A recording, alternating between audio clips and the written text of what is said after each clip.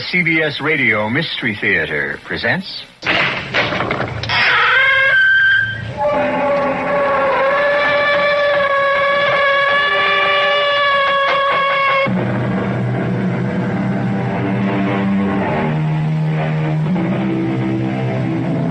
Come in. Welcome. I'm E.G. Marshall. Welcome to the terrifying world of your imagination. I have an unusual story for you about a crack in a cellar wall that resists all efforts to repair it. Despite all the learning through the ages, despite the world's great progress in physics, chemistry, biology, there are certain matters which cannot be explained by our computers or our wise men. Matters which may never have a logical explanation. Mr. KARO, the contractor, was the first to admit that the crack in the wall was beyond him. I'm not a superstitious man, Mrs. Sanford, but something is happening here I can't explain. Look at that crack.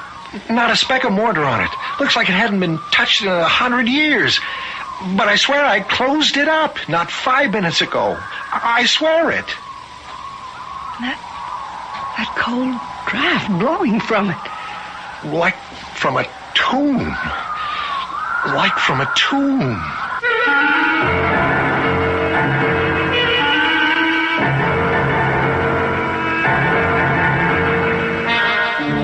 Our mystery drama, The Crack in the Wall, was written especially for the Mystery Theater by Sidney Sloan and stars Celeste Holm. I'll be back shortly with Act One.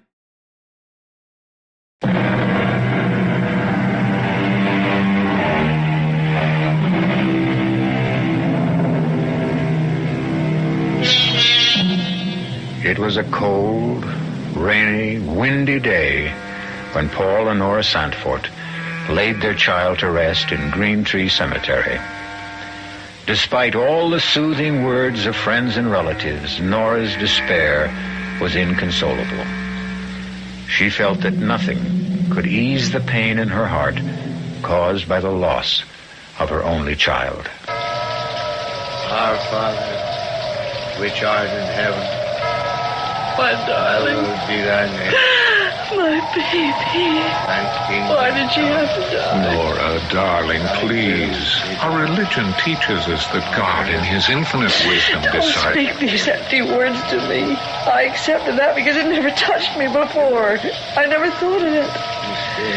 But our daughter, our beautiful, innocent child, just 16. Why? One does not question these matters, Nora. I do question. For the first time in my life, I question. I would do anything. Anything to bring my Ruth back to this world. Nora, please. Now, you know that's impossible. Why? Why? Because our little girl Ruth is dead. Burnt to death. Nothing you can do or say or who can change that.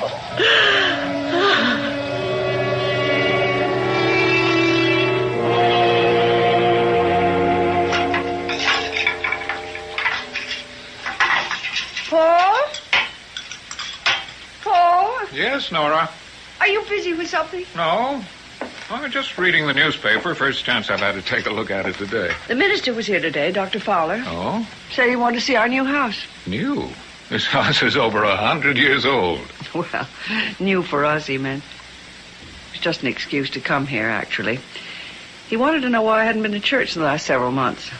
What did you tell him? Oh, I don't know. It was awkward. I said I'd be back next Sunday. Made some excuse about not having felt well lately. Well, I'm glad. About my going back to church? Yes. But more important than that, it means that you're getting over this depression, getting out into the world again, beginning to forget.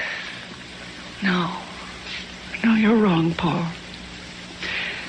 I'll never get over wanting my little girl back with me. I'll never forget. Please believe me, Nora. I loved Ruth, too. But I accept the fact that she's gone from us forever. I'll never accept that. Oh, by the way, now I remember what I wanted to remind you about. What? It's about That crack in the cellar wall, right in front of the washer and dryer. There's a terrible draft that comes from it. Well, there's no crack there, Nora. No crack? I thought I'd get rheumatism from the cold draft when I did the washing today. It hit you right in the back. I had that repaired. I paid for it. It's on the general bill for the repairs we had to make on the old house before we could move in. Well, then they cheated you. Charged you and never did the job. You sure? Seems to me that I remember. It's never been done. Those contractors will try. You know, it's Mr. KARO, isn't it? His number's on the telephone stand. Why don't you call him? Oh, it's 7:30, Nora. Well, come to think of it, the only time I could possibly reach him would be at night. He'd be busy all day out on the job. Hello, Mr. KARO? Paul Sanford. I'm sorry to bother you, but one of the items on your bill to me for repairs on my house, item 28, repair crack in cellar wall, north side interior, $45.60. You never closed up that crack. You what? Hold on a minute. Nora, he says he supervised that item himself, mixed the cement for it. Well, just tell him that he's got it wrong. Mr. KARO, my wife says the crack is still there. It hasn't been repaired. Okay, sometime tomorrow morning? Right, thank you. It's kind of funny. He said he's willing to bet $100 that he completed the work.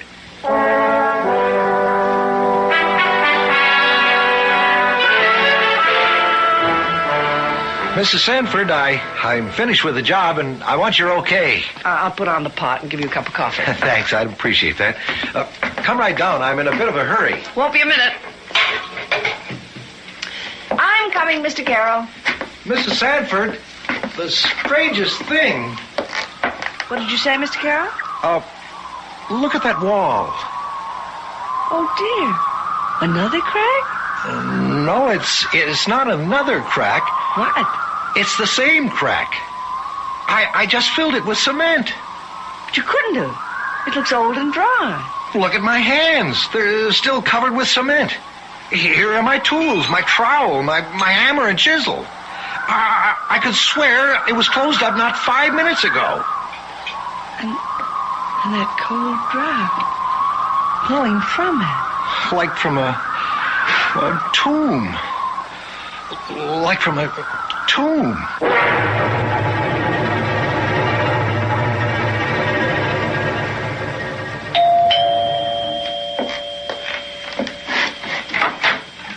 Oh, Mr. Sanford. Come in. Thank you, Dr. Fowler. Well, come into the study. We won't be disturbed there. Right this way. Sit down, won't you? Thank you. Please forgive me for interrupting you at this hour. I don't quite know how to begin. As you know, we've been through a horrible experience. Yes. Losing your daughter in that fire. It's our only child. Just 16. Mr. Sanford, you must get hold of yourself. Yes. You see, I've been holding my emotions back for months. I had to be strong for Nora's sake. She's taken this very hard, yes, I know. She hasn't gotten over it. It shook her to the very foundation of her belief. I gathered that it's been only recently that you both came back into the church.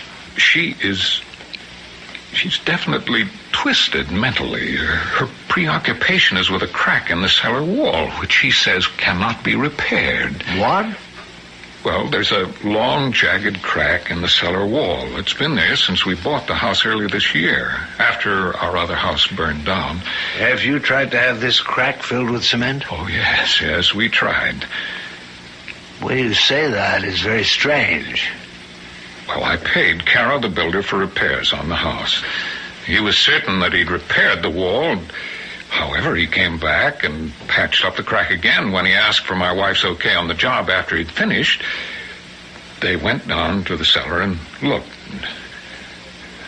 The crack was open again.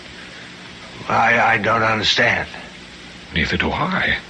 KARO said that he'd not left the cellar, that he'd called my wife to look at it. What's your explanation?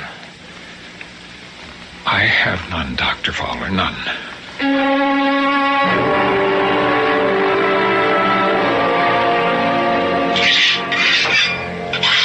Is that you down in the cellar, Paul? Yes, Nora. I'm filling up the crack in the wall with cement. Do you think that's wise, Paul? Wise? Well, I thought you wanted the wall repaired. KARO won't come here anymore, so... Well, that's what I mean. Paul, there's some very good reason why that wall resists repair. Well, that's a strange way of putting it. Wall resist repair.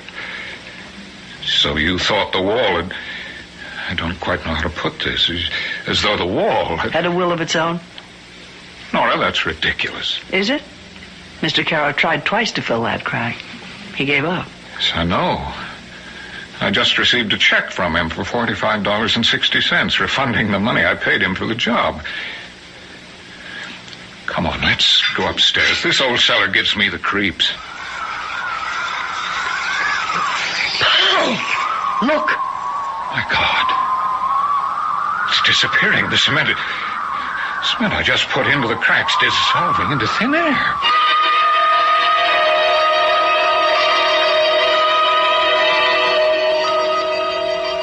Mr. Edmund, I'm calling about this house you sold us. No, it's a good, solid old house. It's just that my wife isn't happy here. We're all alone, as you know. It just isn't right for us. Yes, I know. I'll have to take a loss if I change now, but I'm prepared for that. Okay, I'll see you tomorrow, around 5, okay? Good. Goodbye, Mr. Edmonds. Paul, who was that on the phone? Oh, Nora, I called Mr. Edmonds. The real estate man? That's right. You're thinking of selling? Well, I thought you'd want to get out of here too, Nora. Whatever gave you that idea?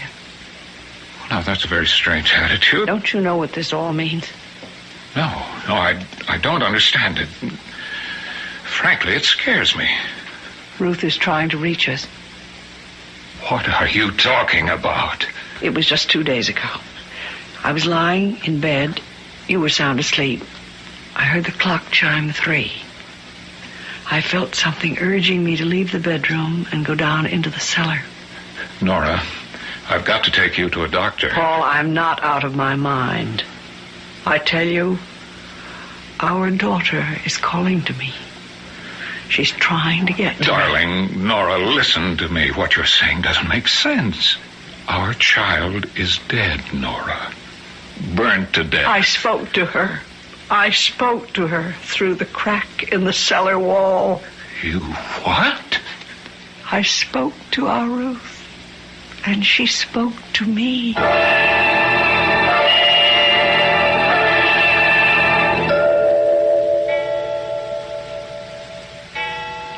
Paul, wake up. Huh? Wake up. Nora, what time is it? Shh, quiet. Now, do you hear? Hear what? She's calling to me. Our little girl. She wants us. She needs us. Nora, listen to me. You don't hear anything. You just think you hear because you want to hear. Listen. I don't hear anything. There it is again. It's very faint, but you can hear it. If you try hard enough. Please, darling, try to rest. I've made an appointment for you with Dr. Crypt. I don't need a doctor. Now, do you hear it? Ruth calling me? Yes. Sounds like it's coming from... The cellar. I must go to her. No, don't. You mustn't. My little girl is calling. I must go to her.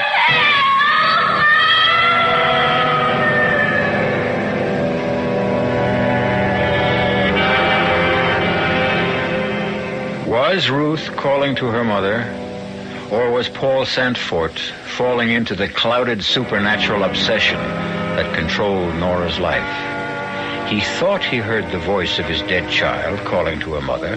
He couldn't be sure, but Nora's certainty was so strong that he was almost convinced that he heard it too. I'll be back shortly with Act 2.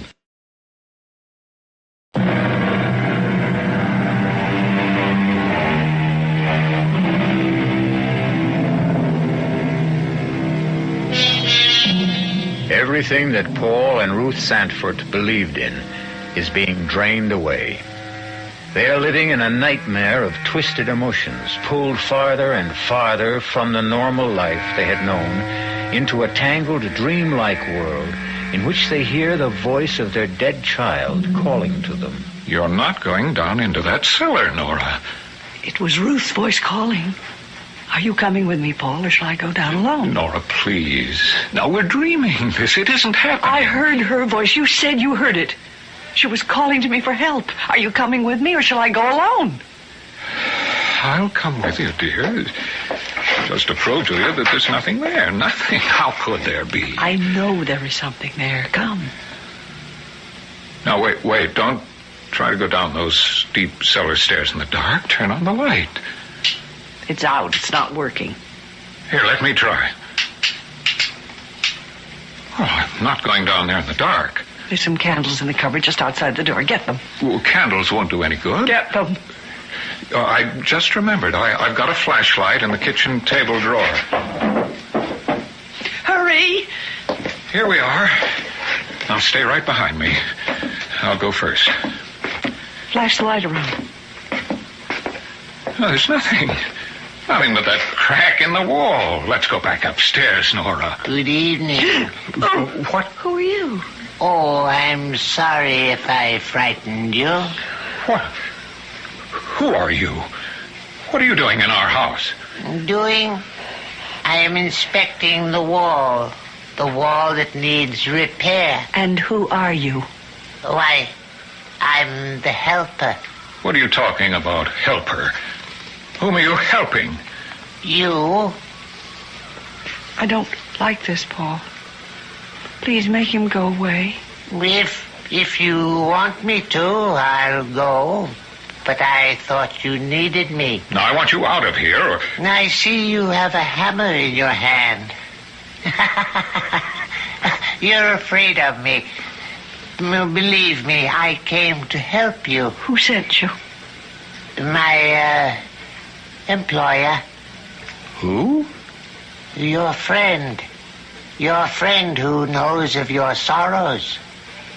He sent me to seal up the crack in the wall. Well, I've tried. Several people have tried to do that. It won't stay closed. I can close it for you if you want me to. I repeat, if you want me to. You may not want it. Why? You will not hear the voice of your daughter ever again. No. Don't seal it. Please. Nora. Now, maybe it would be best. No. No, this is insanity. Nora, our daughter is dead. Dead and buried. And you think that is the end? Of course. It's the end of mortal life. And do you share your husband's beliefs, Nora? No. Ruth was calling to me. I want her back. I want to hold her in my arms. Am I dreaming? This can't be happening. What are we doing, standing here talking to this... Paul, please, don't. There's no one here. He was here? Where is he? He couldn't get past us up the stairs. Nora, where did he go? Who? Oh. Nora, darling. What's happened to you? Speak to me, dearest. Speak. Paul. What are we doing here in the cellar? How did we get here?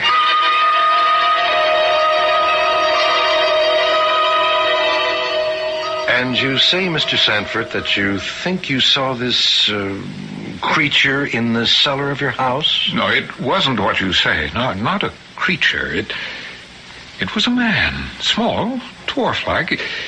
He said he'd come to repair the wall. At 3 o'clock in the morning? You saw this man too, Mrs. Sanford? No. I don't know what Paul's talking about. I didn't see anything. I was fast asleep. Paul woke me and told the story. I see. Your daughter's death was a terrible shock to you both. It's preying on your thoughts. Your grief pushed the normal day-to-day living from your minds.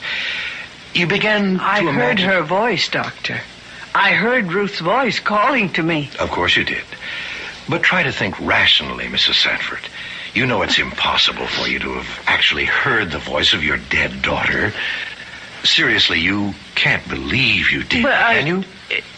Seriously, can you believe that? I don't know.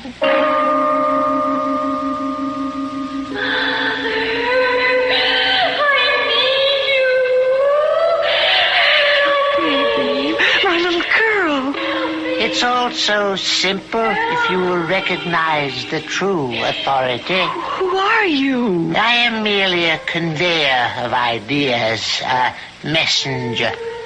Then you are sent by the devil? Perhaps. Perhaps I'm your friend. Call me the helper. Can you help me? Can you bring my daughter back to me? Under certain conditions. But you might find the cost too high. What? Tell me. Nothing is too costly, too terrible. I'll agree to anything. Even if it meant that you would lose everything? Everything you've been taught about life and death since you were a child? Oh, yes, I agree. I agree to anything just to help me save my child. Help me. Nora, wake up, Nora. You're having a bad dream. Darling. Anything. I'll agree to anything. Darling, Nora. Paul. You were crying out in your sleep. I woke you. Paul. He came to see me and told me that Who, darling? That ugly little creature. I'd seen him before, but I can't remember where. The helper. That's what he calls himself. I heard Ruth calling to me. Then he appeared. I don't know what it is. I don't want to know. We're getting out of this house and we're not coming back. Oh, you go, Paul, but I can't. But don't you see what's happening to us here? Something evil is pursuing us, either to destroy us or drive us insane. No, I can have my daughter back. He'll help me. You can't believe that. I believe it. What does he expect in exchange? I can't tell you, Paul. I just can't tell you.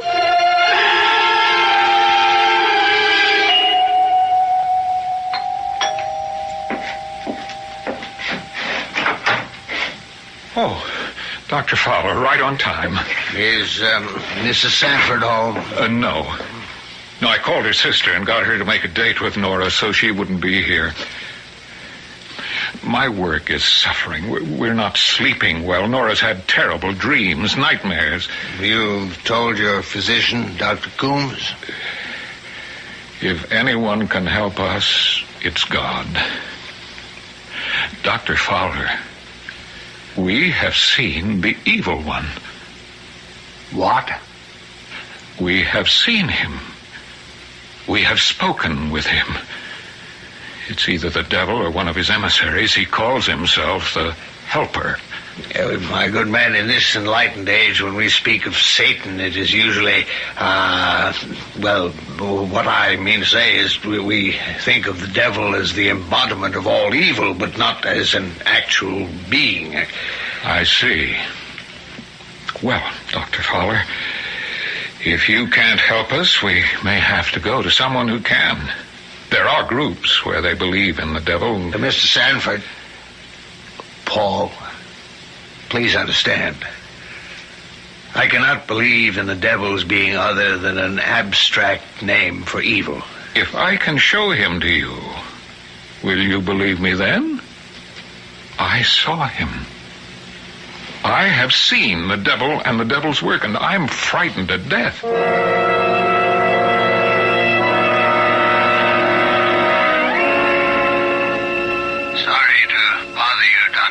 But something very disturbing has happened. Yes? You know the two people I referred to you, the Sanfords? Yes. In your opinion, Dr. Coombs, would you say that they were insane? Well, I don't know, Dr. Fowler. The word insane is a legal one, not a medical one. Well, deranged and mentally ill. Well, I would say from a very cursory examination that they were both suffering from severe emotional stresses brought on by the untimely death of their only child. Well, would that explain their hallucinations? Hallucination? To put it bluntly, Doctor, been speaking with the devil. Have seen him, in fact. Not exactly a common delusion in this day and age. If they need medical help, they must come to me. I can't solicit... Yes, I realize that, Dr. Coombs. Perhaps a sanitarium would be the best place for them.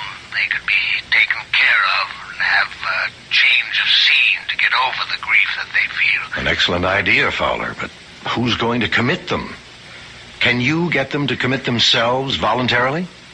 I don't know. I'll try.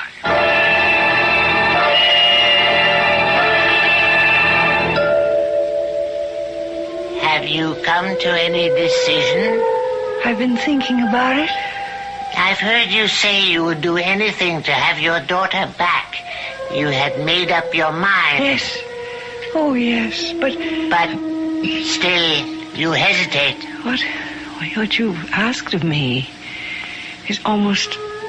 Well, I'm almost afraid to think of it. It's been in my mind, awake and asleep. I can't tell the difference anymore. You hesitate. Thinking of yourself while your daughter suffers. Oh, no. I will leave you now, perhaps never to return. This is your last chance. Nora? Oh, Nora, darling, listen to me. You're having bad dreams. I'll do anything. Wake up, Help me. please. Nora, it's me, Paul. Oh, what? Open your eyes. No, You're all no, right. no. You're safe with me. Darling, it's me, Paul. Yes. It's all right now.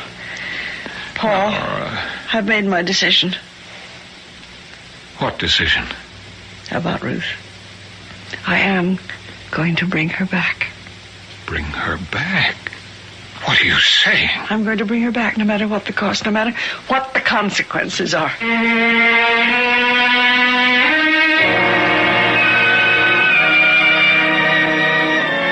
Nora and Paul have come far along a tortuous, a frightening path. Now Nora is determined to see the matter to the end, despite the consequences. I'll be back shortly with Act 3.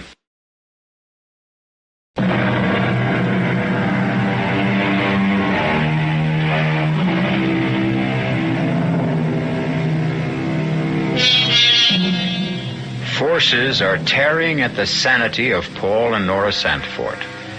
Nora's sleeping and waking worlds are so much the same that she can no longer differentiate between them. In her thoughts, in her ears, are the words of her dead daughter calling to her for help. Paul thinks he has heard the child too, but is uncertain. He is not sure whether or not it is the driving influence of his wife's obsession or what he has actually heard and seen himself. I don't know, Doctor. I don't know anymore. Everything is so confused. I want you to sign commitment papers for your wife. You mean put her in... In a good sanitarium, in a place where she'll be safe and receive the proper treatment for her problems. I don't know.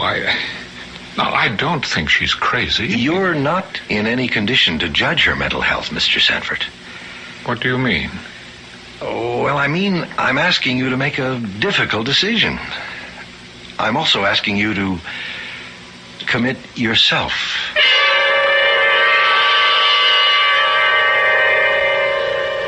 No, I won't think of it. Send him away. Send the doctor away. Paul, how can you do this to me? You know I'm not insane. You heard her. That night, we both went down into the cellar, and that little man, you remember? The helper? You saw him, too. You know I'm not crazy. I won't go. I won't. You can't make me. She's gone into the bedroom, Dr. Coombs. Is there a lock on the door? No. Well, suppose I go in. Perhaps a sedative to quiet her. No, please, Doctor. Let me speak to her first. She'll listen to me. Very well. I'll wait out in the car if you want me. Yes, please go. I think she'll listen to me if you're not here. Nora? Nora? May I come in? Is that doctor still here? No, he's outside in his car. Paul, how could you do this to me? Deceive me, try to put me away. But I explained everything to you. I will never consent. I'm going with you, dear. I'm going in too. What? Why? Paul, why do you want to do such a thing? Because I'm frightened. I've never been afraid in my life before, but this is all beyond me, beyond any rational explanation. And you think you'll be away from your fear in that place? Oh, Paul, I'm not out of my mind, and neither are you. How much longer can we stand this? Listen to me. What? I can tell you. Only you. What? I've made a pact with the Helper. Oh, Nora. He has given me the power to bring Ruth back. You don't know what you're saying. Oh, yes, I do. That's impossible. Now, don't be foolish.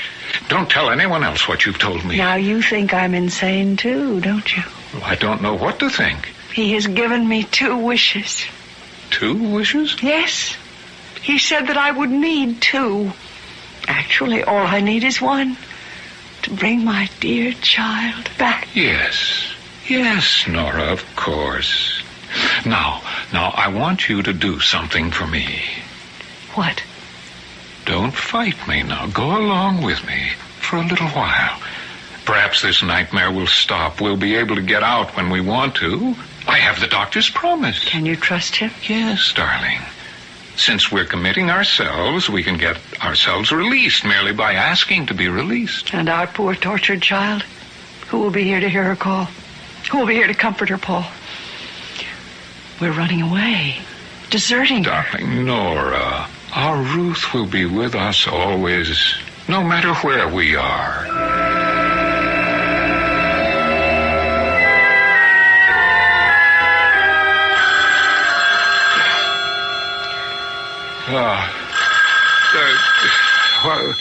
The phone. Oh. Hello? Hello, Mr. Sanford?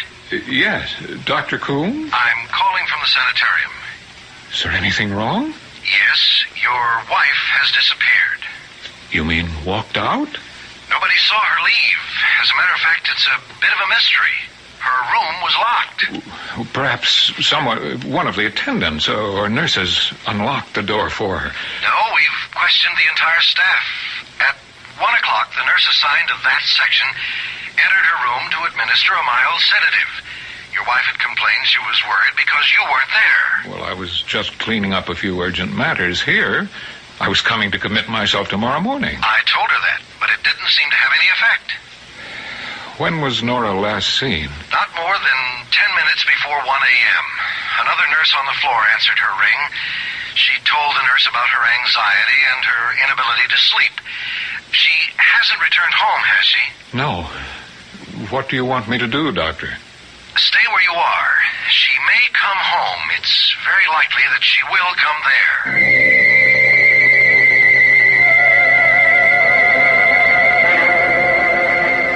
Emily, I'm sorry to be calling you at this hour, but Nora has disappeared. She walked out of the hospital.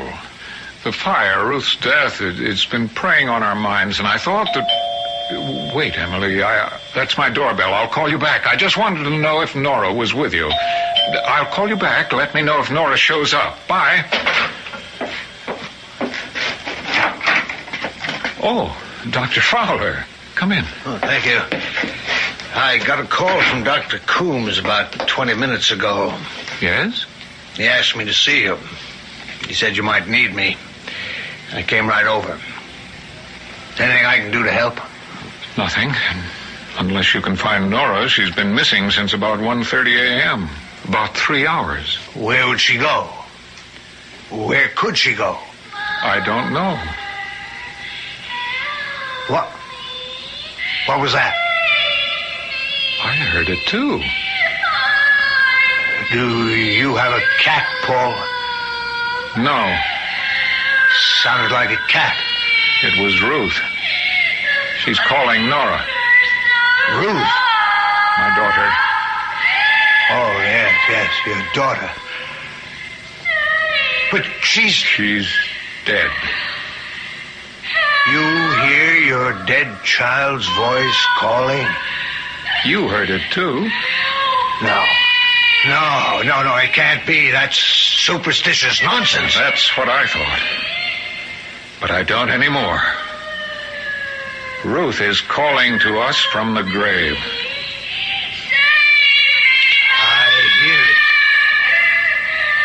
I hear it. Paul, pray with me. Pray to God to make her go back. No. Nora will be here. She will come here in answer to her child's cries. Her mother's love is so strong that Ruth's outstretched hand will reach across the void of death and touch the hand of her mother.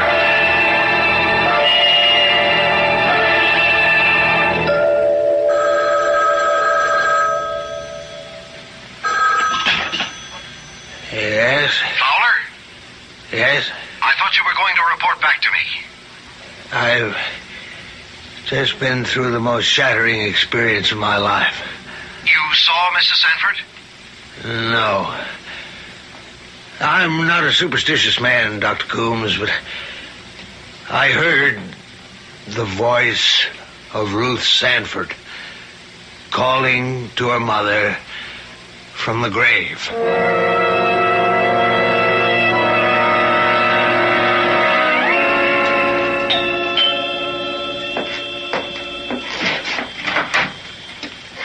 Oh, Dr. Coombs, I thought it was Nora. She hasn't returned yet, huh? I was talking with your minister, Dr. Fowler. He seemed quite upset.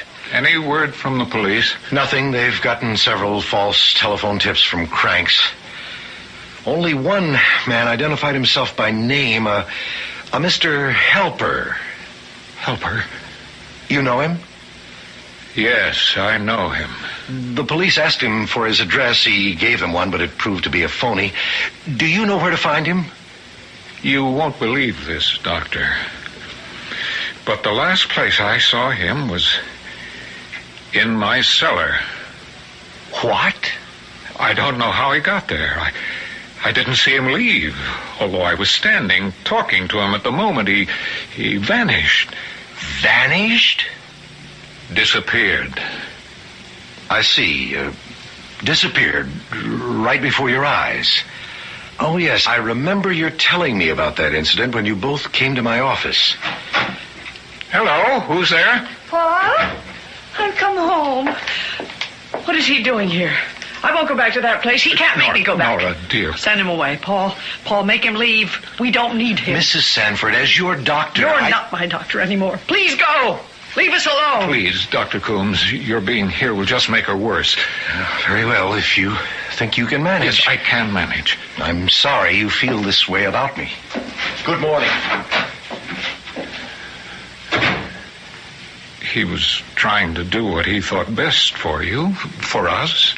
He has no way of knowing what is best for us. He was just interfering, keeping us from Ruth. Nora, please give up that mad notion. Give it up? Oh, no. Paul, I will not give it up. Tonight, this morning, before dawn, we will bring our child back to us. Nora, think what you're saying. I've thought, and I've made up my mind. Before daylight, he said. What time is it now? It's 20 after 4. It won't be light before 6. We must do it now. Come. We'll go together. Go where? To the place I first heard her voice, calling to me, the cellar. The crack in the wall. Are you sure you want to go through with this? I think, Nora. I've come too far to turn back now. I don't care what happens to me. It's Ruth we must think of. All right, Nora, I'll go along. I'd better get my flashlight. The light's still out in the cellar. No, Paul. What I must do must be done in darkness. No lights. Now, let's go down the stairs.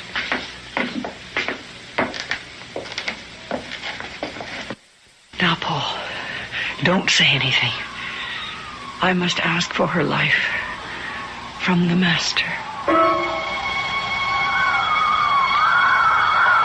Oh, Master, listen to my plea. I have paid dearly for this boon. Heed my request and grant it to me in payment. I fear your presence, Master, but I implore you, grant my wish. I wish my daughter were alive and with me now. My daughter, please give me back my daughter. Ruth, where are you? Come to me.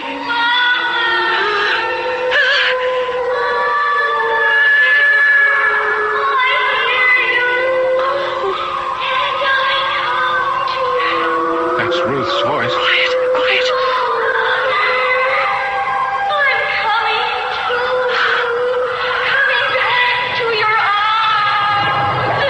The wall is crumbling. I see her. Nora, I see. Oh, my God. Oh, no. No. Nora, stop this. Make her go back. Oh, horrible. She's burned. Her face. Nora, please. Can't you stop? Nora, send her back. Send her back. She's mutilated. She's mutilated. Disfigured. Nora, you can't bring her back into the world. You must send her back to her grave.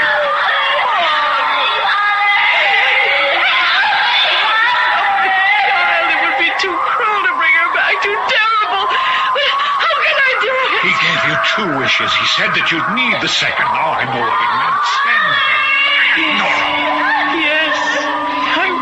I wish my dear daughter were dead and back in her grave.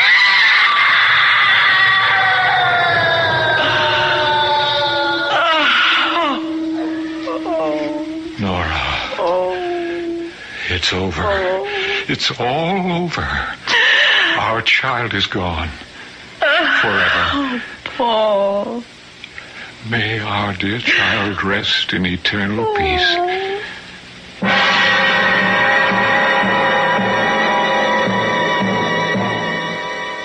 And so Paul and Nora were left to pick up the fragments of their lives and go on. Strangely enough, the crack in the cellar wall was finally closed, and no human hand had a part in its repair. I'll be back shortly.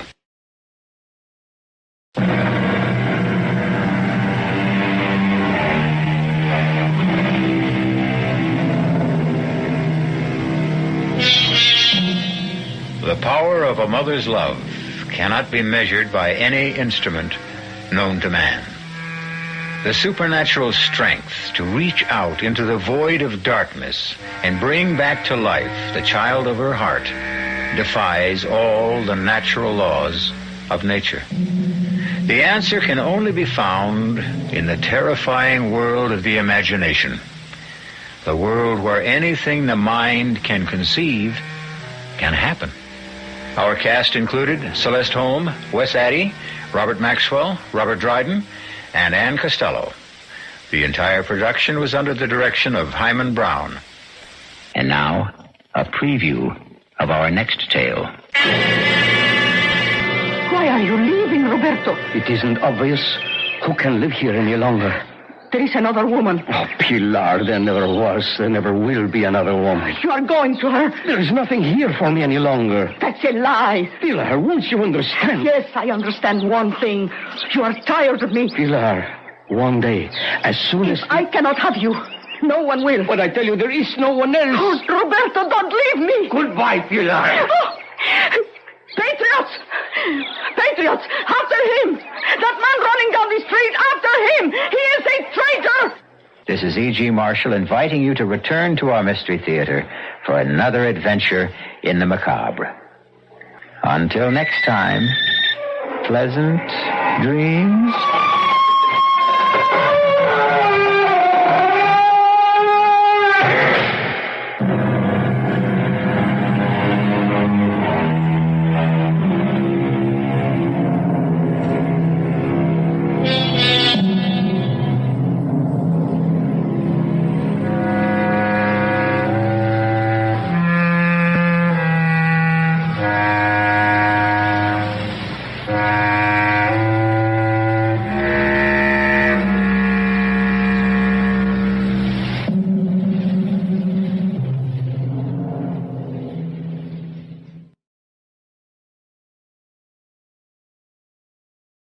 The CBS Radio Mystery Theater presents Come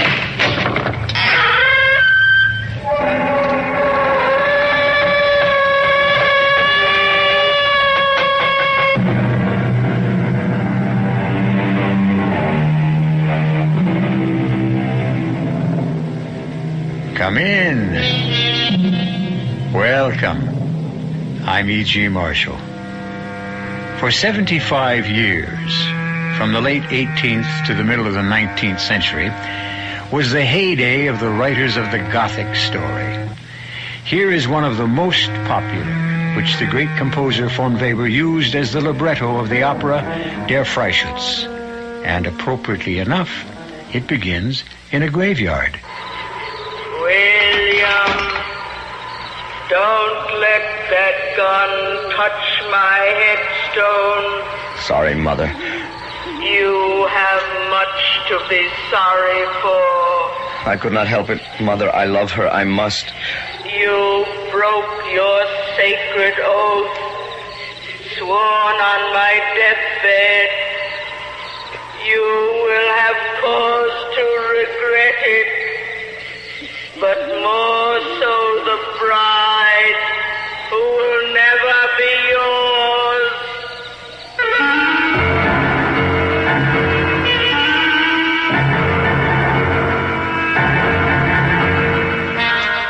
Our mystery drama, The Fatal Marksman, was written especially for the Mystery Theater by Ian Martin and stars Michael Wager and Suzanne Grossman.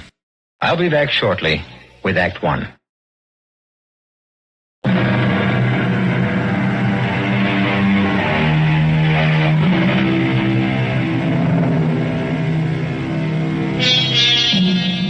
No one in the Duchy of Grousenland would have argued that Catherine Adam, daughter of the Forester of Linden, was the loveliest bride in West Germany, and that Robert Stock, the hunter, was a lucky man to be getting her for his bride. No one except Catherine and her mother, that is. For Catherine was very much in love with William Brager, a young bailiff's clerk. But kind as her father, Bertram Adam, was, on the subject of his daughter's marriage, he was inflexible. Now listen, Elsa, once and for all. Drive this notion out of your head, root and branch. But, Bertram, why shouldn't our Catherine live just as happily with a bailiff's clerk as with a hunter? Elsa, for better than 200 years, this farm in the forest of Linden has come down from father to son in my family. If I had a son, our Kate could marry whom she will. It's my fault that I wasn't able to give you a son. I wouldn't change her for any son in the world. No more than I would change you for anything in the world. Nor I you, Bert. We've had wonderful years together, and I could only wish the same for Kate. That's why I argue so hard for William. He's such a good, kind-hearted boy. Kind-hearted, maybe, but not a hunter. And if anything happens to me, unless there is a son, a hunter in my family, to replace me, there goes our tenancy. And you are left with nowhere to live. But William and Kate would take me in with them. Take you in with them? Where? Where could they afford to live on a bailiff clerk's salary? He won't be a bailiff's clerk forever. Long enough for all we know. Not William. Oh, no. He has a good head on his shoulders. And when he gets to be a bailiff, what a step up in life for our daughter. No, wife. Kate will marry Robert. But she doesn't like Robert. All right, all right. It's not altogether Robert I care about myself. So, Robert or no Robert, you tell Kate it must be a lad of the forest. I know she put you up to this. 2:00. Well, late enough for dinner today. I'd best back to my preserves.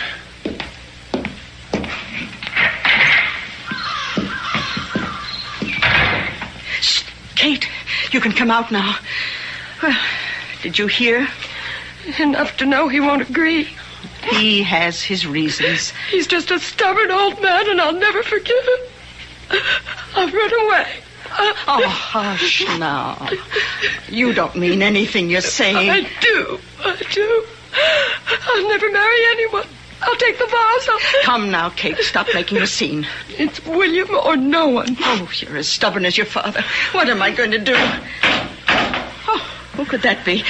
Go see like a good girl. Yes, Mother. William!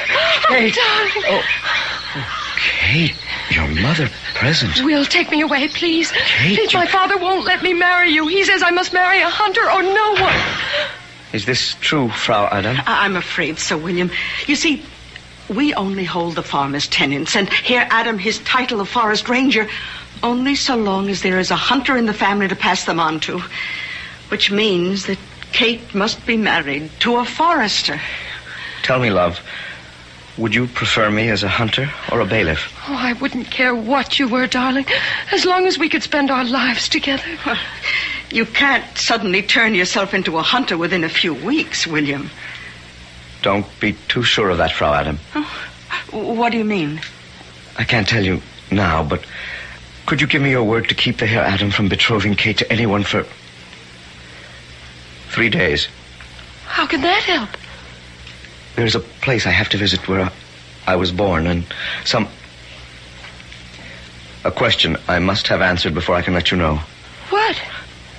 Whether or not you and I can be the ones to be betrothed and married, and with your father's consent.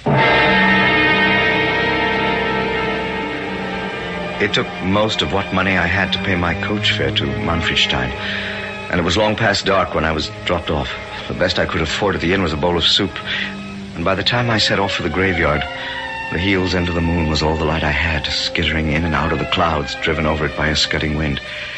It was still before midnight when I dug up my father's rifle where it had lain beside his grave, the oilskin still unrotted by the damp, the case still not pierced by the worms, and the gun itself in the fitful moonlight, still gleaming with the thick coat of oil I'd put on it myself. And now the worst part, to cross the few steps to my mother's grave and stand there waiting for the midnight hour. The only time they say you can speak to a ghost. The church bell was sounding the magic hour as I knelt, thoughtlessly leaning the gun against the headstone. William, don't let that gun touch my headstone. Sorry, Mother. You have much to be sorry for. I know why you've come. I had to, Mother. I love her. You want to break your sacred oath, sworn on my deathbed. If you do, you will have cause to regret it. But more so the bride who will never be yours. She will never be mine unless you release me from the oath. I have no power to release you, even if I wanted to. That's the last I can ever say to you. Mother, don't make me break my oath. Don't. Mother, she's gone.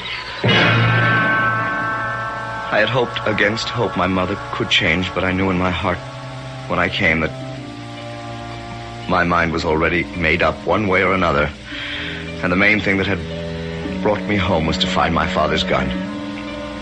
It took me 2 full days and a night to retrace my way along the road, and the coach had brought me, and dusk was beginning to fall when, exhausted, famished, and dirty from the road, I knocked on the door of the Adams house. William! Oh, Will, darling, come in. Where have you been? Where... Forgive me. No food, water, no sleep, Bert, get some schnapps. Right away, Elsa. Mother, he's not... No, he's just fainted. Get that big case out of the way, whatever it is. Oh, that's a gun case. It's good quality, too. I wonder if you'd forget guns just long enough to get some schnapps into this poor boy. No, I'm all right. I can get up. Yeah, now, get some of this into your belly first. It'll put some strength in your legs. Oh, I feel better now. Thank you. What happened to you, darling? Nothing happened to me. I did it all to myself. And for us, I can get up now. I'll help you up. Oh, thank you. I just overdid a little. Well, now, what have you been up to? I went to fetch my father's gun. My father was Forester General Will Brager of Manfredstein. So if it's a hunter you want for your son-in-law, it's a hunter you've got.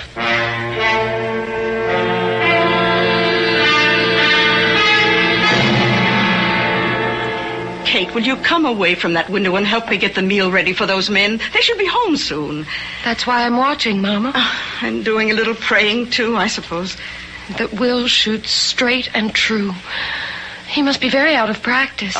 From the way he handled his gun this morning when they were getting ready to leave, I don't think it'll take him long to get his eye back. Oh, Mama, are you sure? Who can be sure? The proof is in the pudding. Oh, which reminds me, the dough for my apple strudel, if I let that too long in the oven. Oh, Will, my darling, shoot true, straight and true as my love for you.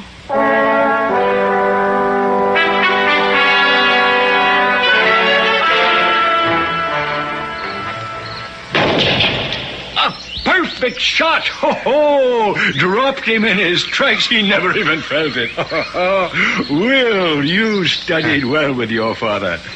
You stay with me, and before we are finished, we'll make you a second Kuno. Kuno? You don't know Kuno? Why, he was my father's grandfather, and the first man who ever occupied this forest and cultivated this farm. When his good fortune happened, he was a riding boy to a young gentleman of Whippach. And one day, attending him while he was riding hunt with the Duke, the dogs turned up a stag on the back of which a man was bound. Oh, I've heard of that. The lords used to punish poor men who had poached by binding him like that so the herd would gore him to death, or he would eventually die of thirst or hunger. Right. Now, the Duke was a stern but just man, and he had made a law against stag binding. And he wanted the man taken alive to find out who had broken his law. So he offered a reward to any huntsman who would bring down the stag without hurting the man. But if the man was shot and killed... He threatened the shooter with equal displeasure and his banishment from court. I'll wager none of the nobility were eager to take that gamble, but Kuno did. Aye, lad. That very man whose picture you might have seen hanging above the mantelpiece of the house. Oh, I noticed him all right. He had an eye like a hawk. And nerves of steel. Well, just as the stag turned into a thicket, he clapped his gun to his shoulder and fired.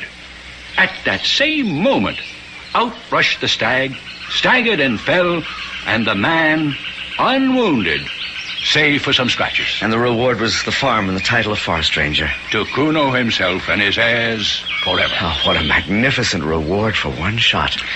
Aye. So thought many people, especially those who had been afraid to take the risk.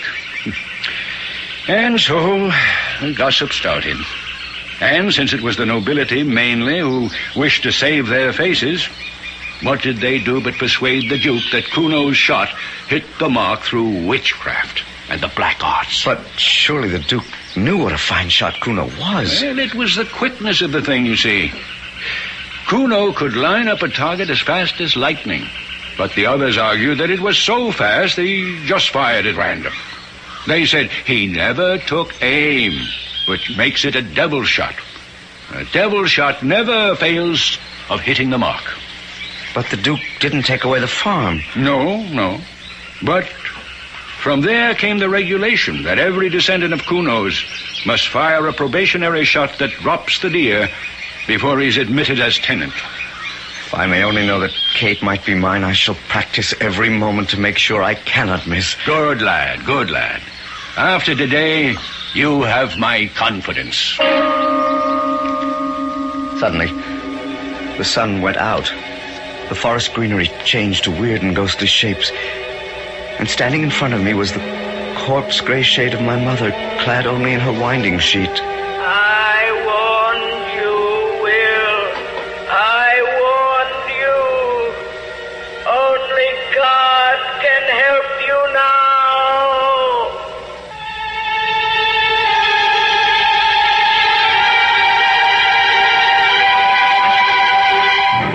With everything he wants in the world almost within his grasp, this spectral wraith of his mother seems to threaten Will with disaster.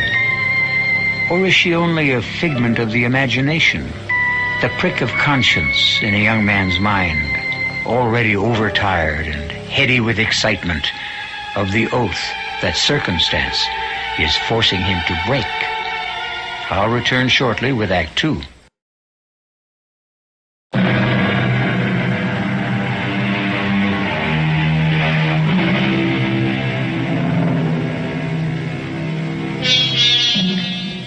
It was an exciting and wonderful dinner that night for the Adams and Will. In the warmth and regard of his future father-in-law, the unutterable delight of his bride-to-be, Will was almost able to forget that frail, grieving wraith who had faced him in the forest. But as day succeeded day, and the time of the trial drew nearer and nearer, the memory of his dead mother and her agony over his broken oath haunted him more and more. Will? Darling, what brings you home so early? You can see. Oh, not an empty bag again. What's the matter? What's happened? Kate, darling, I don't know. I'll have a deer in my sights and the gun will misfire. I'll come upon a partridge at point-blank range and my shot will veer and hit a tree 3 feet to the left. I swear I think that gun is enchanted. You're just having a run of bad luck. It happens to every hunter, even Father. Not like this. And the worst of it is he's blaming it now on sheer heedlessness on my part. He thinks that all I think about is you. Well, at least some of the time you do, don't you? Oh, Kate, I have to struggle very hard to keep you out of my mind. I love you so. And that makes it even worse because I'm beginning to think my fear is affecting my shooting. What fear? I fear that your father will change his mind and that he'll withdraw his approval of our marriage. But he knows how well you shoot. You proved it to him that first day. Your hunting bag was bulging, and you dropped that great stag whose antlers hang there beside my ancestor Kuno's portrait. That was 1 day out of 2 weeks. What you have done once, you can do again. For me. Here, Will. Here's your gun. It still lacks 15 minutes of 3, and the sun is still high. For me. For your Catherine. Bring me a heart. Take the dogs to be sure to round up one. And my heart and my prayers to bring you luck. By heaven, I will. Or not show myself again.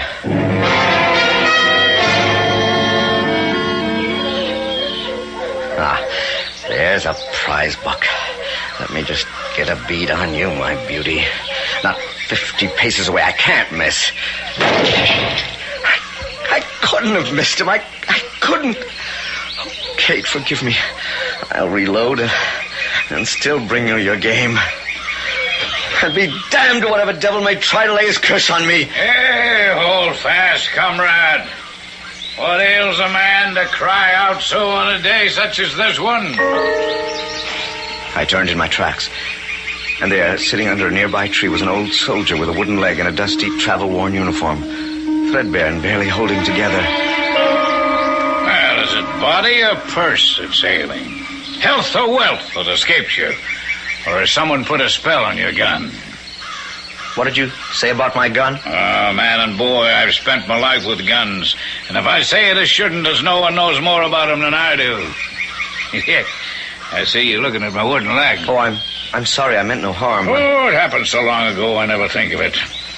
Cavalry sabers separated that from me.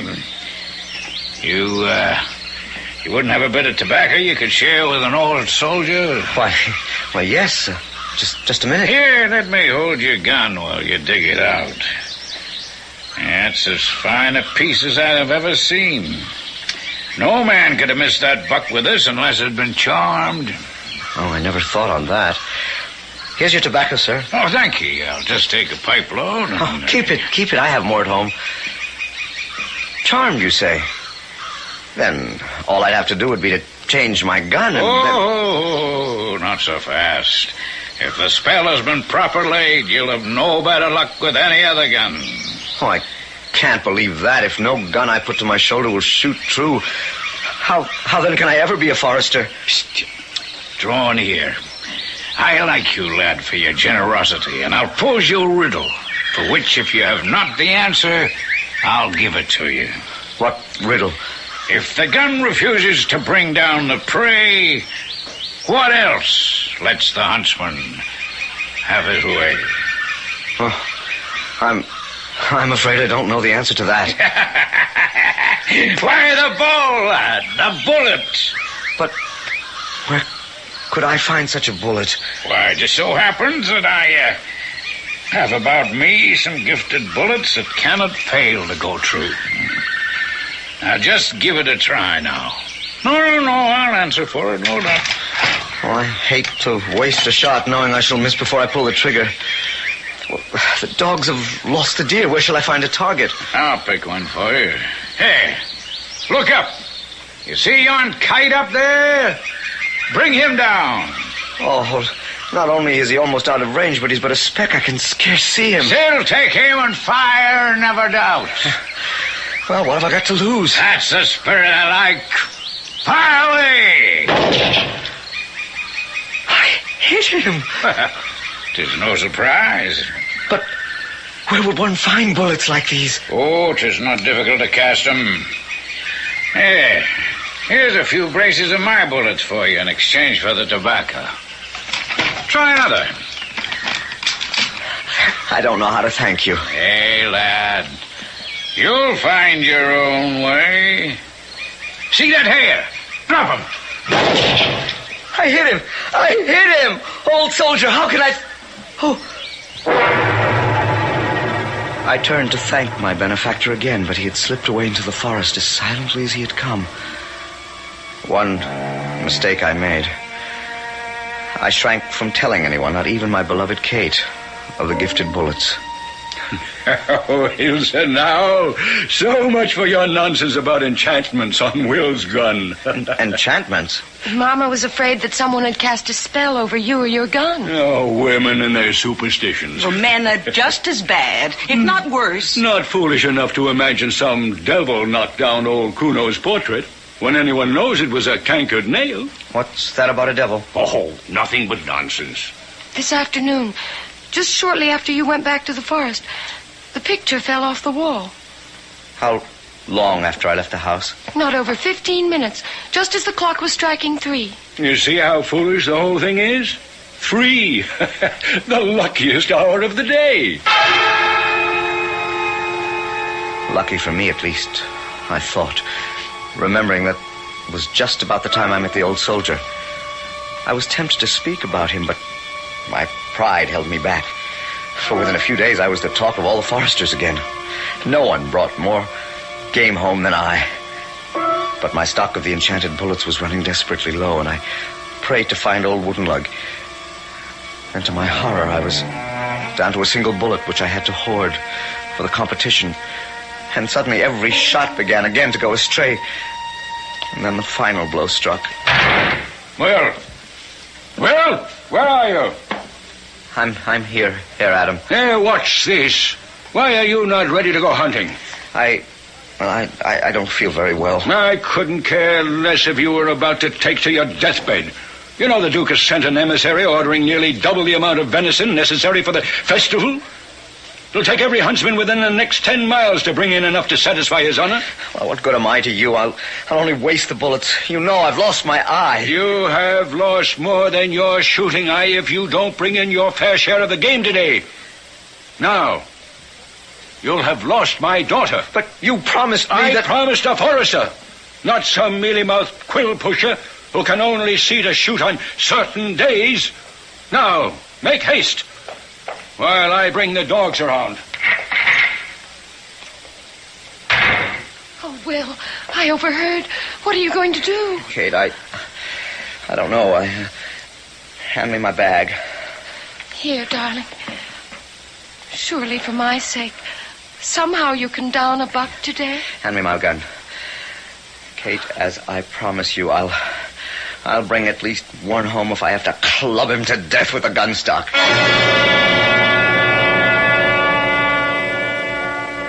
I threaded my way through the trees in despair. Kate, I had resolved, to me was lost. Which way to lose her? To use my magic bullet now and escape her father's displeasure only to fail the competition shot? Or to hang on to the bullet for the Duke's competition? Of a sudden, a ridge away through the trees, I saw a herd of deer coming.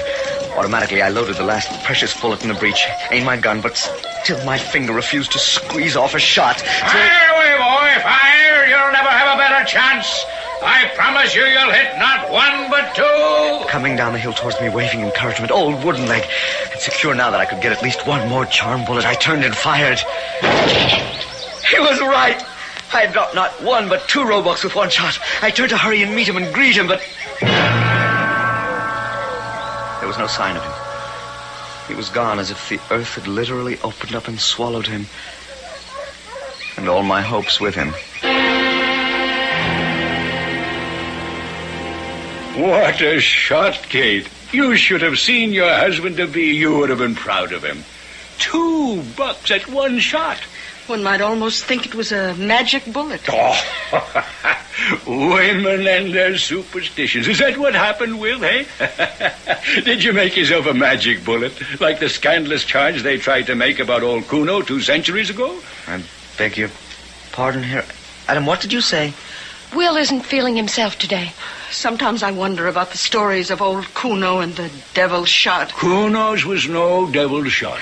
Are you saying there is no such thing? Oh, there's always gossip of such a thing. You say that's how Peter Franz died.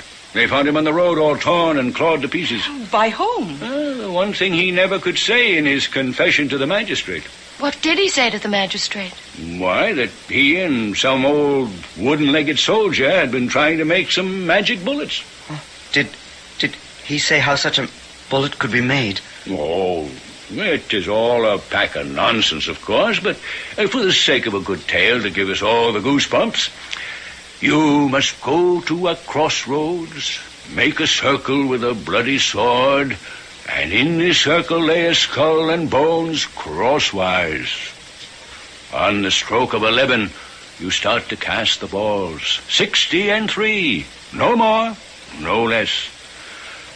Nor must you step from out that charmed circle, no matter what apparitions appear, or shrieks rend the air, or owls or bats or other hideous things might beat against you, until the last stroke of 12. And of the bullets cast, 60 will carry true, and only 3 can miss.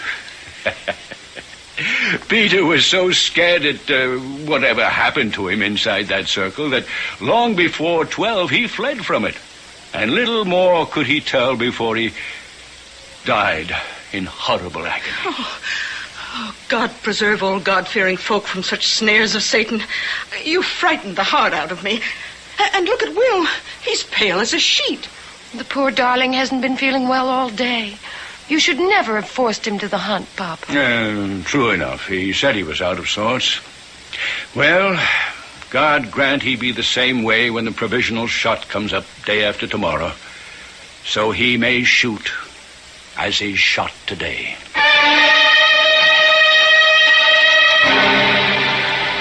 But Will Brager, knowing now the secret of the bullet that could not miss, would sleep little that night. Knowing what preparations he had in mind for the morrow and what he planned to do, he knew that this night might well be his last above ground. I'll return shortly with Act 3.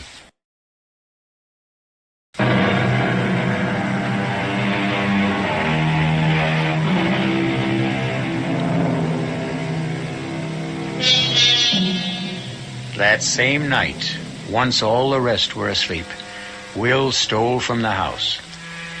Then, having borrowed a spade and a sack, he stole away to the nearest graveyard. Well before dawn, he returned with a skull, 2 thigh bones, and a sword. The bones still caked with earth, and the sword rusted in the scabbard from their sojourn in some unnamed soldier's grave. After cleaning them off carefully, he stole back into the house, hiding them under his bed. It was nearly dawn before he fell into a deep sleep. just before the rest of the house awakened. Well, I'm off. I'll pick off a couple of bags of Cornish hen to garnish the table for the Duke. Oh, Will still asleep? You gave him the day off. Quite right, too. The boy should be well rested for his ordeal tomorrow. I'll see you later, Elsa. And Kate, you look a little peaked. Anything wrong? No. No, Papa. Is it the closeness of marriage that gives you the trembles? Oh, now off with you. 'Tis Will that concerns her, Bert. Oh, have no fear for Will. He will not miss. His bullet will find his mark. Well, I won't lack companionship. Auf Wiedersehen. Auf Wiedersehen. Oh, you know, you do look pale and wan, love. Why not rest a little? No. No, there's too much to do. Will has been so strange since last night, too. You haven't quarreled. No, nothing like that. It's silly, really, Mama. Just a dream I had last night. Dreams have no meaning, do they? Well, tell me about it. Well, it isn't really much to tell. I dreamed I was a white dove. Oh, a happy omen for a bride, surely. Except that I wasn't flying free. There was a ring around my neck. It was holding me. I wanted to fly away, but couldn't. And then there was a loud noise, and I fell. I fell down beside you, and you were kneeling beside me, and Will was turning to look at us in agony. And I saw that you were all covered with blood. Me? My blood, Mother. My blood. It was too late. The die was cast. Tonight, I would try to forge the magic bullets.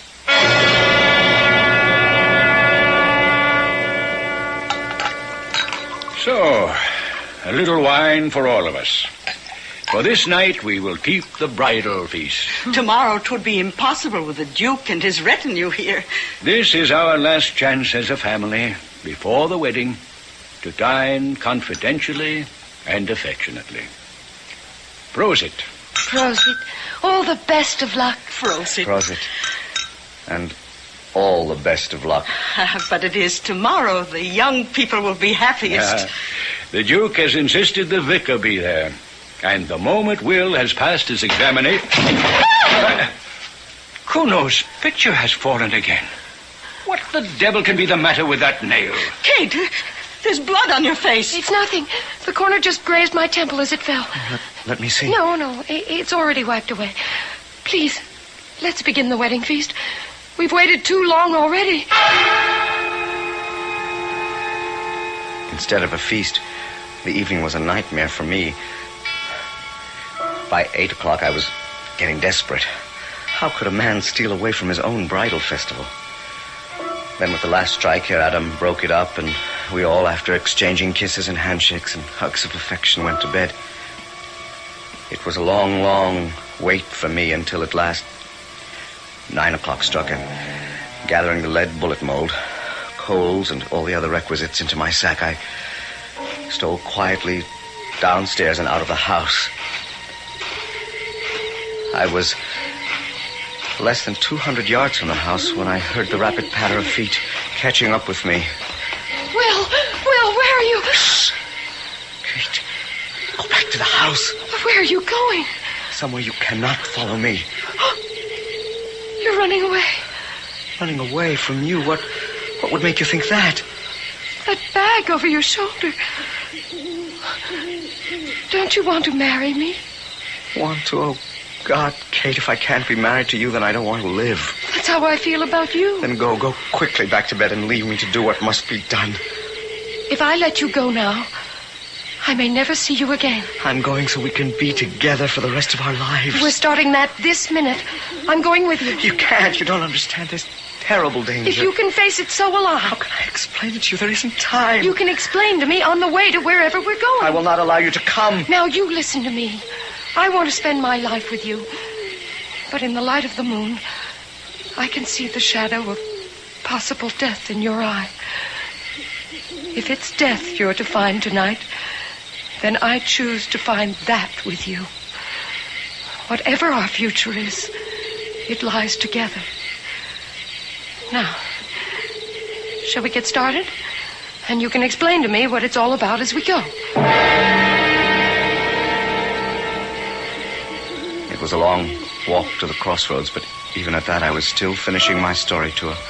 Kathy struck dumb by the time I had drawn my circle with the bloody sword, spread the bones, and started my coal hearth. 10 o'clock had struck on the church steeple long ago, and it was hard by 11. All was in readiness as the moon buried itself deeper and deeper in the clouds. There was a faint pattering of rain that hissed on my ladle where the lead melted in the heat, and all about were the sounds of bats and owls and other horrible light-shunning things that came and went as Kate clung to me in dismay. Oh, Will, I should never have been the cause of your breaking your oath to your mother. My mother would forgive me, I know. Kate, there's still time for you to go. It's already too late.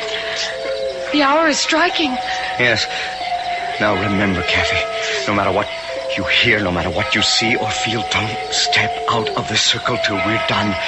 Remember. I remember. A prayer. Oh, God, if Will has offended you, he did it only for love. And for what he is about to do, forgive him. For if he were not to have me, or me him, I would be ready to take my own life. Too late. Too late. For with that last chime, the first bullet is made and you are mine. Mine. Don't listen to him, Kate. Put more lead into the ladle. Oh, no! Use the bellows on the fire. The light will drive them away. See? See, they are gone. Shut your ears, shut your eyes, Kate. Stay in the circle. Look, that horrible old man with the wooden leg. There's nothing can help. The hour's too late. Nothing can step twixt thee and thy fate. Will! A coach and six headed straight for us down the road. They'll ride over us. Run! Run! No, Kate! You stay in my arms and we stay our ground. Outside the circle is only death.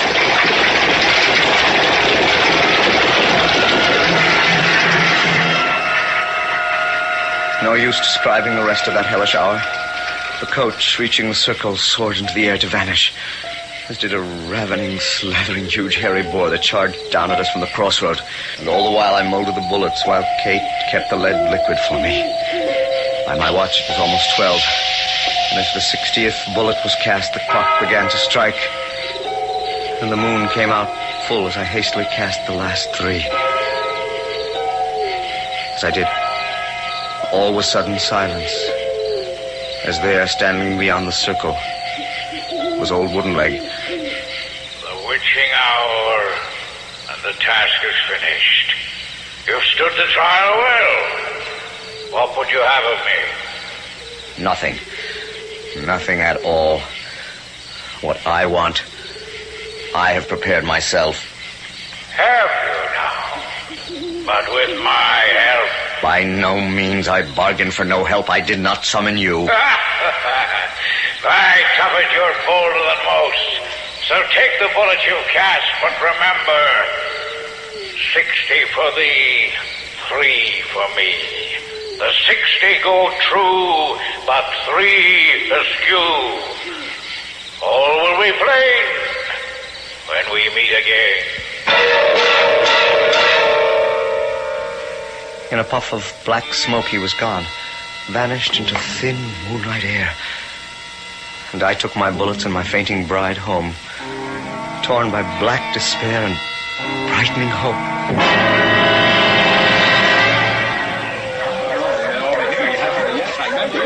By next morning at dawn, the Duke and his party had arrived for the hunt, and I was chosen to ride by his side as his gunsman and hunter.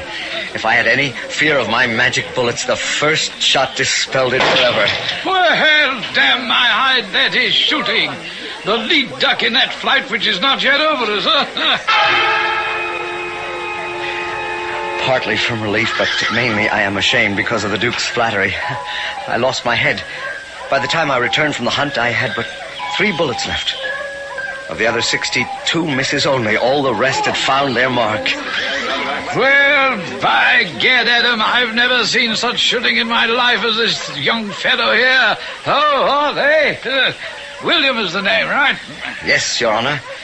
And I swear after today's exhibition it seems foolhardy to carry through the old tradition, eh? Still, 'tis the law, and we must allow him to show off for his lovely bride. Come, my dear, bring your mother and stand near me. Thank you, Your Honor. And you stand on my other side, Will. Come, load up whilst I pick your target. With shaking hands, I fingered the 3 bullets left. Which to the good, and which the one that could miss. I had to gamble. Then, just as I loaded... The white dove on that pillar far down the road. Bring her down. Oh, no. No, hush, girl, hush. What? Don't you want this likely lad for your husband, eh? Now, fire away, Will. Ah! The dream. What on earth is the matter with the girl? Fainted? Oh, blessed Mary. Your Honor. No. 60 go true. 3 go askew.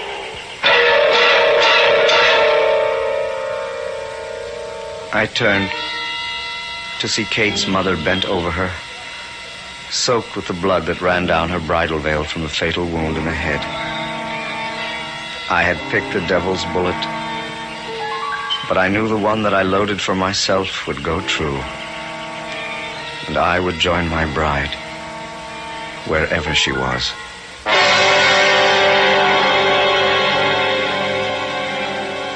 A true Gothic tale. Terror, suspense, blood, death, and tragedy. Not the stuff one would think to sleep on, and yet more Gothic stories are read in bed than in the parlor or library. Perhaps because it is only human nature to be able to say, as we turn out the light, such things, of course, could never happen to us. I'll return shortly.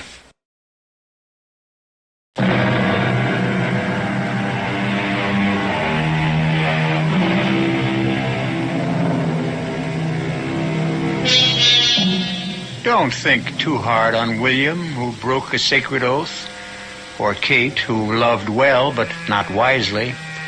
It was Daniel Defoe, Robinson Crusoe's writer, who said it. Wherever God erects a house of prayer, the devil builds a chapel there, and 'twill be found upon examination the latter has the largest congregation. Let's hope none of us join it. Our cast included Michael Wager, Suzanne Grossman, Ian Martin, Bryna Rayburn, and William Johnstone.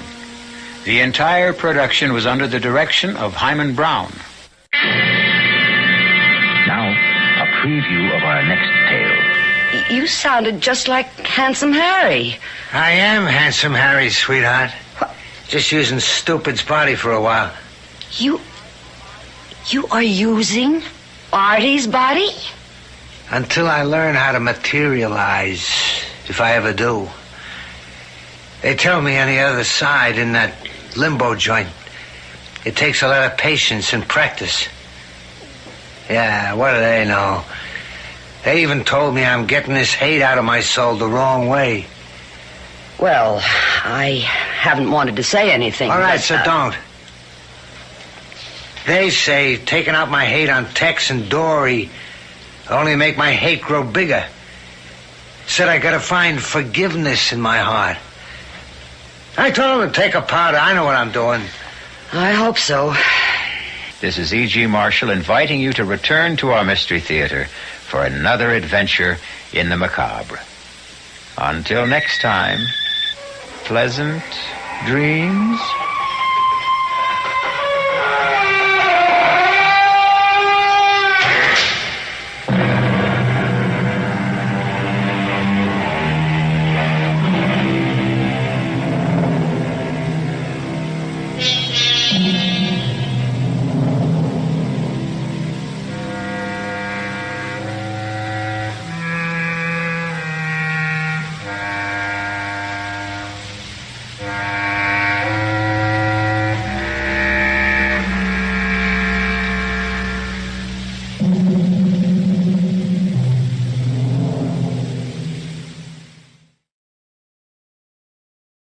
The CBS Radio Mystery Theater presents...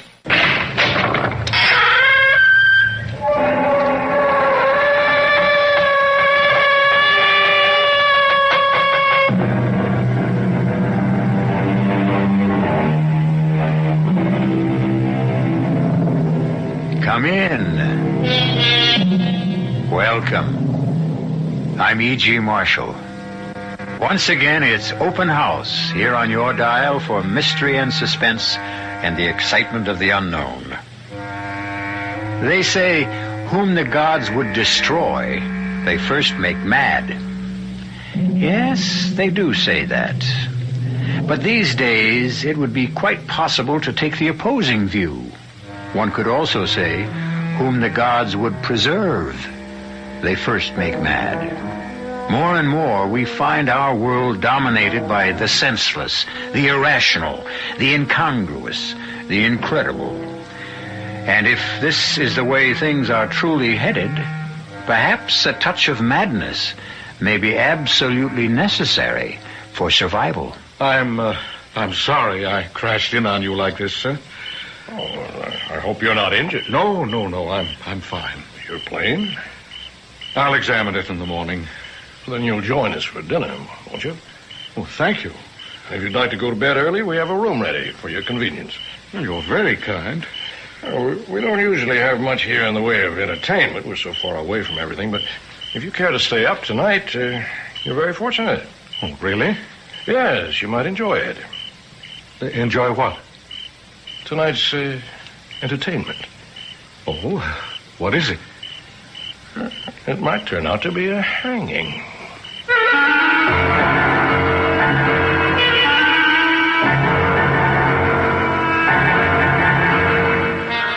Our mystery drama, A Scaffold for Two, was written especially for the Mystery Theater by Sam Dan and stars John Beal and Brett Morrison. I'll be back shortly with Act One.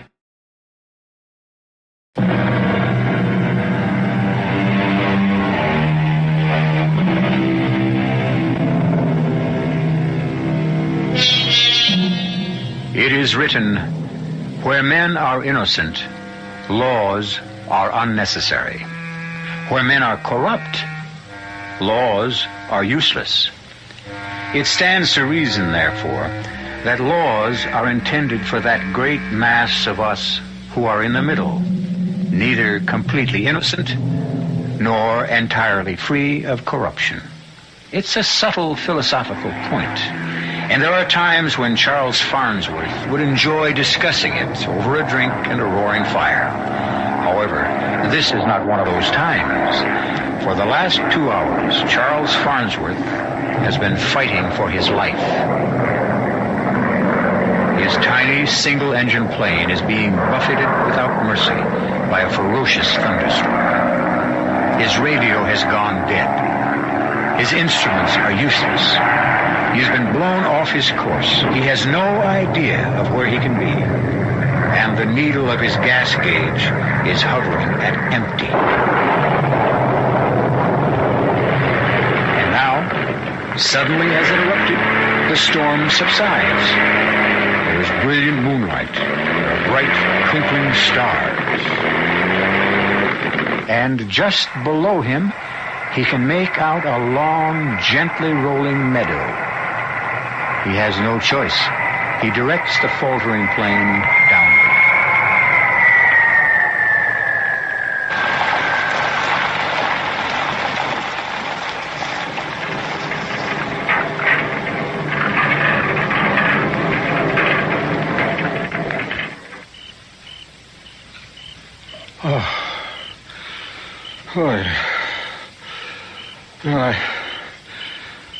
I guess I'm all right. Yeah, I guess everything's all right, but where am I?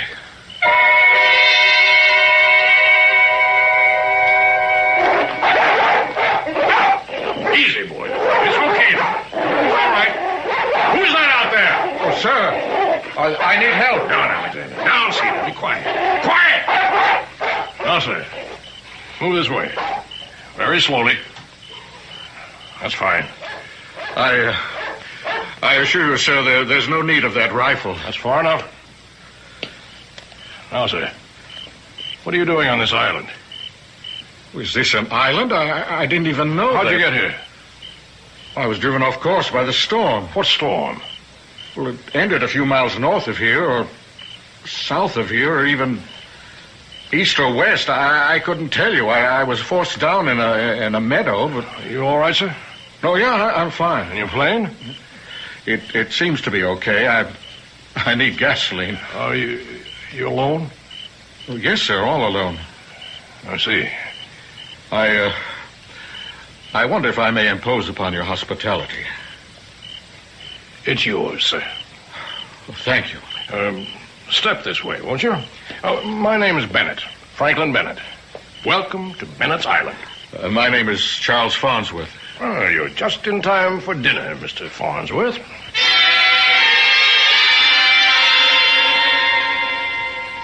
This is Mr. Farnsworth, who will spend the night with us. My daughter, Mayetta. How do you do? What is your sign, Mr. Farnsworth? Sign? Well, Taurus, I think. Mayetta. But it's vital, Father. How's a man to be saved if he's unaware of his sign? And this is my nephew, Conrad. How do you do, sir? Hello. Mr. Farnsworth was forced to land his plane in the South Meadow. I knew it. I could tell he had the earth sign. Mayetta, that's enough. Conrad. Sir? Is there gasoline in the garage pump? It's full, sir. Good. In that case, we can have Mr. Farnsworth up and away tomorrow morning. May I set another place at the table, please, for Mr. Farnsworth? Yes, Daddy. Conrad, you'll serve. Yes, Uncle Frank. Mix yourself whatever you like. Everything's on the sideboard. Excuse me. Frank Bennett here. Oh, yes, Wayne. Yes, it's this evening, as we agreed. Midnight, officially. But get here before that. Good. I'll see you then. Well, you all right there, Mr. Farnsworth? Oh, yes, just fine. I'm afraid you'll have to excuse me.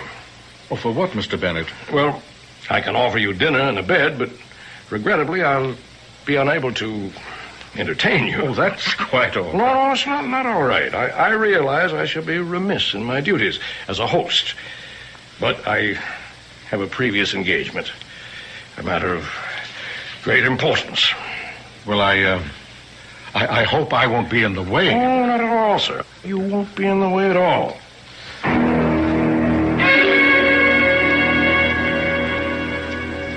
Well, if everyone's had enough, Conrad, Mayetta, clear the table. Charles Farnsworth. Where have I heard that name before? Well, I'm an attorney. Oh, yes, you're that Farnsworth. You're the lawyer that gets all those guilty people acquitted. Oh, that's impossible. Impossible? If a person is acquitted, it's proof that he's innocent. Oh, you know what I mean. No, I'm afraid I don't. Well, you usually get these people, rabble-rousers mostly. They go around, they commit murder. How do we know that? Because we know it. We just know it. It's a matter of pure common sense. Guilt or innocence is a matter of law. Most of these people you defend are against the law. Most of them are out to overthrow the government.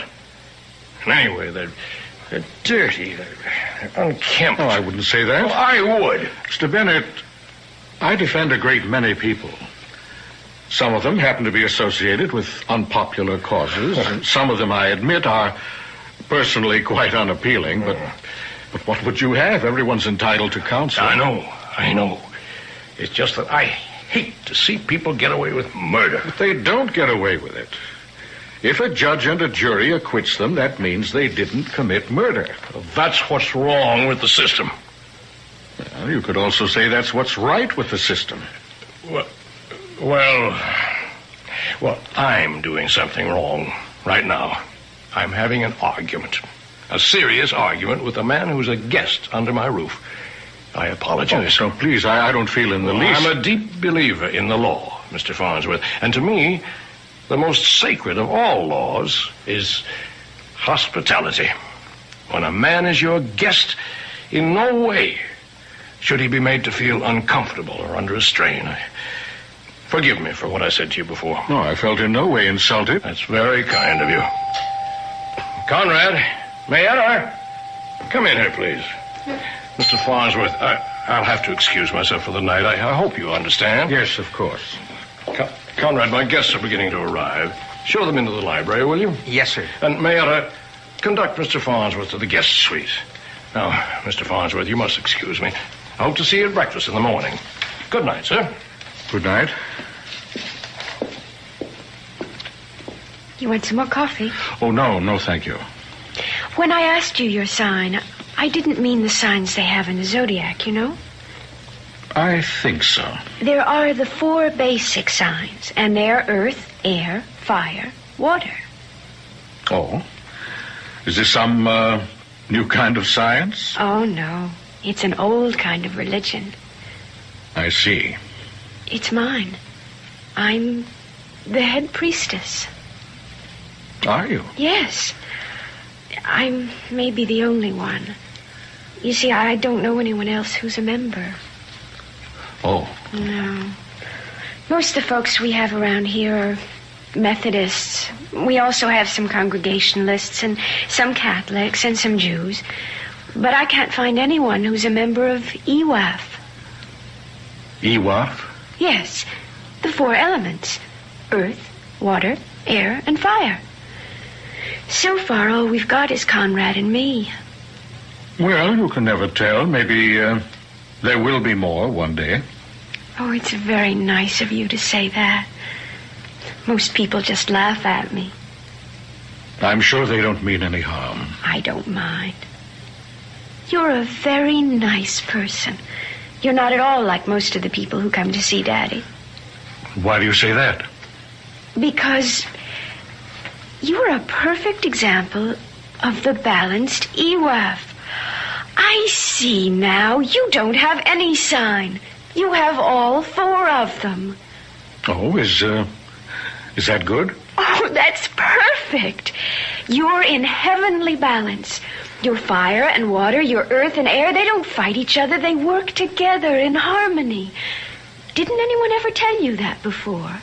No, not that I can recall. Well, as I was saying, most of the folks who come to see Daddy are unbalanced. They're usually too much of one thing. Now, Daddy himself, he's too much fire.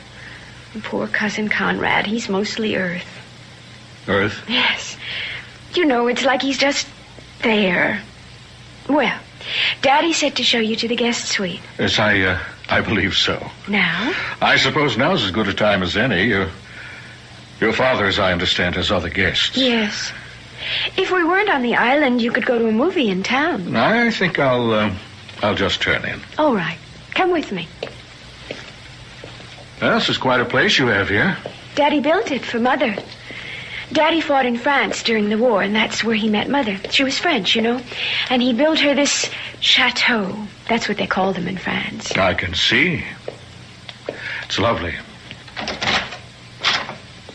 This is your suite. I can only say it's magnificent. You'll find everything you need. You have your private bath through there, pajamas and a robe in the closet. Thank you very much, Mayetta. That's all right. I so rarely meet a person who's in full balance. Good night.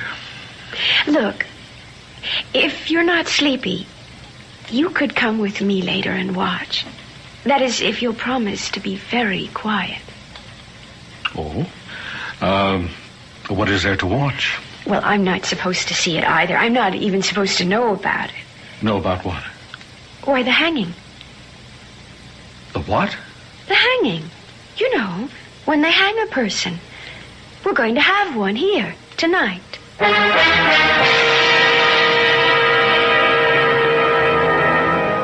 Just like that.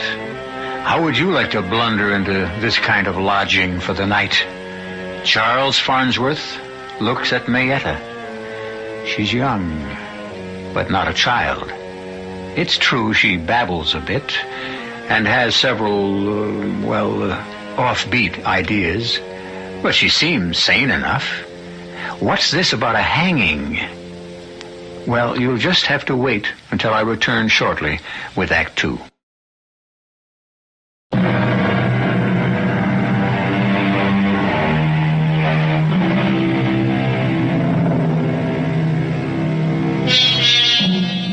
What we consider solid reality is usually, on close examination, a very thin crust.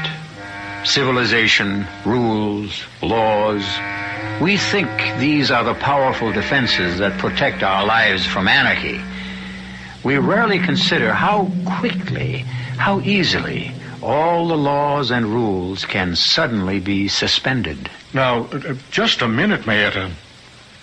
Do you mean to tell me somebody's going to be hanged here? Oh, yes. Yes, indeed. But who? How? Why? Well, who, that I don't know yet. But how? Well, they use a rope, you know, and a scaffold. But why? Well, they're holding a trial. Daddy summoned all those people here for a trial. What kind of a trial? I'm not sure I know. But the idea of a trial is to hang someone. No. The idea of a trial is to find out. But they've already got the scaffold built. How do you know? Because I've seen it.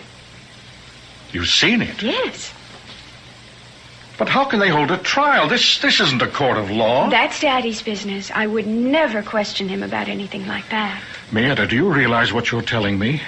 What did I tell you? About the hanging.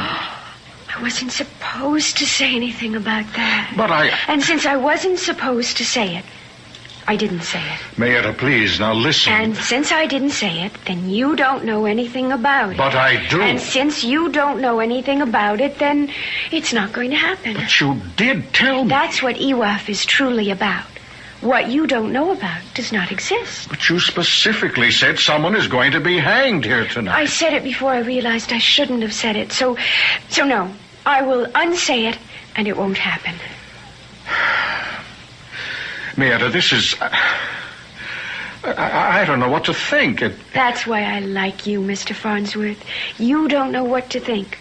Other people, unbalanced people, they know what to think. And they think I'm crazy, but I'm not. All squared away, I see. Is everything satisfactory? Yes, I've been having a most intriguing conversation with your daughter. Oh? Well, she takes after her mother. Her mother was French, and they like to talk in riddles, you know. Oh, do they? Oh, yes. Mr. Bennett, I feel I must discuss this matter with you.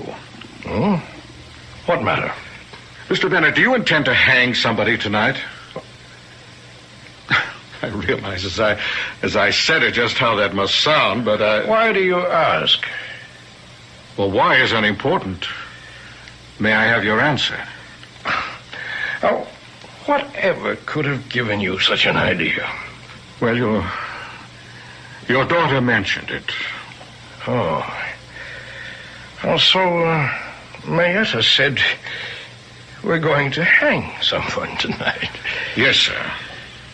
Well, she thinks so. May I ask why? I love my daughter, Mr. Farnsworth, but I'm not blind to what is obvious to everyone else. And what is obvious? Oh, you've seen it yourself. She's not like everyone else. You're not like everyone else, are you, Mayetta, honey? No, Daddy. And you see things and hear things and believe things that other folks don't. Now, isn't that true, darling? Yes, Daddy. Yes. Now, you just run along to bed now. Yes, Daddy. Good night, Mr. Farnsworth. Good night. She has a problem, Mr. Farnsworth. She was born that way. I'm sorry. And I realize I'm in a very embarrassing position. Well, let's say no more about it. Well, you're probably wondering now what this gathering is about. Well, we're having a reunion tonight. My old army outfit. Each year, we become fewer and fewer. Well, I hope you have a good time. Oh, we will. Sir, you spoke of the law of hospitality. All the obligations are not centered on the host. The guest is also obliged to make things easy. Well, thank you. Well, I'll see you in the morning. Sleep well. Good night. Good night.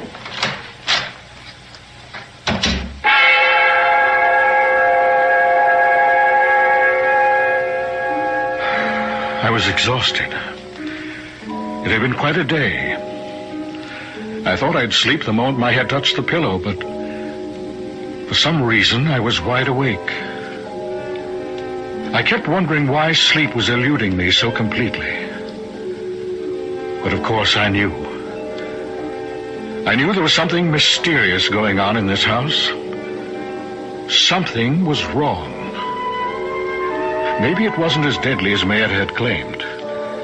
But I felt certain it wasn't as innocent as her father had asserted. And I also knew that I wasn't going to rest until I found out. And so I fought it no longer. I got out of bed and dressed myself. And I walked quietly to the door. And I turned the handle. And that's when I discovered that it was locked. Locked from the outside. I walked to the window. And I discovered that I couldn't open it. It was a large casement window made up of many small panes. And as I examined them closely, I discovered that they were made of very heavy, leaded, apparently unbreakable glass. And now I knew with crystal clarity I was a prisoner. In the distance, I could hear the sound of approaching cars and men's voices. Something was about to happen. But if it were only an army reunion, why was I locked in this room? And then I heard it. A key was being inserted in the lock. And I could hear it turn. And the door opened slowly. Was someone coming after me? Who? And for what reason? Mr. Farnsworth, Mayetta? you just have to help. What is it? Why have I been locked in here? They're going to have a hanging. But I thought you said... That's before I knew who it was going to be. Well, who is it going to be? Cousin Conrad. Conrad? But why? Because they're holding a trial for him. I have to keep asking why. Because they held one over at Maple City 6 months ago. Conrad was tried? What for? Murder. Murder? Whom did he kill? Cousin Bertram. And you see, the jury said he was innocent. Well, then what's this trial about? Daddy didn't like the verdict, so he's holding a trial to get a different one. We have to do something, but what? Well, I was thinking you could take Cousin Conrad away from here. How? In your airplane. Take off at night from that field? They'll hang him. Gas. I need gas. We've got plenty of gasoline in the garage. Where's Conrad? He's waiting for the trial to start. Then we'd better hurry.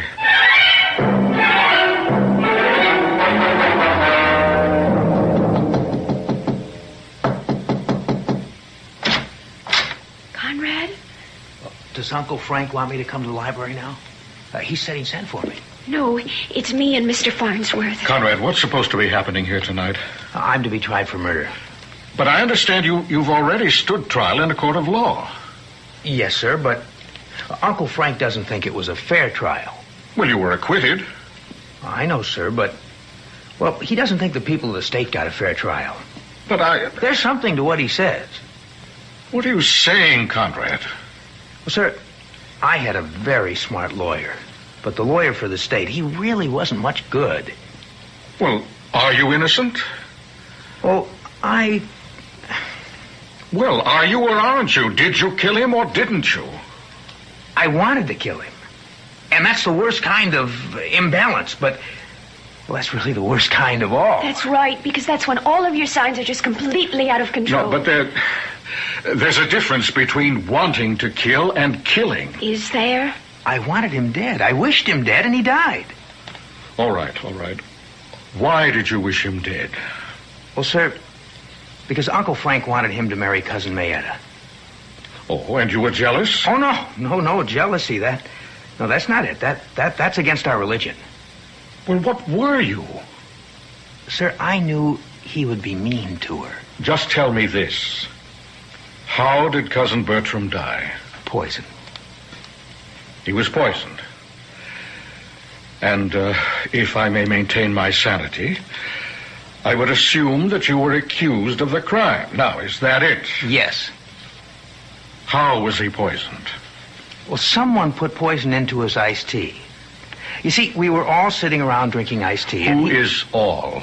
Let's see, me, Mayetta, Cousin Bertram, and Uncle Frank. We'd better hurry. They'll be looking for Cousin Conrad soon. I'll go see if the coast is clear. Well, you see, sir, Cousin Bertram was sipping on his drink. And suddenly he fell forward dead. And they accused you of putting the poison in the drink. Well, did you?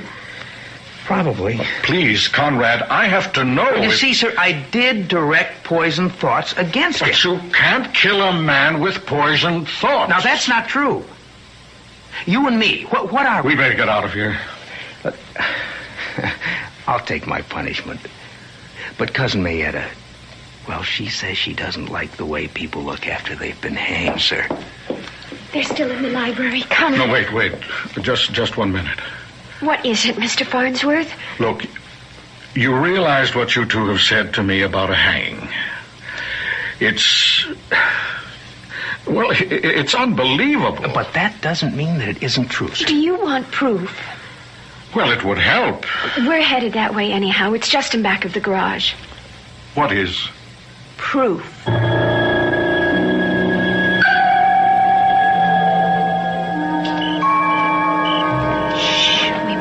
Noise. Now, right here. See? Some of Daddy's friends were here this afternoon. They put it together. I can't believe it's a scaffold. Yes, sir. See, there's the platform. And you walk up those steps. And they've already got the rope hanging from that crossbar. I heard Daddy say that was made out of mahogany. And you stand on a trapdoor. No, that's enough. Now, hurry, let's get the gasoline. I'm going to fly you out of here, Conrad. One moment, please, Mr. Farnsworth. Daddy! My associate's here, and as you can see, we're armed. Mr. Bennett, I intend to take Conrad to my plane. Now, if you want to stop me, you'll have to shoot. That's exactly what I'm prepared to do, Mr. Farnsworth.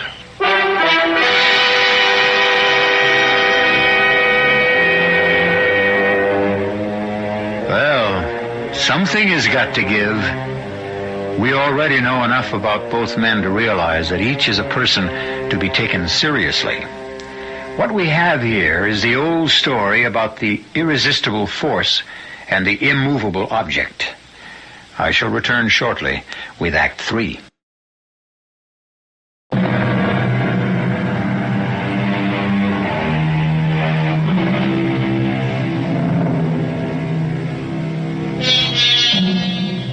Right now, on remote Bennett's Island, we are having what can be considered a confrontation. On one side, we have 12 men with guns. On the other, we have 2 men and a young lady who are completely unarmed. At first glance, the advantage would seem to be with the group that has the weapons. And a very grim and determined-looking bunch they are, too. But there are times when you may need more than a gun to win a fight. Mr. Farnsworth, I said I would shoot you down if you took one step toward your airplane. Yes, I heard you. But before you take that first step forward, Mr. Farnsworth... Yes? You have to realize that you're committing each of us to a position he doesn't want to be in. Well, what do you suggest? Let's discuss it. You intend to hold a lynching. I don't see what's negotiable. It's a trial. You can't do it. This is to be a real trial. What he had before was just a farce. The law of this country has clear procedures for trials. You're obviously interfering with his civil rights. We have a federal involvement. Tell me more. Each one of you who is involved in this activity will be arrested. All right, I listen to you. Now you listen to me. You leave here. You tell that story, and who do you think is going to believe you? Who? Oh, I see. Yes. I'm the biggest taxpayer in the county. I own a mill that's the largest employer in Maple City. Yes? Well, I hope that you're beginning to get the picture. The people here with me, all upstanding, law-abiding citizens. Law-abiding? Law-abiding. We're interested in seeing that the laws aren't twisted and perverted. We want laws that punish the guilty. We'll deny every word you say. Upstanding, law-abiding, respectable citizens and willing to commit perjury. Who's going to believe who? Is this what you wanted to discuss? Now, you give me your word of honor, Farnsworth. Your oath as a gentleman. That you'll never mention any of this to a living soul. But I thought you didn't have to worry about all that. Well, why take chances? Give me your word. And you can gas up and fly out of here. Alone? Alone. You know I can't do that. Oh. Then I'm afraid you can't leave this island. Wayne, Bob, a couple of you. Get some rope and tie him up.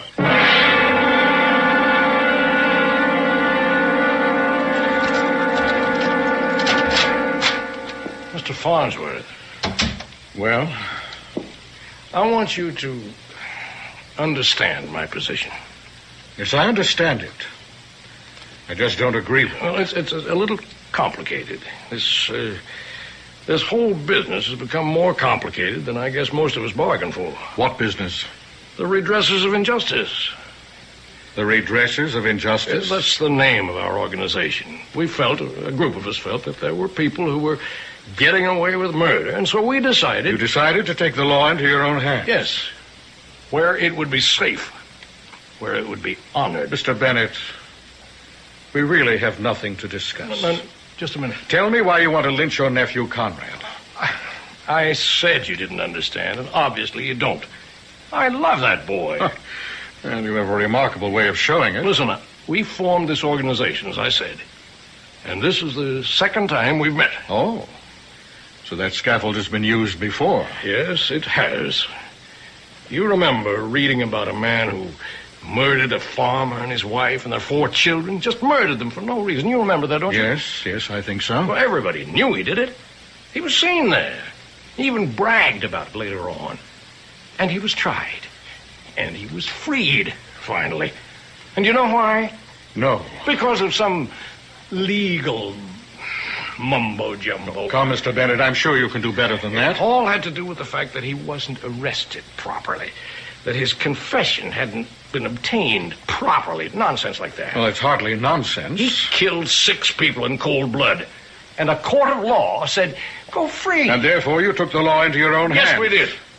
And before you say another word, let me ask you if you remember that man's name. No. It was Wayne. George Wayne. And his cousin, Gordon Wayne, is a member of this committee. That should prove something. Well, it proves that some of the greatest crimes can be committed in the name of sincerity. Mr. Farnsworth, I need your help. My help? Yes.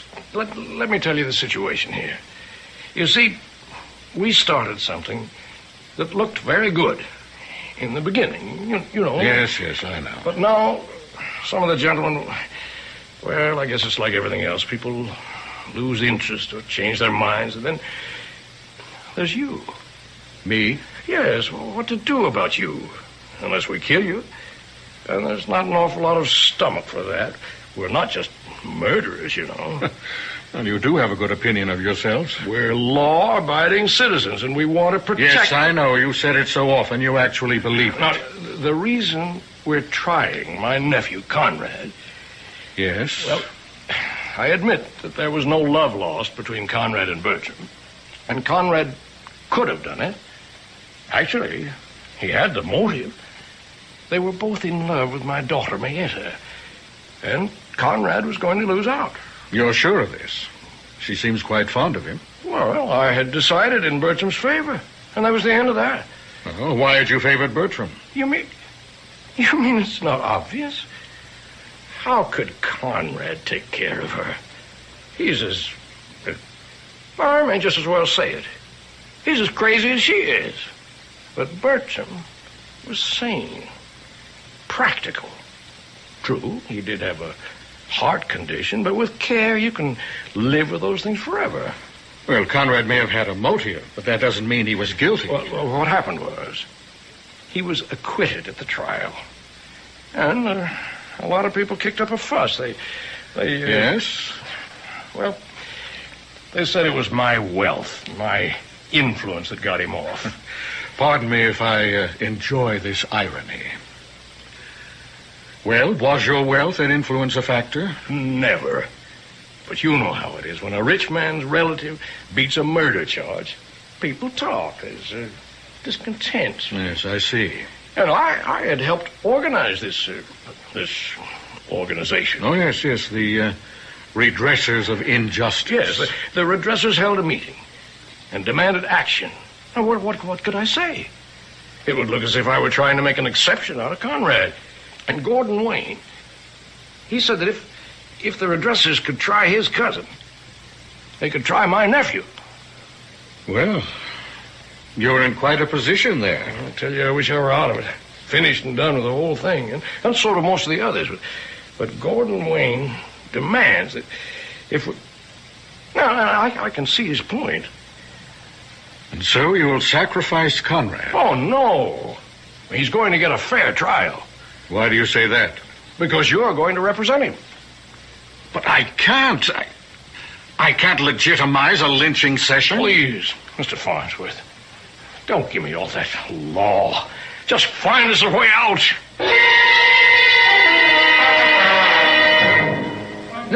No, I don't see why Conrad should have a lawyer. Just a minute, Wayne. Just a minute. Now, you wait a minute. I thought the reason this committee was to get together was to get away from lawyers and their shenanigans. A man's entitled to counsel. I object to that. All right, we'll put it to a vote. All in favor of Conrad's having counsel, raise your hands. All opposed? The vote's 9-3 in favor, counting mine. All right, why don't we proceed? Who wants to speak against Conrad? What's to speak about? Now, we know Conrad hated Bertram. Did you, Conrad? Well, it was my one weakness, sir. Now, the idea of losing Mayetta drove him wild. Didn't it, Conrad? Yes? Okay, now, Conrad, did you or did you not poison Bertram's drink? I did, sir. Well, then, why isn't that the whole ball of wax? Just a moment. Here comes the lawyers to steal it now. What do you mean by poison? I poisoned him. Do you mean you poisoned him with a drug or a chemical of some sort? I understand a heavy dose of poison was found in his system. Did you administer it? Yes, sir. How? Does that matter? For crying out loud, the man admits he did it. How, Conrad? Well, my poison thoughts toward him, sir.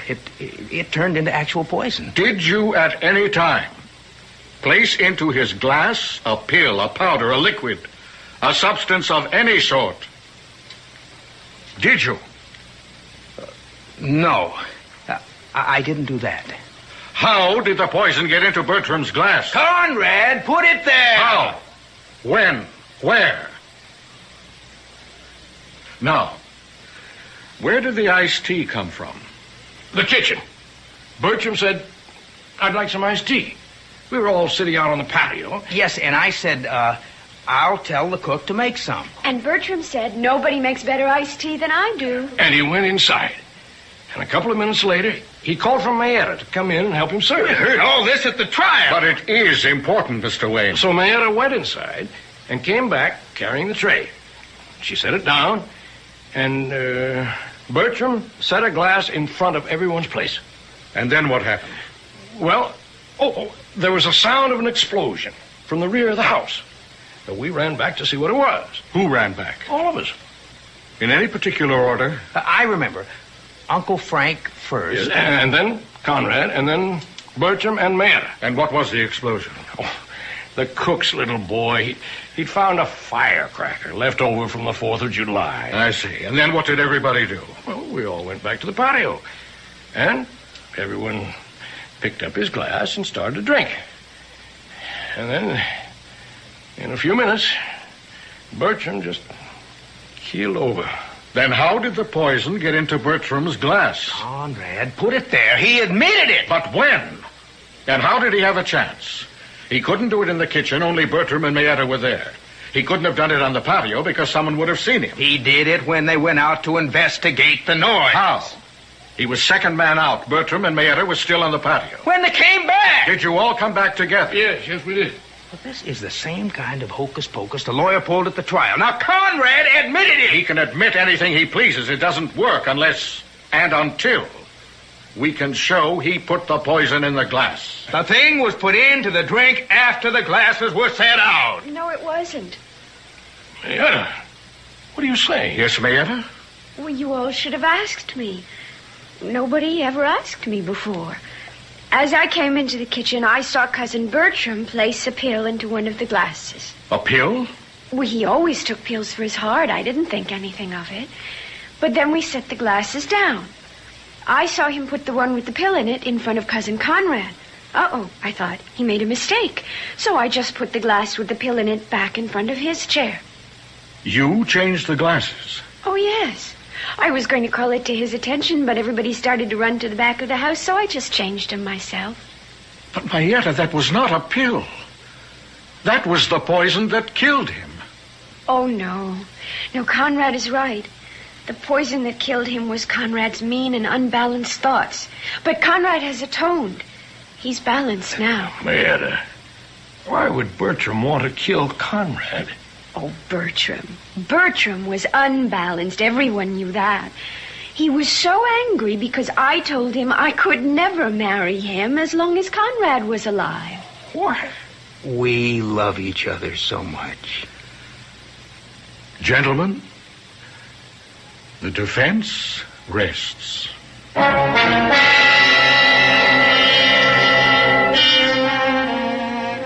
It's tempting to consider people like Mayetta and Conrad as being somewhat out of focus.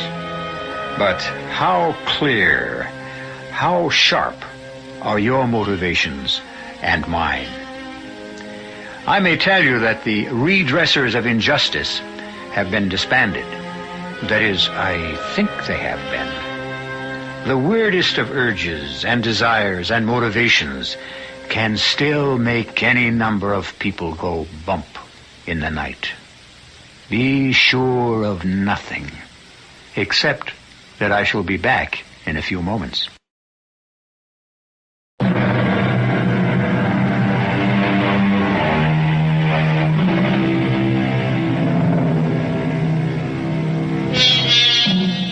As they say, you take the law in your own hands only to manhandle it.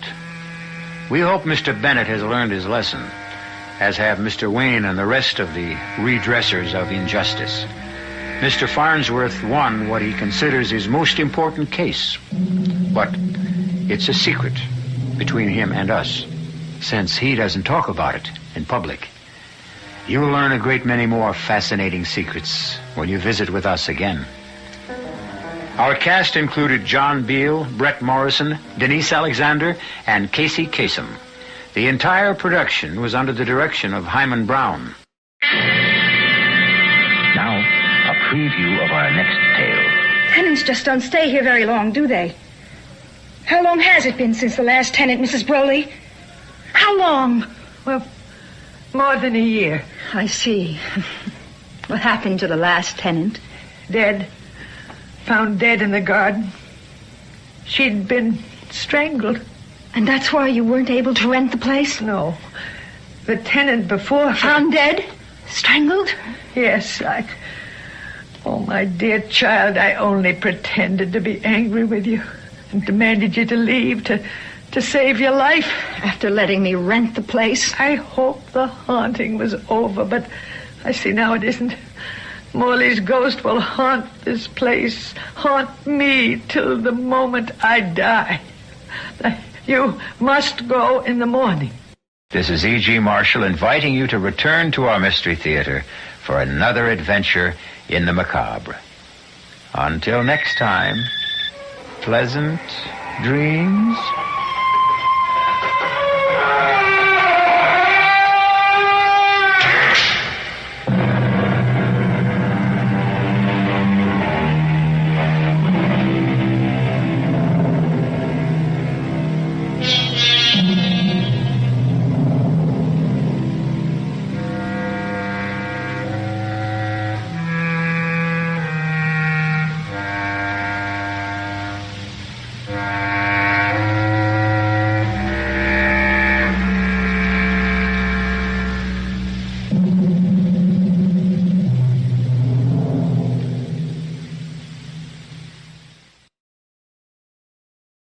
The CBS Radio Mystery Theater presents...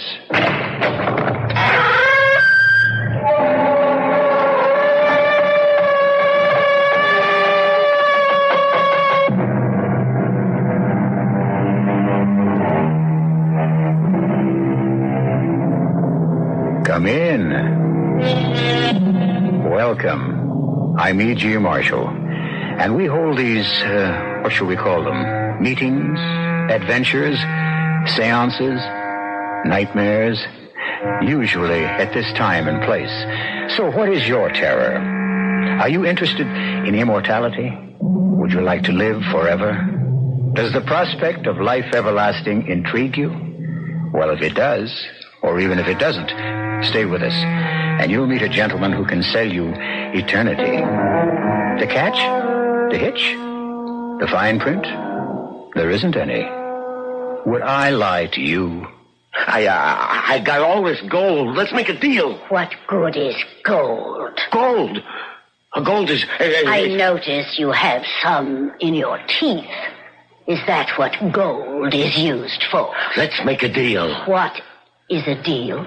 I'll give you half. No. I am not amused by gold. Come. You must go back. No. Come. I'm warning you. Okay, you asked for it. Come, Augie. Time to return. The bullet, it just went through you. Put your toys away, Augie, and come back to your cage.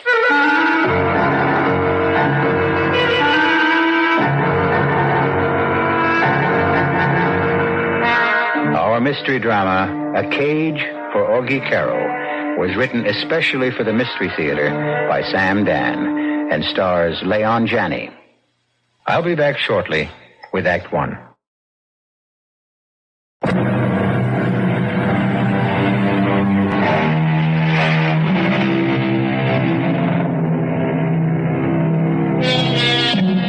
The central character of our tale is Augie Caro. That word character may be a misnomer, since Augie was never accused of having any. I'm afraid I must say that Augie is not a good person. As a child, he took things that belonged to others. When he grew up, he continued to practice. Of course, there was a dramatic increase in both the value of the objects and the violence of the methods. Against the wall is a stick-up. You punk!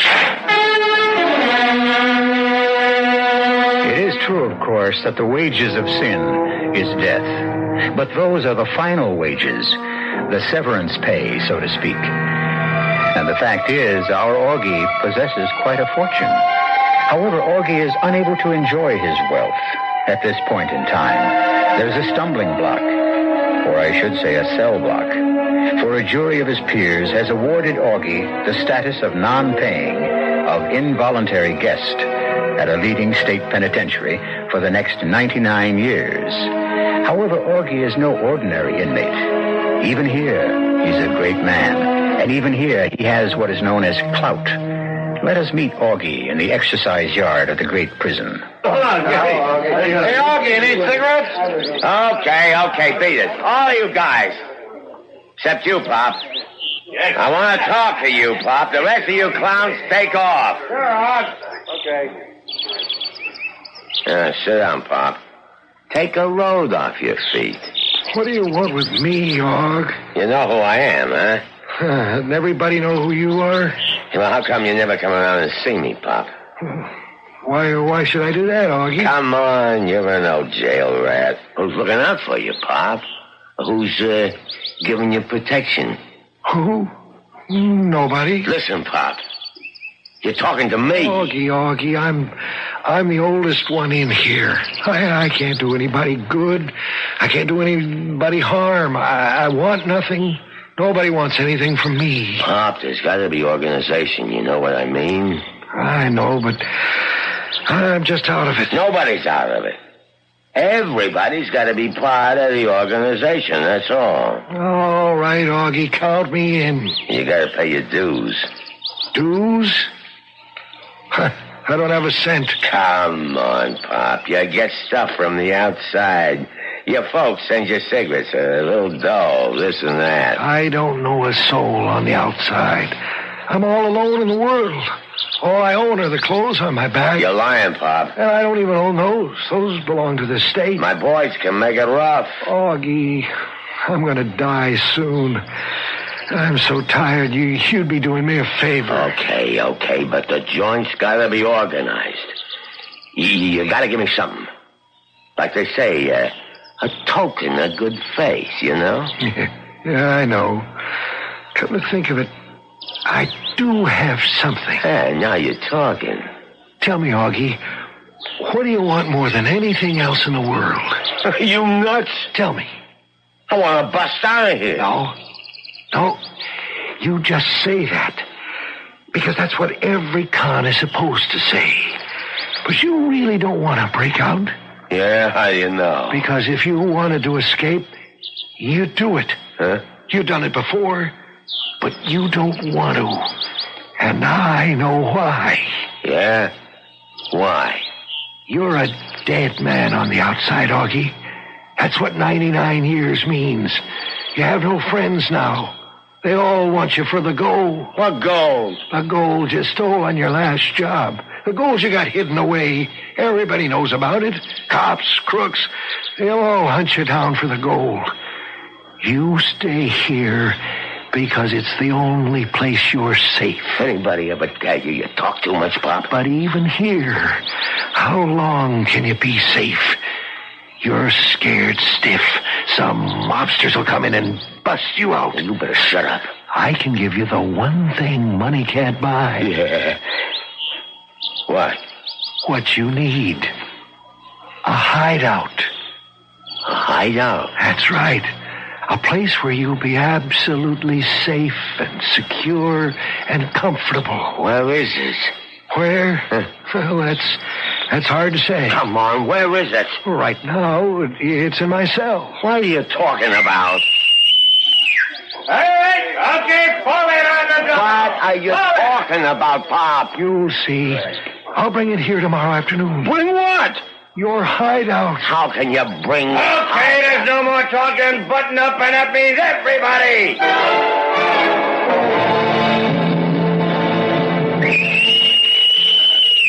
Okay. All right, you got 10 minutes. You can sit down, you can smoke. Hey, Pop.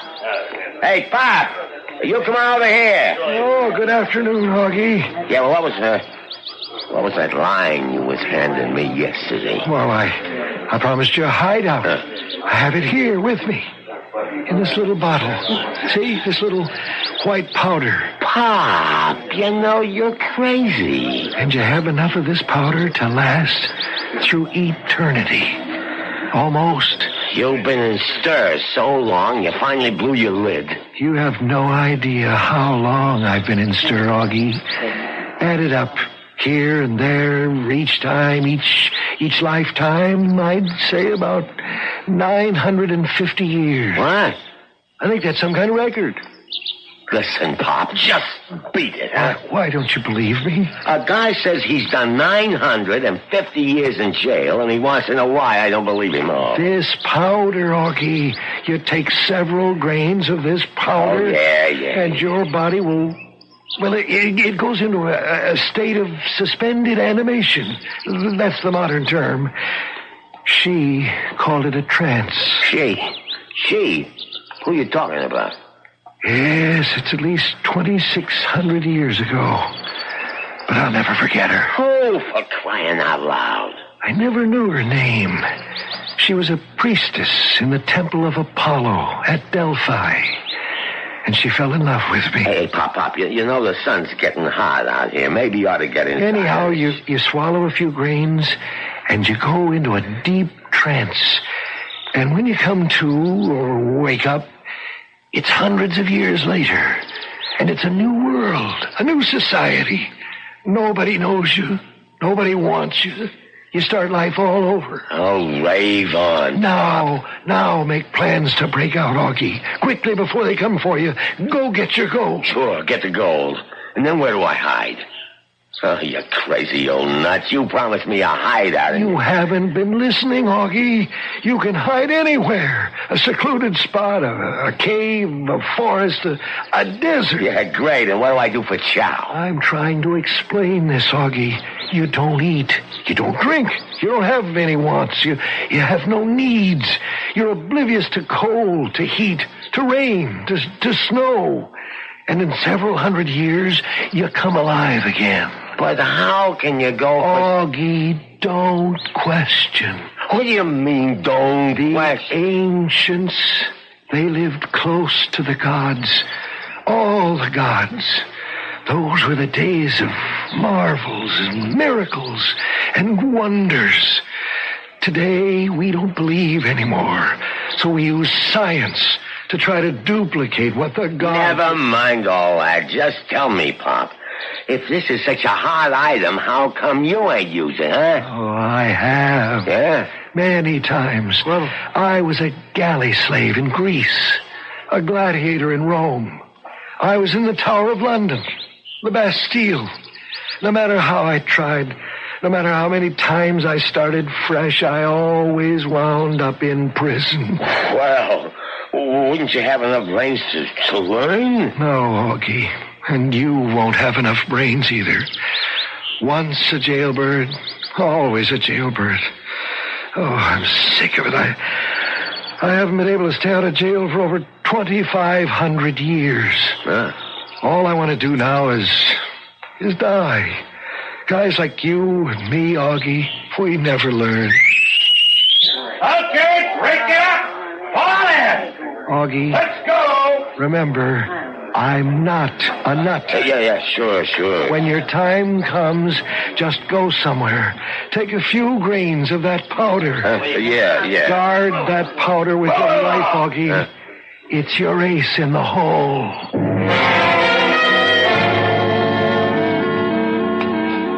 Well, good morning, Augie. I hope you slept well. What do you want? Better get that cell all cleaned up. All right. There's a new guard taking over my post. So? I'll be on the rear gate. None of you guys is a bargain. Oh, you'll miss me, Augie. The new guy reported in this morning. His name's Castle. You think he's tough? What else you got on your mind? Oh, I think you were a friend of Pop. Who said I was? He died last night. Yeah? Was that all you can say? Yeah? He left you his fortune. What fortune? Here it is. Well, take it. Hey, what's this? I don't know. I asked the warden's kid. You know, the smart one that goes to high school? He says it's an ancient Greek coin from, I don't know, what's the name of that place? Delphi, something like that. Tell me, Augie, how does it feel to inherit a fortune?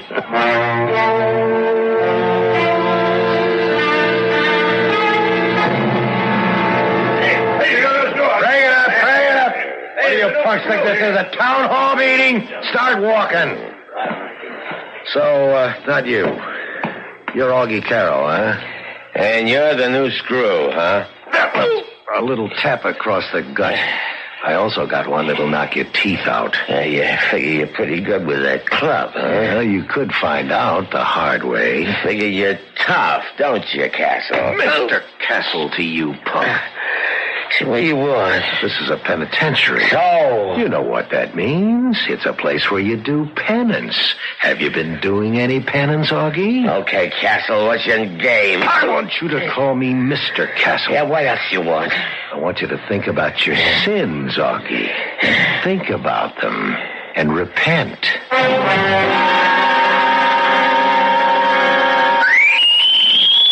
Okay, you got 10 minutes. Sit down, smoke. He was wrong, wasn't he, Augie? Oh. The man that wrote stone walls do not a prison make, nor iron bars a cage. You know better than that, don't you, Augie? What's on your mind, Castle? You must have been one of those slow learners in school. I guess these days they call them underachievers. What do you want? I want you to call me Mr. Castle. Yeah, well, what's on your mind, Mr. Castle? You're on my mind, Augie, night and day. Yeah? Why? Let's Let's go talk to the warden about it. Hey, wait. What are you charging me with? I'll think of something. Hey, all you guys. You're witnesses. I'm being framed. Shut up, punks. Now, Mr. Augie Caro, start walking. Officer Castle and one prisoner headed for the warden's office. Walk through, Augie. Quick, Augie, dug in here. What? Do as I tell you. What's the big idea? Shut up. We'll head this way. This ain't the way to the warden's office. What do you care? You don't want to go there anyhow. Where we headed? Out where there's booze and girls and 2-inch steaks. What are you talking about? We're headed for the rear gate. Hey, wait a minute. Right now, there's only one guard. Hold it. You mean you don't want to go? What am I getting into, Castle? My name isn't Castle. What do you mean your name isn't Castle? And I'm not a prison guard either. You ain't a... Hey. Who? What are you?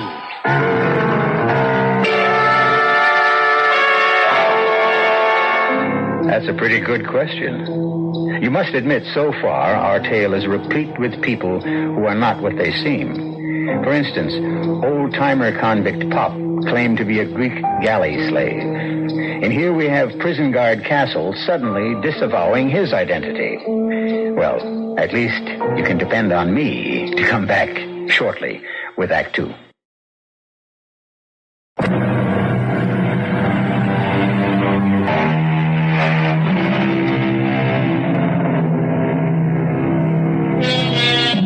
Well, you know what's been happening to Augie Caro, a hoodlum presently resident in one of our state institutions.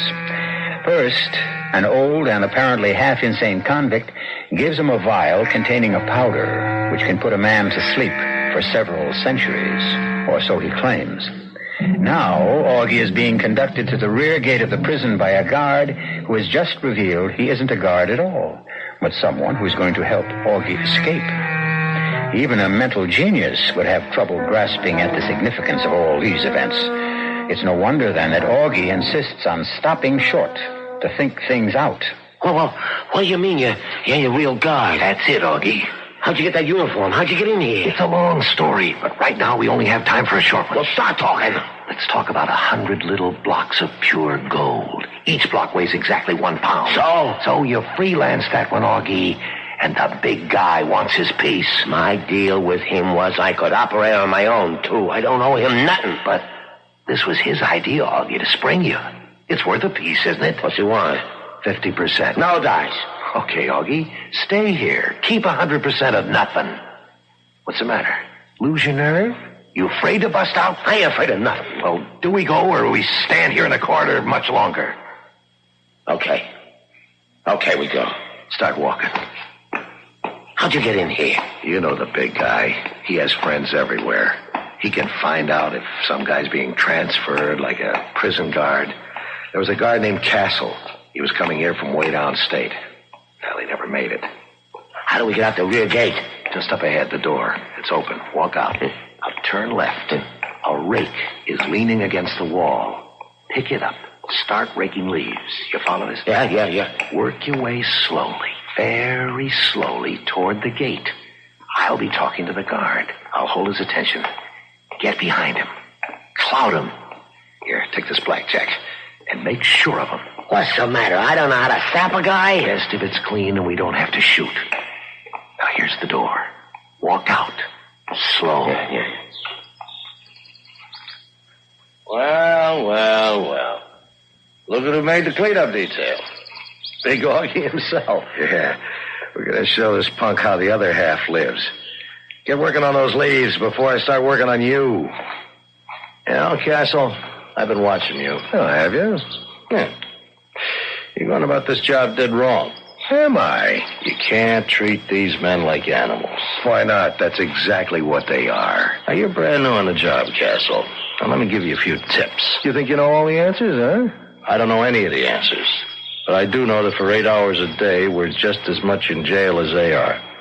So, why not just try to live together? Now, give a guy a break and never do what we're doing now. What's that? Never let a con get behind you. Hey, Hey, why don't you slug him? Rear gate! Rear gate! Run for it. Yeah. Rear gate! There's the car. Get in the back.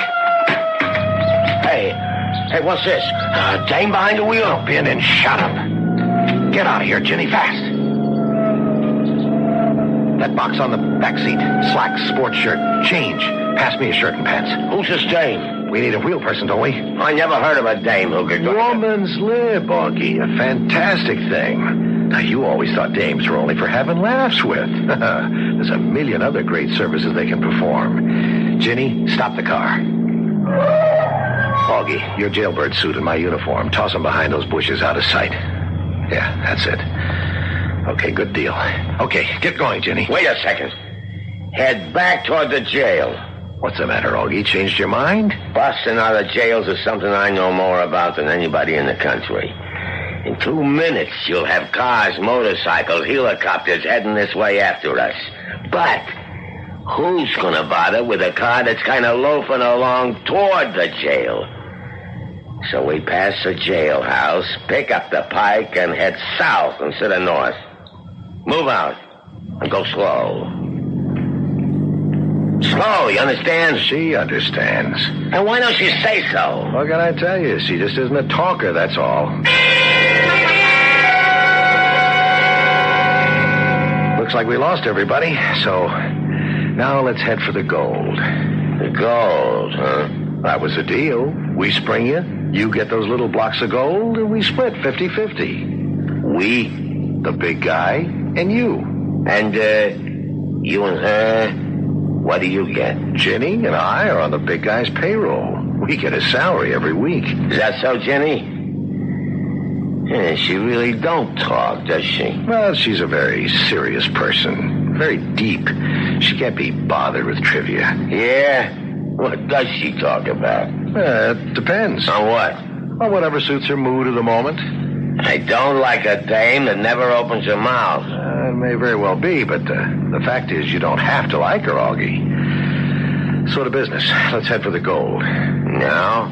Augie, yesterday is dead. Tomorrow may never be born. All we can rest on and swear by is today. Okay. Keep heading south. You heard the gentleman, Ginny.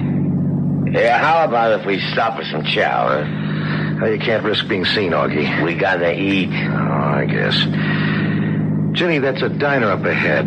Pull it in the parking lot. I'll go in and pick up some food. Augie, you try to keep out of sight. This ain't the first time I've been on the lam. Augie? Huh. Well, what do you know? She talks. Listen, what gives with a dame like you? Never mind all that. I don't have much time. You don't have much time either. Yeah, why? He's gonna cross the big guy. He is? Yeah, he wants all the gold for himself. He does? And where do you come in? The two of us, we're together. So what does he want to do? You take us to where it's hidden. He shoots you. We take the gold and leave the country. So? Why is that a bad idea? Oh, it's a great idea. It's got one thing wrong with it. It can't work. Why not? You know why not. You don't cross the big guy. Because if you do, there's no place in all the world you can hide from him. And what does Castle, or whatever his name, say to that? Oh, he laughs. He figures he's pretty smart. Well, he went to college. Okay. Well, what do you tell me all this for, huh? Because I don't want no part of it. I want to get in wrong with the big guy. That's good thinking. It's not like I didn't try to talk him out of it, but I don't know, sometimes the guy just won't listen to reason. Yeah, I know. So, well, there's something he don't have to know. Yeah? What? You don't have to know that I'm giving you this little .32 revolver. Take it. Sure, thanks. Now remember, you're safe till we get to the gold. And then... Look, you don't have to tell me what to do. You know, it's really a shame. He's so educated. He speaks so nice.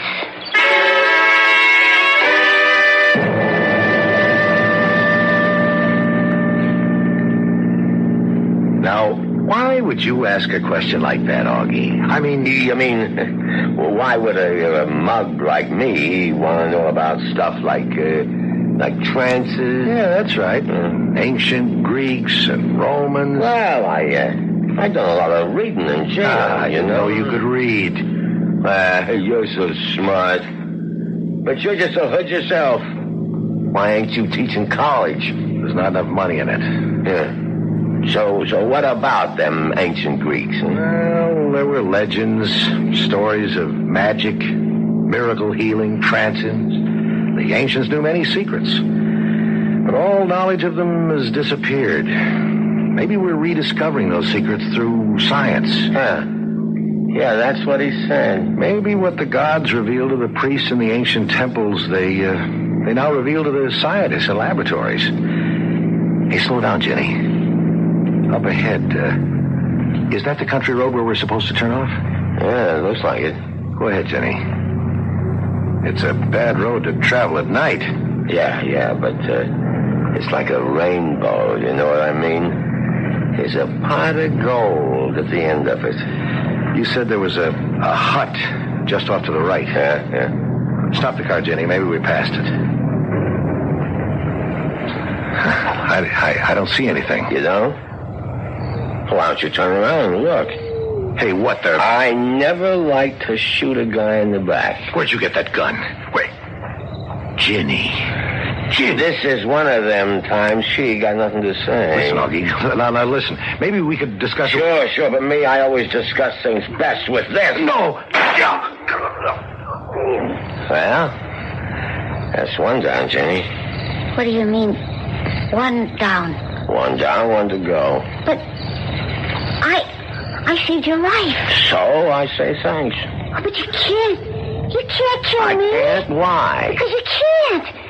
You can't double-cross a big guy. Who says? You can't double-cross the organization. They'll hunt you down. They'll never find me. You can't hide. I got a place. Augie, look at me. Look, I'm not so bad to look at, am I? No, you're great. Well, then take me with you, huh? You wouldn't want to go with me, babe. I would. I'll be gone a long time. I don't care. Want me to tell you how long I'll be gone? I said I didn't care. I'm going to be gone for 3, 4, maybe 500 years. But I don't... What are you saying, Augie? I'm saying I'll be away maybe 500 years. You're crazy. That's how it goes, Jenny. I gotta say goodbye now. Don't shoot me!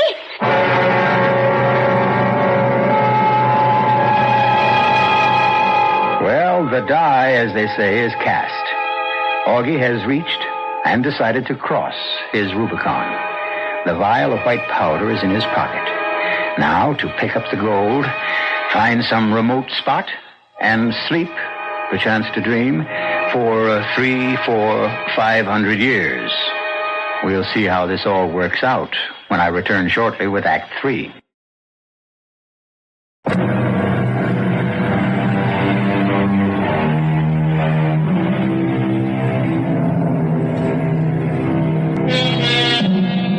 And now Augie has more trouble than any one person can handle.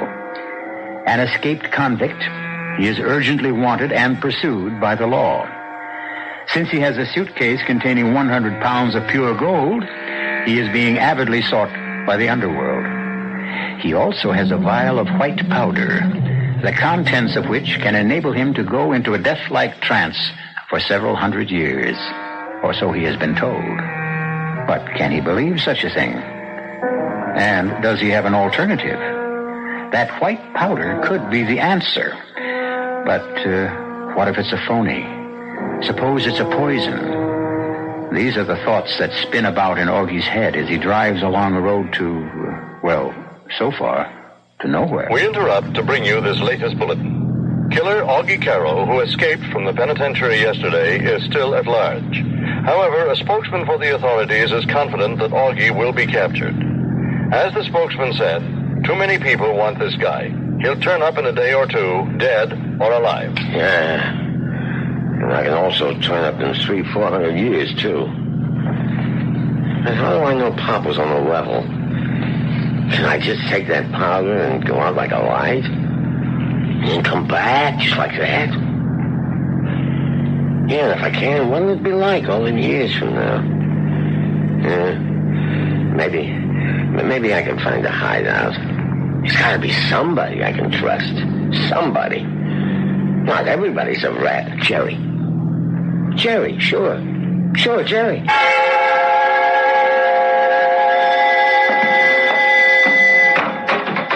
Augie. Let me in quick. Why, sure. I need a place to cool out. Well, sure, Augie. Only what? Well, only the cops will be sure to check here. So what? You're clean.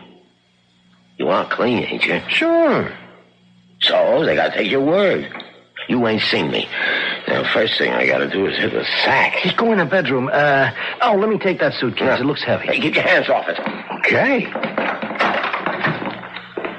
Sleep as long as you like. And there's plenty to eat in the refrigerator. I'll see you later. Where you going? I'm working tonight. The band's still playing at the Silver Slipper? Oh, yeah, sure. We're in solid. Who got you the job? You did. And who staked you all them music lessons? You did. I just want you to remember what you said a long time ago. You said you'd never forget it. I haven't. Okay, beat it. I want to sleep. Sure, Augie. I'll see you. Hey, Jerry. Yeah? Come here. Well, what is it, Augie? Hey, tell me, Jerry, what's this card? Card? I just seen it on the table. On the phone. Oh, that card. Yeah, it says, City Police Force Special Investigations. Sergeant Morton, private number 2278308. Let's, That's what? The cops were here, Augie. Yeah? Well, they'd be sure to come here. Yeah? And this cop, Sergeant Morton, he said to me, have you seen Augie? And I said, no. And he said, well, if you hear any news at all about Augie, just call us at this number. He left the card. And were you gonna call him if I showed up? Augie, how could you even ask me such a question? Were you, Jerry? Never, Augie, never. And why did you keep the card? Well, you know how it is. Why did you keep the card, Jerry? Well, look, the guy, he just left it. If you wasn't gonna use it, why did you keep it? Augie, right here, right next to the phone. Handy. Augie, will you listen? And all you gotta do while I'm fast asleep is make one little phone call. The cops get me, and you get all gold in the suitcase. Right, Jerry? Augie, please. You shouldn't have kept the cards. Augie, you've got to listen to me. You don't believe that I'd ever call the cops? Oh, I know that you never call the cops, Jerry. Augie, don't. Please, you can't. You can't.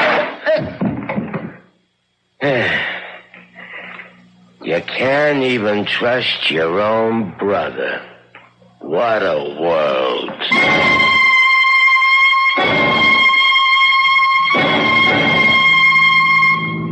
Escaped convict Augie KARO has been traced to Mountain City. He is armed, he is dangerous, he is vicious.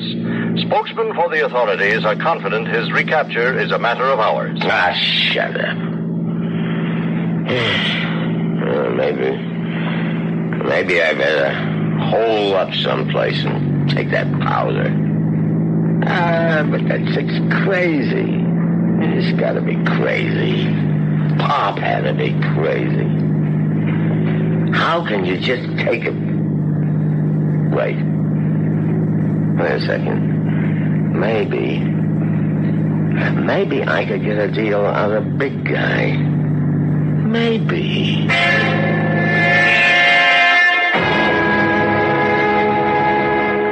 Yeah, it's me, Augie. Yeah. Never mind where I'm at. Now just tell me, what kind of deal can we make? What do you mean 75%? Castle, or whoever he was, said 50. Yeah? Yeah, come over just like that, huh? And how do I know I don't get bumped off the minute I walk in, huh? Tell me. How do I know? What am I gonna do now? What?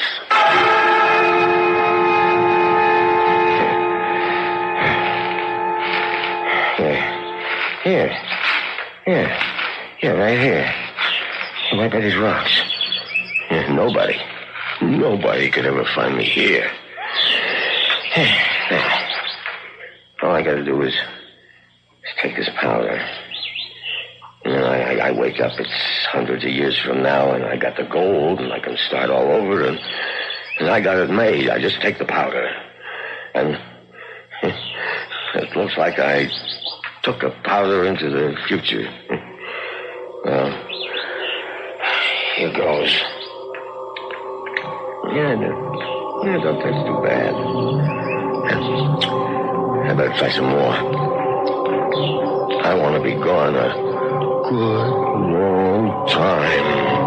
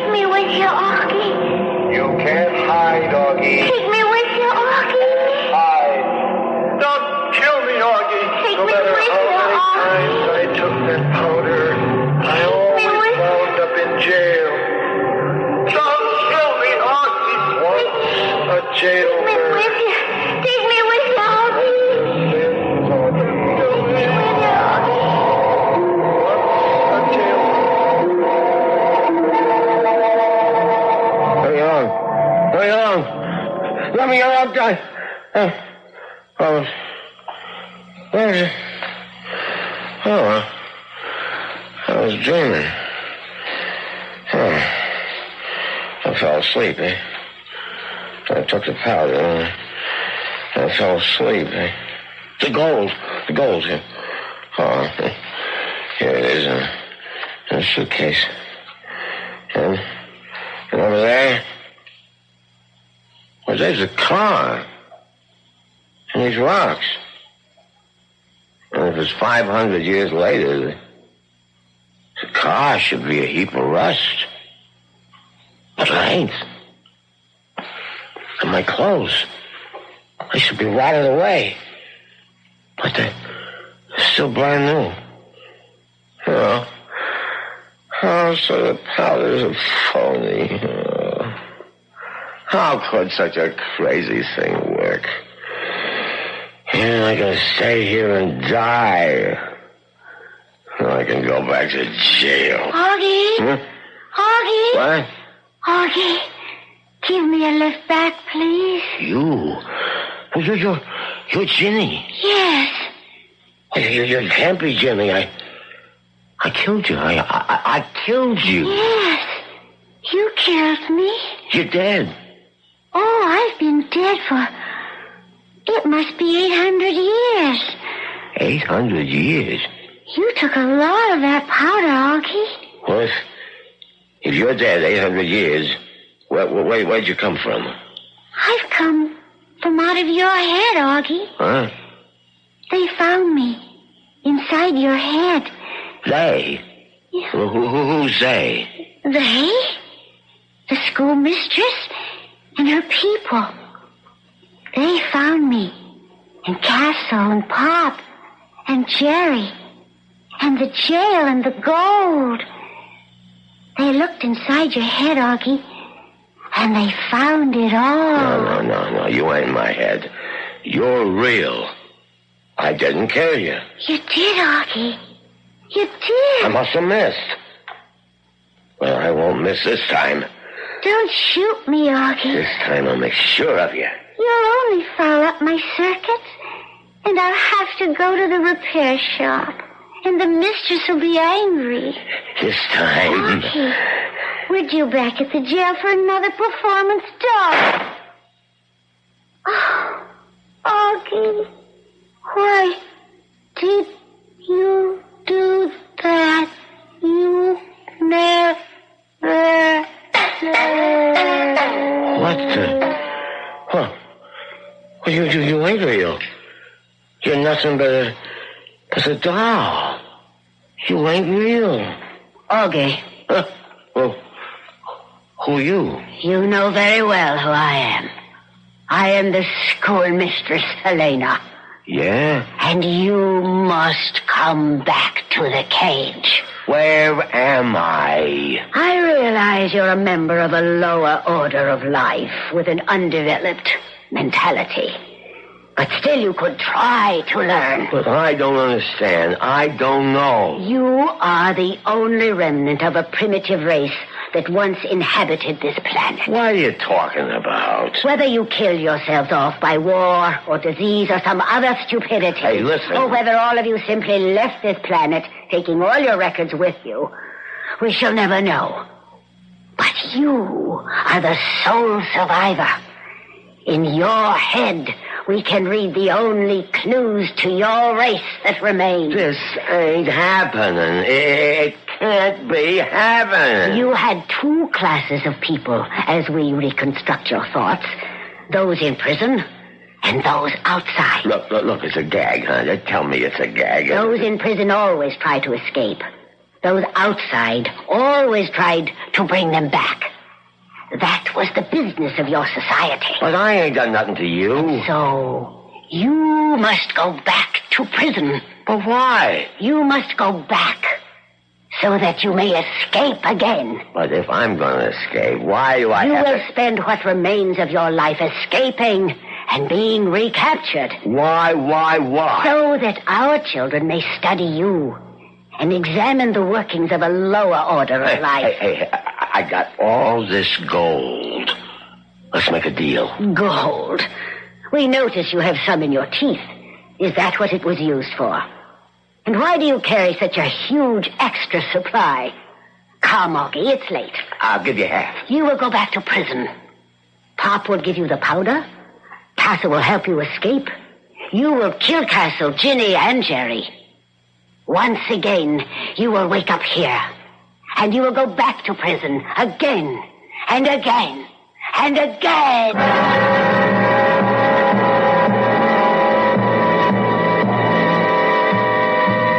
As they say, there is no armor against fate. Poor Augie, condemned to eternal escape and recapture. But isn't that everyone's fate? Don't we strive to escape our faults? And aren't we constantly being recaptured by our weaknesses? Let me recapture you in just a few moments.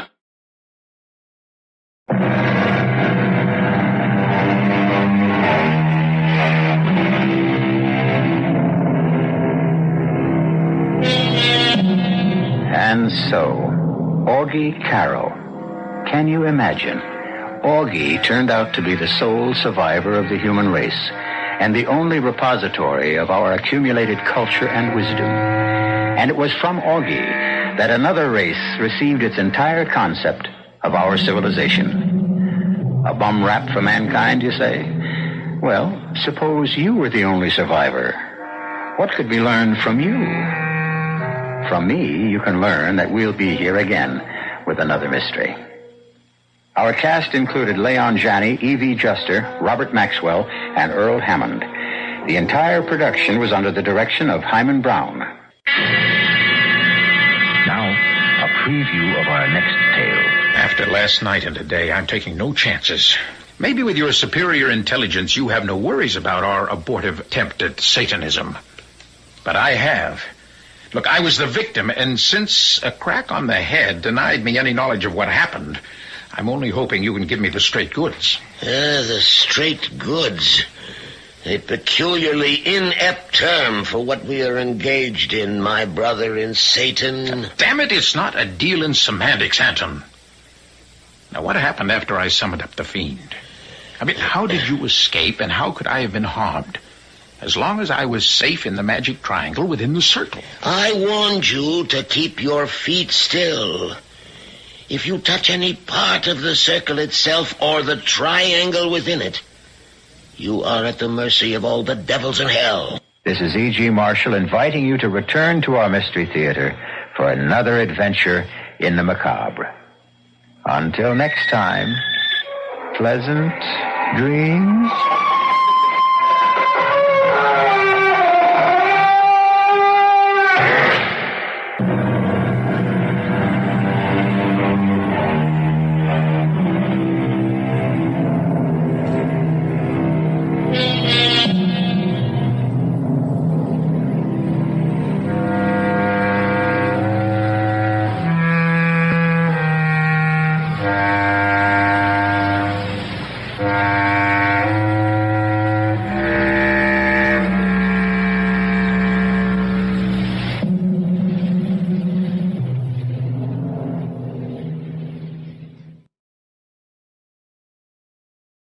The CBS Radio Mystery Theater presents...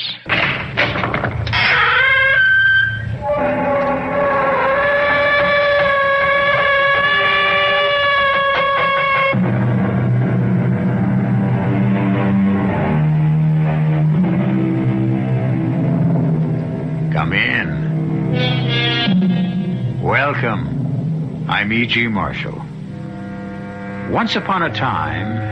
and not so long ago, the family was the backbone, the continuity of life, mainly the continuity. And with woman only recently elevated from Mrs. to Ms., the family began with a sire and ended with a scion.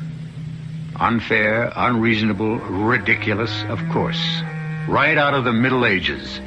But the habit persisted through the Victorians. This tale falls midway between. A story of a man's fall to the consuming fires of eternal hell. And it begins appropriately enough with a roaring, crackling fire. Father! Rudy! Oh, I thought you were asleep. Oh, I was until I woke up to see dancing sparks pouring by my window. I thought the house was on fire. I was just burning some papers. Give me that poker. No, it's too late. It's all gone up in smoke. But that's my birthright, isn't it? The manuscripts from the safe in the study that are always passed on from father to son. Trust me, Rudy, I thought it better for you never to read them. It's better, far better for you not to know. Your future... Father, wake up. I must know my future. You can't die without telling me.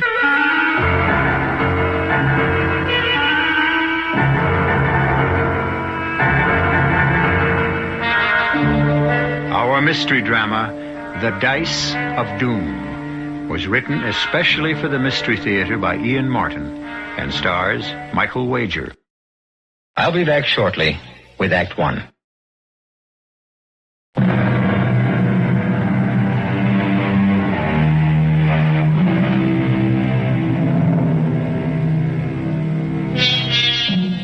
The fascination of the future. It haunts and tempts all of us. If we could just know what it held for us. But that's only because if it should be bleak or full of disaster, the human heart cannot help but believe that foreknowledge would help us somehow to change it. But in saner moments, all of us should realize it is far, far better not to know what fate holds in store for us. How much better Rudy Schroll would have been had he left it to luck, fortune, the roll of the dice.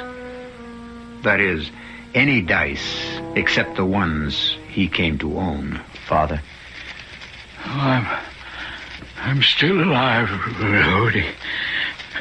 Take me upstairs. Of course, but I want to know what was in the papers you burned. Have no fear. I shall not let life go until I tell what must be told.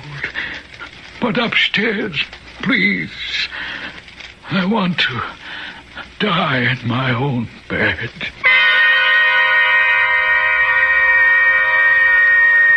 I picked him up in my arms.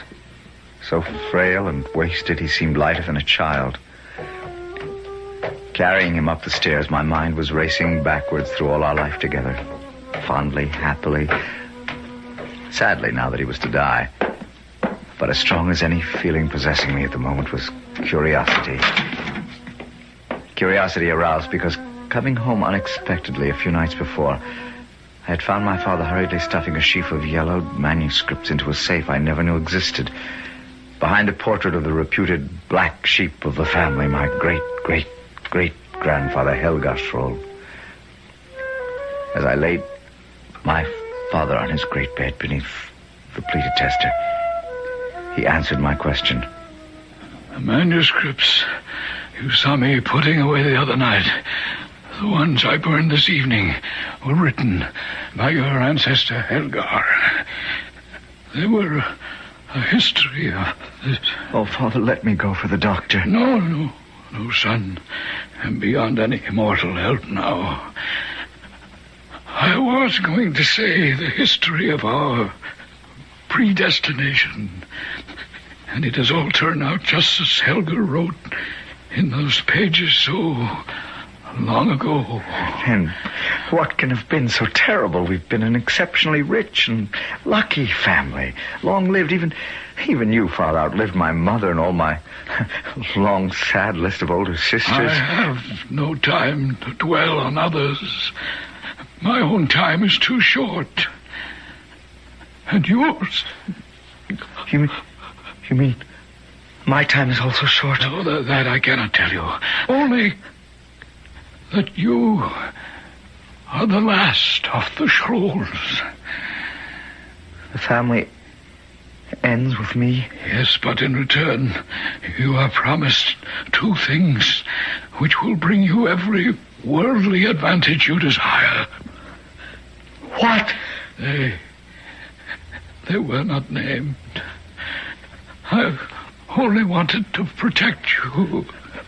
Protect me from what? The one to whom your great-great-great-grandfather sold all of us to. Who else but the... No! I will not come, Father! I didn't ask to! Father!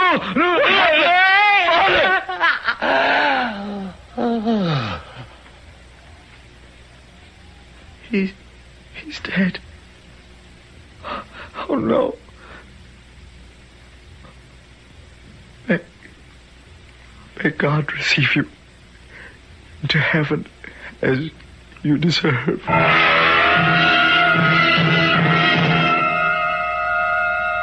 So I came into my inheritance. An inheritance which didn't last long. The last of the Scrolls, with the natural good spirits of youth, soon forgot all feelings of gloom and doom.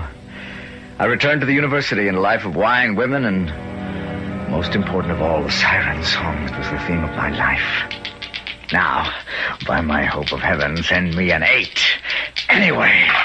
There goes your hope of heaven. Still, Johann, he was close enough by all odds. For once, 7 is not your lucky number, Rudy. For once? When is it with these accursed dice, Friedel? My dice. May we continue? How? You've taken every pfennig I own. I'll accept IOUs, old friend. Well, my guardian has refused to honor them. Parsimonious old tightwad. I'm on his side. Since you were to marry my sister, I don't want you a pauper. Oh, Charlotte need have no fear of that. The way you throw your money about, my friend, she shouldn't count on it. Now, if she were to choose me... Well, she didn't. Poor girl. She doesn't know what she's missing. Oh, well, lucky at dice, unlucky in love. So, the game is over, I take it? I have little taste for any further. If you need money, Rudy, borrow from me or take back what you lost. You know we're friends, and what's mine is yours or Johann's. Oh, thanks, Friedel. But my guardian will be here by tomorrow and make all the wedding arrangements with Herr Weber. Is the date so soon? My father is close enough to members of King Frederick's court to hear rumors of war being imminent. Oh, wouldn't that be great?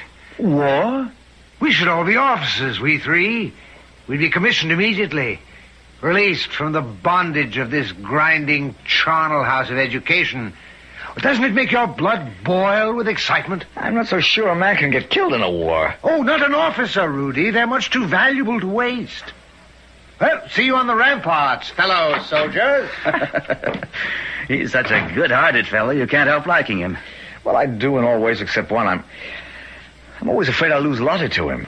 You're jesting. My sister loves only you. I hope. I don't like his love for the battlefield. Oh, he loves war no more than you or I. He's a romanticist. It's the trappings, the uniforms that attract Friedel. At all events, I'm glad of the rumors myself. You? Yes, because it will speed up your marriage to Lotte. I think she's just what you need to settle you down before you give in completely to your other love affair. What love affair? Gambling. The dice. If I had my way, I'd see you and Charlotte married tomorrow. As it happened, Johann was a better prophet than he could ever have realized. Lotte and I weren't married the next day, but with foreign affairs worsening, we were married within the next month. The following weeks were the happiest of my life. Lotte brought me a handsome dowry, and at last I had control of my own estate. And then war broke out. There was no escape for anyone who considered himself a gentleman. Johann Friedel and myself prepared with, I must admit, great excitement to leave for the front. Rudy, I think you must be mad. I have to go, Lotte. Everyone has joined the colors. Johann Friedel. My brother and that conceited Frederick von Holtzborn are not married. They are not leaving a wife behind. Do you want to be ashamed of me? I want you to be alive. I'd like to have a father for my child. You're having a child? Mine? Well, I hope you don't think it's anyone else's. Oh, I didn't mean that. I mean, well, it's so wonderful, dear. Except... Except what? I can't explain. Just some family mumble-jumble. It doesn't mean anything now. Oh, my darling, you can't know how happy I am to know that there's to be another generation of Schrolls. Well, why shouldn't there be? And since you're going to be a father, you should be excused from fighting. Lotte, you're right. I'm going to resign my commission today. Unfortunately, I quickly discovered that to leave an army is an infinitely more difficult thing than to join one. Although I would not admit it, I was as disconsolate as my wife. I had no desire for warfare when I reported for duty with Johann and Friedel. Still, the first months in camp were enjoyable enough. There were balls and festive dinners and a great deal of parading and being offered the favors of young and beautiful women who were completely captivated by soldiers. And there were the never-ending dice games, at which, unfortunately, I lost and lost. Never-ending. That is, until one day... Well, boys, this is it. This is what? The war, the front lines, our chance to prove ourselves at last. Prove ourselves how? Why, that cannon fire is cutting us to ribbons. We've got to storm the hill and spike those guns. So, order the men to attack. They must be led, not by me. What are you, a coward? No more than I am. We wouldn't have a chance, Friedel. We'd be cut to ribbons before we got halfway there. Not with my luck. Follow me, and you'll be safe and heroes. Dead heroes. Rudy is right. You'll take your chances. I'm going to give the command to charge. I'm your superior officer, and neither of you can stop me. Here goes. Soldiers of Prussia, I command you... Rudy! What? You shot him! Madman. Would have let us all into that cannon fire. We'd all have been killed. But your friend, how could you kill him? I value my life more than his. If you value yours, draw your pistol carefully. Aim away from me and fire it. Why? If you don't, I'll kill you too. As you will. Here comes the colonel. Remember, your pistol has been fired too, so our story is that a stray shot got Friedel. With luck, we'll get away with it.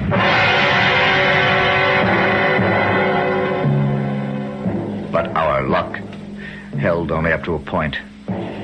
Nobody had seen which of us fired the shot, but the bullet was lodged in the back of the head. Johann and I were separated and held for court-martial. It is the decision of this court-martial that murder has been done, and one of you must pay the penalty with your life before a firing squad. I ask once more in the name of God and of your honor as a soldier that the guilty one confess and not have two murders on his conscience. I did not do it. Rudy, how can you... Would you make your sister a widow to save your own life? I did not fire the shot. Very well. This court-martial hereby pronounces the death sentence. The fate of the man to die will be settled by a roll of the dice. The low man will lose. God, take them away. All that night I wrestled with my conscience. What little I had left. By morning I was almost ready to confess.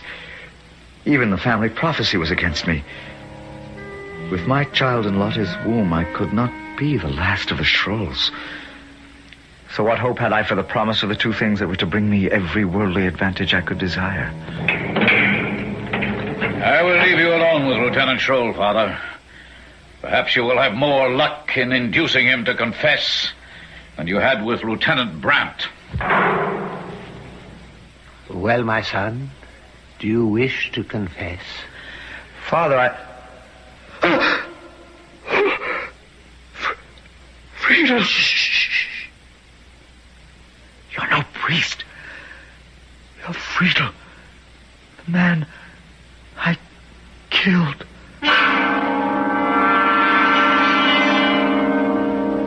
True enough, as the friar pushed back his cowl, his face seemed to be that of the murdered man. Was this some trick of Rudy's tortured conscience? Had Friedel somehow not died? Was this a genuine priest? Or if he was not, who else could he be?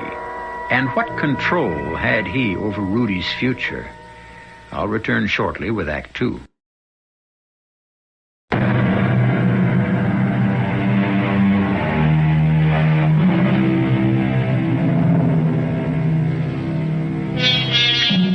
In the cell, tortured and dizzy after a sleepless night, facing the fact that a throw of the dice may place him before a firing squad within hours, Rudolf Schroll gazes in horror at the man who stands over his bunk, clad as a priest, but whose face is the face of the friend he murdered. Or is it? For to his fevered gaze, the face seems to swirl and shift and take on many forms, till Rudy is sure of nothing. So, little brother Rudy, I suppose you never expected to see me again. Who are you? You don't remember me? Is it so easy to forget an old friend's face because you shot him in the back? If you mean Friedrich Halsborn, he was mad. If we'd followed him, we'd all have been killed. No doubt. You were quite right to shoot me. You? I don't know who you are. Your friend, Friedel. Friedel is dead. Oh, well, what's in a name? Do you wish to confess his murder? No, no. Then have no fear. I will not expose you. But, Friedel, if you are alive, somehow the man you knew as Friedel is quite dead. Have no fear of that. But I am afraid. Within the next couple of hours, a roll of the dice may condemn me to execution for his death. Why not? You're guilty. Oh, no, you can't trick me that easily. Dear Rudy, I can do with you whatsoever I desire. You're not Friedel. I am he whom I choose to be. For this moment, your friend. Remember the story of the manuscripts your father burned? 2 things will bring you every worldly advantage you desire. They will come to you in time. In time? When? How? Who are you? I wear the frock of a priest. Can you not trust them? You are no man of God. Then you must guess who I am. Still, trust in me.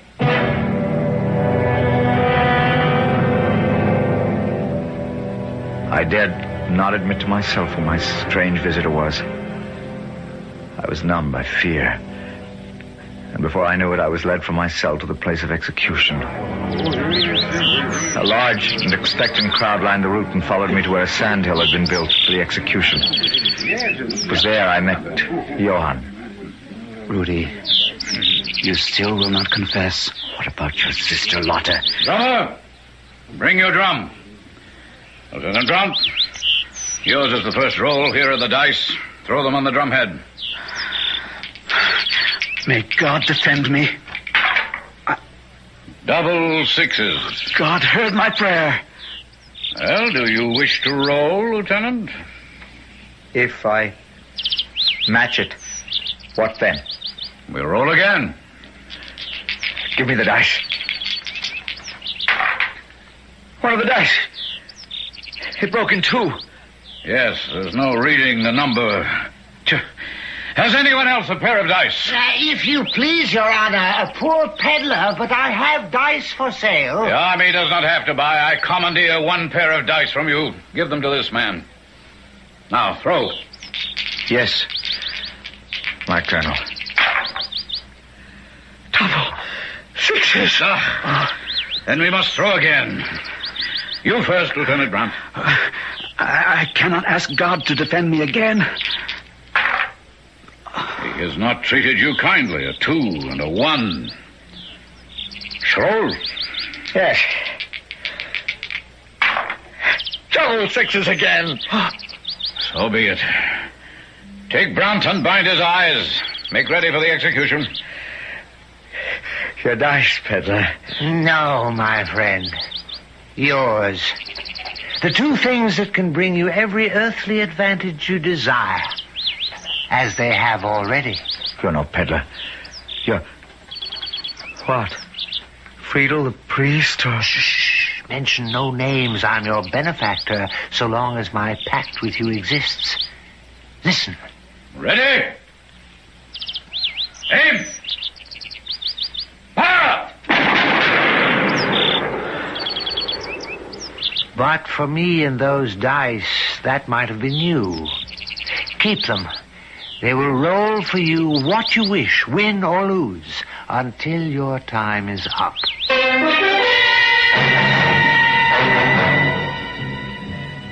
On the sandhill, my best friend and my wife's brother lay dead, riddled with bullets.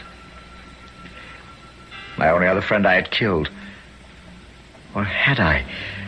Was it some shade from beyond the grave who had placed the magic dice in my hand? For magic they proved to be. I could lose or win at will, and in no time I had bought my way up out of the army. My life, even my wife's, became the lure of the gambling table. Come in. Oh, it's you, Rudy. Who else would you expect, Lottie? Oh, the stupid little maid of mine. I'm waiting for her to bring my dress. What's the matter with any of the others? And nothing I have will fit me. This child of yours is ruining my figure. Upon my word, I'm glad in more ways than one you're carrying a child. Now, what does that mean? Even as it is, the men all pay too much attention to you, and sometimes I think you to them. The baby, that's all you care about anymore. Not me, just your precious child. You don't know how important it is to me to have a son. A son. My body is just a machine to manufacture your son and heir. So help me God, if for no other reason than just to spite you, I pray night and day for a daughter. Oh, if I produced a lowly female child, wouldn't there be the devil to pay? In any case, there will be the devil to pay, my friend. Rudy? What? Are you all right? Why do you ask? Well, you suddenly went as white as a sheet and stood there as though you were listening to someone else or something inside you. It was nothing. Well, I didn't mean to tease you about our child. If you're angry about that... I'm not angry. Oh, that'll be Elsa with my dress. Now, are you going to take me gaming tonight? Tonight? All right, but afterwards... I'll meet you downstairs in the library.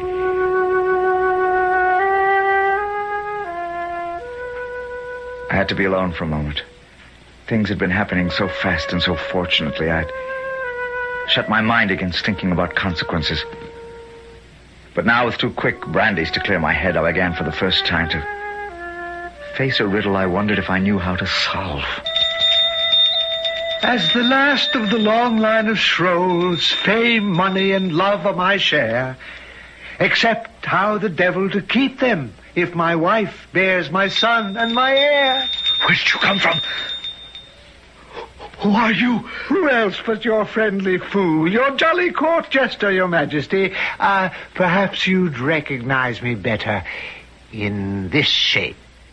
Friedel, again? Would you rather look upon me as I really am? No.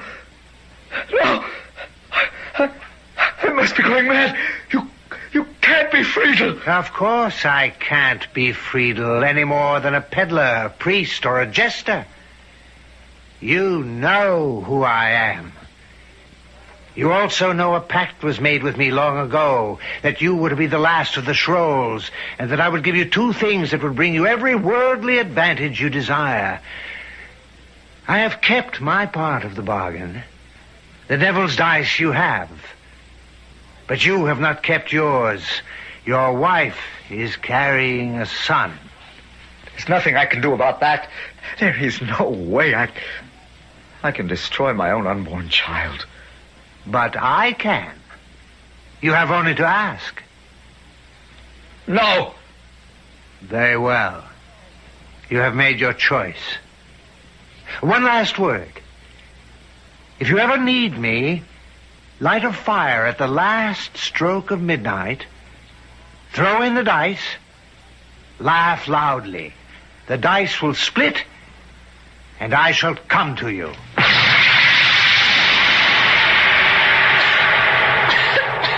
In heaven's name, Rudy, what are you trying to do? Set the house on fire? The smoke is as thick as a blanket. What need have we of a fire if we're going out? And such a fire. It smells as if the devil flew down the chimney. Not down, little wife, I wanted to say, but up. But I had no words left to say in a raging desire to bury my thoughts, make my mind a blank, shut out everything with the wonderful fever that had brought me every night to the tables, where I could win or lose at will, where I alone was king. Casserole's point is 10. Dice. A 5 and a 2. 7 is a loser. That is 40 to the first better, 20 to Mynheer number 2, 50 to the lady. What's wrong, Rudy? You lost again. That's right. But this is the 10th night running. Now, you must go back and win. With what? With your luck, your magic touch. You always end up winners. This time, apparently, I can't go back. Why not? Because I have no money. Have you? No, but my jewels. Already pawned. We're bankrupt, Lottie. But what are we going to do? Come along, we must get home. I have things to do.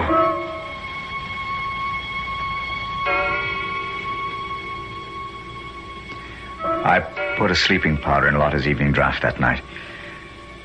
And I built a fire, striking the first match at the last stroke of 12. Then, as the fire caught, I threw in the dice and laughed.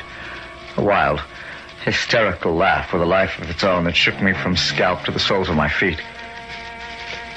A laugh that became a sob. At the last moment, I tried to reach for the dice and draw them back before it was too late.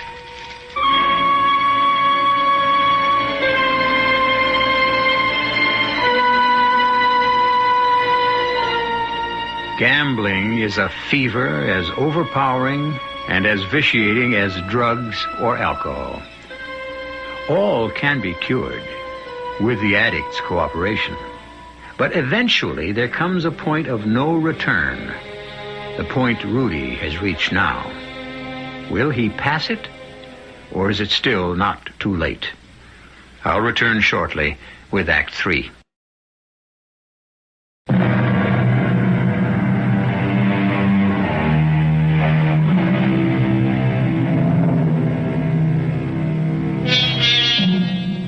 Rudolph Schroll stands before the fire he has just lit, his hand extending to pick up the dice from the flames. But in the very act of reaching, he draws back. Is it fear or greed that forces him to leave the dice there to split in the heat and summon up his nemesis?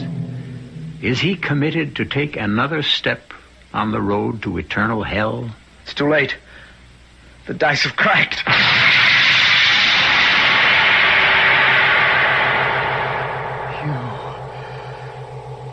Yourself. Am I not the one you called? Yes, but you were are always in some other form. This time the occasion is serious enough for you to see me as I am. Why did they call me? The dice. They've lost their power. Through whose fault? Nearly 200 years ago, I made a pact with your great-great-great-grandfather, Helgar Schroll. For close to 2 centuries, I have lived up to my side of the bargain, as your ancestors have lived up to theirs. Only you have tried to change the terms. I just want what any father wants, a son. A son to carry on the family name? Yes. No. My pact was for 5 generations, and I want no more of the Schrolls to trouble me. No child. But how can... Leave that to me. But I don't want my wife to be hurt. Would you rather I took you now, as I can do with your contract already broken? No. Have no fear. Your wife will come to no harm. You will live out your time on Earth, and the child would never have been born in any case. You underestimate my power. And your dice will have their magic again. See that in all else you obey me, or they will be disarmed, and I shall drag you to the pit that moment. Satan be with you. He was gone as suddenly and completely as he appeared. A devil from blackest hell. And yet as he spoke, his face had rippled like a reflection in a windy pond, and the form kept changing, ever changing, from satyr to Friedel, to the priest, to the peddler, to the croupier, and back to the satyr again. Malevolent, diabolical, menacing. For a moment it seemed a dream, and then I was looking at the dice in my hand. Whole again. And hearing the final proof. Rudy, help me. I'm losing the baby. It took a little while to raise enough to get started again. But once I had a stake, I was merciless. When I cleaned out everyone's pocket in one town, I'd move on to the next. We lived up to every magnificent penny I made. Our parties were legendary, haunted by every profligate in Europe, stained by every sin in the lexicon. Lotte failed to recover her figure. Wine and brandy the culprits now. The Baron von Schrollhausen, as I called myself, was much too rich to be unattractive. No matter what my excesses. And so at last we came to the Riviera in France to run up against my most formidable rival in the game of chance. Who is that perfectly gorgeous man at the baccarat table? That, my pet, is the Comte de Mauvrais, the second most important gamester in Europe. Oh, some say the first. That's a matter we'll settle someday. Is that the Comtesse by his side? It is. And she is beautiful. She's a painted hussy, that's all. Oh, he's getting up. Perhaps he'll come our way. Lotte, here's 100,000 francs. The wheel is waiting for you. Oh, but I prefer to meet the Comte alone. Go. Yes, Rudy. If you insist. Very few things would tempt me away from the baccarat table, but I believe I recognize the great Baron von Schrollhausen.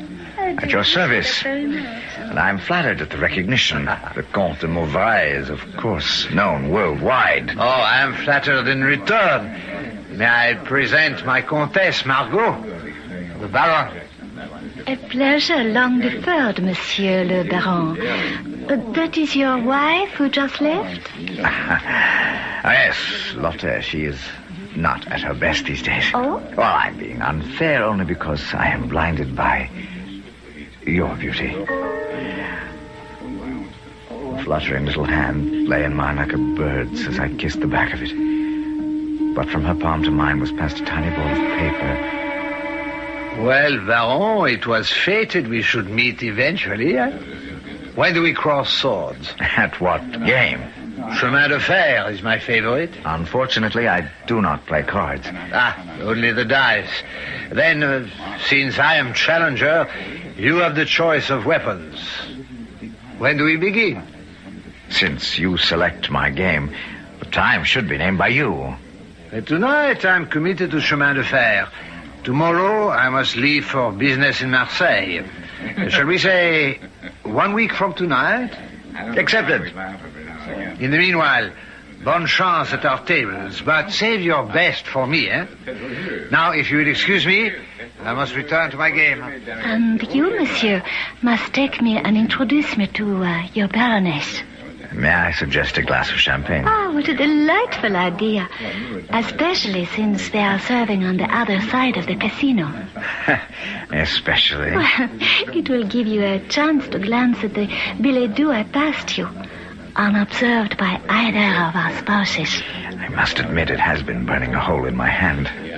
So I shall read it as we stroll. Unobserved. Except by you. That is nothing to be afraid of, since I wrote it. You. The pavilion. My own Petit Trianon, a private little retreat of mine at the other end of our chateau gardens. And your husband will be away all next week. May I expect you? The most beautiful woman in France. Why, me? Regardez vous-même, Baron. I'm no beauty, Madame la Comtesse. You are something far better and more exciting. A man among men, a gambler who wins and wins. A man like you gets in my very blood. But your husband My husband and I are one thing. You and I, another. Besides, he will be away. I shall expect you tomorrow at, say, 4.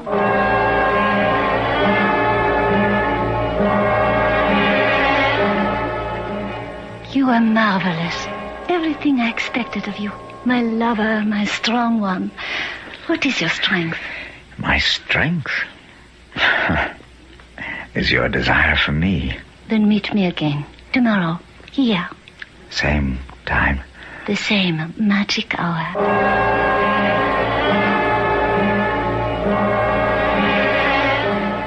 What makes a man a gambler, Rudy? I don't know what makes a man a doctor. Study, dedication, desire? Well, for a gambler, the first two, but the third, that's a fever, Margot. Must we waste our short hours together talking? Not when you mention fever. That's what you've become for me. But you've already won me. Not enough, not yet.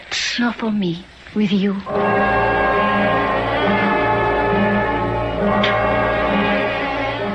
What I really meant yesterday, I suppose, was what makes a man a winner? What makes your husband one? That's simple. He's rich enough to be able to play long enough till the odds have to tilt his way. What happens to us when he comes home? Do you go back to him? I am a very selfish woman, Rudy. I love my pleasures and my comforts. And you. Then if I promise you I will win the game, do I also win you? Oh, you'll never beat Le Comte. And so, 3 days later, the great game began. I let the 200,000 francs ride. Will Le Comte cover me? The Baron is covered. Very well. 8 is the point. Easy 8. Anyway. A 7. I win. My dice, I believe. 11. A winner. I let all ride. How much is in the pot? 840,000 francs. You're covered.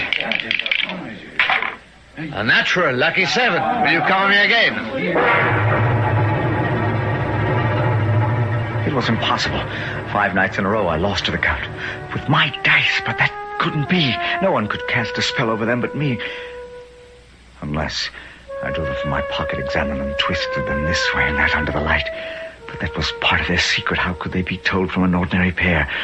And this was no ordinary pair because I never let them out of my possession. Margot, they're gold. I'd been taken in by one of the oldest tricks in the world. Where are they, Margot? Rudy, where? My dice! You sold them from me to give your husband. Rudy, don't be silly and put down those pistols. I suggest the same thing. So you're here, Monsieur de Comte. Very well, my dice. Or I swear I'll shoot that witch who charmed them away from me. I don't have your dice. I warn you. I'll shoot her if you don't give them up. Shoot and be damned. Ah! Dieu! No! Mon Dieu! You've killed her. Just as I'll kill you to get my dice back. They are not yours, Rudy. They're mine. And I decided it was time to take them back. Poor Margot. Still, her death will serve a purpose. You will be guillotined, my friend. But don't worry. When you join me, I'll rejoin you. Damn you, my dice! You can't damn me. You think not? That was enough to kill me when I was Friedel, old friend. But you need more firepower than that to stop the devil.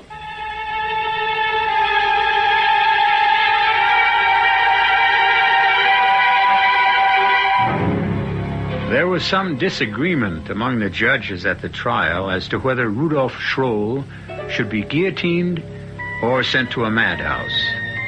But the Comte's face, as he testified, was so white and frozen with grief that Rudy's wild story was judged a deliberate attempt to escape his crime of conscience. He died under the knife, fulfilling the prophecy that he would be the last of the Schrolls. I'll be back shortly.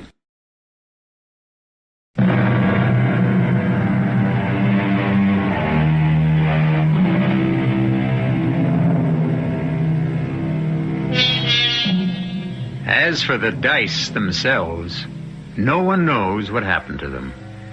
There have been stories since of winning pairs that make fortunes for their owners.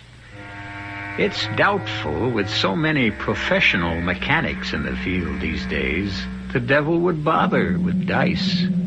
He has so many more fruitful opportunities as the world turns today. Our cast included Michael Wager, Carol Teitel, Ian Martin, Gordon Gould, and Robert Dryden. The entire production was under the direction of Hyman Brown. And now, a preview of our next tale. Jerry? Eric, what's wrong? I'm in trouble. What kind of trouble? I'm scared. I'm scared stiff. Now, whatever it is, kid, I'll stand by you. Now, what did you do? I killed a man. All right, kid. Now, who was it? A man named Jamie Parsons. Who? They said his name is Jamie Parsons. Oh, Eric. How could you kill Jamie Parsons? I did. I shot him 10 minutes ago. No, kid, you didn't. Now, how could you? Jamie Parsons has been dead for 50 years. This is E.G. Marshall inviting you to return to our Mystery Theater for another adventure in the macabre. Until next time, pleasant dreams.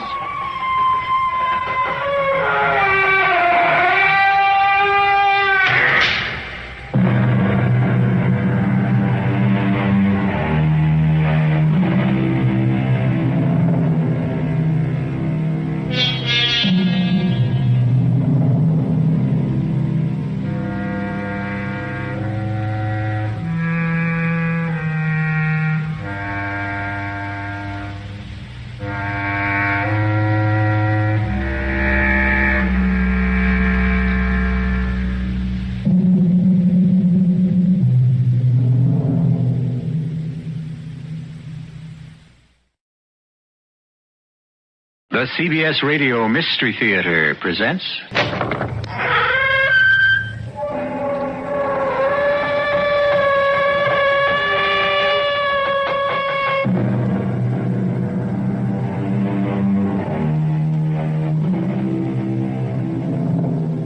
Come in. Welcome. I'm E.G. Marshall. We have a little diversion for you that may both relax and intrigue you. It deals with the subject of dreams. A great deal, too much, I think, is said these days about facing reality. It is considered a great virtue to face reality, while to spend time dreaming, fantasizing, we call it now, is thought to be shameful, if not downright sinful. Personally, I would not care to live if I could not dream. Would you? I saw you coming out of her room. Did you now? Did you really? I won't have it, I tell you. I won't stand for it. Well, what do you propose to do about it? I don't know, but I'll do something. Like what?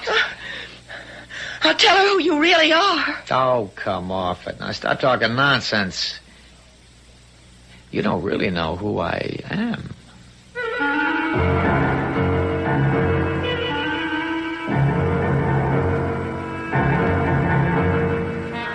Our mystery drama, The Stuff of Dreams, was written especially for the Mystery Theater by Elspeth Eric and stars Bryna Rayburn. I'll be back shortly with Act One.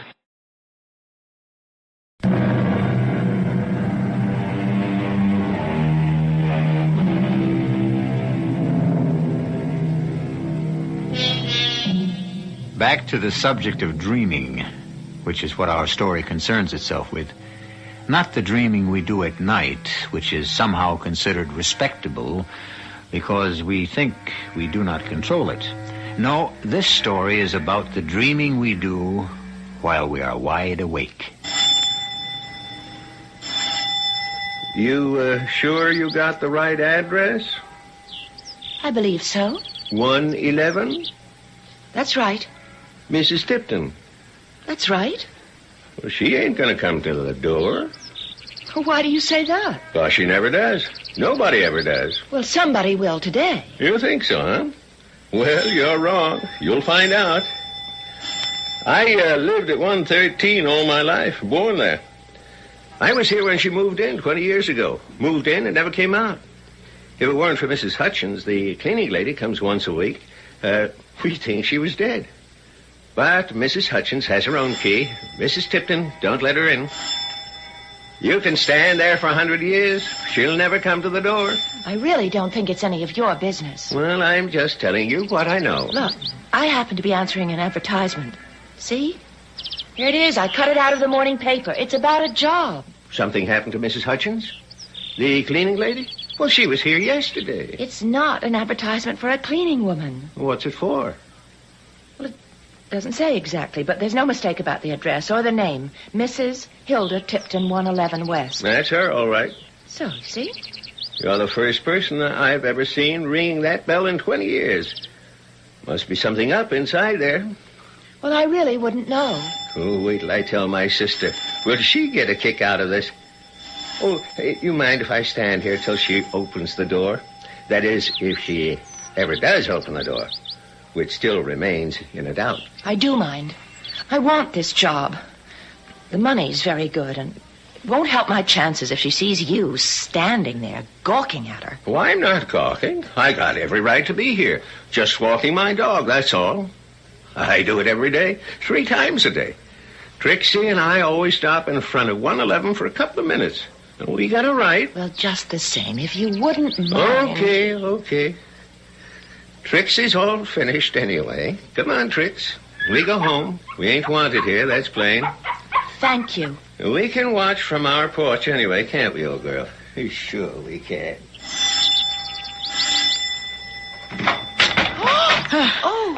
What is... Oh, that sun so bright. Well, come inside. Come in, for goodness sake. You did say 3 o'clock, didn't you? I mean, that's what I understood on the phone. Didn't you say... Go ahead. Go on into the drawing room. Go ahead. It takes me a little time. At first, I thought that maybe you weren't home or I'd made a mistake or something. Oh, what a beautiful room. Oh, how perfectly beautiful. Well, I was on the phone when you rang the bell. Takes me a while to get around. All this weight I have to carry. I have a glandular condition. Oh, I'm sorry. Well, go on, sit down. No, not there. That's a priceless antique. I'm sorry. Well, where shall I... Any place. I'm going to lie down on the couch myself. You don't mind? Oh, I don't mind. I'll just stand. If you want to. See, I have a heart condition, and my weight problem makes it worse. So, I have to be careful. Well, now, you came about the position. Yes. What's your name? You told me on the phone, but I've forgotten. I talked to a lot of girls. My name is May Cook. May Cook? Yes. That's not a very imaginative name. Well, it's mine. It's the only one I've got. Well, you could change it to Maybelle, something like that. Well, I don't really want to. Oh, it doesn't matter what you call yourself. I myself changed my name from Hilda to Hildegard, but didn't seem to make much difference because I never see anybody or correspond with anybody or have anything to do with anybody, really. Not ever? Not anybody? Not since my husband divorced me and took my son away from me. Oh, that's awful. Oh, I am sorry. Not at all, no. He gave me plenty of money, and I bought this house and furnished it. But even so, to leave you alone like that... Oh, I never think about it. Or them. They got in the way. Got in the way? In the way of what? My kind of life. Mrs. Tipton, it's really hard to see where I'd fit in. I'm a trained social worker. That's how I make my living. At least, that was how I made my living. I was discharged 6 months ago. They were cutting down and... Well, I haven't been able to find anything in my field, and I'm running short of money, so I'm willing to take almost any kind of job if it's respectable. Look, I'm not going to ask you to do anything you wouldn't ordinarily do. Well, do you need a secretary? Something like that? I think I could manage that, maybe. Or be a companion. Oh, I don't want a secretary or a companion. Why would I? I never do anything, and I prefer being alone. Well, what is it that you do want? I want somebody to live for me. To live for you? Precisely. Well, I really don't know what that means, Mrs. Tipton. I never heard of anybody living for somebody else. Well, I shall explain. I don't pretend that my life in this house is living.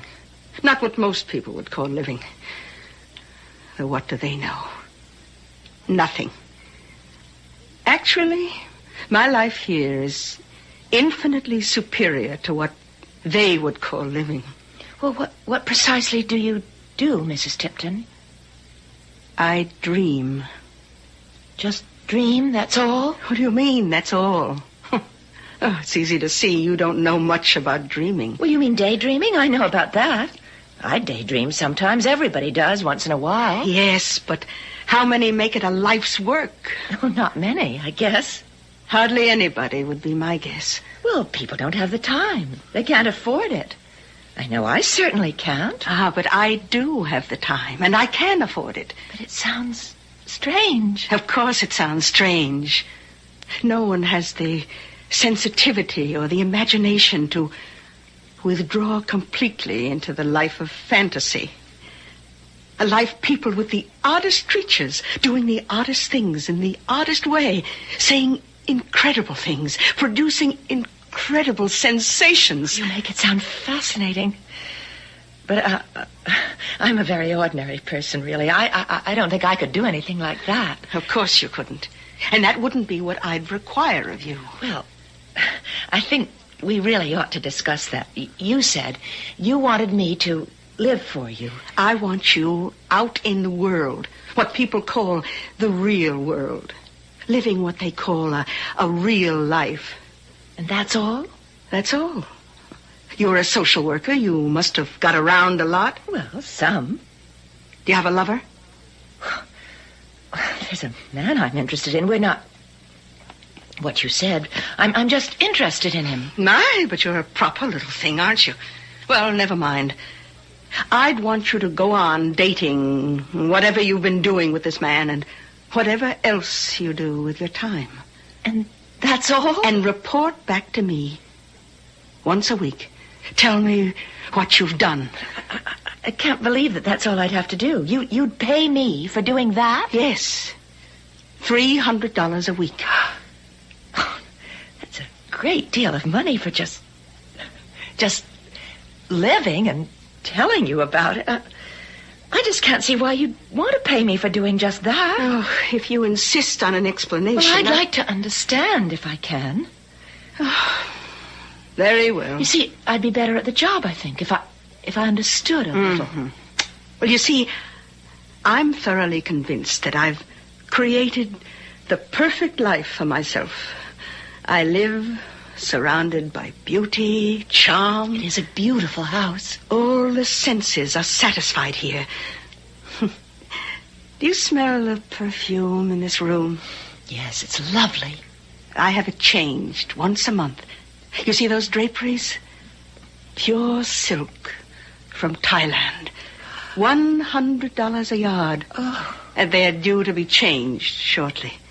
When you change them, do you just throw the others away? Oh, you'd like to have them, wouldn't you? Well, perhaps if you're a very good girl. Well, they're so lovely. Everything in this house is lovely. Except me. Oh, Mrs. Tipton. Nobody weighing close to 300 pounds could be considered lovely, but it doesn't matter. Because I have my dreams. And in my dreams, I weigh exactly 110. And my hair grows to my waist and is a light auburn in color. And my feet are small and narrow. And my eyes are clear and bright. And my fingers are long and tapering. Oh, well, never mind. The point is that in my dreams, I am the loveliest thing on earth. And the loveliest things happen to me. Then why do you... That's been my life for 20 years. And I've adored every second of it. But now, well, I'm starting to grow older. It's sad, but I'm growing older, and it's harder than it used to be to dream my beautiful dreams. Everybody grows older, Mrs. Tipton, eventually. I don't intend to. No.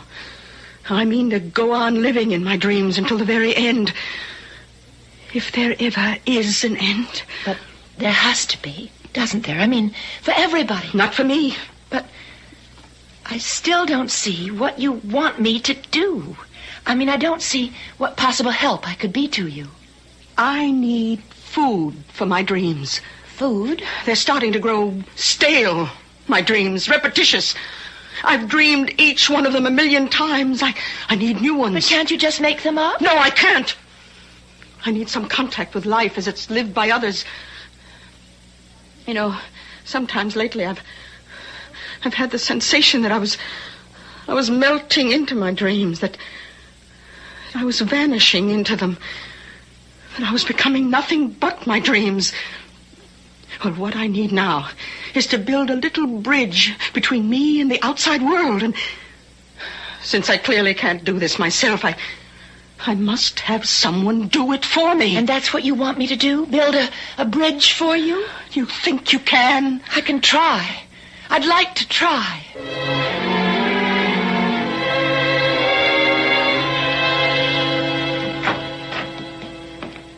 Hello, Eddie.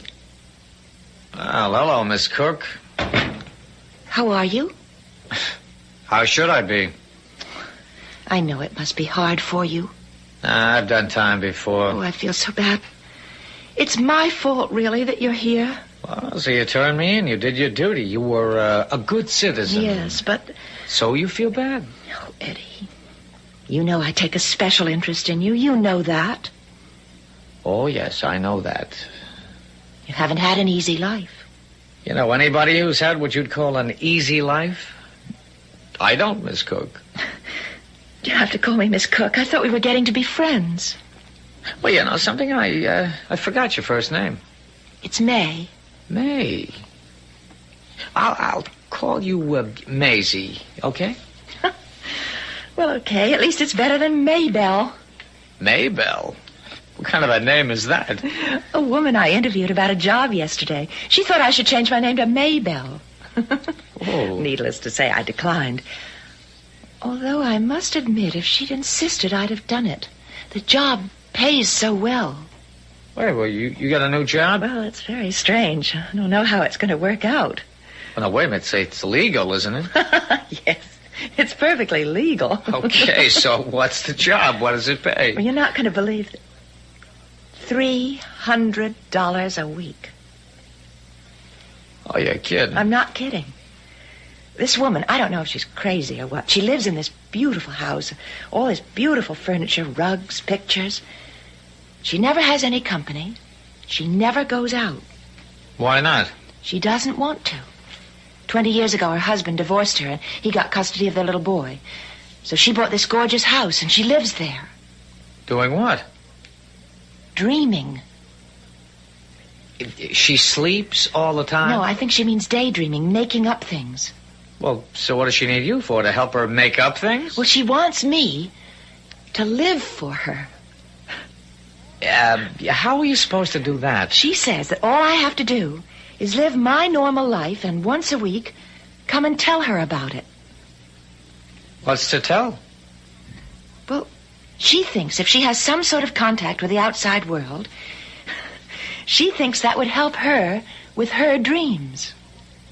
Oh, that's what she needs, help with her dreams. And I get $300 a week. Isn't that crazy? Well, isn't it? Say something. Yeah, no, I'm thinking. What about? I come up for parole next week. I think it'll go through. They practically promised me. Yes, now what are you going to do when you get out? Well, I told them I had a dishwashing job, and I do. And where are you going to live? Yeah, some flop house, I guess. Well, you'll get a better job. I have great faith in you, Eddie. And if there's anything I can do to help, you know you can count on me.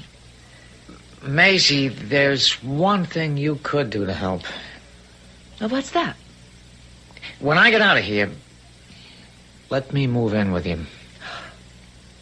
Eddie, just for a little while, till I get back on my Eddie, feet. I don't know. I don't mean shack up together. I mean, just let me sleep on the couch or the floor, anything. Well... It'd mean everything to me. Well, for a while, maybe. Okay. You can stay with me for a little while.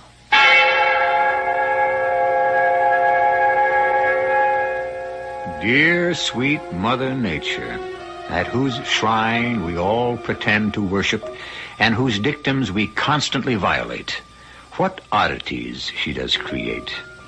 Perhaps to revenge herself on us for our misdeeds. Perhaps to punish us for our hypocrisy. Perhaps to show her contempt for our stupidity. Whatever her reasons, it is an undeniable fact that here and there are specimens of her handiwork that shock, terrify, and appall us. I'll be back shortly with Act 2.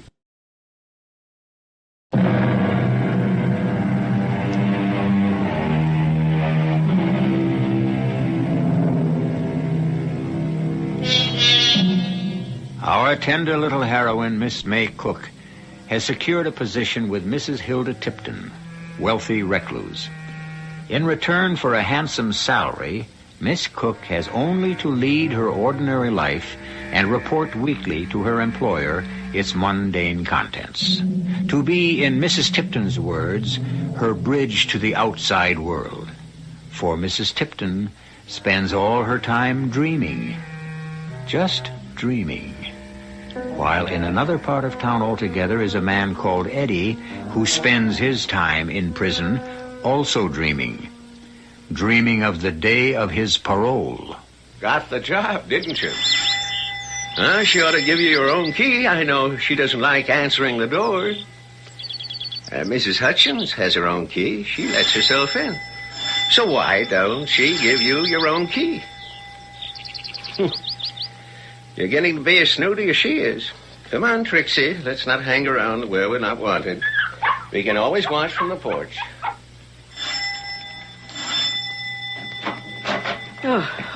Come on in, May. Hurry up. Looks like rain. Terrible day. Oh, well, go on in. Take your coat off. Go on in. I hope to goodness you got something to tell me. Something with a little spice to it. I don't mind telling you what you tell me about the world out there. Makes me glad I don't live in it. Oh, move that pillow, will you? Which one? On the couch, the gold one. I need it for my back. That's it. All right, now go ahead. Well, the beginning of the week wasn't so very exciting. I bought some clothes. What kind of clothes? Well, a couple of shirt-waist dresses and... Shirt-waist dresses? Oh, they're very nice. Nice? I paid quite a lot of money for them. Oh, didn't you buy anything, sexy? No. Nothing long and filmy and, revealing? No, I've never worn that sort of thing. Didn't you tell me you were in love with some man? Yes, that's true, I am. You wear shirt-waist dresses when you're with him? Alone with him, I mean? Well, he hasn't been in town lately. Where's he been? Away. Away where? Oh, you don't want to tell me. Okay. When's he coming back? Well, he is back. He came back last night. Oh, good. So, what did you do last night, the two of you? Well, we went out for dinner, seeing as it was his first night home. What did you eat? He had steak, I had fish. We both had salad and ice cream. Oh, Lord. Even the food you eat is dull. Don't you ever eat anything interesting?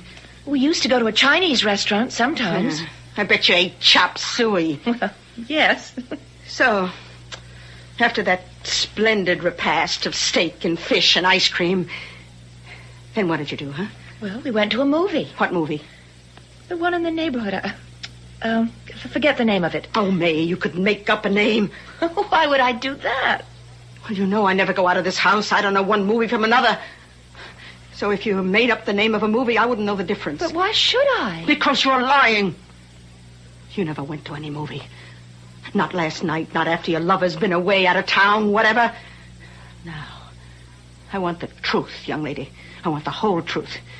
You've been coming here, 3 weeks now, and you haven't said one word that was interesting. Near as I can tell, nothing happens out there in the world. Nothing whatsoever. But it's true. Nothing much does happen to me, Mrs. Tipton. I don't believe that. I don't believe that for an instant. I couldn't have been so wrong about you. I never said that I was interesting or anything like that. I know, but there was something about you. I heard it in your voice over the telephone. So sweet, so mild, so eager to please. And then when I met you, I could see it in your face. I don't know what you could see. I'm just... Hunger. Yearning. You wanted my draperies, didn't you? Oh, but only if you were going to throw them out. Well, you'd take second-hand things if they were fancy, expensive. And then there was your manner. The way you smiled and agreed with everything I said, even if I was rude. I knew you must have another side to you. What I saw couldn't be the whole of May Cook. There must be another part of her that was jealous and spiteful and angry. No, I'm not. And guilty! Guilty of being spiteful and jealous and greedy. No, Mrs. Tipton. Yes, Miss Cook. Now, suppose you tell me about this lover of yours. Tell me all about him. What's his name? That'll do for a start. Eddie. Eddie what? You said he's been out of town. He's been in jail. In jail? In jail? Well, that's wonderful. In jail for what? What did he do? Well, he broke into somebody's apartment. Your apartment? No. Then how'd you get to know him? It was the apartment of a friend of mine.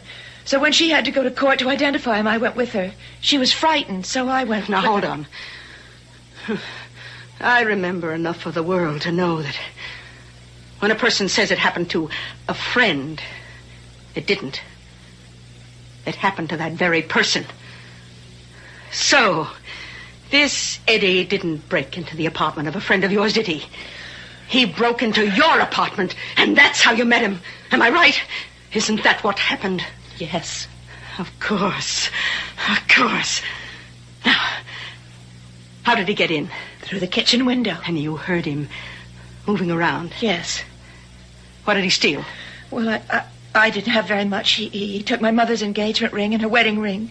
I had a little cash, about $20. He took that. And what else? Oh, that's about all. I don't want to hear about all. I want to hear all. What else did he take? Nothing else. He took you, didn't he? I don't know what you mean. I mean, he took you by force against your will. I mean, rape, you ninny. He raped you, didn't he? No, he didn't. Why don't you admit it? Mrs. Tipton, I can't admit to something that never happened. Oh, you make me sick. Well, if that's so, perhaps I better not work for you any longer. And give up all that money? You need it, you know you do. Not that much. Look, I want you to do one more thing for me, then we can call it quits. I want you to bring this Eddie person here to my house. I want to meet him. I don't know if he'd want to come, Mrs. Tipton. You bring him. Tomorrow night. I'll expect you both. For dinner. I've had enough conversation for today. You can go now. Oh, your money's on the little table by the front door. Thank you, Mrs. Tipton. 3 $100 bills. Crispy new ones. Thank you, Mrs. Tipton. For once, I got my money's worth. And I mean to get much more. Much, much more.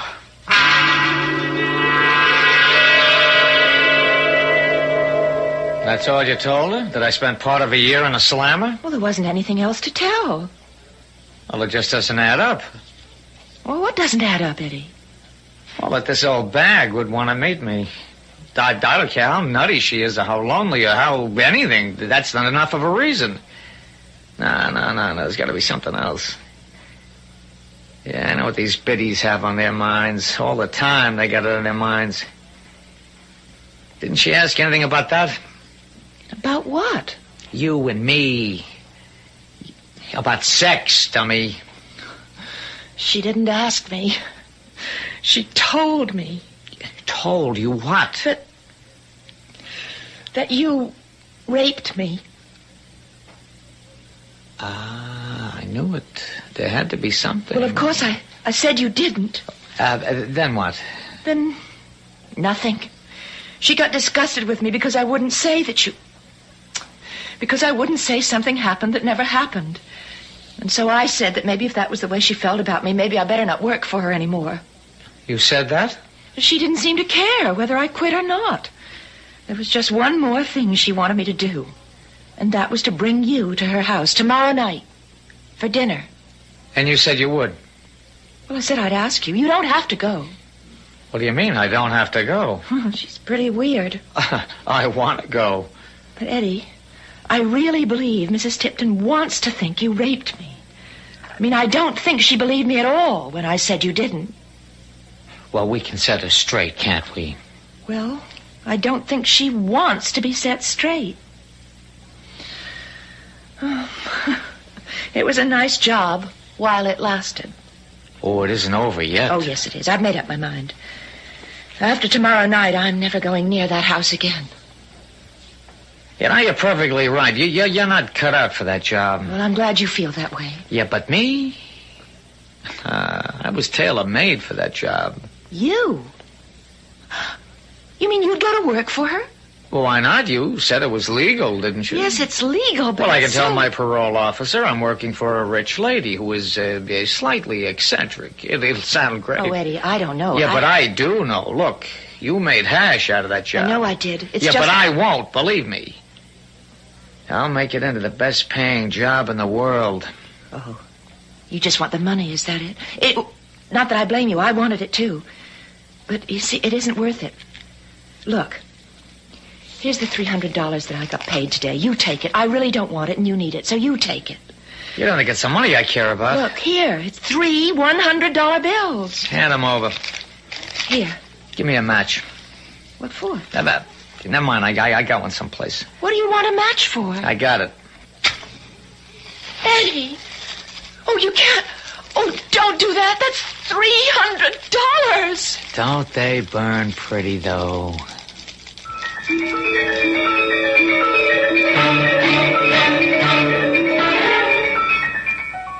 Well, some people have money to burn, I guess. Not me, and nobody I know either. And even if we did have, I don't think we'd go ahead and actually do it. I mean, we'd somehow think of something else, anything else to do with it beside burn it. I mean to say, $100 bills are legal tender, not legal tinder. We'll be back shortly with Act 3.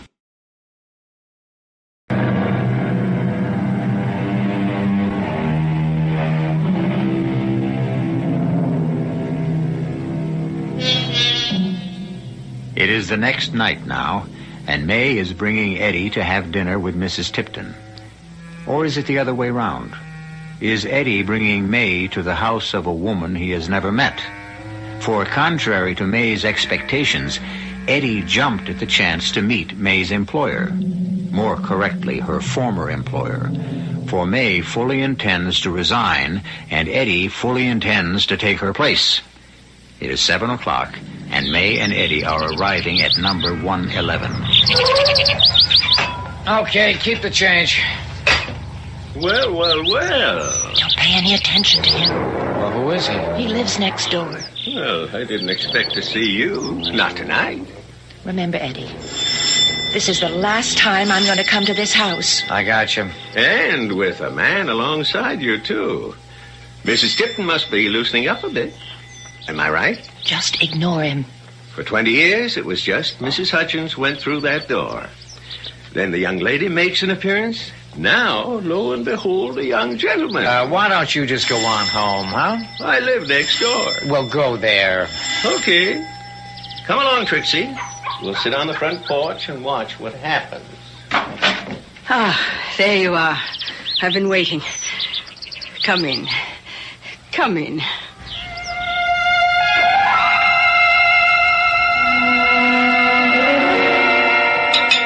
Oh, that was the most delicious meal I've ever been privileged to enjoy, Mrs. Tipton.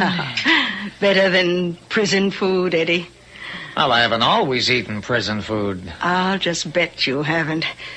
Oh, Nay, fetch Eddie another helping of the burnt almond mousse. Yes, Mrs. Tipton. Eddie, you remind me of somebody. I can't think who. Your husband, perhaps? Oh, heavens, no. My husband was a stick. Your son? Well, considering I haven't seen my son since he was 5 years old.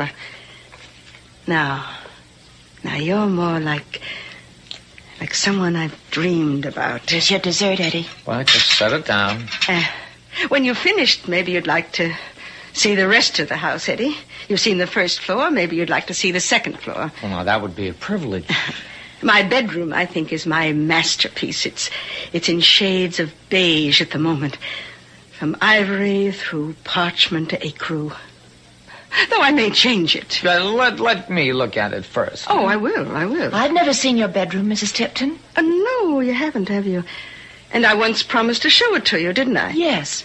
Well, then we'll all look at it together.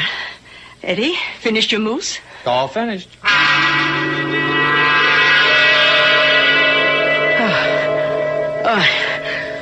I really should have an elevator installed. These stairs are getting to be too much for me. Voila. Entree. Oh, how perfectly exquisite. That's very nice. I commend your taste, Mrs. Tipton. You really like it. Yeah, I really do. But you said you were going to change it. Oh, I change everything regularly. I get tired after a while. I need new things, new colors, new textures. New sensations?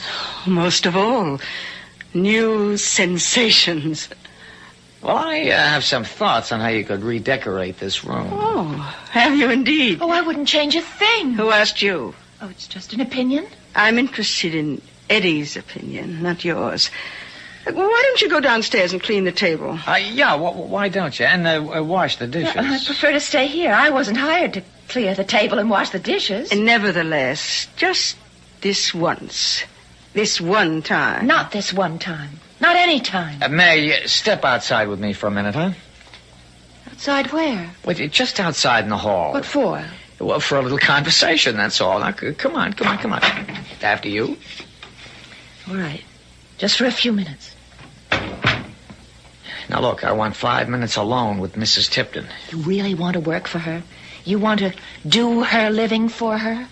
I really want to. Eddie, you don't know what she's like. Oh, I know exactly what she's like. She's another one of those women. I've known them all my life. What women? Women like you. Oh, she's nothing like me. Not outside, but inside, you're alike. You're the kind that likes criminals. You like everything about them. If I wasn't a criminal, you wouldn't like me. I wanted to help you. To understand you, to help you to understand yourself. I understand myself perfectly. I understand myself backwards, forwards, sideways. I'm bad, Maisie. Bad. No, not really. Yes, no. really, she understands. As that fat blob in there. I'm what she's been dreaming about all these years. Lust and lasciviousness and uncontrolled passion, dreaming of a life where anything goes and the world belongs to the clever and the strong. I've never lived that way. I've never dreamed about those things. Oh, yes, you have, baby. You haven't got the gumption to do anything for yourself, so you find somebody like me and pretend you want to change me, but you want to rehabilitate me. Isn't that what you call it? Well, I can't be rehabilitated, baby. I don't want to be. And that fat lady in there doesn't want me rehabilitated. She wants me just the way I am. So now, if you'll excuse me. Eddie. Mrs. Tipton? Well, you've turned off all the lights. The moonlight comes through the windows. Well, how romantic. Moonlight streaming through parchment silk. And where are you, Mrs. Tipton? Here, Eddie. Well, now, would you by any chance be in the big canopied bed, Mrs. Tipton? The big bed draped in ivory net? Silk net. But I can scarcely see you. You can hear my voice. So I can, Hilda. Oh, call me Hildegard. You said I reminded you of someone. Someone I've known intimately. Well, suppose I light a match and you take a look at my face. Think who it is I remind you of. You ready? Oh, yes. Why, I know you. I know you. Is it possible? Is what possible? That you are him, the fiend, the arch-fiend. Am I? Oh, light another match. Look carefully at my face, Hildegard. Oh, is it possible? You're here with me, and you are going to... To what? You're going to force yourself on me, aren't you? Oh, I know it. It's what I've dreamed of. Oh, light another match, my beloved. Your Majesty, your satanic Majesty, I am your servant, your slave. What is that? The room is growing red. There's fire. The bed is on fire. I'm on fire. On fire! The door is locked. Somebody open the door. Eddie, open the Tipton, please.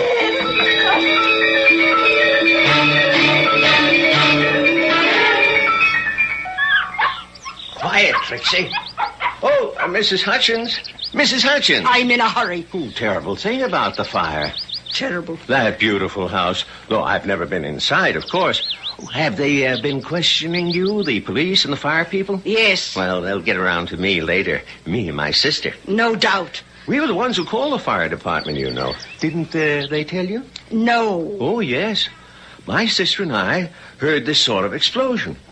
And then we saw smoke coming out of one of the upstairs rooms. Mrs. Tipton's gorgeous bedroom. Is that what room it was? Yes. Then she must have started it herself. I wouldn't know about that. Well, nobody got out, I understand. Nobody. Where was Mrs. Tipton at the time?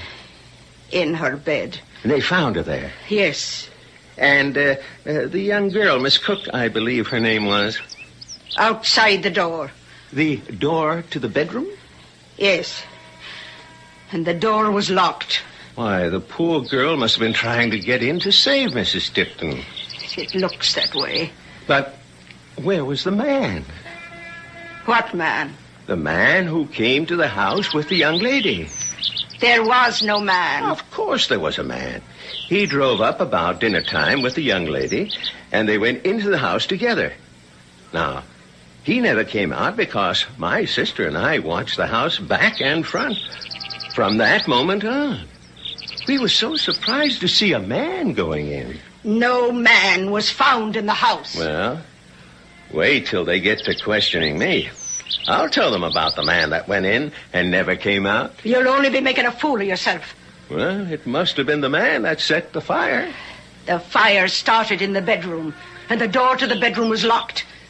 And no body of any man was found, so there. Now, I've got to be getting on home. You can tell your fanciful tale to the police if you want to. But how did it happen? How did the fire start? It was the work of the devil, if you ask me. He has sly ways, the devil has. Very sly ways.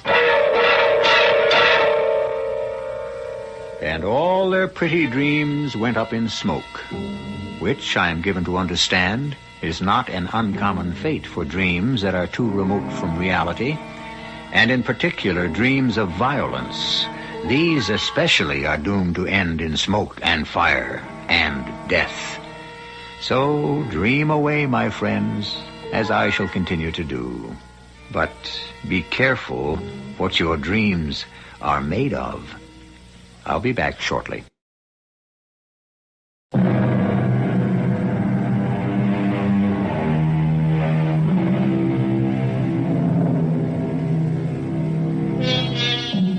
Our revels now are ended. These, our actors, as I foretold you, were all spirits and are melted into air, into thin air. And this insubstantial pageant faded, leave not a rack behind. We are such stuff as dreams are made on, and our little life is rounded with a sleep.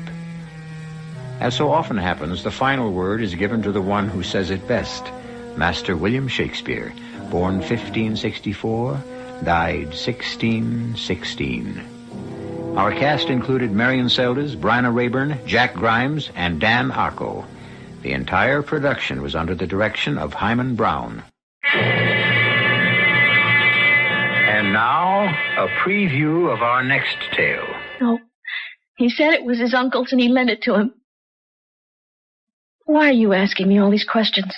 Well, some of them I'm asking because I felt you'd rather have me do it than the police. Well, why doesn't Tim tell him the truth?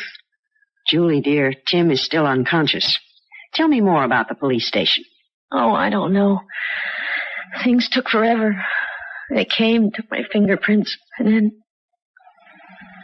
they put me in a cell and locked the door. Yes? Well, they turned out the light. I tried to tell him not to because my pop was coming. I asked them to call him. They just didn't pay any attention, and suddenly the walls... He was there. I knew he was going to get me. I just screamed and screamed. The police lady came. I told her to get my pop to get me out of there. This is E.G. Marshall inviting you to return to our Mystery Theater for another adventure in the macabre. Until next time, pleasant dreams.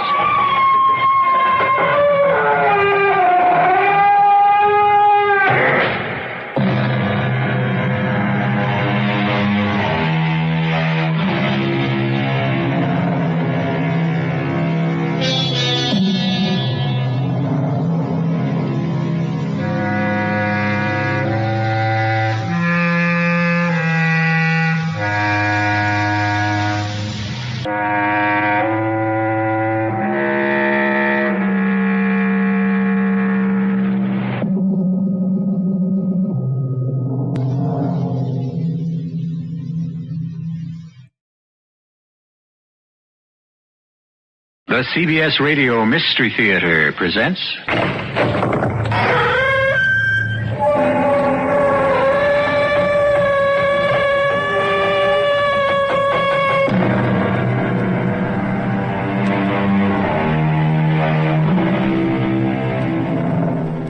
Come in. Welcome. I'm E.G. Marshall.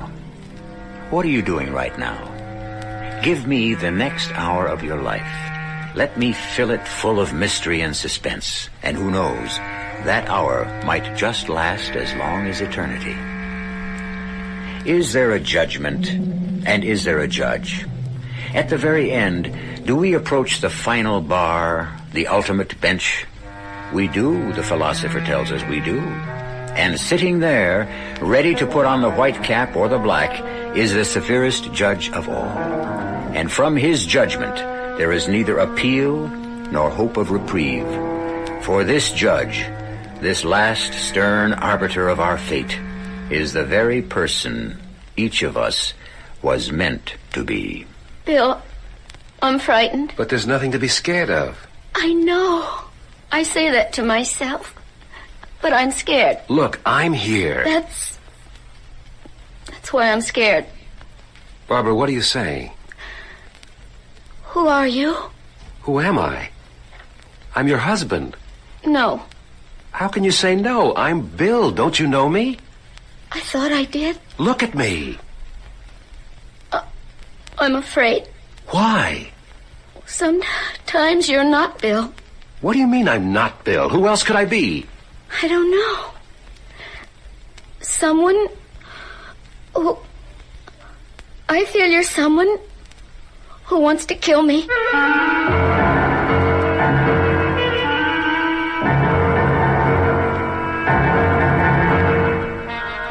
Our mystery drama, Every Blossom Dies, was written especially for the Mystery Theater by Sam Dan and stars Michael Tolan. I'll be back shortly with Act One.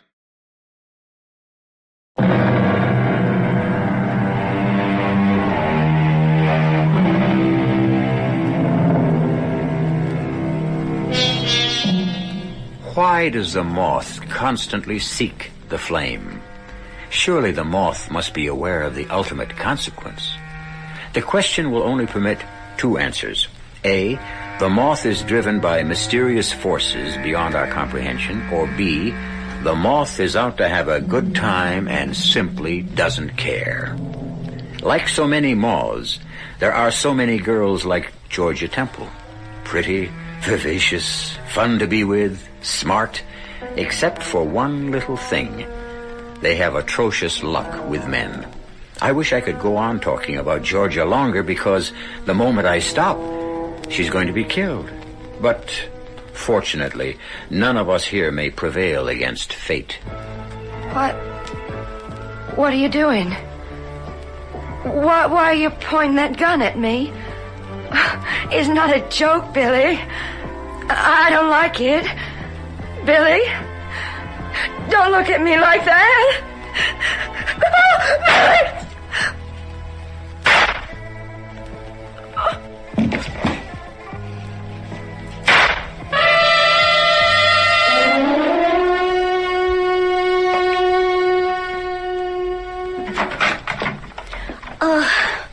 I was worried. Worried?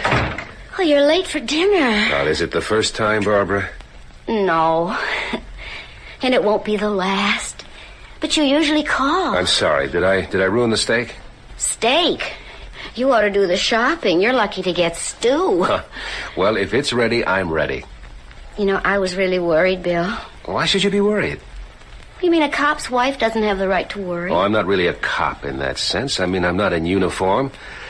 I'm called in after the crime, Jerry Ferris and me. Whatever shooting or stabbing... Please, Bill. The rough stuff has already happened. Jerry and I, we do the gentleman's job, the inquiry it's called. Well, you still should have phoned. That's right. And there's no excuse. I wanted to know about dinner, so I called the desk at 5, and they said you'd left for the day about an hour before. And do you know it's 7:30 now? Well, darling, No, honey, I'm sorry. I have no right to ask. No, you have every right. No, not under these conditions. Barbara, if you want to know what I was... because that would mean that I'm taking that note seriously. Barbara, let me tell you. I don't believe that note. It was sent by some vicious psychopath. Darling, I want to explain. If a person has something to say to me about my husband, if anyone wishes to accuse my husband of infidelity, let that person face me openly and with proof. I'll tell you where I was this afternoon. I just know you wouldn't have another woman. Say, you are sure of me, aren't you? I know you, that's all. It's just a note like that. Well, it's upsetting. Darling, why didn't you let me see it? Because I could have taken it to headquarters and turned it over to the lab. Well, I didn't want to get involved in anything, and... Oh, it's just a crank thing anyhow. I thought it'd be best all around if I just tore it up. I don't even know why I told you. Well, I'm just scared to think there are people with that type of mentality running around. Look, the fact is, I left headquarters completely resolved to get home early when I saw someone, a hoodlum who has no business in this particular territory. I thought I'd keep an eye on him for a while to see where he might lead me. And where did he lead you? To a rooming house where he's evidently living. So I filed him in my mind for future reference and came home. Well, I hope you like the stew. I made it with wine. How could it be bad? And a little music to aid the digestion.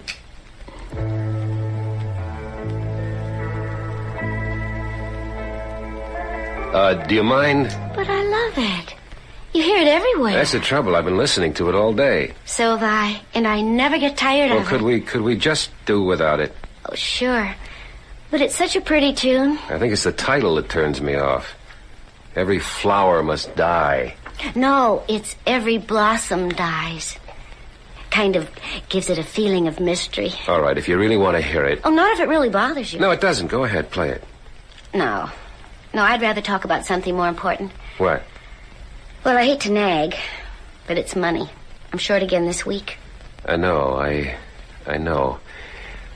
Look, I just have this situation. Now, who could that be? I'm afraid I know. Jerry Ferris tried to reach you half hour ago. He left word to call him. Honey, why didn't you tell me? I did want you at least to have your dinner. Oh, well. Hello? Bill, saddle and ride. No, not me, friend Jerry. I'm starting my 48 hours off. We got us a homicide. The address is 718 Hayes. You don't need more than 15 minutes to get here. Ferris. Yeah, I better run. Can't you just finish? No, dear. I don't even know what kind of homicide we're up against. I better get right over there. I'm sorry. Well, it isn't as if you didn't warn me before we were married. Look, darling, about that note... I've already forgotten about it. I wish you would, too. 718 Hayes. 718 Hayes. What, Bill? It's the address where I'm supposed to meet Jerry. That's northeast, isn't it? Yeah.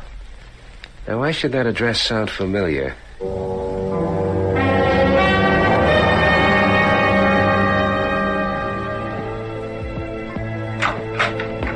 You made good time.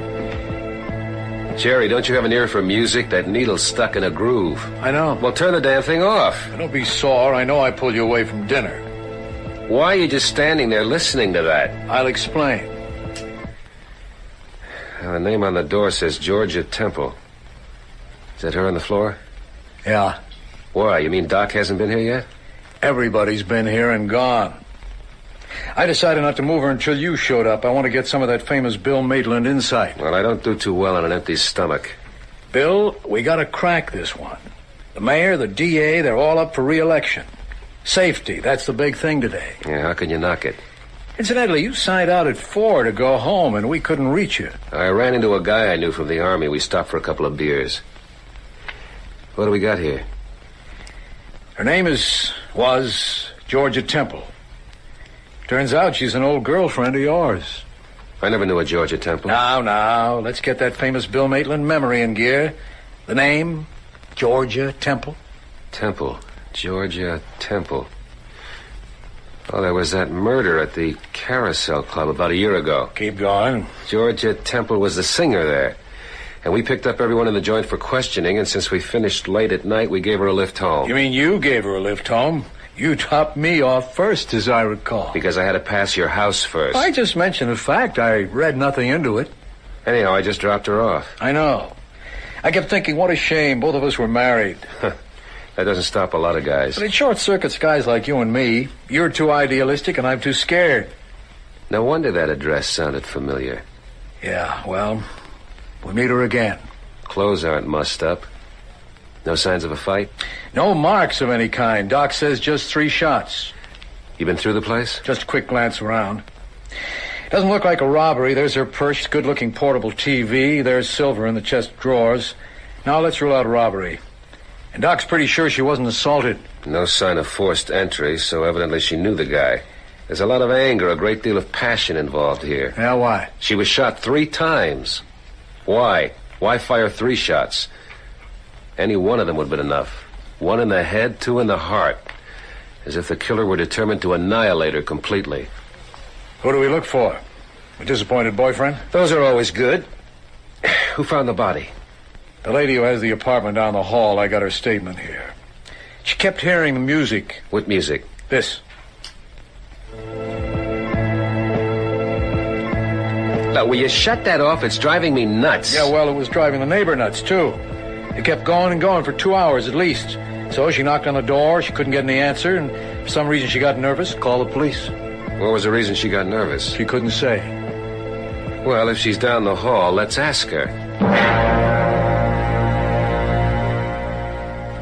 As I tell you, I heard the music, and I knew the needle must have been stuck. And then, Mrs. Woodruff? Well, I've already told this officer. I went down the hall, knocked on her door, but received no answer. Yes? I called to her. Miss Temple, but there was no answer. Poor child, now I know why, and... Yes? Miss Woodruff, why are you staring at me? Well, I'm not staring at you, young man. I'm sorry, perhaps I shouldn't have used that word, but it does appear that you are looking at me rather intently. I'm sorry. I do give that impression sometimes. But it doesn't do me any good to look at anyone in any way. You see, I'm blind. Oh, I'm sorry. Oh, it's quite all right. You'd never know it, ma'am. You'd never know it here in my home, where everything is meticulously arranged. You say you heard the record player in Miss Temple's apartment, and it kept playing the same thing over and over again. There was no answer when you knocked on her door. No answer. And you became very nervous and called the police. That is correct, sir. What would have made you that nervous? I can only say an old lady becomes nervous for any reason or no reason. About Miss Temple? She seemed a nice enough young lady. Of course, she'd only been living here a few months. I hear she was a singer. Yes? But she wasn't working. What did she do during the day? As far as I know, she didn't do anything. Although, well, I shouldn't say that. She did practice a lot. Voice, you know, and acting. You heard her do this? She had a tape recorder, and she'd work with it all day. Did she have any visitors? Well, I shouldn't say this. Say what? She had a gentleman friend. Who? I don't know who. He would come and go. I could hear them quarreling sometimes. About what? 2 things. Always the same 2 things. Money was the first. And the second thing? He was unwilling to divorce his wife. Now I know why I felt nervous. This time their voices had an especially ugly tone. There was anger. The man, did he have a distinctive voice? Well, I never heard it very clearly. It was always on the other side of the wall. What kind of voice was it? What kind? Well, I would say he had a voice that sounded very much like yours, Lieutenant. Very much like yours. If they say, physician, heal thyself, should they also say, policeman, investigate thyself? Well, there's such a thing as coincidence, and certainly we all know about circumstantial evidence. Right now, we only know that a girl named Georgia Temple has been shot to death in her apartment.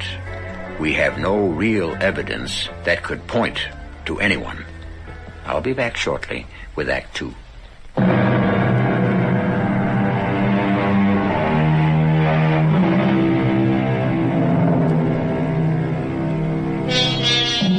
Georgia Temple was found shot to death in her apartment. The police are naturally asking the expected question: who killed Georgia Temple? So far, there isn't any evidence that would point to anyone. There is, however, a clue, a lead. It isn't much, but it's all we have, and it points at one person. And that person happens to be the police detective who is heading the investigation. Let me understand this, Mrs. Woodruff. You've heard this man's voice. Yes, Lieutenant. And it reminds you of mine? Well, it sounds like yours. They say that sightless people have remarkable hearing. Oh, it's like everything else. Some do, some don't. And the fact that your voice sounds almost exactly like the gentleman friend of Miss Temple's, well, that doesn't have to mean very much. After all, just as there are people who look very much alike, there are people who sound very much alike. Thank you, Mrs. Woodruff. I hope I've been able to help you, gentlemen. You were very helpful, Mrs. Woodruff.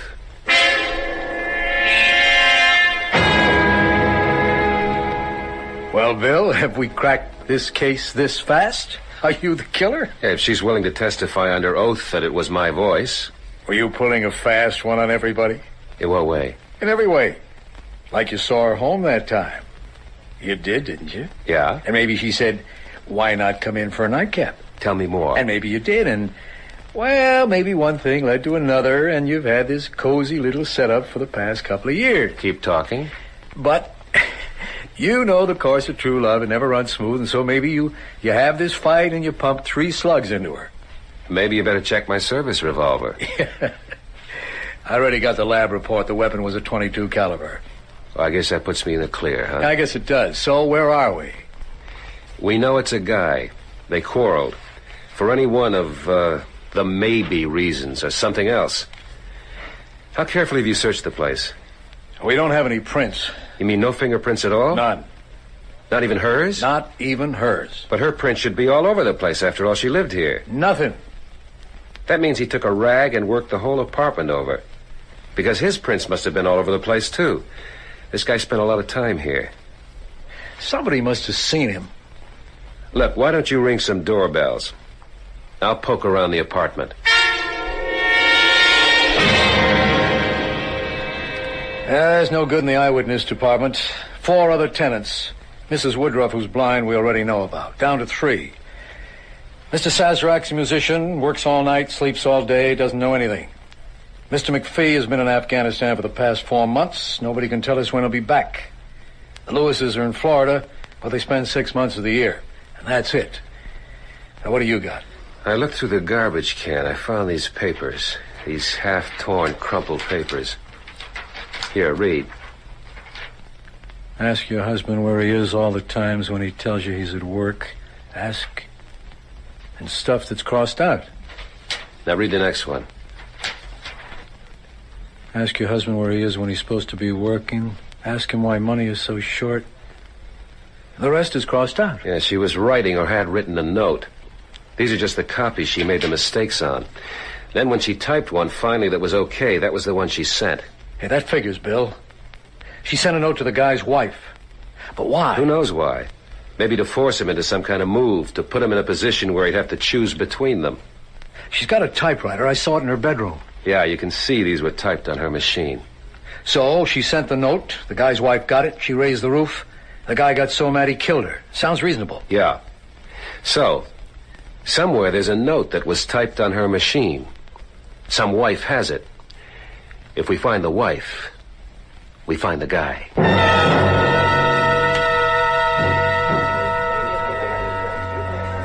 Say, I remember you fellas.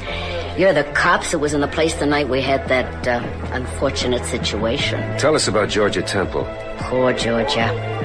Is that all you can say? Well, it about sums it up. Poor Georgia. She left here about a year ago. Did she go to another job? Mm-mm. No, I guess you'd have to say she retired. At her age? Well, that's what it came to. Seems she started running around with a guy. Who? Nobody knows who.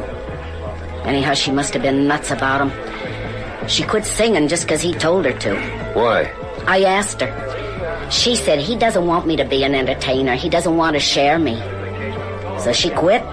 How did she live? He was supporting her. He must have been a man with money. No, not too much. Not the type that's got it to throw around. After all, she wasn't living in the lap of luxury.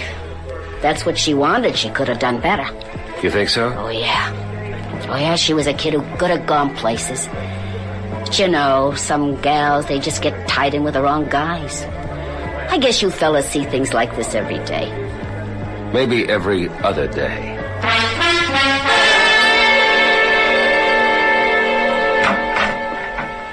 You still didn't tell me why you wanted to come back to the apartment, Bill. The tape recorder. Mrs. Woodruff said Georgia Temple worked with a tape recorder. Yeah? Where is it? Do you remember seeing it? No. Maybe it was stolen. Now, come on. Why would a guy come in here, kill her, and just take the tape recorder? She had money in her purse, remember? Okay, let's look around. Hey, hold it.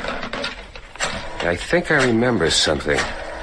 When I looked through her bag, I think I saw... What? Now, hold it. Lieutenant Maitland, let me have the property office, please. What do you think you saw? Maxwell, this is Bill Maitland. There's stuff that belonged to Georgia Temple. See if there's a pawn ticket. Yeah, I'll hold. Pawn ticket? She pawned the recorder. But why? She needed money. Look, the guy paid for everything else, the TV set, the furniture, the silver. But the tape recorder, that must have been hers. Yeah, Maxwell. There is? We'll be right down to pick it up. Yeah? Yeah, I read about it in the paper. Well, what can you do? You gave her $50 for this tape recorder? It's a good one. High quality. Listen. Sweet justice, let there be no delay, nor shadow of suspicion. Delay. A, that A sound. Say A, not A.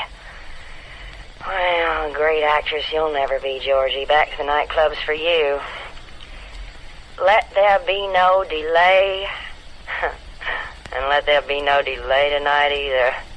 Have it out with Billy Boy without delay. Sweet justice, let there be no delay, nor shadow of suspicion. Honey, if he doesn't shape up, you'll have to... Now, hold it. Let's run it back. And let there be no delay tonight either. Have it out with Billy Boy without delay. Billy Boy. Billy. Let it run. Sweet justice, let there be no delay, nor shadow of suspicion. Honey, if he doesn't shape up, you'll have to do something definite. Sweet justice, let there be Let there be what? a letter. We'll write a little letter, just a simple little note guaranteed to get his goat. Ask your husband where he is all the times when he tells you he's at work. Where is he spending those long evening hours? Signed, one of the girls. Well, Billy Boy, that should get us some action. You won't have to worry about divorcing her. Maybe she'll divorce you. Mm-hmm. That's the way to write it. I guess that's all. So now we know his name. Billy.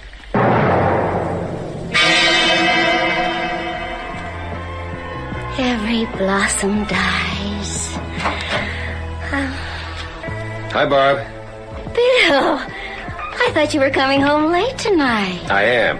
Ferris and I are making the rounds at some of the watering places. I was at the Starlight Club just a few blocks from here. You want to shut that off for a minute? I'd just like to relax. Oh, sure. I don't know what there is about that song. It just... I don't know, it makes me nervous. I don't know why. I think you're working too hard. That's possible. You're probably killing yourself. I know, but that's me. How's the case? Inching along. Why were you visiting the saloons? Somebody must have seen that girl out with this guy. They had to go somewhere. Why do you say that? You're a woman.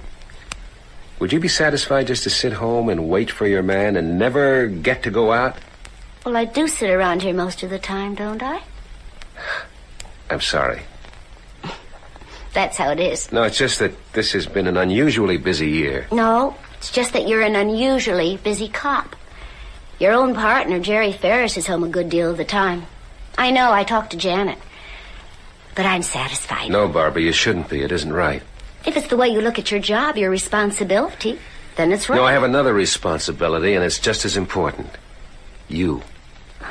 Bill, I don't mind. And I do understand because I love you. And I want you to be happy in your work. We're going away. Just as soon as this case is in the bag, I'm taking my leave. Do you realize I've got a whole month coming? Are you sure you And do you know where we're going? We're going to Europe. Europe? Oh, Bill. Oh, how can we even talk about it? You yourself said money's very tight. Yeah, but I think I'm out from under.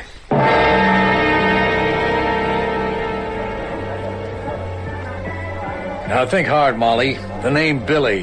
What does it mean to you? Not a thing. She never spoke about a guy named Billy? Nope. You knew she was going out with a guy? Yep. Billy means nothing, huh? Not in connection with Georgia Temple. Well, not to me, anyhow. Jerry, let's get out of here. You come across anything in your travels? Nothing. Molly, don't they ever play any other kind of song in here? I like it. Where do you want to go now, Bill? Back to the apartment. Again? Yeah. Let's start all over. I think I see the trail that will lead us straight to the killer.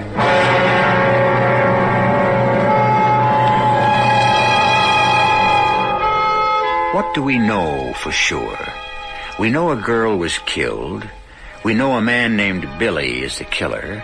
We know they quarreled over money. We're pretty sure Georgia wrote an anonymous note to Billy's wife. We also know the police detective who is investigating the murder is also named Bill. His wife received an anonymous note accusing her husband of being with another woman. Well, before you reach any definite conclusions, wait until I return shortly with Act 3.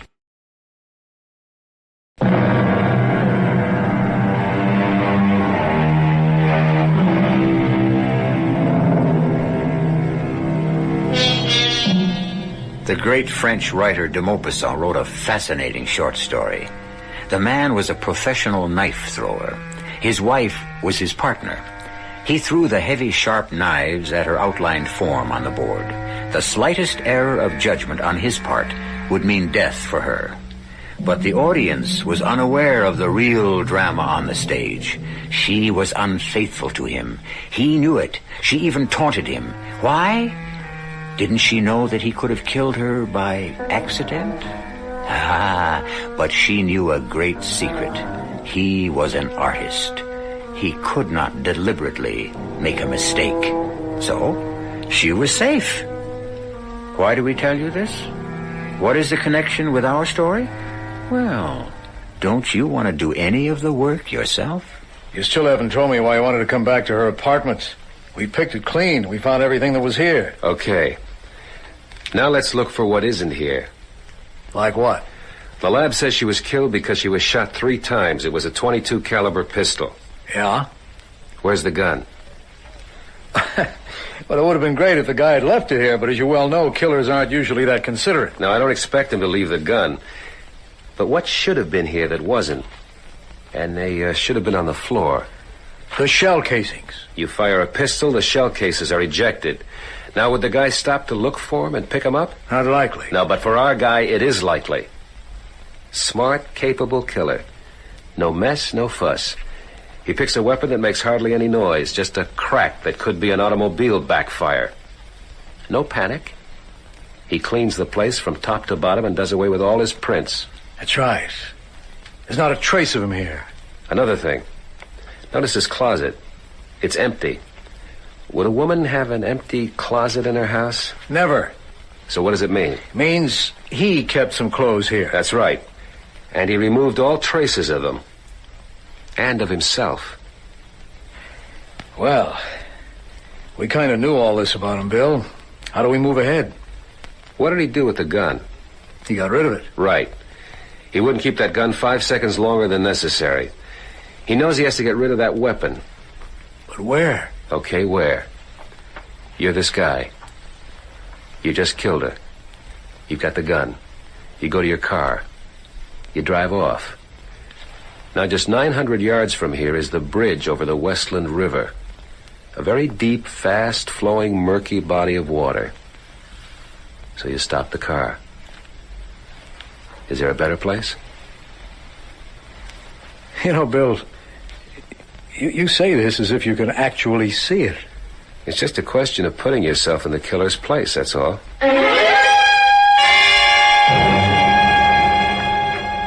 I have to come home for dinner more often. This chicken is great. You know, I forgot how fantastic a cook you are. Bill, I was going through your closet today. I wanted to see if you had anything for the cleaners, and... And what? And I came across some clothes. New clothes. Oh. I don't remember you buying them. How do you like them? Well, they're not quite the conservative style you wear on your job. They're not for the job. I just picked them up the other day. I passed by this place. They were having a sale. I'll need them for the trip. What trip? The trip to Europe, don't you remember? Do you mean you were serious? Sure. Why do you think I bought all these clothes? Well, then we are going. Look, tomorrow you go shopping. Oh, Bill. Can I depend on you to get yourself a complete wardrobe? Oh, Bill, I'm so happy. I'll get it. Hi, Barbara. Oh, come on in, Ferris. Bill, it's your Siamese twin. Anything new? They found the gun. Where? Where you said. It was in the riverbed. Under the bridge. Anything on it? The lab's checking it now. Let's go down and wait for the report. Well, Bill, won't you finish your dinner? Honey, put it away for me. I'll be starved when I get home. Well, I don't know when you even have a minute for yourself. When did you get a chance to do that shopping? What shopping? You mean you boys have secrets from each other? Come here, I'll show you. How do you like that snazzy new wardrobe your partner picked up? It's not bad. When'd you buy all these? Simon Legree, you gave him some time off the other afternoon, remember? No, I don't remember. Well, we were checking out places where Georgia Temple might have been seen with her boyfriend. You and I'd split up. I passed by this store and did a little shopping on the city time. As if the city doesn't owe you more time than it can ever pay you for. Well, don't look at me.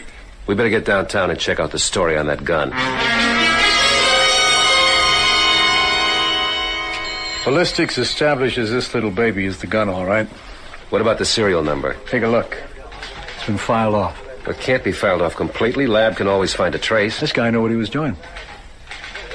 Yeah. Well, I don't know about you, but I'm stuck. I must be losing my grip. Come on, Billy. Look at how you carried the case this far. You mean we? No, you. We'd be at ground zero without you. You found out about the note. You found out about the tape recorder, which gave us his first name. And you figured out where to look for the gun. Now, that was great police work. It's just routine police work, Jerry. And what does it mean? Now I'm stuck. This, guy, he's been making moves. And I've been finding the counter move to each of them. I get him to reveal his motive, then his first name, then where he tried to hide the murder weapon, and we find the gun. And from the serial number, I should be able to trace him down, but... Bill, you feeling okay? But there's no serial number. It's as if this guy knew every move I'd make, and he leads me on, feeds me one little clue after another. And just when I think I'm ready to go in for the kill, he yanks the rug out from under. You know something? Right now, I'm sure he's laughing at me. We've been in spots like this before, Bill, hundreds of times. No, there comes a time In every case, when you know who's smarter, you are the guy you're after. Bill, you don't know what you're saying. What I'm saying is we're up against a killer who's smarter than we are. And that's why he's going to get away with it.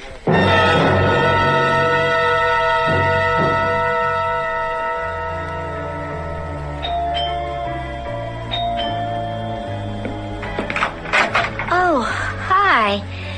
Jerry, Bill's left already. I know. I came to see you. Oh, well, come on in. What have you got there? It's a portable typewriter. Oh. Well, can I do something for you, Jerry? Well, you'll have to answer a question, Barbara. Oh, my, you sound serious. I should. It's a matter of life and death. Barbara, did you get a note? A typewritten note suggesting that Bill might be seeing another woman? What are you talking about? I said it's a matter of life and death. No, it's a matter of my own personal and private business. The note was written by a girl named Georgia Temple.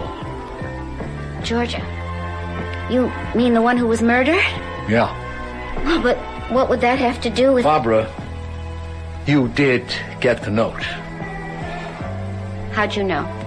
It's the only thing that makes sense. The only possibility left. Why would she write me a note about Bill? I said we have to help him. Help him? Do what? Get the killer. You see, right now, he's stuck. He needs a hand. He needs a clue. When we first came across the idea of the note, he said the note. Some wife has it. If we find the wife, we find the guy. But I destroyed the note. I have Miss Temple's typewriter. Oh, you're trying to frame him.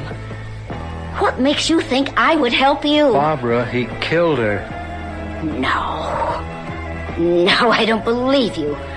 You're talking about Bill. I know, but not your Bill, another Bill. I don't understand a word you're saying. Please, Barbara, Bill is two people. Two? Yes. One is the hard-working, brilliant detective, your husband, the guy who loves you. The other is a wild kind of guy who lives in the same skull, but nobody ever knew about him, not even Bill himself. And suddenly this guy broke out. He fell for a girl named Georgia Temple. Jerry, get out of here. He had to kill her, and Bill's been trying to find him. You're saying my Bill is a murderer. I'm saying there's a part of me doesn't know about. It all comes down to one thing. He's the killer. Yes, he's the killer. Say it that way. But he's blocked it. It's gone from his mind. Jerry. What am I going to do? Help him. Help him find the note. He'll do the rest. Barbara, it has to be done.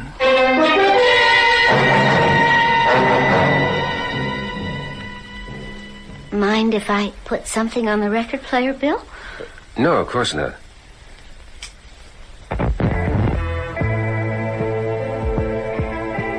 How did he know enough to get rid of the serial number? What are you saying, darling? He knew enough to file it down all the way. I would have had him. Why do I see it so clearly? Actually, it's the way I would have done it myself. But I'll get him. He left something loose. He couldn't have tied everything up. Barbara, don't you hear that thing? It's stuck. Well, if it bothers you, turn it off. Well, that silly thing bothers me even when it isn't stuck. Every blossom dies. What a name for a song. Well, turn it off, honey, if it bothers you so much. All right, I will. Did you, drop this piece of paper on the floor? What piece of paper? Here. Oh, what does it say? It says, Dear Mrs. Maitland, ask your husband where he is all the times when he tells you he's at work. Where is he spending those long evening hours? Hi, Bill. I think I found a new lead. Forget it. We just won the whole ball game. We found the note. Oh, Bill. Note? The note Georgia Temple wrote to the guy's wife. Remember what we said? Find the wife and you got the guy. Yeah. We got the wife. Dear Mrs. Maitland. Her husband's the killer. Her Husband. Yes, Bill? But I'm her husband. Yes, Bill. No. No, I didn't kill her. I didn't kill her. Bill, tell that to Detective Lieutenant Bill Maitland. Tell the detective you didn't kill her. Oh, Bill. Barbara, I didn't. How could I? I don't care, Bill. I'll stay with But you. I didn't. You see it now, Bill. Bill, can you?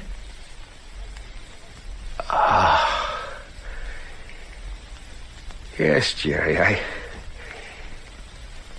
I see it now.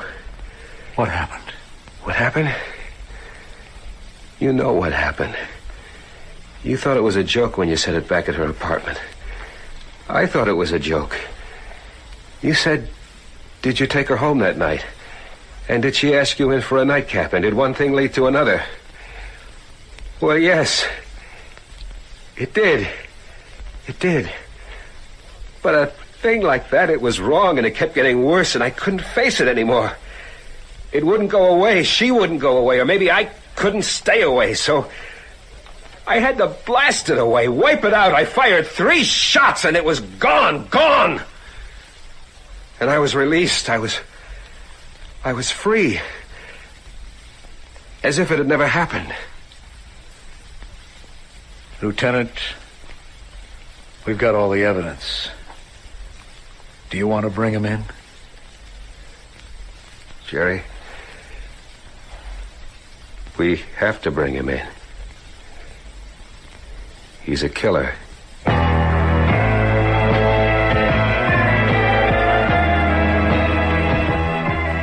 Temporary insanity was the way it finally wound up legally.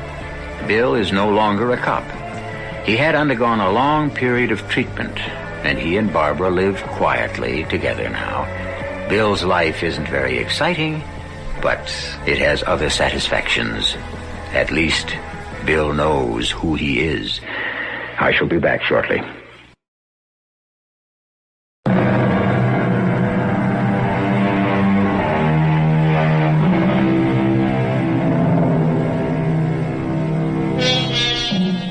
In music, they have what is known as theme and variations. Often one composer will take a theme written by another and write a beautiful series of variations on it. The basic theme of today's story was, of course, Dr. Jekyll and Mr. Hyde, which was a variation by Stevenson on a famous medieval legend. Jekyll and Hyde, a famous partnership which only requires one person, and you find it so often in almost everyone. Our cast included Michael Tolan, George Petrie, Catherine Byers, and E.V. Juster. The entire production was under the direction of Hyman Brown. And now, a preview of our next tale. Killed Cyrus Darrow, but I didn't. He's dead, son. Big hole in his forehead caused by the forcible entry of a pistol ball. There must be some mistake. No, sir. There's no mistake. This your pistol? Of course it's my pistol. It was found 50 yards away from Cyrus's house. Well, you couldn't have found it 50 yards away because... Because? Well, it can't be my pistol. I remember. I put it back in my bag. Yes? Yeah. Hey, it isn't here. Of course not. How could it be in that bag and in my hand at one and the same time? I didn't... Mr. Jones, as sheriff of Springfield County, I hereby arrest you for the murder of Cyrus Darrow. What? And may the Lord have mercy on your soul. What are you saying? Well, that's right. That's right. I shouldn't say that just yet. After all, you ain't been tried. But you'll get a fair trial before they hang you. This is E.G. Marshall inviting you to return to our Mystery Theater for another adventure in the macabre. Until next time, pleasant dreams.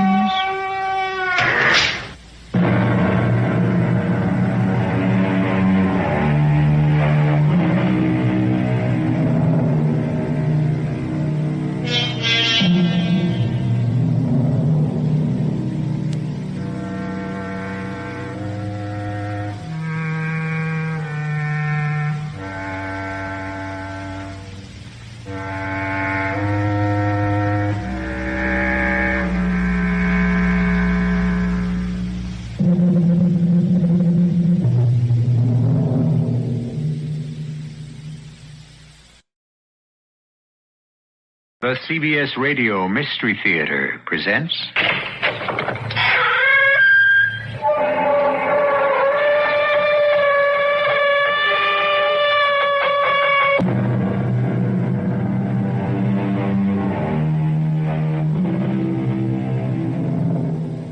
Come in. Welcome. I'm E.G. Marshall. A man may rid himself of a wife, a house, and all his worldly possessions and flee to the farthest corner of the earth, or even today to the moon. But there remains one tie he cannot sever as long as he lives, his memories. But how far back can man remember? Childhood? Birth? Or do the ties of memory stretch back over a span of years and reach into other places and other times? I need you, John. I need your love. I have always needed you. You have me, Ilsa. I'm yours. Then you remember, John. You remember the old life. And you will return and live that life with me. The only real life, my darling. You and I in this life are enough for me. John, darling. The past, present, and future are all one. Look into my eyes. Look deep to find my love and your soul.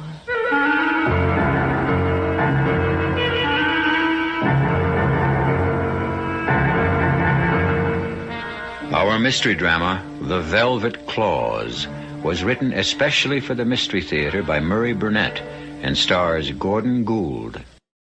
I'll be back shortly with Act One.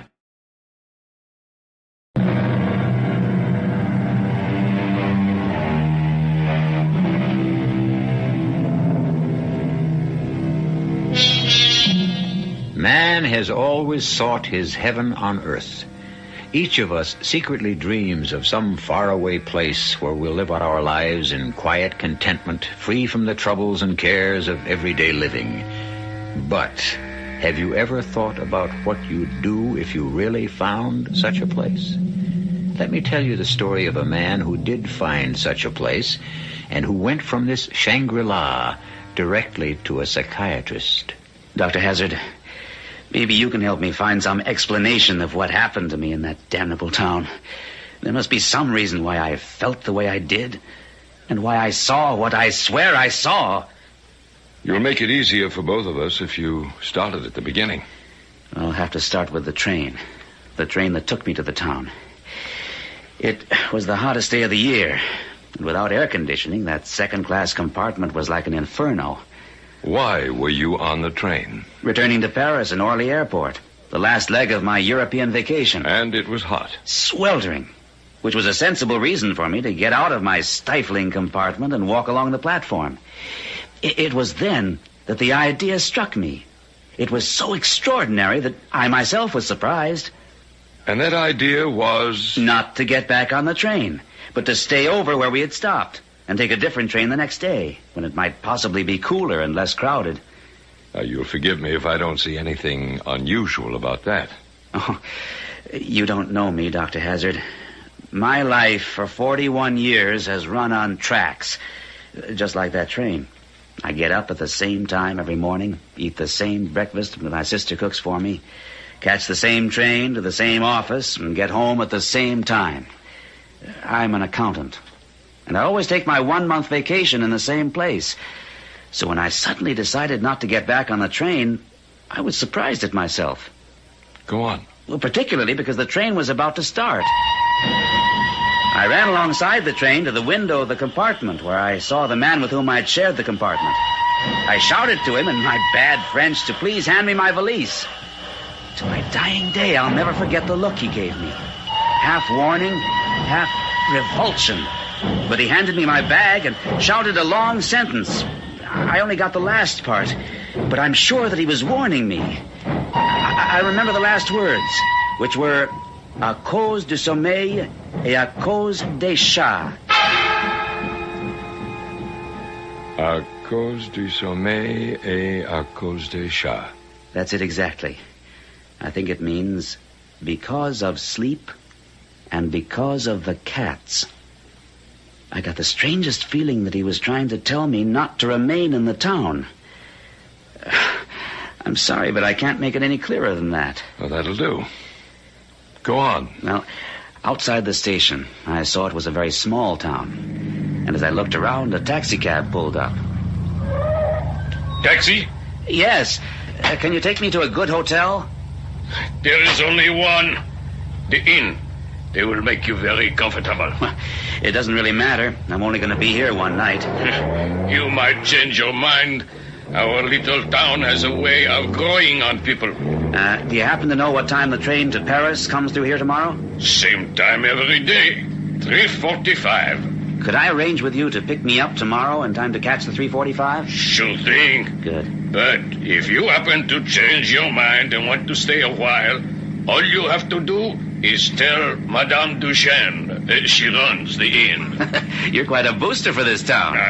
So is everybody who lives here. Here we are, the inn. What's that racket? Just cats. People around here keep a lot of them.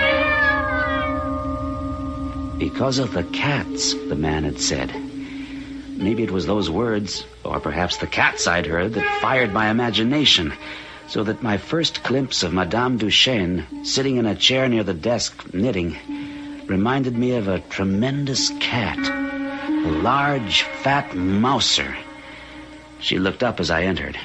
Do you have any other bags? No, I'm only staying the night. Do you want me to pay in advance? No, not sensible. You might decide to stay longer. Whatever you say. Should I sign the register? It is on the desk. I will get someone to take your bag up. Well, that won't be necessary. What's this? The register. No. My name's down here. It's written here. John Latour. Dr. Hazard, my name was there. Written clearly and spelled correctly. I swear it, Doctor. I believe you. Well, can you explain it? Well, how did Madame Duchesne explain it? It was the strangest thing. Her voice was soft and running, and it seemed to me as if she were stroking me when she said soothingly, Gently, young man. It does the blood no good to get so excited in this heat. But my name's written down here. Of course it is. That train must have been like an oven, and you must have suffered in all this heat. How did you know I came by the train? How else would you have come? But my name here in the register... You will feel so much better after you have rested. Are you telling me that I wrote my name in this register? What does it matter? Madame, I'm not suffering from the heat. And I'm not crazy. I never wrote my name in your register. And I intend to find out how my name got there. And so you shall. After you have had some rest. Dinner is at 6:30. We are very early people here, and we cherish quiet nights.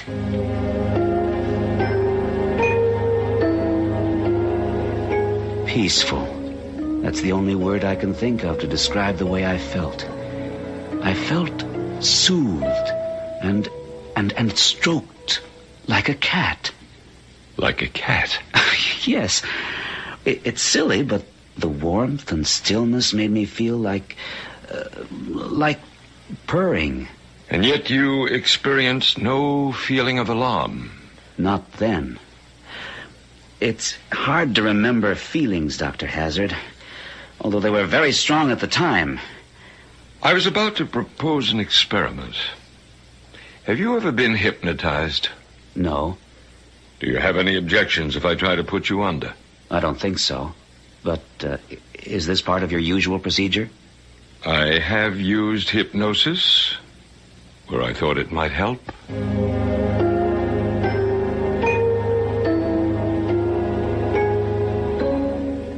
Can you hear me, John? I hear you. It's your first day at the inn. You're in your room. How do you feel? Peaceful.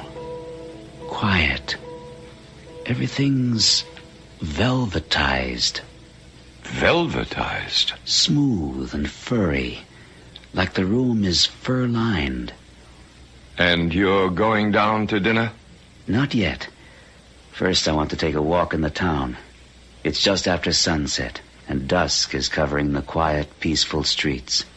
Are there any people? Oh, yes. Men and women all busy and paying no attention to me. No, that's wrong. They're watching me. Closely. Very closely. Ignoring me is all a sham, a pretense. They're watching me. You discover this right away? No, not right away. Not till after I sit down. Where? Where did you sit? On top of the wall of the old fortifications. I can see down into the valley. Almost the whole town lies below me in the last of the sun. And there's music. The music is strangely beautiful. It has a definitely feline quality. Now and again, I even hear the plaintive meow of a cat. But somehow, it belongs. Suddenly, the music stops. I'm hungry, and I remember Madame Duchesne telling me that dinner was at 6:30.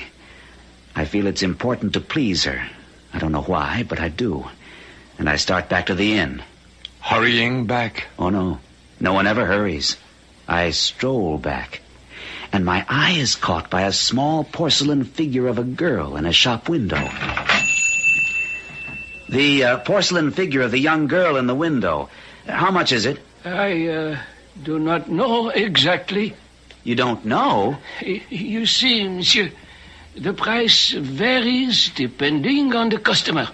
You might be able to buy that figure at a ridiculous low price. Oh, come off it. You already know I'm interested. You don't have to give me any phony sales pitch. How much is it? Please. How can you believe that I would play tradesman's games with you, monsieur? Oh, no. Never with you. Look, I don't want to be late for dinner. How much? 35 francs. Well, that seems a bit high. It is a beautiful porcelain. But seeing who you are, I might let it go for 25. And just who do you think I am? Excuse me, monsieur, but my cat is hungry. Well, the cat can wait. I am sorry, but we do spoil our cats here. So I will allow you to examine the little figure, and if you want it, just leave 25 francs or whatever. The price is not important. And he disappeared into the back of the shop. All at once, I was afraid. Afraid of the quiet, dark shop. Afraid of the porcelain figure in my hand. It's so quiet, and yet I sense with every fiber of my being that there's activity. Intense activity going on around me. I can't hear it, and I can't see it, but it's there, and it's sinister and dark and disturbing. John Latua. What? Oh, Dr. Hazard. I was under, wasn't I? Did you learn anything? Something was beginning to disturb you. I didn't like what was happening, so I brought you back.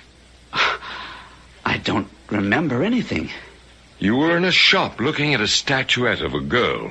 Oh, yes. Yes. That crazy old man mistook me for someone else. Did you ever find out who he thought you were? Not then. I went back to the inn, had a good dinner, went to bed. And the next day, I was out in the courtyard waiting for the taxi driver to pick me up. I kept getting more and more nervous as the time passed, and he didn't arrive. Madame Duchesne kept assuring me he'd be there in time for me to catch my train. I remember my relief when I heard the car coming. Why are you so late? Up right in, monsieur. I will have you at the station in no time. Didn't you cut a little fine? Nothing to worry about. You will be waiting on the platform when the train pulls in. Although I must admit I am surprised. I thought you would decide to stay over. I know you did. I told you I wouldn't. So you did. What's wrong? Nothing. Just the engine acting up. I will take a look under the hood and have her running in a moment. You sure you have enough gas? I had a full tank this morning. There is no need for you to get out, sir. I can fix it. There's the train. Get my bag. Not too much use in that. You could never make it walking. Well, can't you fix it? I am afraid not. It looks like my battery is gone. You mean I'm going to miss the train? Today's train. There will be another one tomorrow. But I wanted to... Why don't you walk back to the inn and stay over one more night? I will bring your bag after I get this thing moving.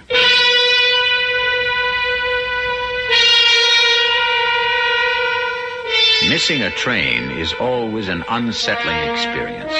But when that missed connection forces you to return to a town seemingly possessing a secret life, where the townspeople seem intent on spinning some soft, invisible web to catch and hold you, then the simple fact that you've missed a train takes on overtones of terror.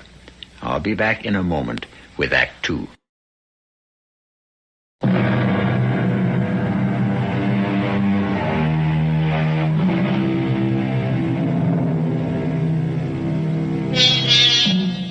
When asked the question, "How was your vacation?" many of us give the standard answer, "Great. All I need now to recover is another vacation." However, in our tale, when John Latour returned from his vacation, he felt he needed a psychiatrist. And not just an ordinary run-of-the-mill doctor, but a specialist in the extraordinary. A man Latour hoped would be able to find a semblance of sanity in the strange and sinister events that befell him in the tiny French town of Roanne. Dr. Hazard, it's difficult sitting here to do justice to the emotions that tore at me as I walked back to the inn after missing the train. A mixture of rage, curiosity, and surprisingly, relief. Can you tell me which was the strongest? No, I can't. Well, now let's try to sort them out. You were angry because you thought you'd been tricked into missing the train. I didn't think, I knew. That taxi driver's battery was fine. He deliberately... All right. We'll assume that was so. Now, why curiosity? Everyone seemed to know me. Why? Who did they think I was? I felt very strongly that I had to do something.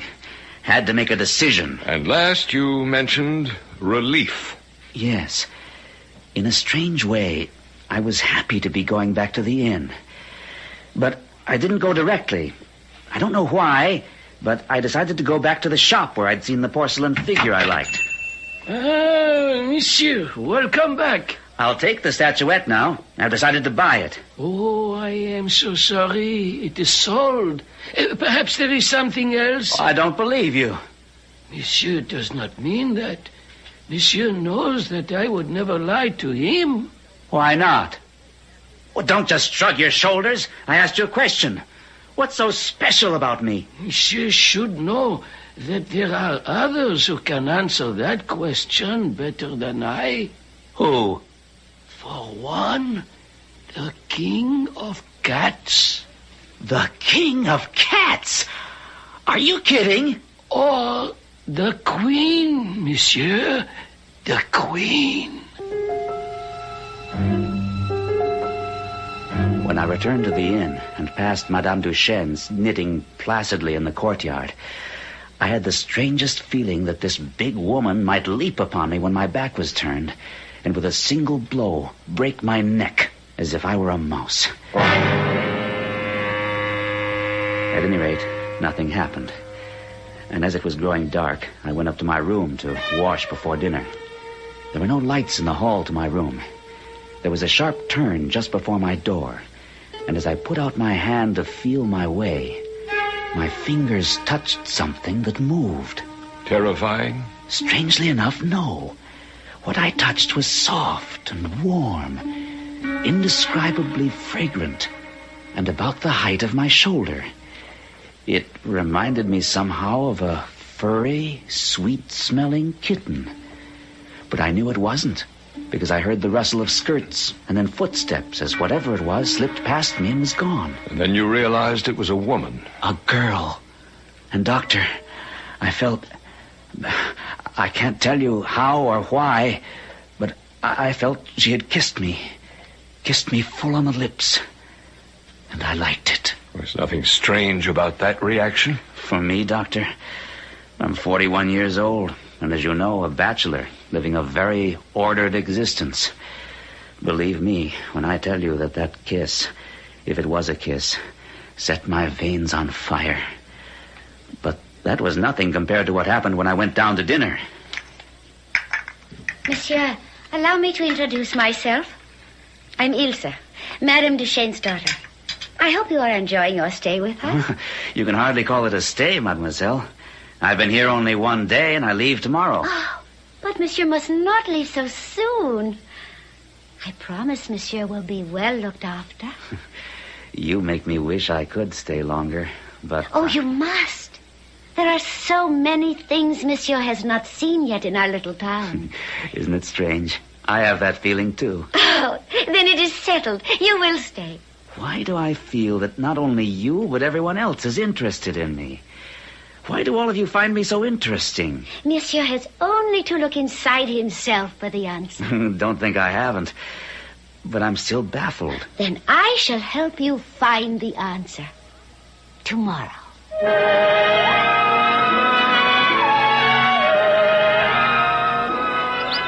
Look. From the top of this wall, you can see the whole town. Oh, is it not beautiful? You're beautiful. Oh, thank you. Look, you see that old house there? Yes, it seems abandoned. It is. That is where my family lived many years ago. Oh, and that big aristocratic-looking mansion. Who lives there? Oh, no one now. But that was my mother's house, also years ago. What happened to make your mother decide to abandon a great house like that? Oh, this wasn't always the quiet little town you see now. It was full of tourists and townspeople. But it was the ignorance of the people that made it as you see it now. Ignorance? You see that large square over there to your right? Yes. That was where they burned the men and women the ignorant called witches. Witches? There were witches here? So many people believed years ago. And after they burned many good people, the town died with them. Now it is peaceful, quiet. Precisely. And there are many of us who think perhaps it is better this way. My mother enjoys running the inn. And you? Oh, I adore it. After all, how else would I have met you? Well, that smoke from the burning leaves. Smoke? Over there. See? Watch and you'll see some flames now and then. Oh, no. Maybe if we got closer, we could smell it. It's one of the most delightful scents in the world. No, run. Come quickly. Run. What's the matter? No, hurry. We must run. Ilse, wait a minute. My ankle. Can you get up? Can you walk at all? I don't know. It's twisted pretty badly. We must get you back to your room.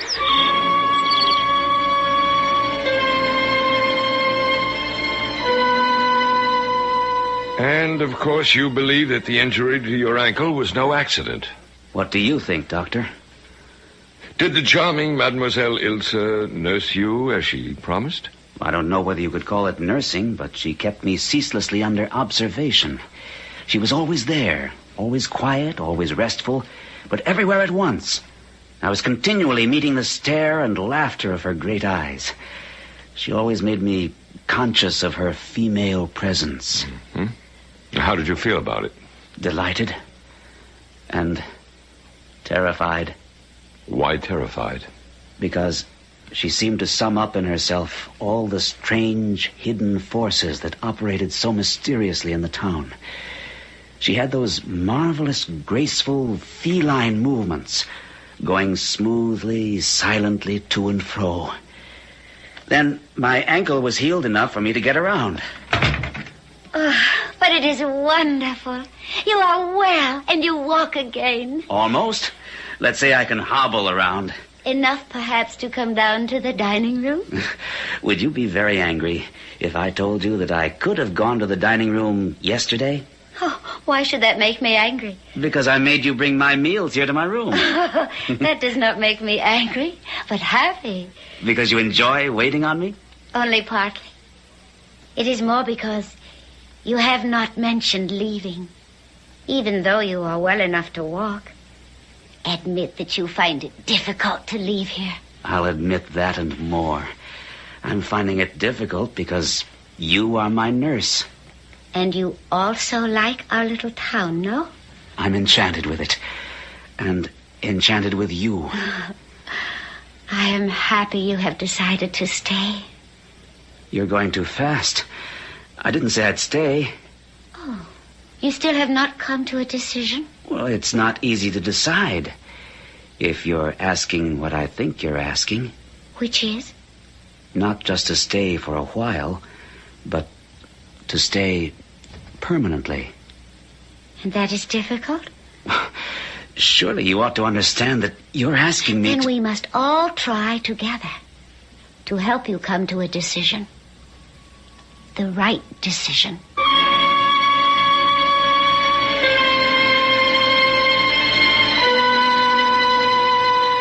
We can't always choose our enemies, but we do have the choice when it comes to our friends.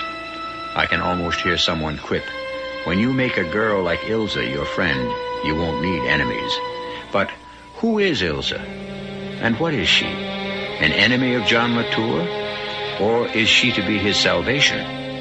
I'll return with the answer and Act 3 in a moment.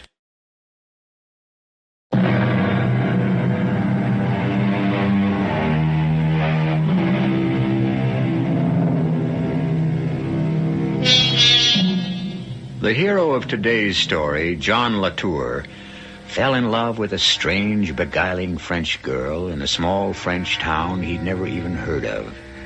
The trouble with John Latour was that at the same time he loved, he feared, and yet he didn't know what it was that made him afraid. He hoped to find an answer from psychiatrist Dr. Kenneth Hazard. And now I come to that afternoon, Doctor. The afternoon when, for the first time, Ilsa gave me a glimpse of the dark and secret life of the people of Rouen. Yes? I think you're going to find what I'm going to say incredible. Oh, why don't you try me? We were walking again, along the ruined ramparts. We stopped, I don't remember why, but I remember leaning across the ramparts with Ilsa close beside me. Ilsa, you don't know how much these past few days have meant to me, how much you mean to me.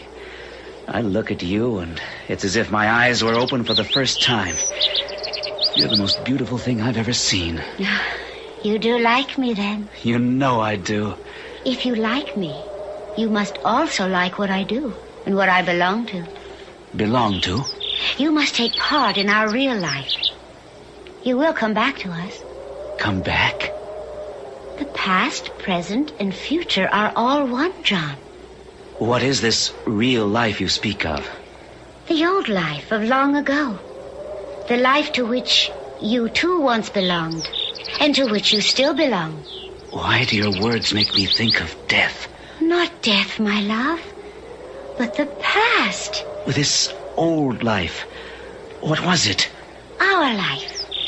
The life we led once before and will again. The life you came back to and do not wish to leave. But I did want to leave. I tried to go, you know that. I know. But I have the spell to hold you. The spell of old love. I can make you live with the old life with me because the force of the ancient tie between us is irresistible.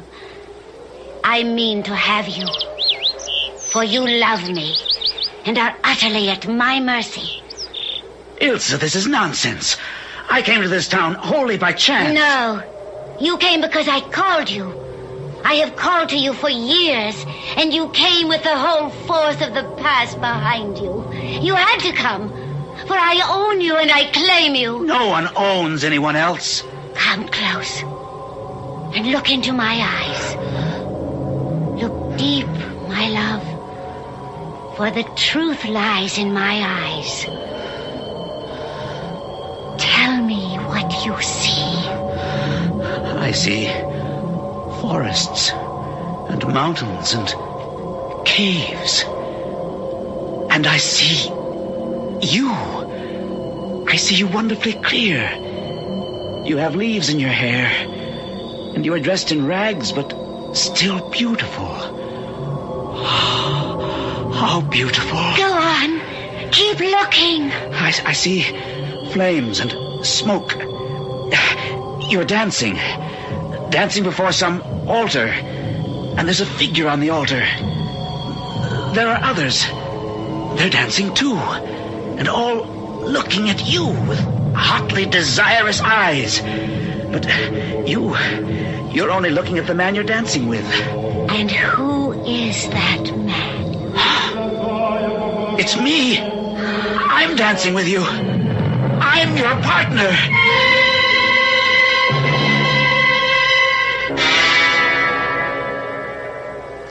And now you have seen me and us together. Now you have seen the past, and you understand everything. No, I don't understand. In the life you saw in my eyes, I am a princess. A princess? And my mother is a queen. And now you may kiss your princess. You have not forgotten how to kiss. I will show you I, too, have not forgotten.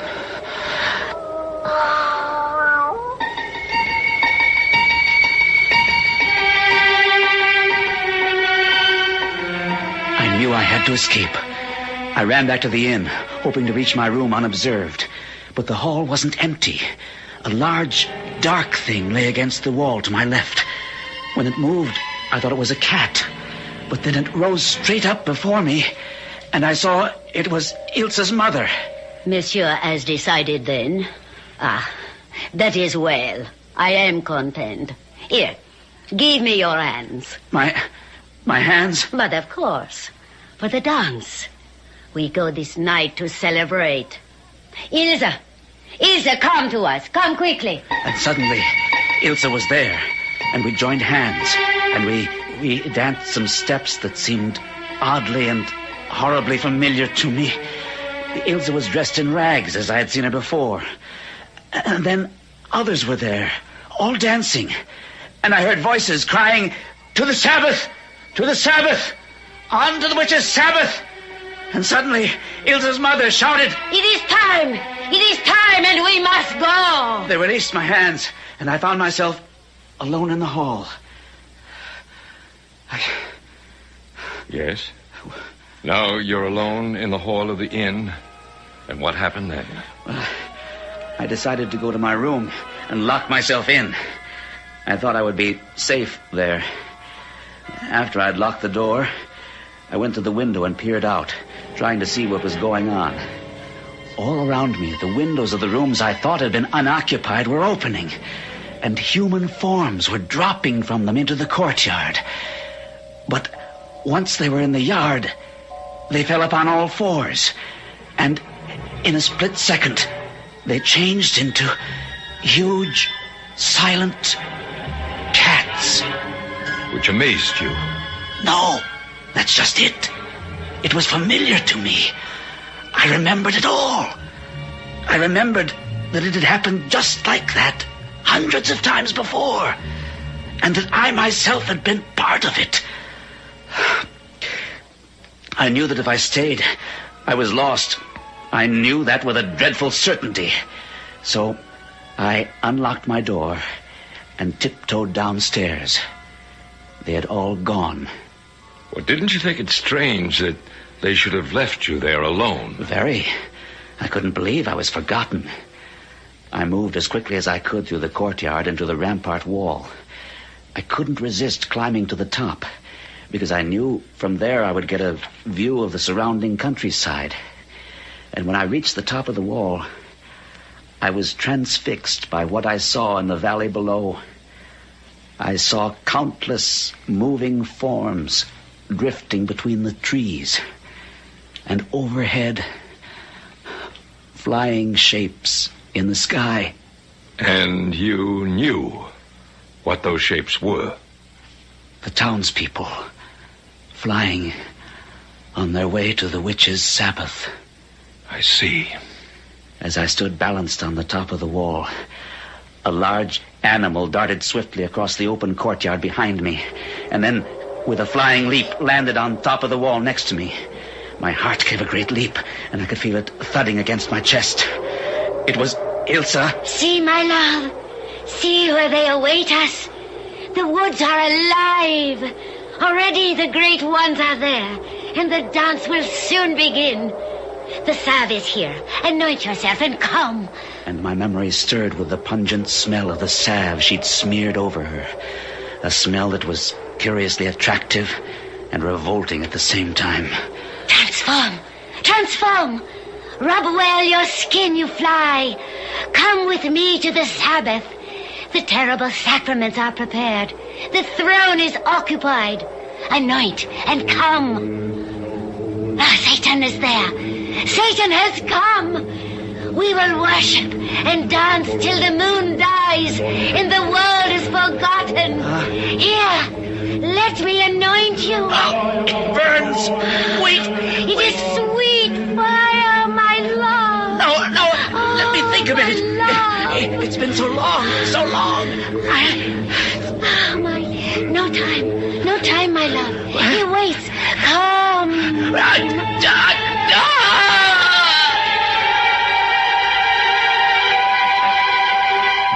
Suddenly, intuitively, I knew what I had to do. I had matches in my pocket, and I struck one and set fire to the leaves lying against the wall.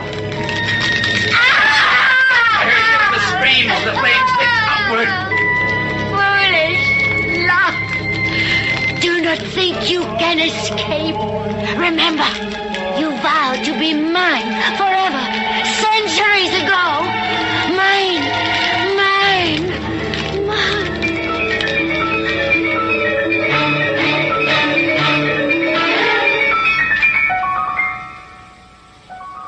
I know I never returned to the inn, but how I got back to this country, I don't remember. All I know is that I'm here, and I'm frightened. Of what? Demons, Doctor. The demons Ilsa unleashed in me. Can you help me fight them? Will you? Before we can talk about fighting, we must understand exactly what it was that happened to you. Whether or not this wasn't just a vivid dream. Dream! Look at this mark on my shoulder. Let me open my shirt so you can see it clearly. Yes, I see a faint reddish mark. Yeah, well, that's where Ilsa rubbed me with the salve. That should prove it wasn't a dream. Well, what do you think it was? Well, that's why I came to you. It was no dream. Can you offer any other explanation? Perhaps. Have you ever read any books about witchcraft in the Middle Ages? Never. Then there would be no way of your knowing that in the year 1700, the town where you stayed had been a sort of headquarters for all the sorcerers and alleged witches of the entire region.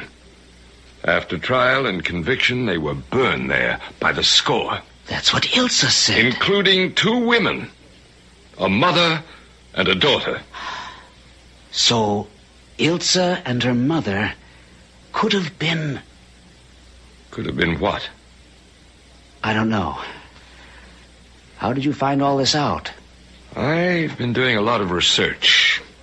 I've discovered that the inn you stayed at was built upon the very spot where the funeral pyre stood. The pyres that burned the witches. But how does this apply to me?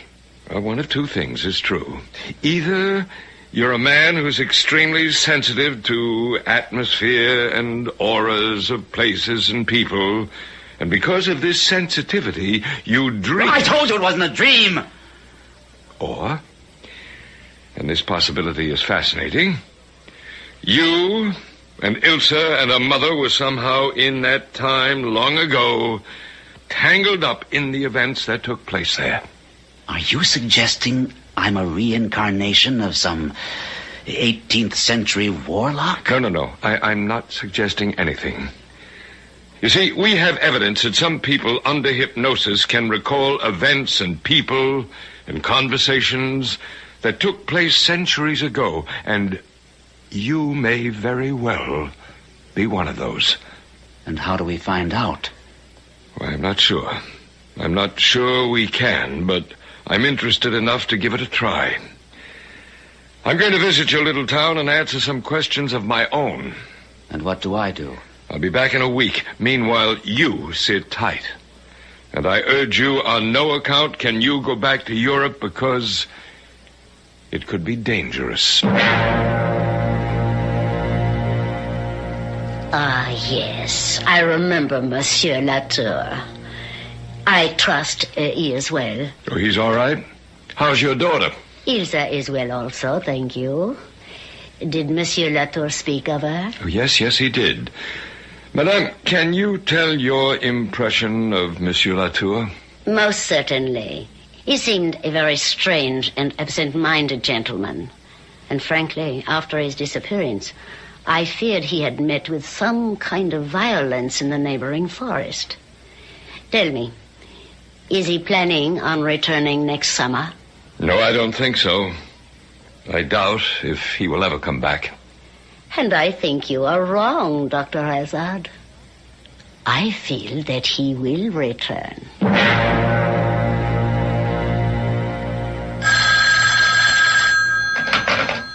Dr. Hazard? Hello, Doctor. This is John Latour. I know we had an appointment as soon as you got back, but I'm calling to cancel it. Well, when do you want to make it? I don't know. I owe you an apology, Doctor. An apology? For what? For wasting your time. I really believe that it was all just a bad dream. At any rate, I won't be able to make another appointment for a while because I'm calling from the airport. I'm off to Europe in half an hour. I'll drop you a line from the old inn at Rouen when I get there.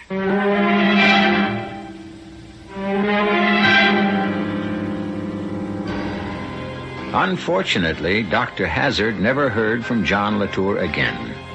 When John returned to the ancient inn, he might have discovered that his whole previous experience was a flight of the imagination, and nothing ever really happened. Or perhaps he married Ilsa and lived, as we hope, happily ever after. I'll be back shortly.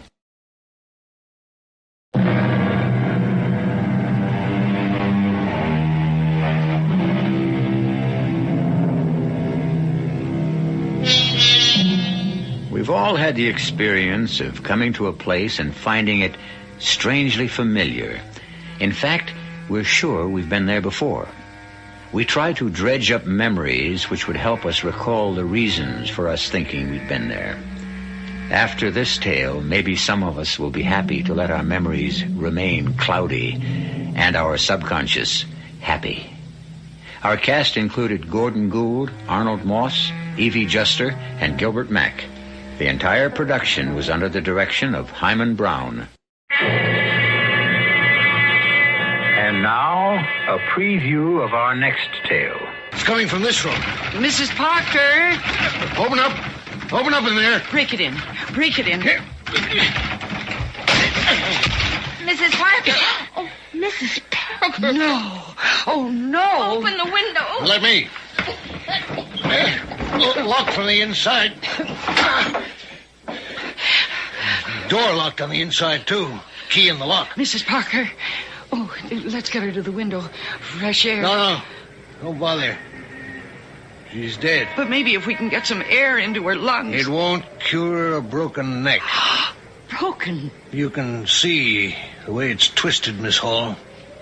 It's broken, all right. Then she's been murdered, too. Yes, Miss James. She's been murdered, too. This is E.G. Marshall inviting you to return to our Mystery Theater for another adventure in the macabre. Until next time, pleasant dreams.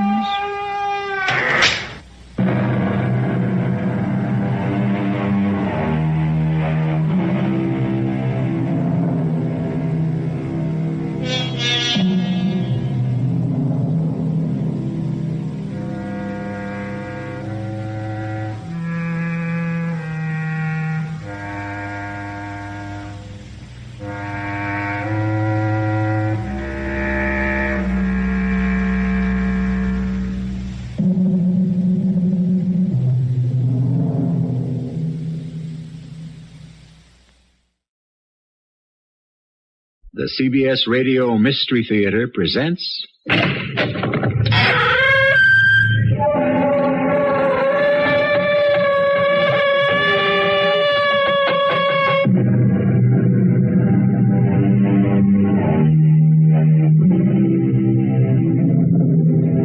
Come in. Welcome. I'm E.G. Marshall. Does a ghost need money? We do know that many years ago there were a great number of intelligent and perceptive Frenchmen who were convinced of the existence of a ghost who lived in the famed Paris Opera House and needed a tremendous amount of money. Any attempt to perform an opera will meet with disaster if my monthly allowance of 20,000 francs is more than 10 days late. These are the words of the opera ghost. I don't know who you are or where you are, but as the new manager of the Paris Opera, I'm telling you here and now that I pay no attention to threats or blackmail.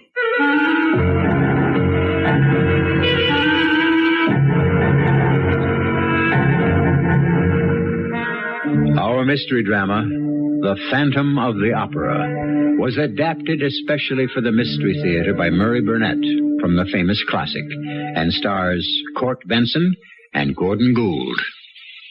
I'll be back shortly with Act One.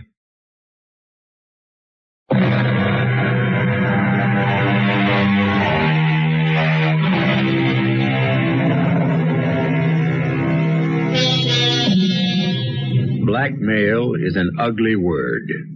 And when one of the blackmailer's victims sincerely insists that he's an angel, while another swears he's a devil, and still others are convinced he's a ghost, the problem of dealing with him becomes Herculean.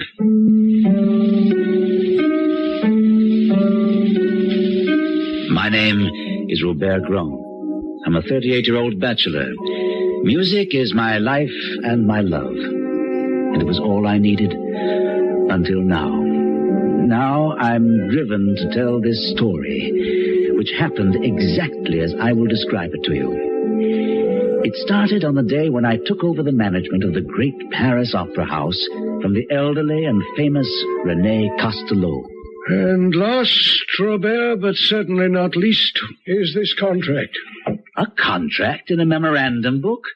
Why, René? Because that's the way the ghost wants it. I never knew that the revered opera manager René Castelot had such a delightful sense of humor. Contract with a ghost? Surely you're not serious. The opera ghost professes to be primarily concerned that the management give to every performance the splendor that belongs on what he calls the premier lyric stage of France. And of course this ghost will be the sole judge of the artistic splendor of a performance. Of course. However, there are two other conditions on which he places equal importance.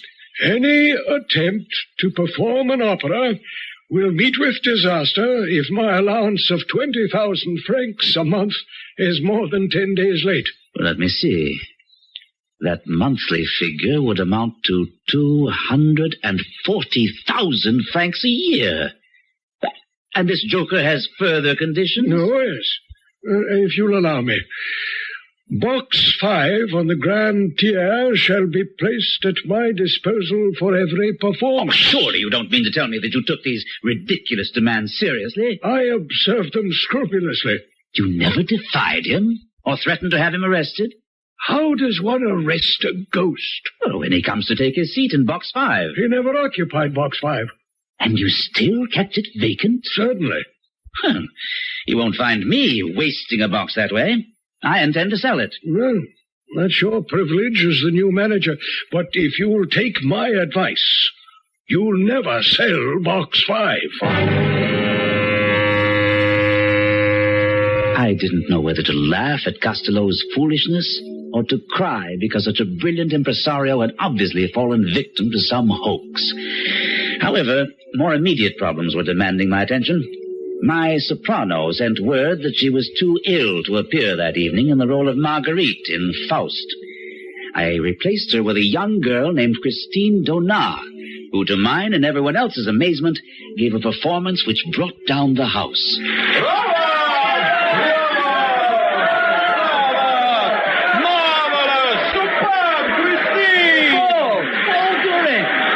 thought you were in Chartres with your brother. I was until I heard that Christine was to sing tonight, and then I rushed to Paris. Forgive my rudeness. I mean to congratulate you upon your appointment as the manager of the opera. Now I must congratulate you on choosing Christine. I never heard her sing like this before. Oh, have I? What a triumph! Look at her. She seems quite overcome. Overcome? Nothing. She's ill. She's fainted. I led Paul Durand quickly backstage to Christine Donat's dressing room. A crowd had gathered outside her door. I made my way through with Paul by my side. I opened the door and saw that the house physician was by her side. To my surprise, Paul Durand walked swiftly to the couch on which Christine was lying and knelt down beside her.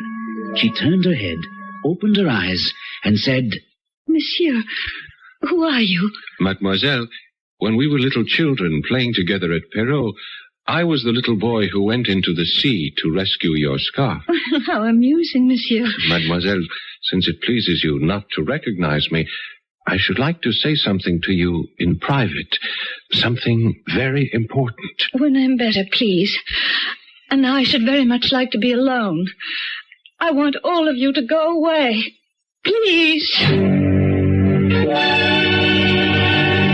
I wasn't aware that you knew Christine. Oh, I've known her for a long time, Robert. Ever since we were children. But we are no longer children, my friend. So why should we hang about outside her dressing room door like a pair of... And I know her well enough to understand that she asked to be alone because she wanted the chance to talk to me privately. I didn't get that impression. But if you're convinced... Look, I'll prove it to you. Come on, let's go back and knock at her door, and you'll see. I don't know what you want of me. Oh, she seems to have someone in there with her. But that's impossible. We saw everyone leave when we did. Christine, you must love me. I do. You know I sing only for you. Nevertheless, someone must have stayed behind. Maybe we can learn something. I do not listen at doors. I'm going in. No. Wait. For my sake. Are you very tired? Tonight I gave you my soul, and I am exhausted. Your soul is beautiful, child, and I thank you. The angels wept tonight. I must go home. Of course. They're sure to catch us each. No. Come here. Quickly. They'll never see us in this corner. She's alone. There's no one with her. He must have remained in her dressing room. And she didn't lock her door. I'm going in and find out who was with her. Are you with me? Of course, Paul. Come on. There's no light in here. He must be hiding. Strike a match, please. Hiding isn't going to help you. We know you're here. We heard you. Now come out. Can you see anyone? No. He must be here somewhere, and we'll find him wherever he's hiding. You may as well come out now and save us trouble. I intend to find out who you are. There's no one here, and no place to hide. We're talking to the walls.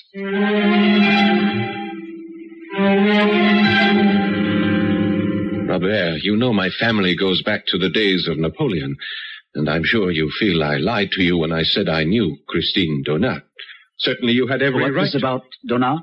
Well, this letter will prove to you that I wasn't lying. You see, she says right here, I have not forgotten the little boy who went into the sea to rescue my scarf. Then you know where she is. Of course. She is in Perrault, and she is inviting me there, too, because it is the anniversary of her father's death. Her father and I were friends. Do you mind if I go with you? How do you know I am going? Oh, don't talk nonsense. You're going because you're in love. And I'm going to bring back a singing sensation who hasn't been heard since the night of her triumph. So you came after all. I was thinking while I was at Mass, will he come and will he remember the Inn of the Setting Sun? You knew I would come. And you knew I would remember, Christine. Oh, I also brought Monsieur Grand. Well, how nice, but why did you... I am here to ask you to return to the opera, mademoiselle, and to ask you to sing other roles. Well, you will have to excuse me, Monsieur Grand, but I cannot talk of singing other roles now. But I have come all this way, mademoiselle, just to... I did not ask you to come. Or you either, Paul. You asked me to come, Christine. You knew your letter would bring me here to Perrault as surely as the sun shines. Well, that may have been a mistake on my part.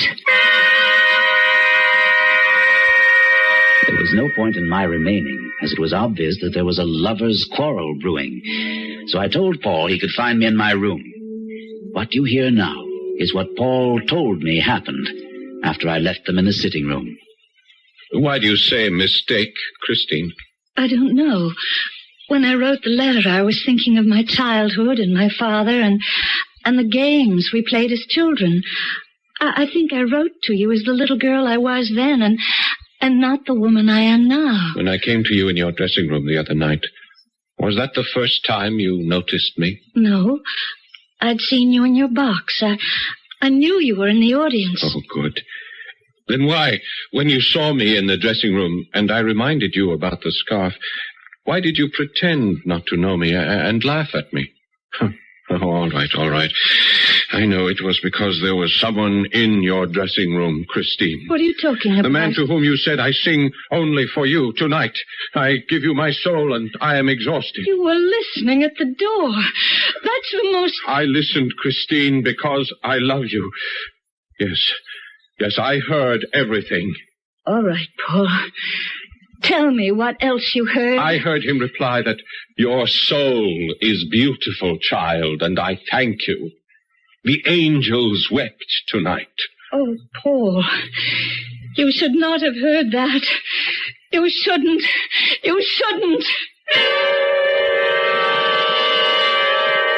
And where is Christine now? Oh, I assume she went to her room. She ran from me, Robert. Why would she run from me? Don't ask me to explain why women do the things they do.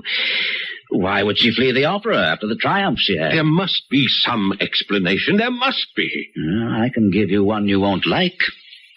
The voice we heard was the voice of Christine's lover.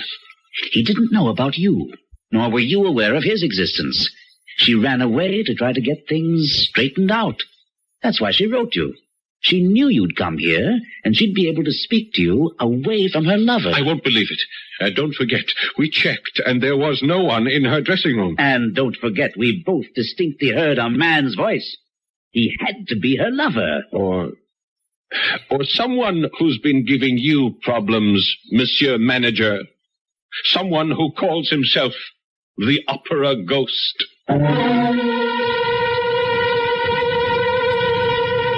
At this point, I think I can say that I've become an authority on ghosts and their habits. Now, I've heard of ghosts who clank, ghosts who moan, ghosts who scream, wail, and even gnash their teeth. But this is the first time I've encountered a lovesick ghost who's also an opera lover.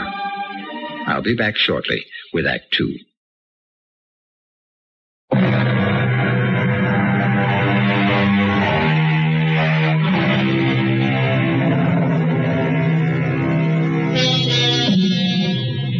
From time immemorial, out-of-the-way places have been favorite meeting spots for young lovers.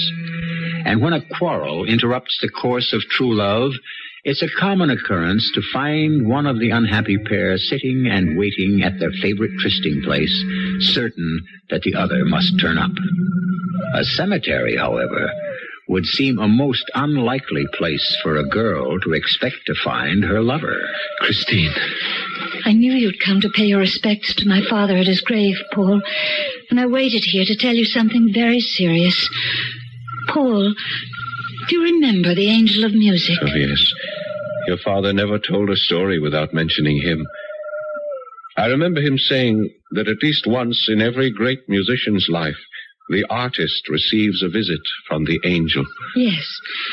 And sometimes, Paul, the angel leans over an infant's cradle, and that infant then has heard the angel, and the infant becomes a child prodigy. I remember. And when I asked Father if he had ever heard the Angel of Music himself, he shook his head sadly. But, Paul, he told me that I would hear the angel one day. He said, when I'm in heaven, I shall send him to you. Paul, I have been visited by the Angel of Music. I don't doubt it.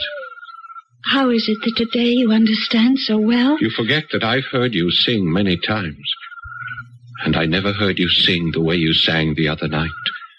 You were touched by genius. Yes, the angel of music. He comes every day to give me lessons in my dressing room. In your dressing room? The angel of music. What does he look like? You should know better than to ask that, Paul. I've never seen him. I only hear his voice. He speaks to me, and it's like in a dream. Are you sure you didn't dream all of this, Christine? How could I?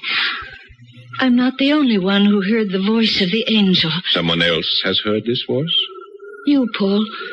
It was his voice you heard when you listened outside my dressing room door. Oh, Christine, you needn't have gone to such an elaborate lie to try to deceive me about the voice I heard. You think I lied? After all, I know what I heard. I'm beginning to understand. You think that was a real man's voice. Well, if you had opened the door, you would have seen that there was no one in my dressing room. After you left, I did open the door, and there was no one there. And you still don't believe? I do not. Oh, how could I have ever loved you? Go away. I never want to see you again.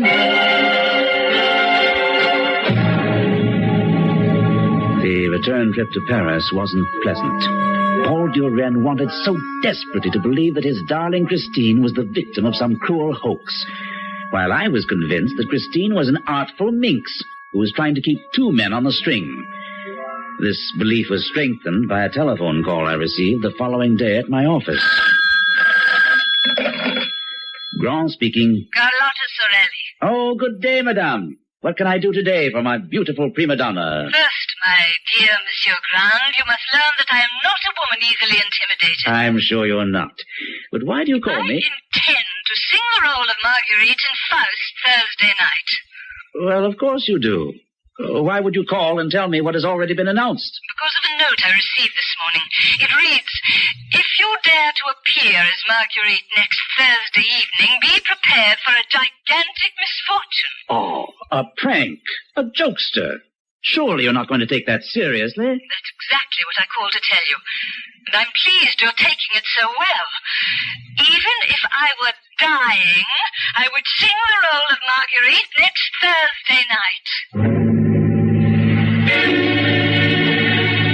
Before that Thursday night, I had to face the problem of the first masked ball to be held in the Opera House under my direction. This was to be a truly gala affair, with everyone in fancy dress. I knew from experience that every artist would be there, hoping to meet and fascinate a masked member of the upper crust. I, of course, attended unmasked. Robert! Robert! Oh, Paul! Is that you behind this black domino? Yes. I suppose you're seeking Christine, hoping to discover what masquerade she uses tonight. I don't have to hope. My Christine is behind that white domino over there, and we have a tryst in box 17 on the Grand Tier at midnight. And you're no longer concerned about that voice you heard in her dressing room? In her note making this assignation, she as much as admitted that she'd made a dreadful mistake about that voice. I see. Monsieur Directeur. What? When Sorelli fails to appear for Faust next Thursday, you replace her with the magnificent Christine. Who said that? It came from the white domino. Nonsense. Christine is wearing the white domino. Then Christine is using some trick to make sure she sings Marguerite again. There's where it came from. From the center of that crowd. The man in the scarlet cape and the death's head mask. You think so? Yeah, well, it's almost positive. Come, let's unmask him. Read what it says on his cloak. Don't touch me, for I am the Red Death stalking abroad. Hold that man in the scarlet cloak. Quickly, after him. No, don't touch him. He wears the mask of death.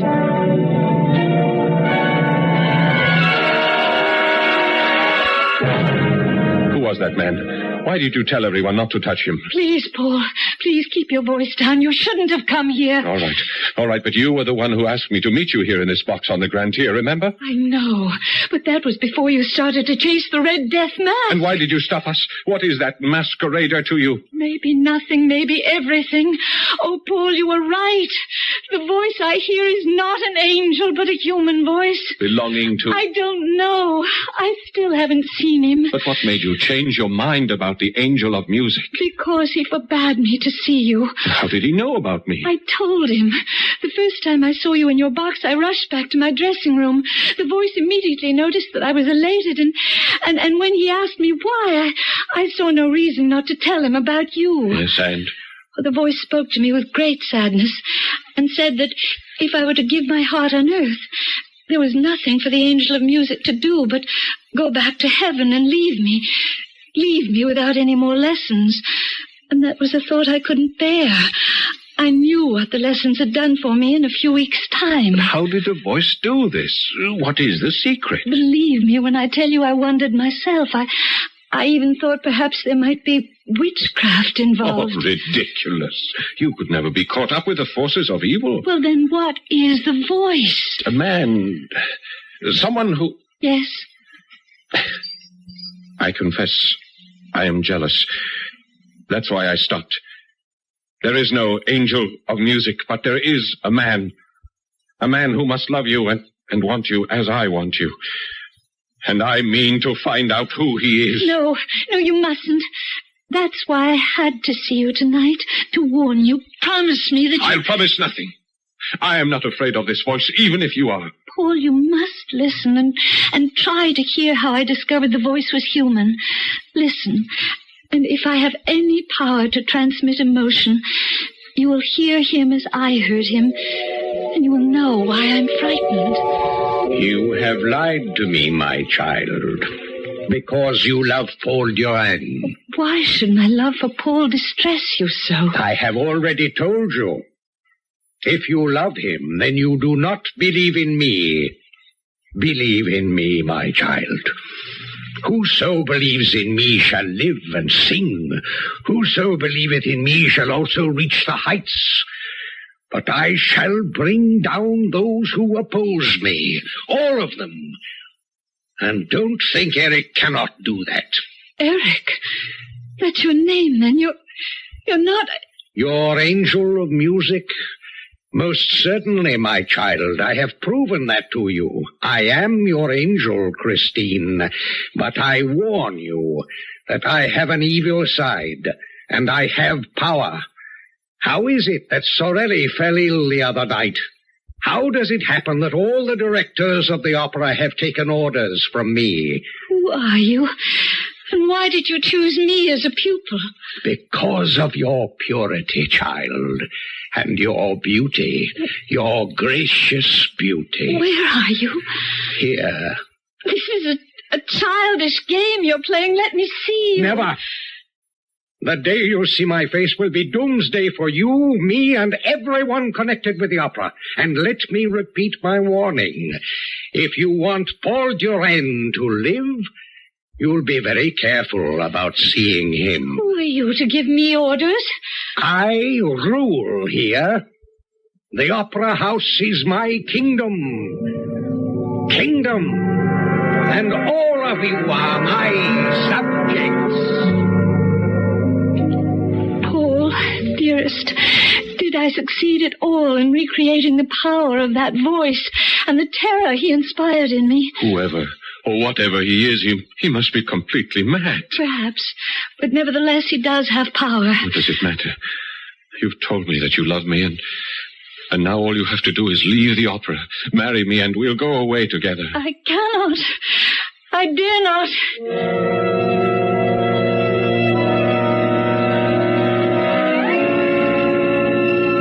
That's the most fantastic tale I've ever heard, Paul. And you believe it? Every word. It's obvious that someone doesn't want Sorelli to sing Marguerite tonight. This whole rigmarole of not seeing the voice, this nonsense, I don't believe. Then what do you intend to do about that note? It was Sorelli's decision to ignore this second threat, and my decision to ignore the opera ghost. I ask you to join me tonight in Box 5 on the Grand Tier, where we will both enjoy a marvelous performance of Faust.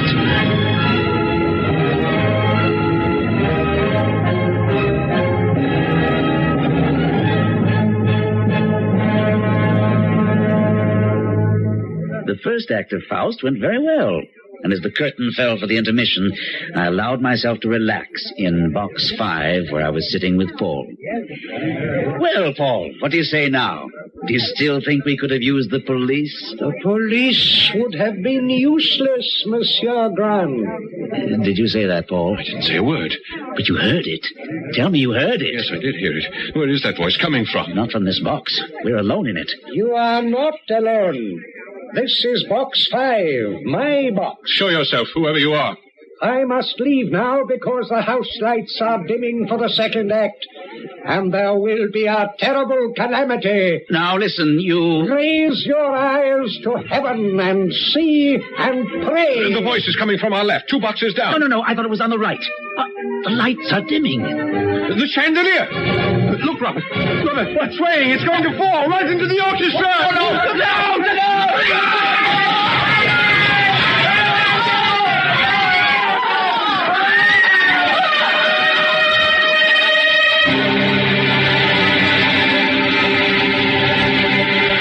A natural accompaniment of any catastrophe is an attempt to discover the cause. And so it was with the collapse of the chandelier in the Paris Opera House. The newspapers speculated wildly as to the possible cause of the fall. But strangely, there was not one word printed about the opera Ghost.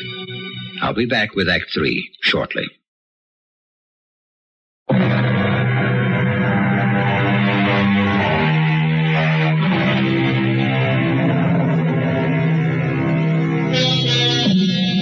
No opera manager ever faced the problems that beset Robert Grand, newly appointed director of the Paris Opera House. How does one deal with something that no one has ever seen, but whose voice has been heard and whose presence has been accepted as a fact by opera workers and by your predecessor?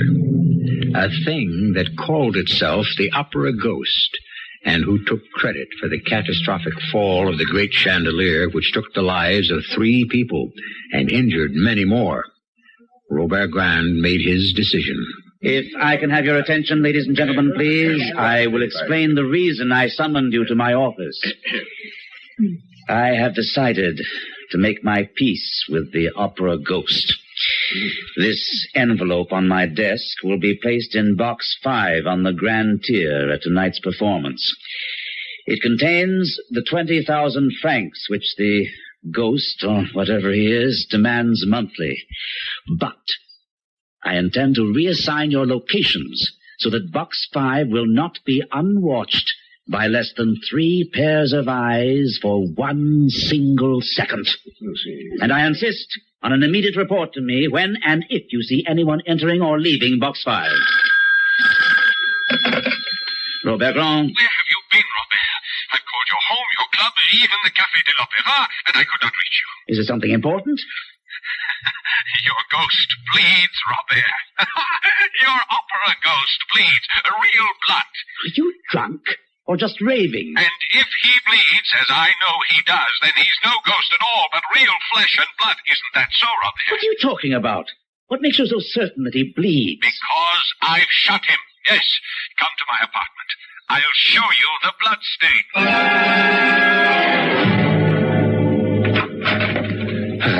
Robert, you're here. And now I will free you from your ghost forever. I've already called the police. Here, come, let me show you the balcony. I don't want to see anything until you calm down and explain what happened. His eyes. You have to see those eyes to understand, Robert. You have to see them. Are you trying to tell me the ghost was here? Exactly. And I know how to get him here. I played on his weakness, Robert. His human weakness. His love for Christine. I told you that, but you wouldn't listen. I can't make head or tail out of what you're trying to tell me.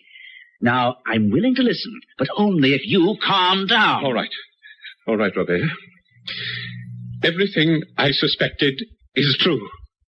Now, I'll try to give you an exact picture of what happened.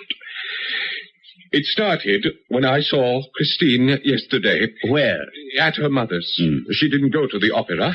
I went to tell her mother that I wanted to marry her and take her away. What did Christine think about this? Yes, she was frightened, terrified by this man posing as a ghost.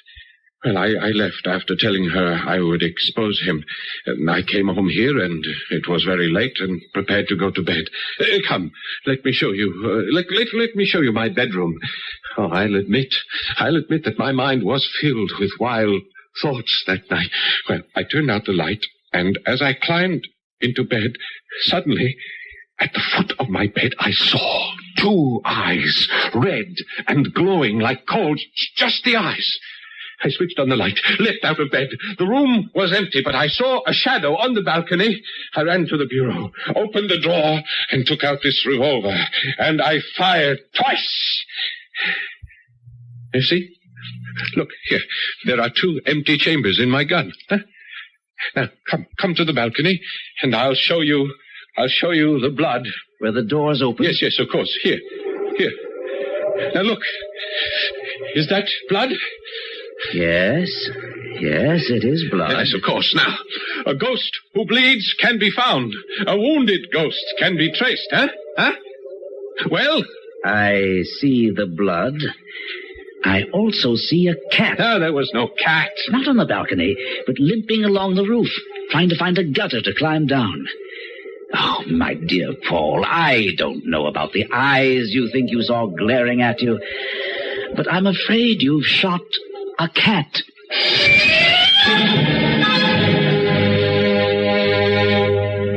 The next 48 hours will live forever in my memory. I expected that the envelope containing the 20,000 francs which I had left in the well-guarded box 5 would somehow disappear. It did.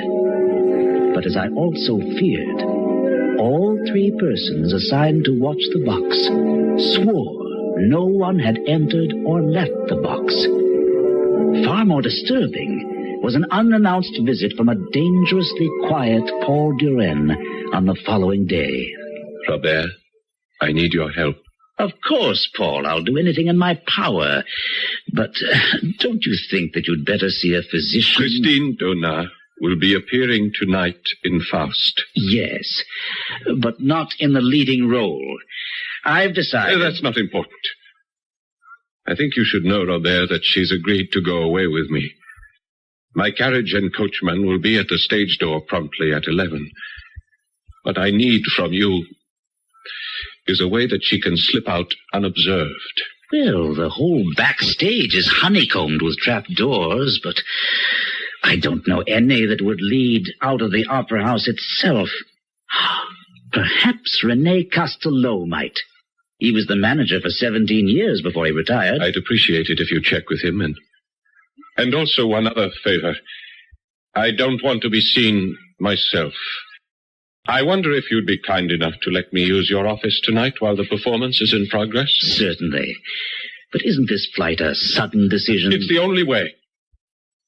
I've spoken with Christine, and she agrees that our only hope lies in getting out of Paris, even out of France. That may be wisest.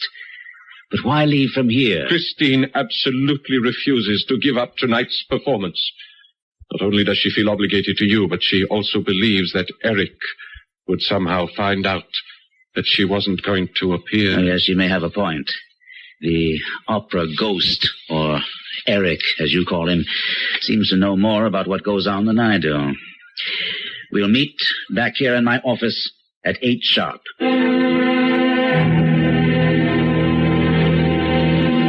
May I thank you, Monsieur Castello, for taking the trouble to come here to tell me about the special exit. It hasn't been used in years, but I think the door still works. What time is it? Oh, relax. It's only 9:40. Plenty of time. She's disappeared. What happened? I'd better get out and see what's happening. I'll be right back. My God, there must have been another accident. From my experience, it sounds like something's happened on stage. Paul! I have terrible news, Paul. Christine has disappeared. Oh, no, that's impossible. That was the reason for the commotion. In the middle of a scene, she seemed to be lifted straight up into the air and then disappeared as the lights went out.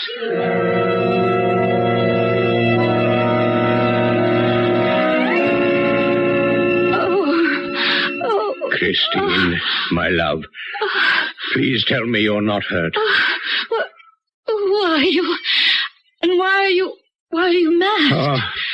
I'm sorry that I was so clumsy and made you strike your head when I... Eric, what have you done? Only what you made me do, Christine. I told you that if you'd continue to see Paul Durand, things would end badly. Where am I? In my house. It's my dearest wish that you'll grow to like it. You intend to keep me here? I cannot allow you to run off with Paul Durand as you planned. But they will look for me. And they will not find you. Have they ever found me? Why do you cry? You know it pains me to see you cry. I would never keep you here against your will, but I warn you, if you leave, you'll sign Paul Durand's death warrant. You're afraid even to let me look at your face. Careful, Christine. But I will tear that mask off. You're in no danger, Christine.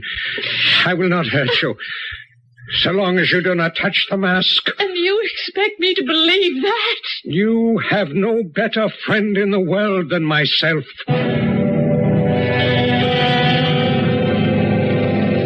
It took all the strength that both I and Rene Costello possessed to hold Paul Durand in his chair in my office after he learned of Christine's disappearance. This would never have happened if I hadn't asked her to come away with me. I'm convinced she's still in the Opera House. I've seen the thing, whatever it is that calls itself the Opera Ghost. Where? When? Why didn't you tell us before? I tried to warn you. Well, never mind that. Where is he, and where is Christine? Well, I can tell you what I suspect. About a year ago, I worked late, and I decided to go backstage. There was only a work light, and as I stumbled around in the dark, I suddenly felt myself falling. And I landed in some sort of tunnel under the stage. Someone caught my arm and broke my fall, and a voice said, "Careful." I looked around and saw only two fiery red eyes glaring at me out of a mask. The same eyes I saw. Although I was afraid, I asked the apparition his name, and he laughed and said, "I am Eric, and you've invaded my domain. But since it was an accident, there will be no punishment this time. But, Mr. Manager, I warn you, Eric's secrets must remain Eric's secrets." Whatever that may have meant. Well, after the meeting, I was convinced that Eric, or the Opera Ghost, lived or haunted the subterranean cellars and caverns beneath the opera. Incredible. I investigated all the trapdoors, looking for the one through which I'd fallen. And one day, I found it. I'll show you where it is. And here is the key to Eric's house, where I believe you'll find Christine Donat.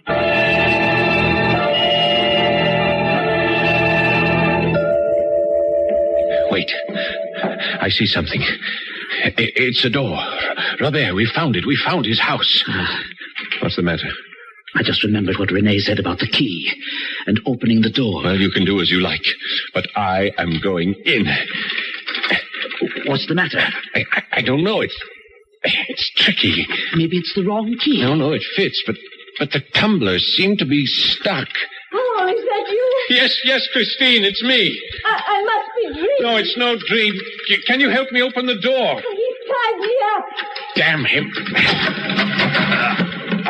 Oh, Christine, oh, my darling, what has he done to you? I'm all right, but untie me quickly. Yes. We must get out of here before he comes back. Where are we going? As high up as we can get. Faster, Paul, faster. Shouldn't we have tried to get out? We don't have time. He's due back at 11. We're trapped. No, push this door. It opens onto the roof. The sky, the blessed sky, and the stars. It is only up there on the stars that you can escape me. Eric! Show your face, you coward.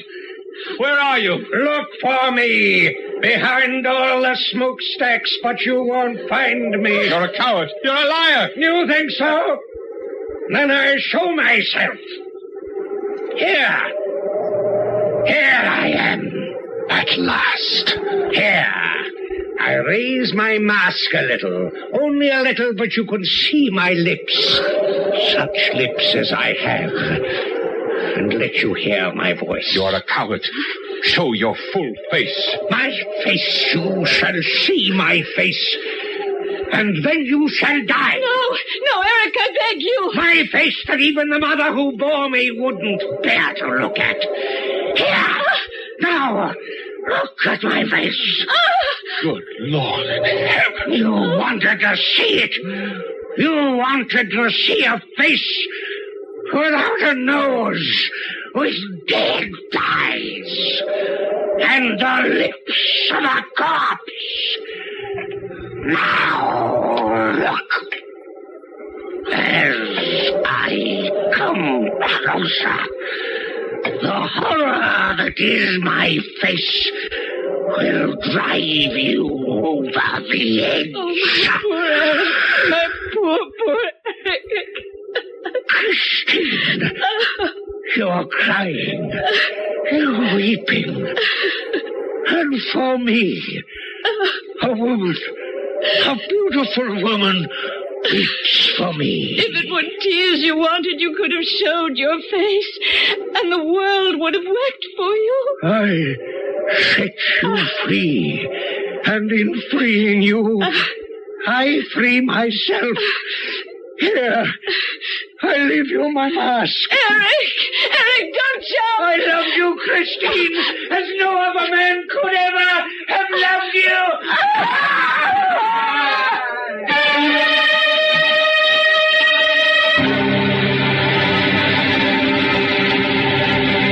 Even today, there are those people who say that the Phantom of the Opera was a ghost, that the story of Eric was manufactured to appease a frightened public. There are others who say it never happened, and perhaps it didn't.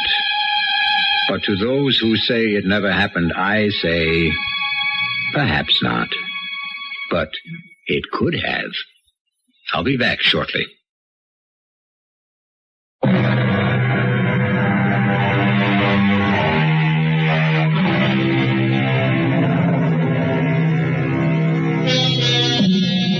In looking back over the story of the opera Ghost, I think I've made a discovery of some importance.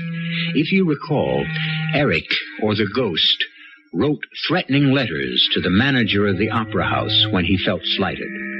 He also wrote contracts in red ink in a memorandum book. Now, if he really were a ghost, and he did write these documents, could we say that he was the first ghost writer?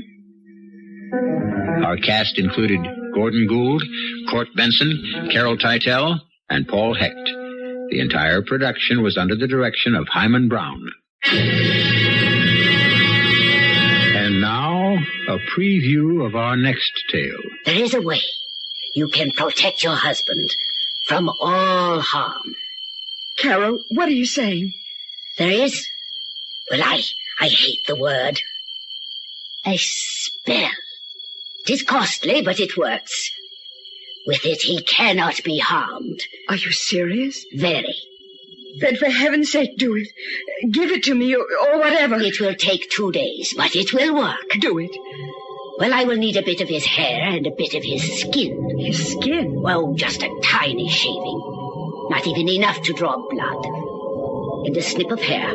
But how can I get them without his knowing? That does not matter. Explain it to him. He will agree. Oh, he'll think I'm crazy. Find a way to get them. And get them fast if you value your husband's life. This is E.G. Marshall inviting you to return to our Mystery Theater for another adventure in the macabre. Until next time, pleasant dreams.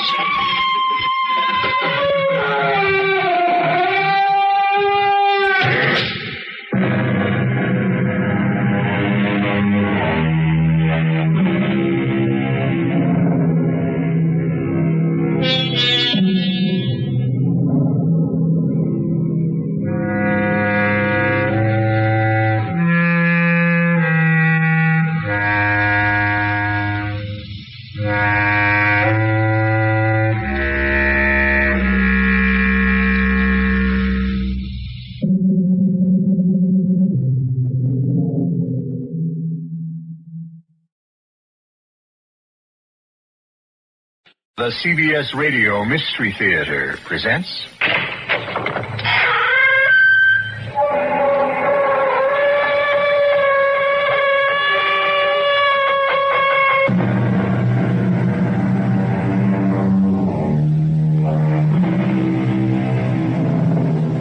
Come in.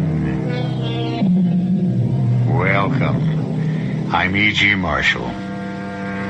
Could you suppose that suddenly one of the most simple functions in the world was denied you? That you couldn't, let's say, open a door, or get out of bed, or strike a match, or swallow the food in front of you. Even if all the other mundane actions of life continued, would any normal process of living be feasible if in one area you were completely bewitched? It's all right, Deborah. He's dead. How do you know? Call a doctor. Get someone. How do you know? Because this is exactly how I arranged it. Arranged it? Certainly. What better way to get you in my power?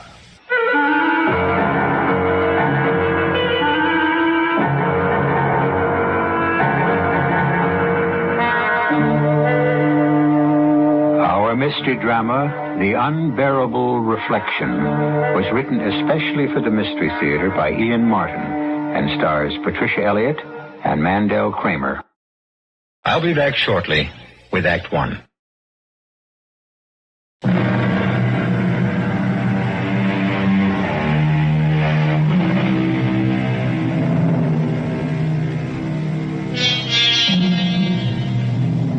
We're a nation that looks for idols to worship, and one of our fetishes is beauty.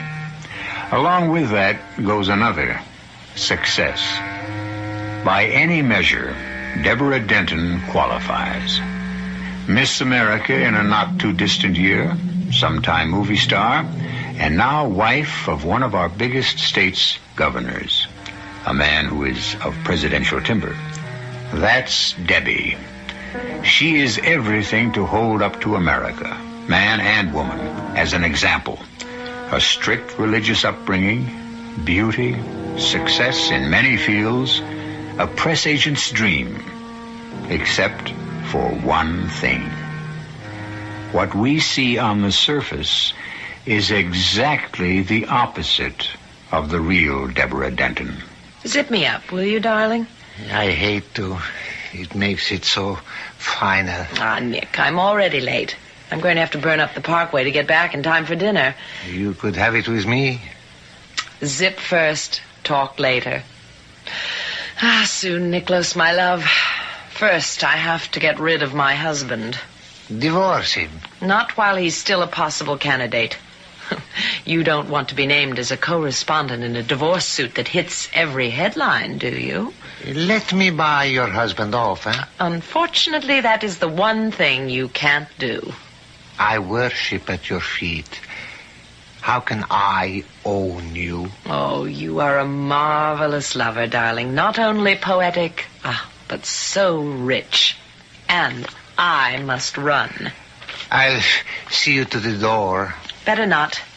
Let's not take any chance of being seen together.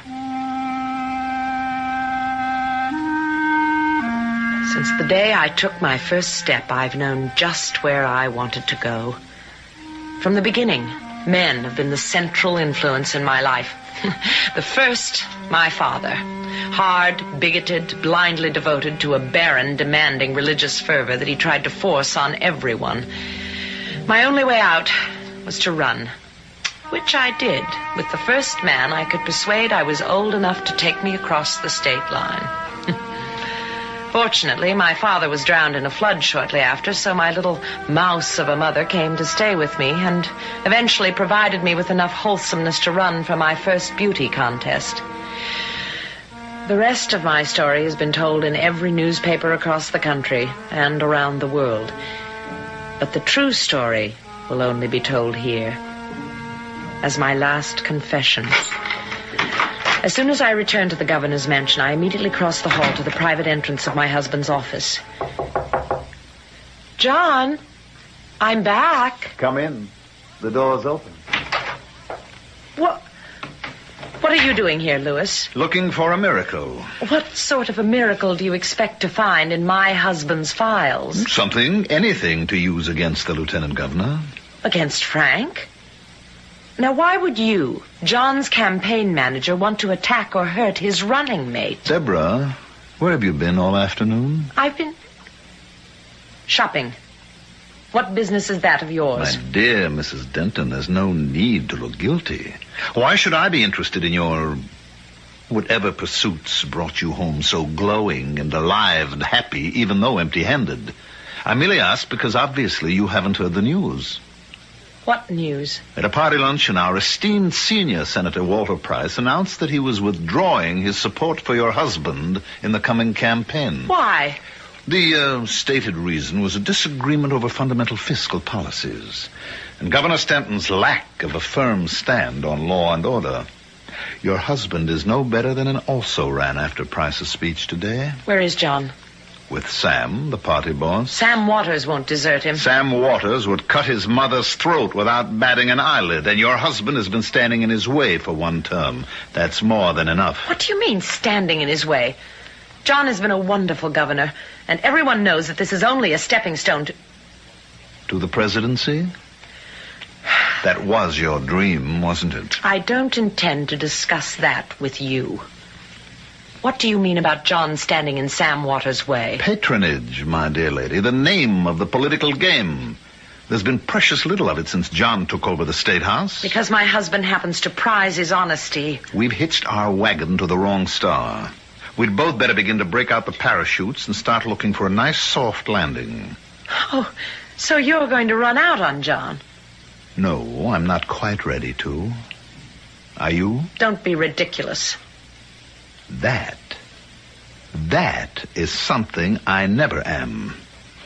I may be many of the things you say, but don't ever make the mistake of thinking me ridiculous. I despise you, Lewis Stark.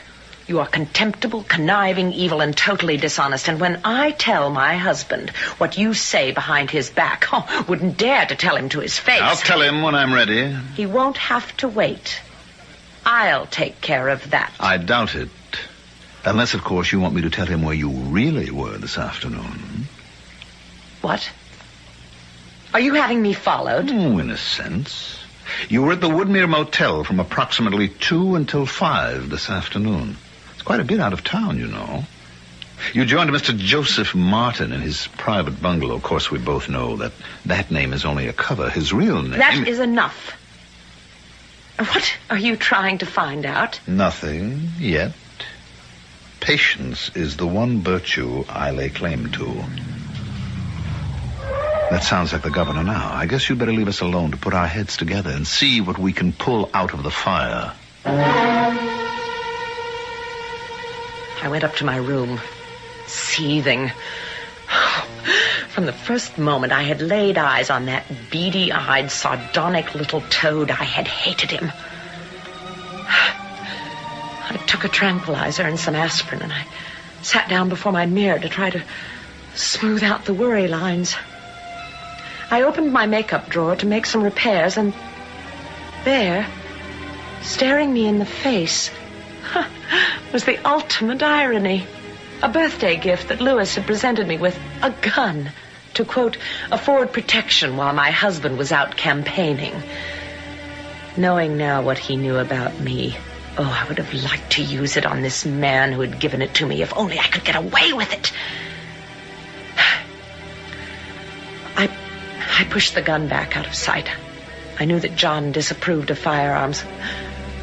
It was fortunate that I had pushed it back, because without his usual polite knock, John was suddenly in my room.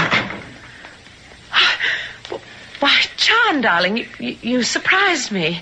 Oh, I'm sorry. I just had some pretty bad news. What? It looks as though you're not going to be the governor's lady much longer. Oh, you mean you've decided not to run again? I mean, the party has decided not to support me if I try to run. Then run independently. Not a chance. First of all, I haven't the money. I have no personal wealth, no sources to draw on. Does it have to cost so much? If you go to the people, you know you have their support. Yeah, I had. Till I cut the budget, raised taxes, tried to make the state solvent. Well, you know that Sam and Lewis felt that you could have waited. Oh, sure. Sam and Lewis aren't interested in principles or the public good, only votes. Everything I've tried to do to help the little guy, I mean, the kind of man I consider myself, can be twisted into a mistake if your code of honor is politics first. Well, perhaps it was a mistake to veto the death penalty when you knew everyone was up in arms at the appalling crime rate. I would always veto that. In my opinion, it's against the morality of both man and God. All right, my darling, we won't argue about it. Now, here. Let me sit with you for a minute. Oh, Debbie, darling, I really don't care for myself. As a matter of fact, in a way, I'm relieved. Relieved? Yes. We can live our own lives now. Start having the first of those children we should have had already. Enjoy and get the most out of life for ourselves. What will you be doing for a living? Oh, go back to the law.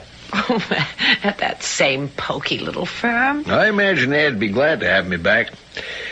And I suppose reflected glory could get me in with some of the bigger firms. Come on, darling. We'd better get dressed for the Chamber of Commerce dinner tonight. Debbie, you know, sometimes I wonder if you really love me. Or is it just the glamour and all the expectations for the future? Oh, be careful, my darling. Now, don't muss me, please. Well, I'm just rubbing against your hair. Oh, beautiful you are. Yeah, look at your reflection in the mirror. Was there ever a more beautiful woman? You know, Debbie, sometimes I think for all my beliefs and my hatred for violence, if I ever found out there was anyone who wanted to steal you from me, if I ever suspected for a moment that some other man dared or you permitted him intimacies which are ours alone, I think I would revert to the animal that lives in all of us and destroy all three, you, me, and... Forgive me, darling. I don't know what came over me talking nonsense like that. It's just that I love you so. The Chamber of Commerce dinner was long and tedious. I was sent home early with the lieutenant governor's wife. But not before Lewis had informed me that John, contrary to his normal habits, had been drinking quite a bit. But he assured me that it would be all right and that he would make sure he got safely home. I was sitting at my dressing table taking off my makeup when suddenly, impossibly, Lewis was beside me, visibly shaken and frantic. Deborah. How the devil did you get in here? That doesn't matter for the moment. I'm here to tell you to lock your door when I leave. And whatever you do, don't let John come in. And remember the pistol I gave you. What are you talking about? He's found out about you and Nicholas. How? Never mind how. When I left him, he was loading his hunting rifle. For heaven's sake, when I leave, lock your door. Are you suggesting that I should be afraid of John, the most... Debbie, he is not himself. He's out of his mind. Good Lord, here he comes. Defend yourself, Deborah. Get your gun. He's out for blood. Debbie! Tell me it isn't true. For God's sake, not now. Not you deserting me. John, put down that gun. What gun? Tell me it isn't true about you and Nicholas Aranjoglu, or by heaven, No!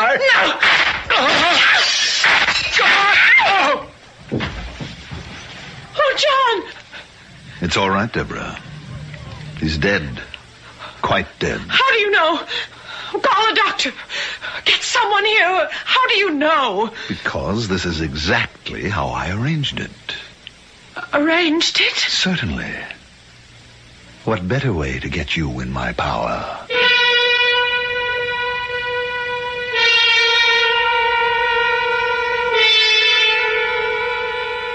Do you feel there's something strangely out of kilter in this sudden event?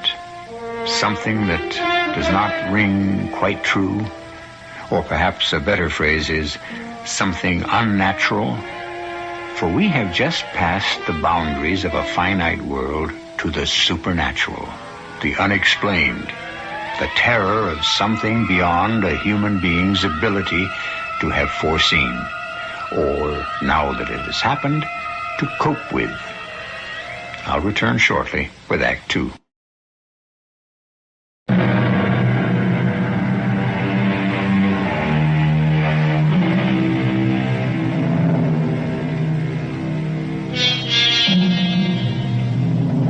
Very, very seldom in life has Deborah Denton committed an act not motivated by her own volition. But on this one of very few times, she has done what would have seemed impossible to her. She has lost her head completely and committed homicide. Not only that, but in front of a witness. The last witness in the world she would have wanted to be there. Instinct tells her that she is caught in a trap. But more than that, some unfathomable prescience sounds a knell within her that the trap is worse than could humanly be possible. What do you mean, in your power? You just murdered your husband in front of me. It wasn't murder. It was self-defense. You saw he was going to kill me. Kill you with what? With the hunting rifle. What rifle? The one he had in his hands. The one... I don't see any gun in his hands or anywhere near him. But you said that he Did had... I don't think I remember that. But you must. Now, you burst in here, and you said that John had been drinking at the dinner, and that he was loading his rifle, and that he knew about Nicholas and me. My dear Deborah, John Stanton drunk? And loading a rifle when you knew his aversion to guns of any kind? Would anyone believe he could even use a gun? And how could he have found out about you and Nicholas? I don't know. From you, I suppose. Now, really, why should I make trouble between you and John? And I didn't burst in here. Oh, at least that's the truth. How did you get in here? Well, that's another matter. Which I don't care about for the moment. You are a witness. And hostile or not, any good lawyer will catch you in your lies and your tricks as soon as he gets you on a stand. Only he won't. Why not? Because I'm not here. The servants have heard the shots and sent for the police. When they come, they'll find you and the dead man alone. You can't get out of this house without being seen. Can't I? Watch. Louis,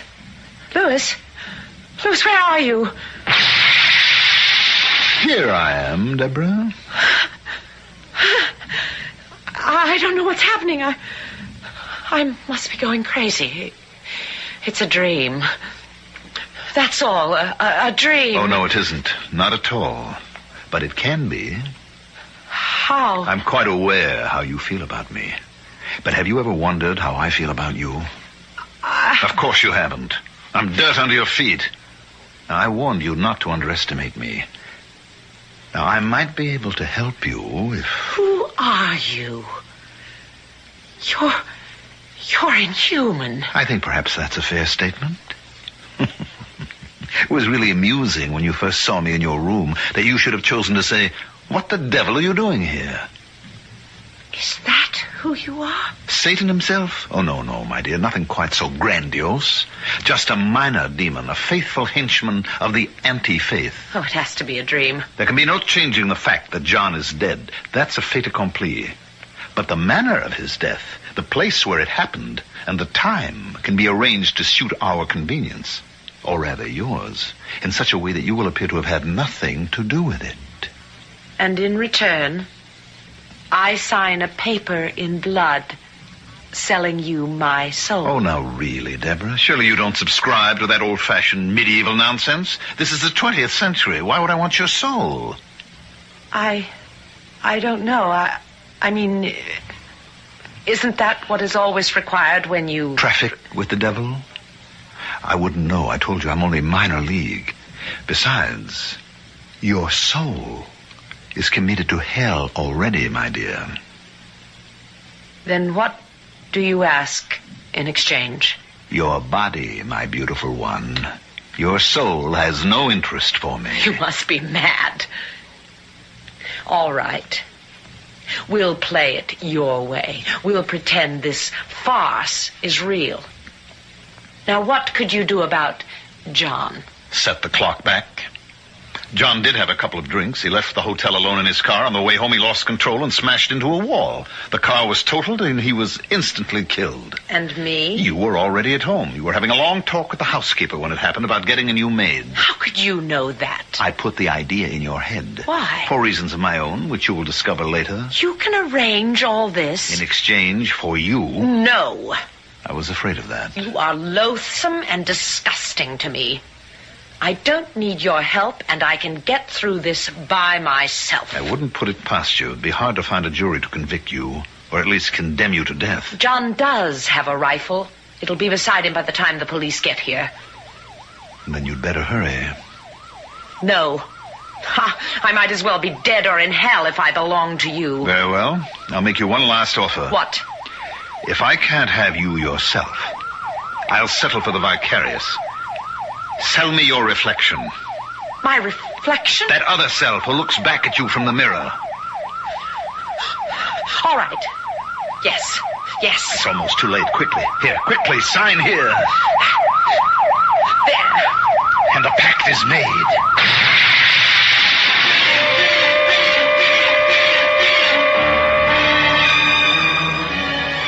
There was a shattering flash and a wild feeling as though the world had stopped spinning on its axis.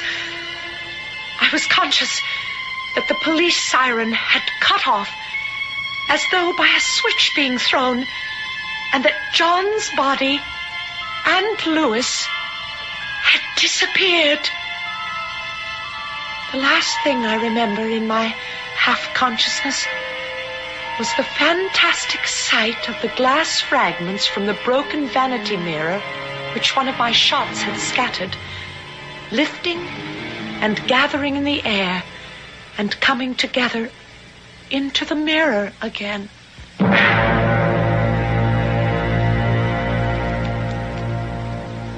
And then I must have fainted.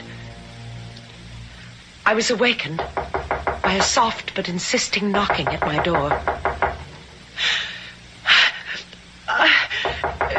Just a minute.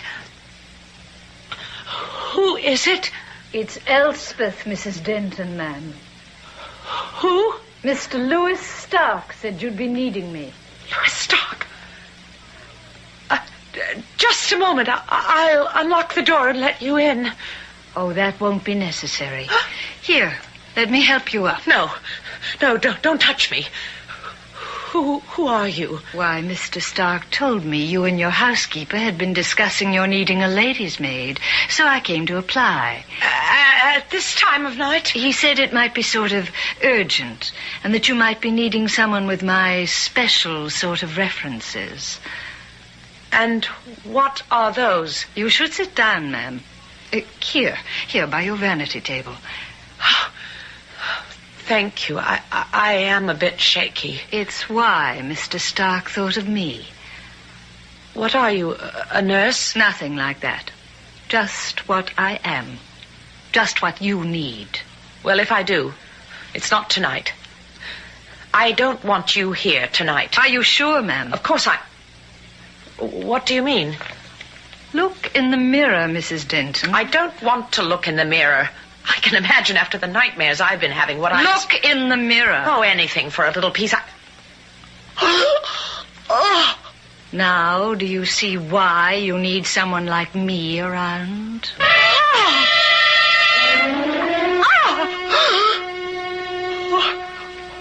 What else showed me in the mirror was nothing. Reflected in the background were all the normal things I expected to see. The Austrian curtains draped by the window, a sampler which my mother had needle-pointed for me, the great canopied bed to my left, and to the right, the chaise lounge and part of the closet door. But in the center of all, in the center of all where I should have been, was nothing. I don't mean a blank or the outline of a shape, just nothing at all. As though the mirror reflected only an empty room. You see? But it can't be.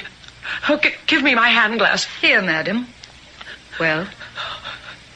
Nothing. The same. Oh, my, what am I going to do? That's why Mr. Lewis Stark thought you might have need of me. How can you help? Can you bring my likeness back? No, but I can protect you. How? First, by keeping people away from you. Or more important, you away from them. But if John is dead, I can't just hide. No, but you could have need for a nurse, someone to take care of you. We can establish that the shock of his passing has brought on a skin disease you wish to cloak from anyone's eyes, particularly from your own. How will that help? A logical reason for getting rid of all the mirrors in the house, for guarding against the surprise photographer, for concealing the truth, as long as you must be in the public eye. Shall I get it for you? No, I'll get it. At least I'm safe on the phone. Hello? Debbie? Oh, it's you. Can you talk? Just a moment. Would you mind leaving me alone, please? To talk to Niklos? Or should I use the cover name? Damn you! Since we are sisters under the skin, I shall quietly disappear. Oh, no! Hello? All right? No, but we can talk now, Nicky. What is it? I just heard the news. News? About John. On my car radio. Is it true? What did they say? Just that he apparently lost control of his car on the parkway and smashed into the wall of an underpass. And that he must have been killed instantly. Oh, thanks, Peter. What did you say? Oh, Debbie, you know, don't you? I mean... It's all right. I know. Oh, for a moment there I thought I'd made... well, I don't mean to be ghoulish, but I have a wonderful idea for us. What? You are a grieving widow. What is more natural that you should want to get away? You go to Europe on a trip and steal away to my island.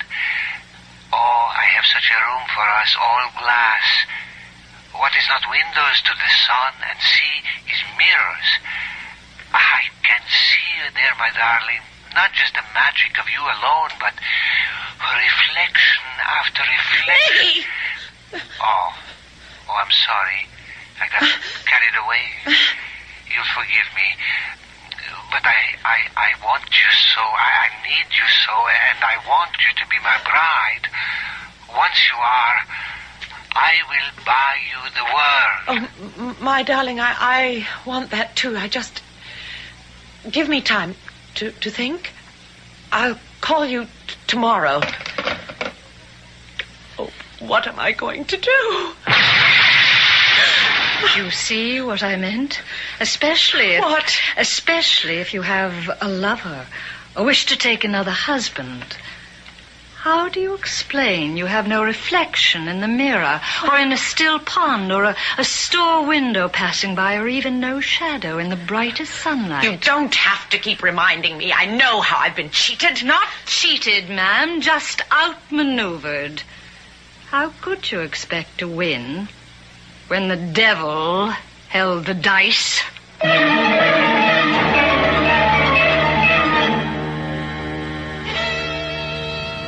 All that Deborah Denton schemed to gain, wealth beyond imagining as Niklos Sarunjuglo's wife, seems now denied her. Can she outwit the devil, or is she already doomed? A haunted figure who casts neither shadow nor reflection, set apart forever from everyone else. I shall return shortly with Act 3.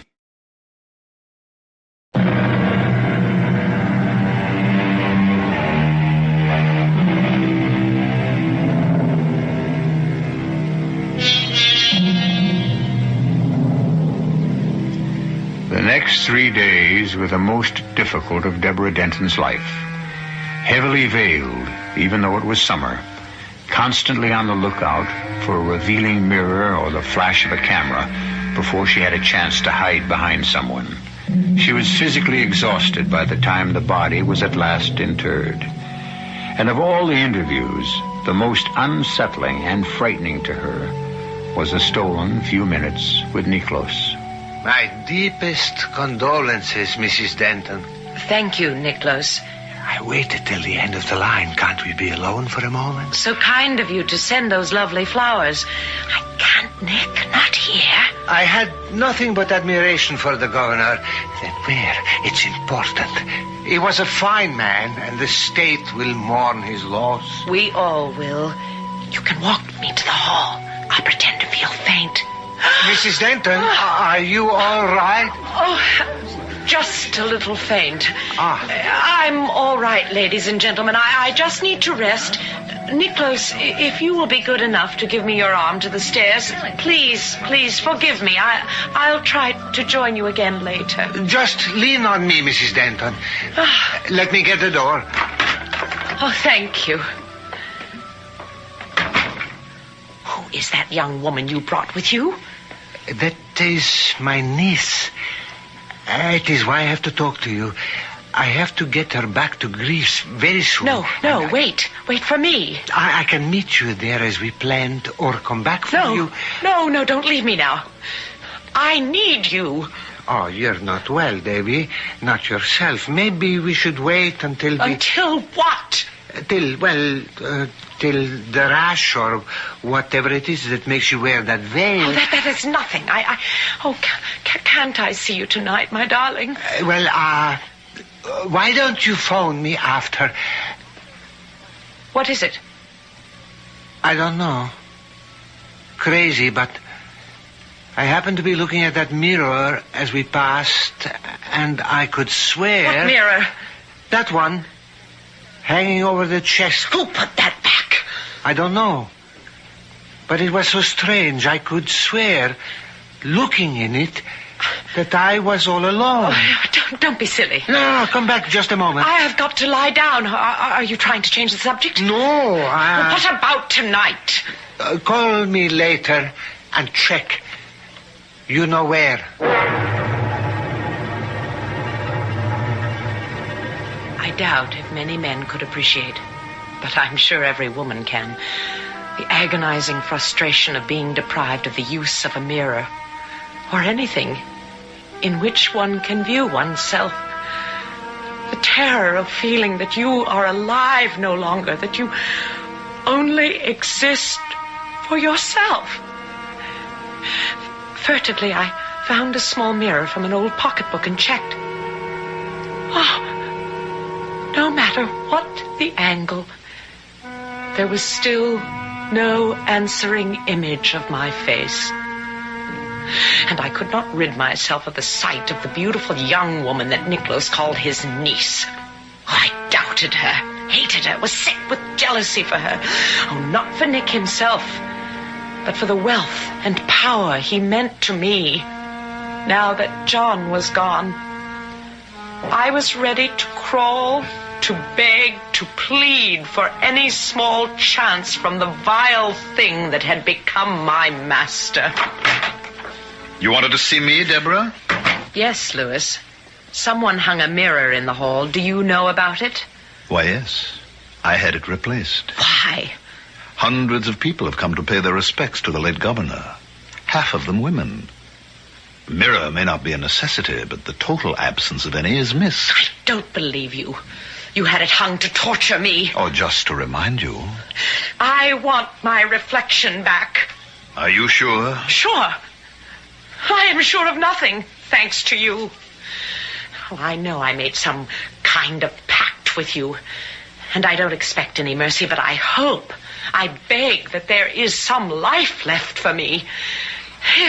If I am to be dragged at last into a hell that is as eternal and is as devastatingly destructive as the last days have been, I am asking you for some last fling at life before you and yours swallow me up forever. You're worried about Nicholas and his niece. Yes. And quite right. The relationship is close, but not familial. Do you mean that she... Oh, that... Of course she's not his niece. But then, in spite of her desires, she's not yet been able to capture his entirely. You are a master at this, aren't you? To turn a person slowly on the spit, never burning, only scorching. We're two of a kind. How many men have you turned on the spit? Hopelessly bound and tied by your beauty and promise, only to abandon them after their purpose had served yours. Supposing I admit it, will that gain me any comradeship with you? What is it you want? So little. My mirror image back again. You're sure that's all? That is all I dare to ask, isn't it? And how will it serve you? Even at the simplest level. A woman cannot live without a reflection. She needs it to begin, live, end her day. And for your sort of woman to reaffirm your strength. For what are you without beauty? Oh, you knew so well when you took it from me I would be back on my knees to beg for it. I was damned the day I agreed. I can't live as ordinary people do. I need Nicky's money, position, power. Neither can the rest of us. The rest of us? We, the powers of darkness, the strength of the world which will ultimately make it our own.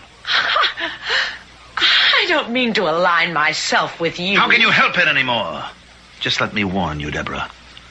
If I return your image, it may not be what you expect to see. It will be what I want the world to see. Can you be so sure? It will be me, won't it? Of course. I'll sign anything more for that chance. There's no need for that. Call your lover. Win him back from his niece, if you can. By the time you two can meet, your mirror image will have returned. I want it now. Some things are possible, but not all. You must wait until you meet him again. Maybe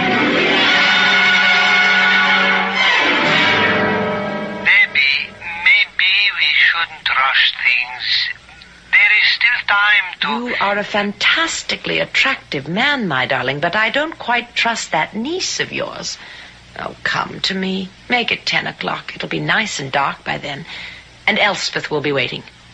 Do I expect you? You know, all you have to do is ask. I'll be there.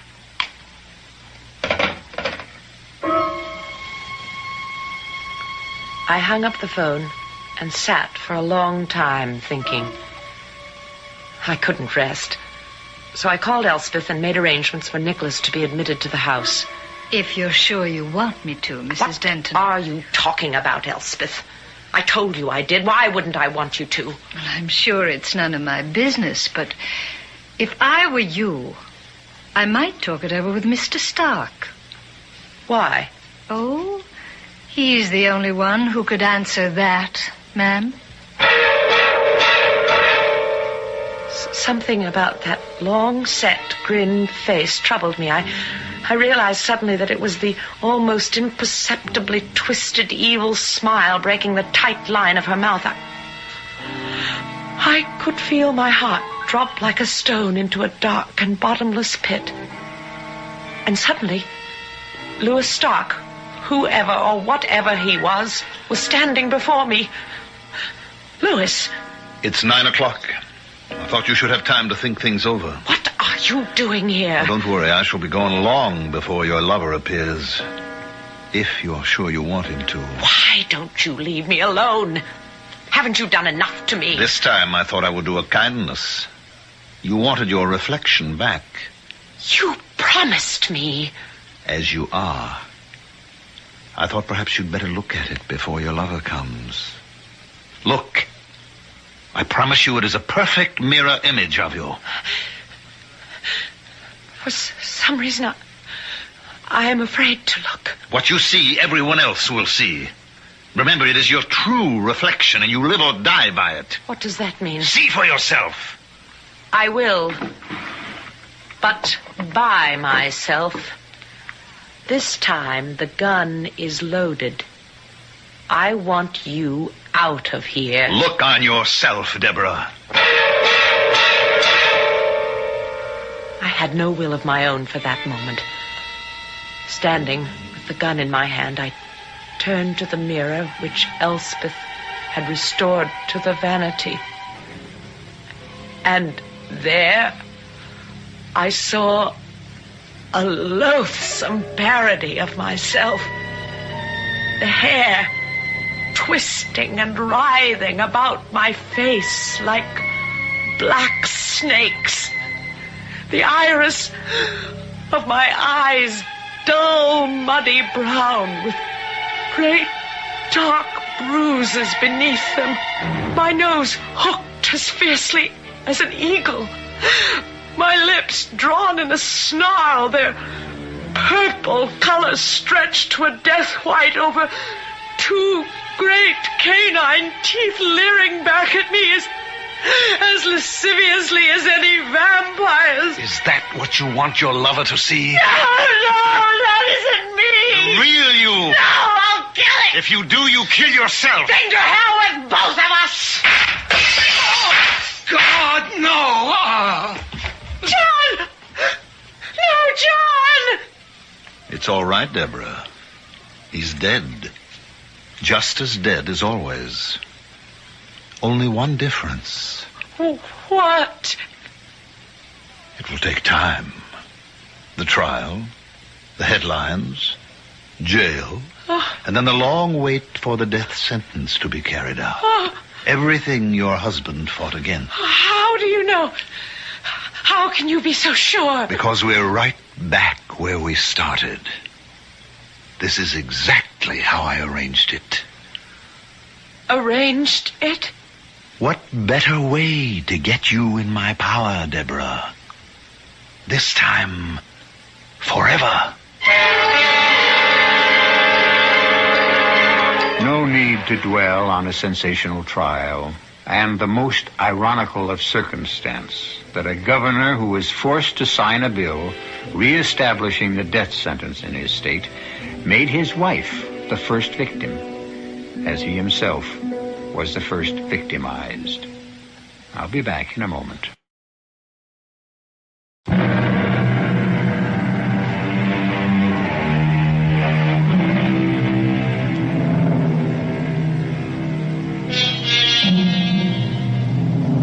The most damaging witness at the trial of Mrs. Denton, wife of the former governor, was Louis Stark, who reluctantly but devastatingly, under questioning, sealed her death warrant. The audience was sorry for this seemingly sympathetic and unhappy man. But then, as Elizabeth Barrett Browning said, the devil's most devilish when respectable. Our cast included Patricia Elliott, Mandel Kramer, Robert Dryden, and Carol Teitel. The entire production was under the direction of Hyman Brown. And now, a preview of our next tale. Well, you know what Mr. Maugham said. No. What did Mr. Mon say?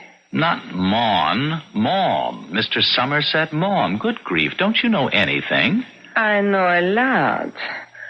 Now tell me, what did he say? He said, money is a sixth sense, without which one cannot make proper use of the other five. This is E.G. Marshall inviting you to return to our Mystery Theater for another adventure in the macabre. Until next time, pleasant dreams.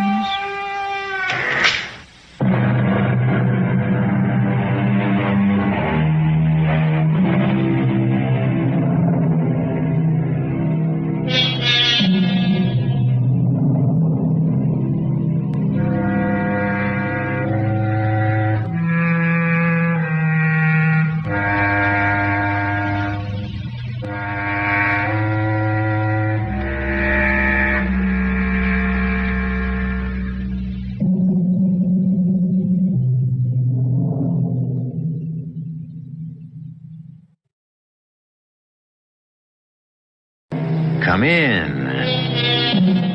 Welcome. I'm E.G. Marshall. You know, a lot of you have been nice enough to write me letters, and a surprising number of them have asked for more Western stories. So, here is another. Back in the frontier life of the 1860s, west of the Mississippi, the horse was still man's means of locomotion, a noble animal, and particularly in those days, a good deal more noble than many a man who rode him. I brought you some breakfast, Wayne. I figure you and Daddy would be hungry. Hold it right there, ma'am. Don't even move enough to jiggle them dishes. Don't go for your gun, Sheriff. The big one has us covered. That's right. Just don't let anyone try anything foolish or the lady gets it first. Okay, Sheriff, just loosen your gun belt nice and easy and drop it to the floor.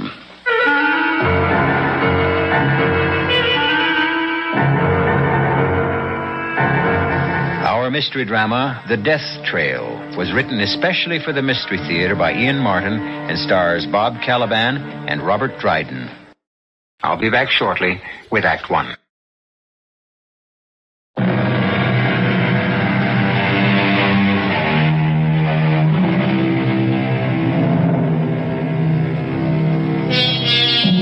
The transportation of large sums of money in any era is hazardous. At no time more so than through the Wild West, especially in the years after the Civil War. In the late 1860s, $200,000 was an enormous amount of money. So huge, in fact, that the logistics of moving it required planning, secrecy, protection, and at the end, a good deal of misdirection.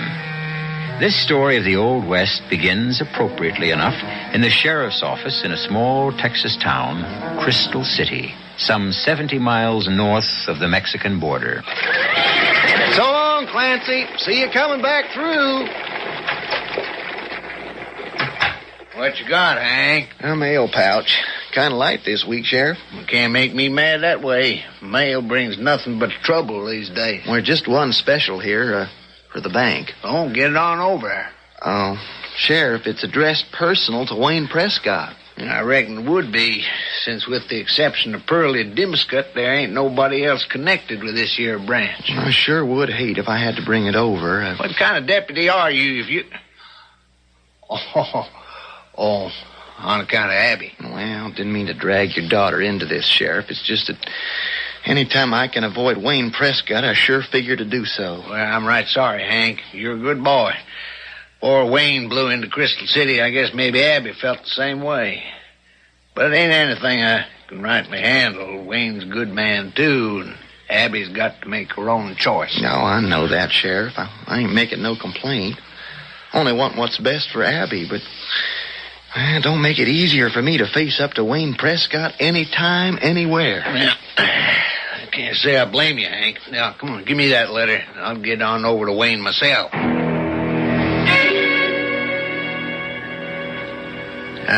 Bring you any trouble there, Wayne? Well, no, Sheriff, not exactly. A little puzzlement, maybe. Well, anything I can help with? I just don't know. Anyway, it looks like you may be sort of party to it if you and Abby ain't changed your minds about going up on the next coach to San Antonio. Oh, not so's you'd know it. I got to get a new hammer on my Winchester, and Abby looks to buy herself some linens and cotton and dresses and stuff for... against time. Now, I reckon between the two of you, you have set some sort of date. More or less, Ab, but... well, I'm the one who's been holding off. Oh, how come? Well, ever since I was sent down to open this branch of the Texas and Frontier Unity Bank, I've had a notion Colonel Chalmers, the president, had something big in mind, and from what this letter says, whatever it is, it's about to bust wide open. I shouldn't even be telling you this much. Oh, heck, son, I didn't mean to pry. Well, I'm not trying to hide nothing. I don't know what's cooking, but I do know I'm going to be heading for San Antonio on the next stage with you and Abby. The way this letter reads, something big is brewing. Something just big enough could turn my whole life around.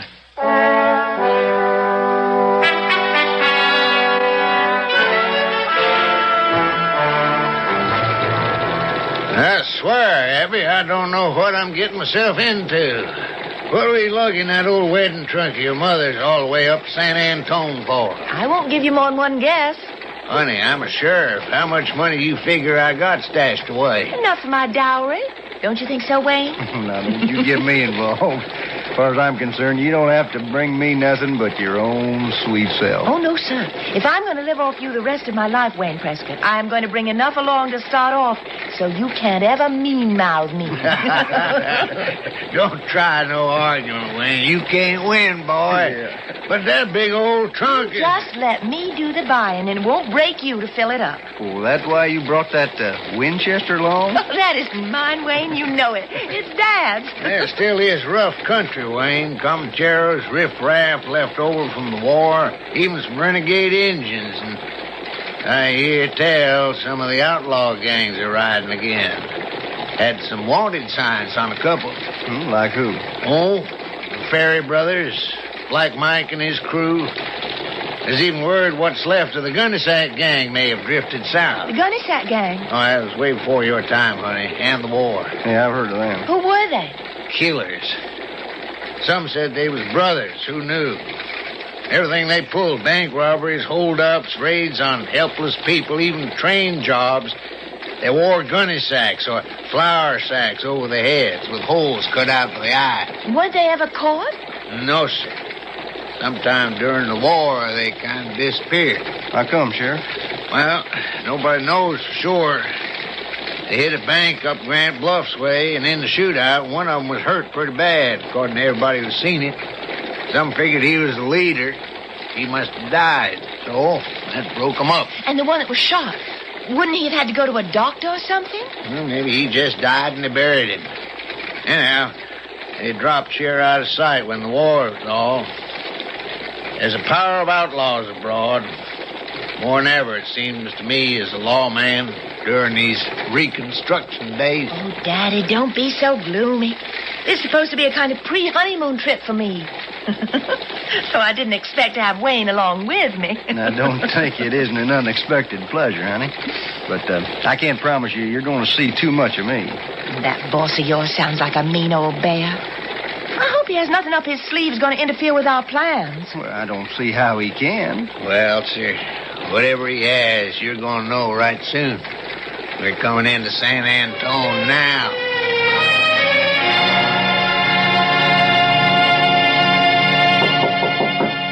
Come. Wayne, boy. Glad to see you. Hello, Colonel. I'm sorry to find you in bed, sir. It's only temporary. My old wound acting up. Don't you ever get any twinges from yours? Well, I guess I got out lucky, sir. I owe you my life. You know I'll never forget that. Well, I owe you the one I'm living, sir. I ain't likely to overlook that. You a good banker, Wayne? I don't know, sir. All I know is what you taught me. If I taught you right, that you do. You ever wonder why I dealt you off into this godforsaken spot you've been sitting in the last 6 months? Oh, maybe. But I learned to take orders in the Army. Yeah, you're made for better than that, Wayne. You went because I asked you to. Yes, sir, you could say that. To learn this country like the back of your hands. Yes, sir. But why? Well, because I saw something big coming, son. It's here now. You ever hear tell of a man named McCoy? He got a first name? Joseph. I don't recall him. Yeah, well, he just bought a town in Texas named Abilene. Know where it is? Yeah, about the middle of the state, 200-300 miles north of here. Right. Maybe 600-700 miles south of a stockyard he's setting up in Kansas, right next to the railroad. He plans to slaughter beef there, ship it east. Well, yes, Colonel, but I don't see where I fit in this, or you. Now, what does beef on the hoof sell for here in South Texas? Depending on demand, $2.50, $3.50 a steer. McCoy plans to plaster the state of Texas with circulars offering $40 a steer delivered to his stockyard. The cattle be assembled at Abilene, driven north on the hoof. Well, you're still ahead of me. Now, Wayne, I've taken every cent I have in cash, borrowed, mortgaged. Came down here to comb this state, buy up every head of cattle I can afford, and the men to drive them north. Son, there is a fortune to be made if we can get in there before McCoy's circulars. Buy them at bottom price here. It's a long drive, sir. If weather, drought, Indians, rustlers, well, who knows what attack your drives.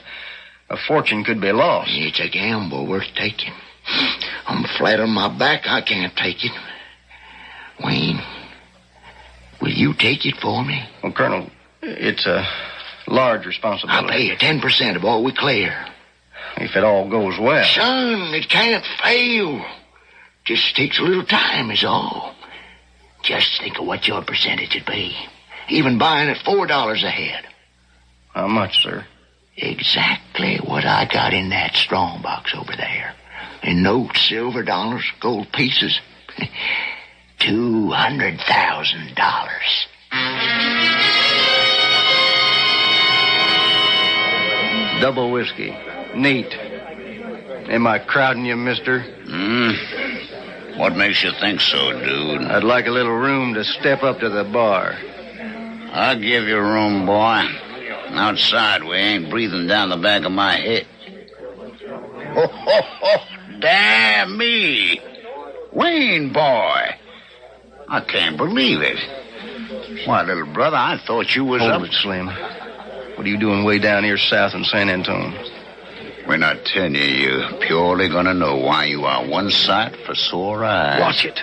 I can't talk here. Where's Bubba? Over to the fancy house.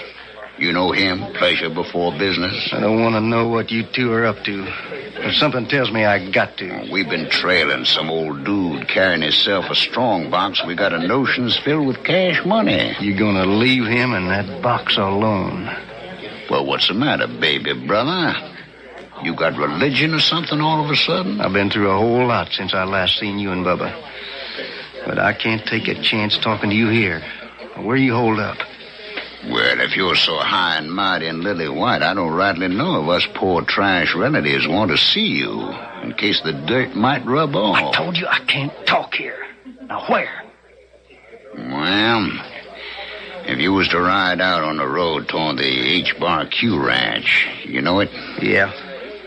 Just outside of town, there's an old broke-down settler's cabin. We could meet you there. When? Just as soon as I'm sure the sheriff and me say goodnight. Sheriff?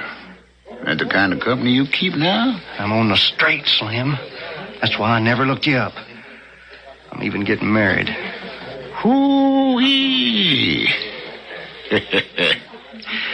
But if you're on the side of the law, what's the sense of meeting up with us? Because I got a proposition to make you. Something big. Just might set your feet on the straight and narrow, too.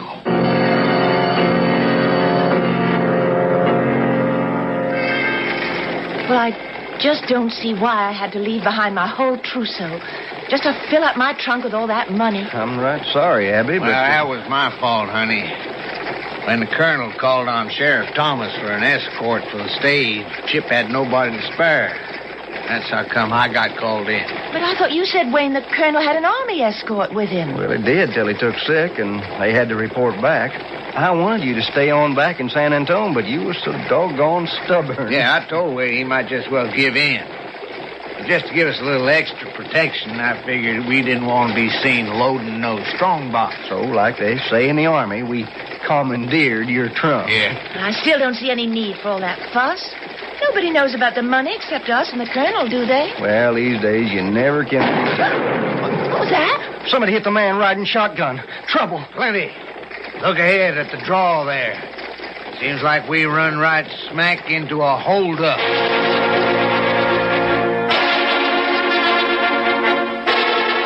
It was St. Paul who said, "The love of money is the root of all evil." And the evil in this case spreads slowly and inevitably, like some noisome growth from a swamp that smothers and chokes everything it touches. I shall return shortly with Act 2.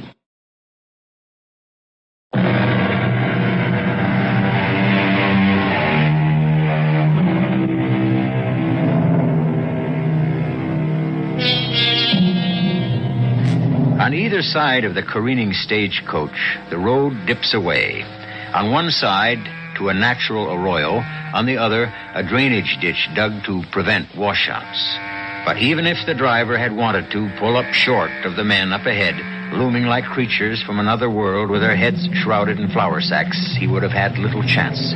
For the horses, startled by the first shot, are running out of control against the smoking brakes, the bits between their teeth.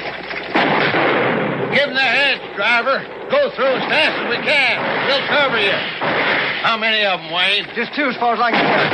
Hell, we outnumber them. You okay, Abby? Yes, Daddy, but it's hard to aim the way we're pitching around. Just keep firing until you empty that magazine. I got one of them, I think. Ah, you sure did. Wayne, they're running for cover. Hit the other one, Wayne. Damn, missed him. I'm going to tell the driver to hold up. We'll go after him. Don't let him go. Who cares? Everything else came through safe. Let's powder on for home.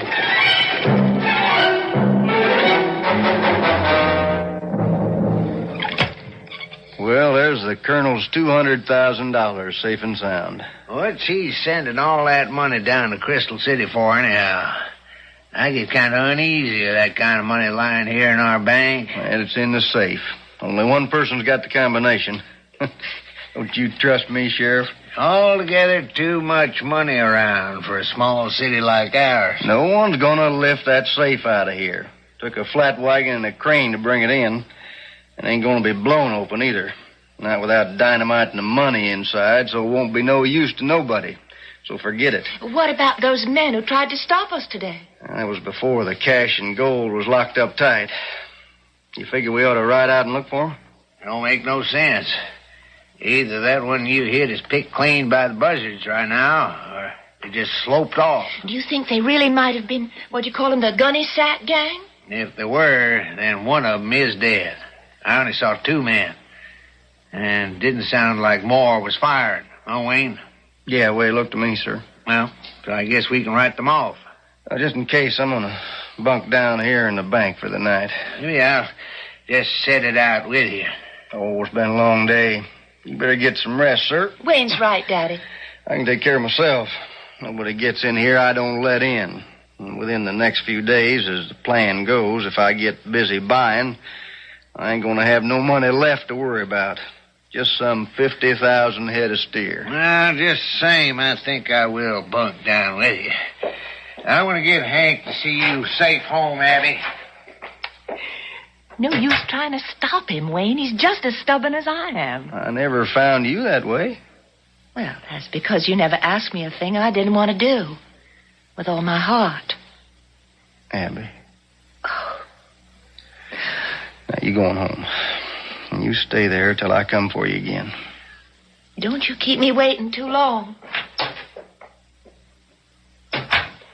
You better hope I do. I ain't nothing but bad medicine for you now.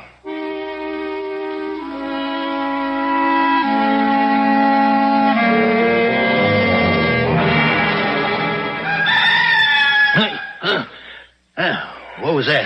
My Gaines old rooster. Morning. Oh, still dark out. Yeah. You get some sleep? Oh, I'd still be pounding my ear if it wasn't for Ma Gaines' old feisty rooster. Yeah, I guess you was out just as deep as me. You never put out the lamp. Well, how about that? Yeah, wouldn't think one kerosene lamp burned that long, would you? I'll tell you what, I'll go fetch us some coffee. Now, you keep this tight shut, you hear? Don't you worry. How about that back door?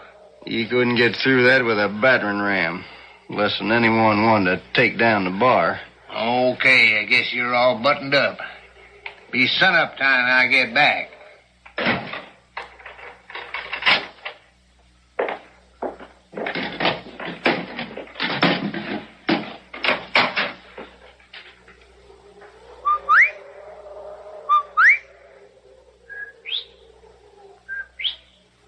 Slim. It's me, Wayne. I thought you'd never give the signal. I had to get rid of the sheriff first. Where's Bubba? With the horses. Step inside. Starting to get daylight out. How many horses? 4. One for each of us, one to pack the money. You got enough saddlebags? Yep. Better let me go get 'em while you open up the safe. No.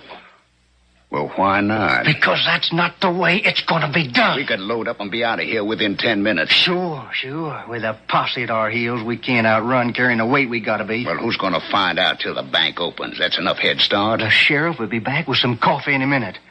Oh, damn all. No, that suits me fine. How come? Because when he does, you and Bubba are going to be waiting here. So he's a witness that you forced me at gunpoint to open up that safe. You got the flour sacks? The way we always worked? Yeah, for me and Bubba, yeah. I won't help you none. That's the whole point. You're going to take me with you as a hostage so nobody can follow up on us. It's only 35 miles of foothills. Once we get into them, we get lost. But what happens when you don't come back? How many hostages do? They'll figure you dry gulch me somewhere. So once we get away clean, nobody'll be looking for any of us. It's a long way from the old days. Little old brother was simple then, just grab and run. The difference is, Slim, I've had a taste of being a solid citizen. And it suits me fine if I got enough money to enjoy it. That's why I had you make that phony attack on the stagecoach. Set myself up to look like a real hero, defending the money and the lady. What I want out of this is to be dead, with nobody trying to trace that, that I ain't dead, you see? Only I'll still be alive and kicking and rich. Now, go on now. Go get Bubba and the saddlebags. Morning, Sheriff. Morning, Hank. Everything all right over at the bank? Oh, yeah. I figured to bring Wayne some coffee. Got any boiling? Yeah, just started. It'd take a few minutes. Oh, why don't you go back to the ranch, get yourself some breakfast? I promised Wayne I'd bring him some coffee. Oh. All right, I'll take it over. I wouldn't make you eat crow knowing how you feel. Hey, somebody's coming into town. See who it is. Yes, sir. It's a buckboard. Oh, it's Miss Abby. Come to fetch you, I reckon. That don't make no sense. I got my horse. Open the door, see what's up. Yes, sir. Oh, morning, Miss Abby. Where you headed? Oh, morning, Hank. I got some hot breakfast here. I hope it's kept warm enough under the cozy. Oh, for me and the sheriff? I was taking it to the bank for Dad and Wayne. I didn't think of you. Oh, yeah, that figures. Oh, come on, Hank. I didn't know you'd be up yet. Or care. Please, Hank. Don't be childish. I ain't childish. I just don't cotton to your Mr. Prescott. I don't trust him. Because you're jealous. Could be. It's only because I want everything right for you. Something tells me he isn't the man to make it that way. Oh, stuff and nonsense. You want to help me unload? I wouldn't give him the time of day, let alone carry his victuals to him. You and the sheriff can run after him all you want. You just leave me out of it.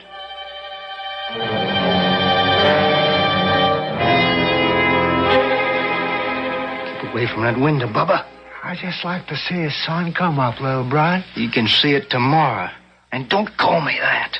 What? Little brother. Oh. Looks like he grown too big for his boots and his family, Bubba. Don't be a fool, Slim. But you got to realize we don't know each other, so no names. Okay. You get that, Bubba? Yeah. It's just the way it used to be. Damn. What is it? Sheriff coming.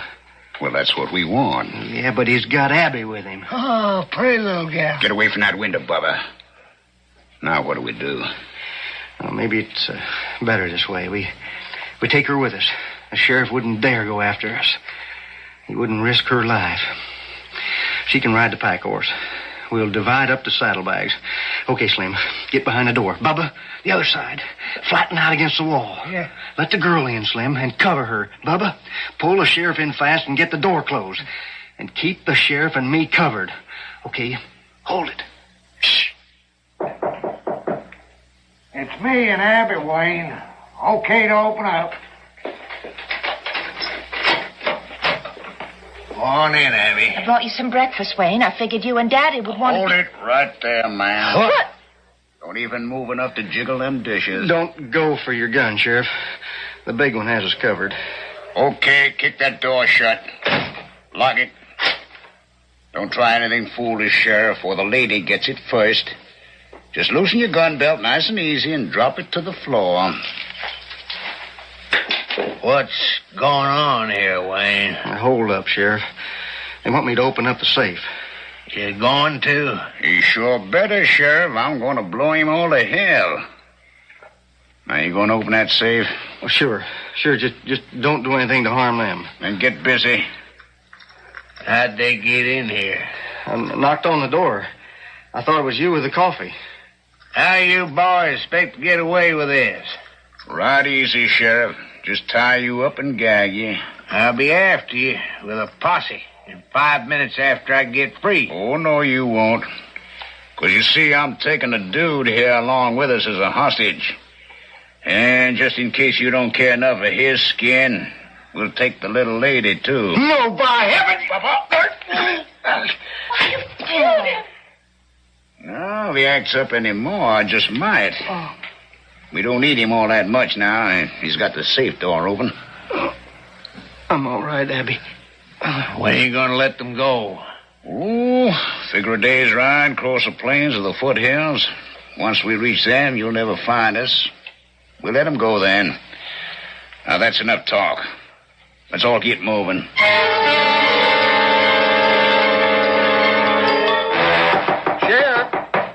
Sheriff Benson, you in there? Sheriff, that you? Sheriff?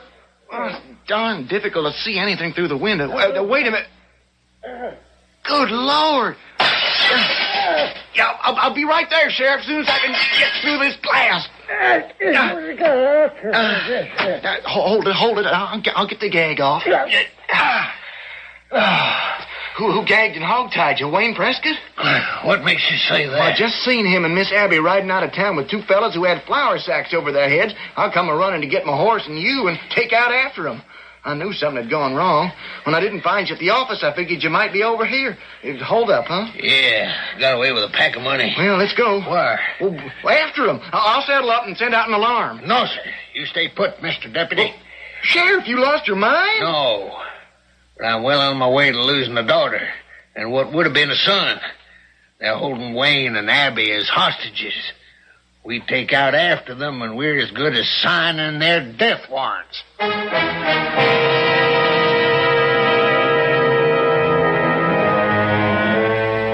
In gaunt futility, the two men stare at each other. The woman they both love is in danger, and for the moment, they appear helpless to save her from it. Perhaps it's just as well they don't know the real truth about Wayne Prescott and the deadly choice that Abby will eventually have to make. I'll return shortly with Act 3.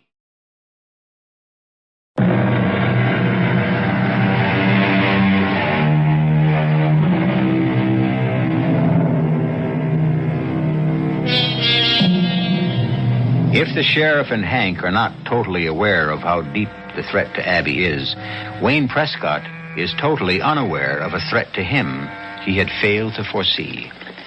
As Abby and he, roped tightly to their saddle, ride through the chaparral towards the distant mountains, Slim and Bubba, their heads uncovered now, have fallen a little behind at Slim's signal. We're going to be rich now, Slim, huh? Sure are, Bubba. I'd like to have a pretty little gal like that to buy all them gewgaws and pretty dresses and all for. She ain't your gal. She's Wayne's. Oh, yeah. Well, Wayne always got more than his share. Any job we pulled. 'Cause he has brains. He ain't the only one. I've been doing some thinking. Oh, you got brains too, Slim. Yeah. Enough to know 3 don't divide even into 200,000. It don't? Nope. But 2 does. Just right on the nose. I don't get you. I'll explain it as soon as we get to the river and stop to water the horses.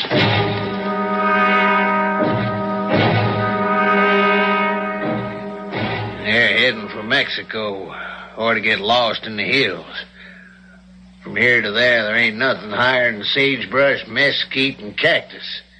We follow. We couldn't get within 5 miles of them without being seen. But if they get to the mountains, we'll lose them for sure. There's 100 draws, passes, gulches they could take. You can't track on rock. Yeah, I know. Sheriff, we just can't sit here and do nothing. I know that, too. Well, let me round up a posse while you study on how to go about it. Hank, we don't need a posse. There's only 2 of them and 2 of us. We keep them busy enough. Abby and Wayne could get away. Well, how do we catch up to them without being seen? We're going to take Snake Arroyo. Well, Snake Arroyo, that runs northwest. To the river. Then we cross at Bates Ford, and the Cottonwoods will provide a screen all the way to the hill. Oh, yeah, that's right. They got to stop to water before they take to the hills. And even though we're going all around Hell's Acre, we can easily double their time. They must have Abby and Wayne roped to the horses, and there's a weight of gold and silver as well as paper money. That's got to hold them back. Yeah, with luck, we can beat them to the hill. Yeah, well, we sure better. Or else we ain't liable to see either one again.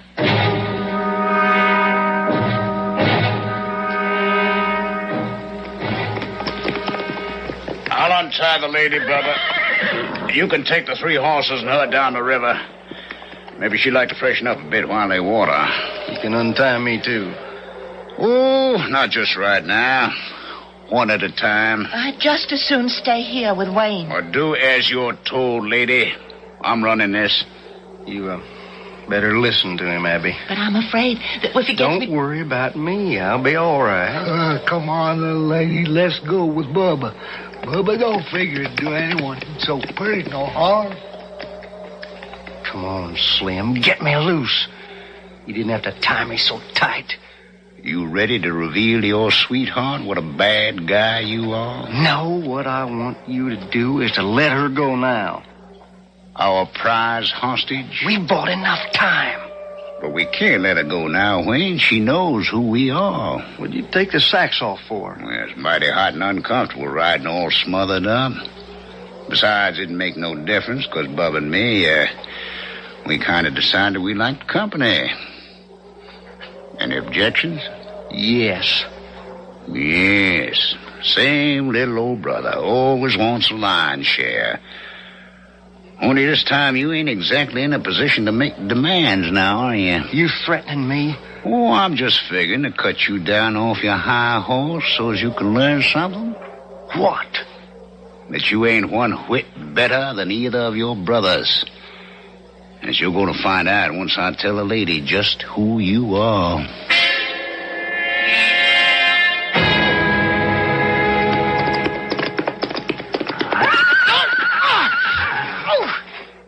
God darn fool critter gone and thrown me. You all right, Sheriff? What happened? Must have hit a gopher hole. Turned my ankle. I can't let it slow us up. Now, come on, help him out. When we get to the river, I can soak it some. Come on, Hank. Time's a waste.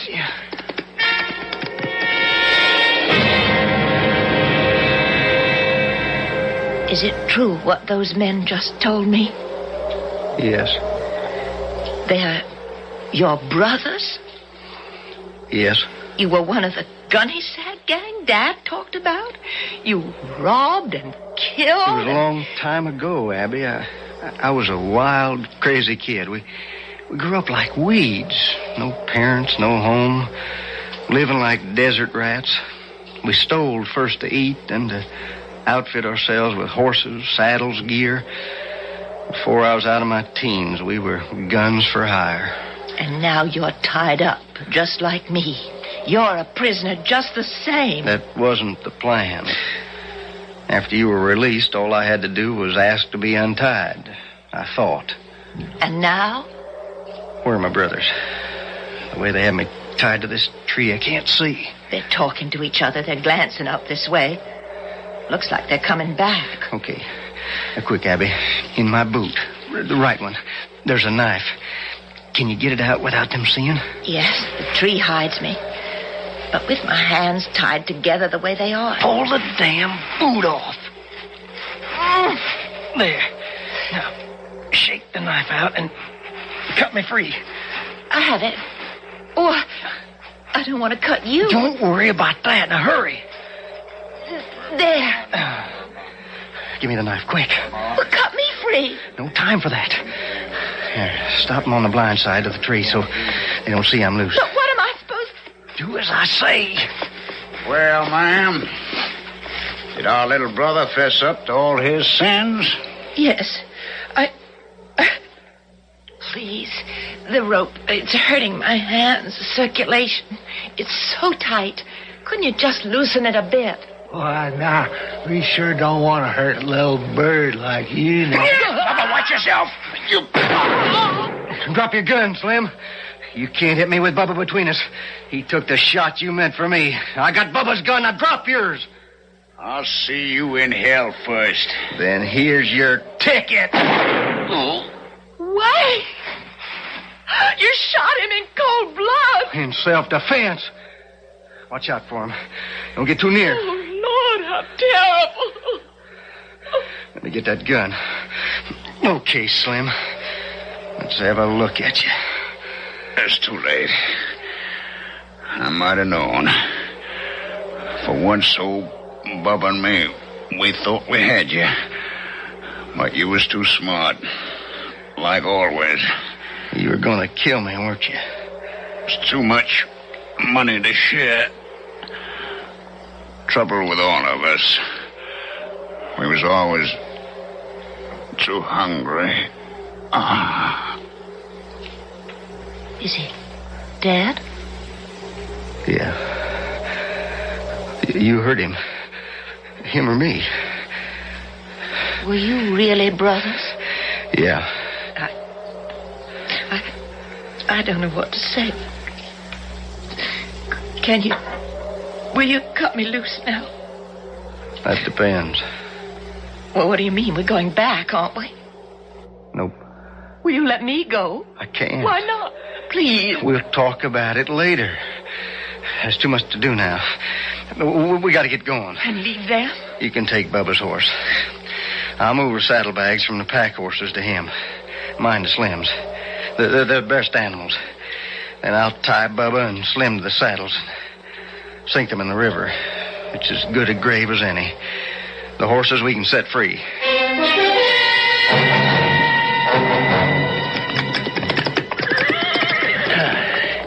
What is it, Sheriff? The ankle? Yeah. It's killing me. Yeah, we can't stop now. Only a couple of miles to the hills. It's too late. No, sir. We got plenty of daylight left yet. We could still beat them. I didn't mean that. Hey, look. Across the river there. Oh, horses. Wild ones? One of them's a pinto. Wasn't that what they had Abby up on? And Wayne on the chestnut with the blaze? By the Lord, if they've killed them. I ain't gonna believe that till I see it. You ride on, son. Don't hold up for me. I'll follow on as best as I can.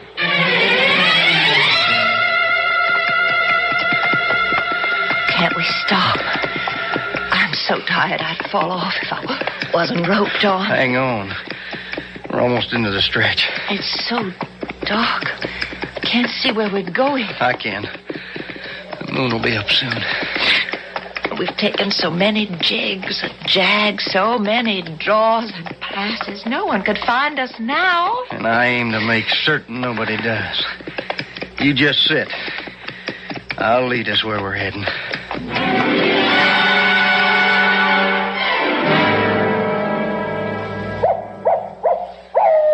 You feel better resting now? In my body, yes. Well, we made it. That's the Rio Grande. On the other side, Mexico. You're going with it? We're going ahead with it. Not me. Abby, honey, we're not going to stay in Mexico. We'll work west and cross the border again to Arizona where nobody knows us. We can start a whole new life and live like a king and queen with all that money. Well, we could have stayed home and had it all just the same. Oh, why, Wayne? Why? Because I was tired of waiting. Would have taken years till the cattle thing started to bring back the money, and I wanted it now. Now! You have to understand what drives me, what money says to me, what power it means to me. Ever since the colonel made me over into a banker, and I've had to handle it, I've been sick inside for the want of it, for it to be mine. Now, you coming with me? I've already answered that. No. You know what it means if you don't. I can't leave you alive to set the law on my heels. I know that. Well, then, let's get it over with fast. Turn around. I'm giving you one last chance. No. You're giving me no choice. You all right, Abby? Yes. Hank? I'll be right down.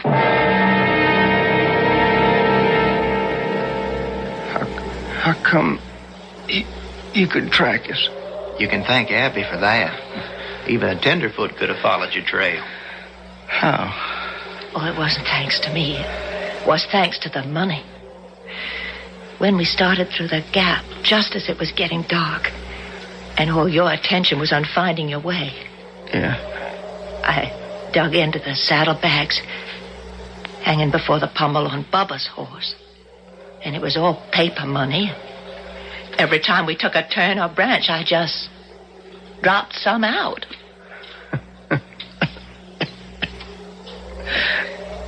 The joke's on me, all right. I thought this money was buying me all I wanted out of life. Instead, all it bought from me was death.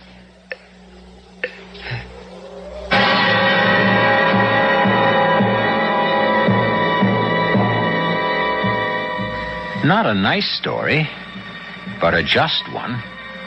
Poetic justice, wouldn't you say? That a man's greed for money paved the way to his own well-deserved death. I'll be back shortly.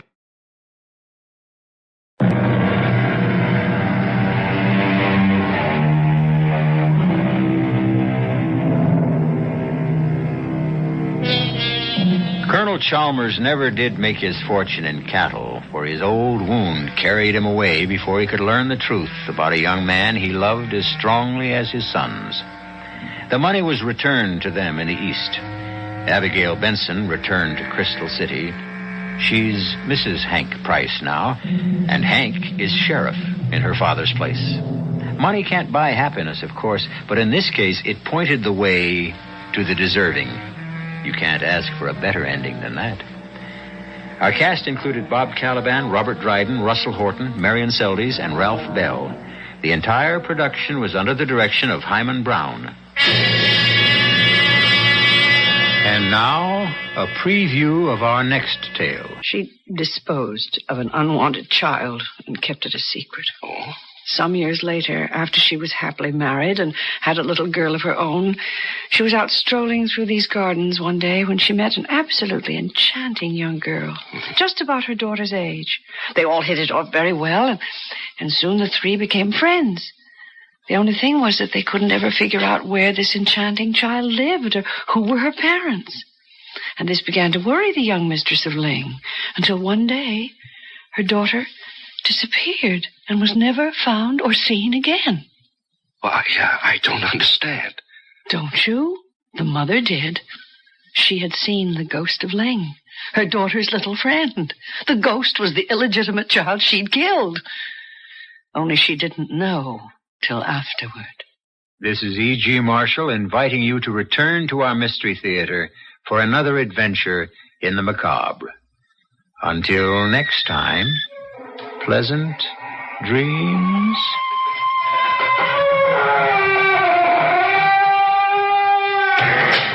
The CBS Radio Mystery Theater presents...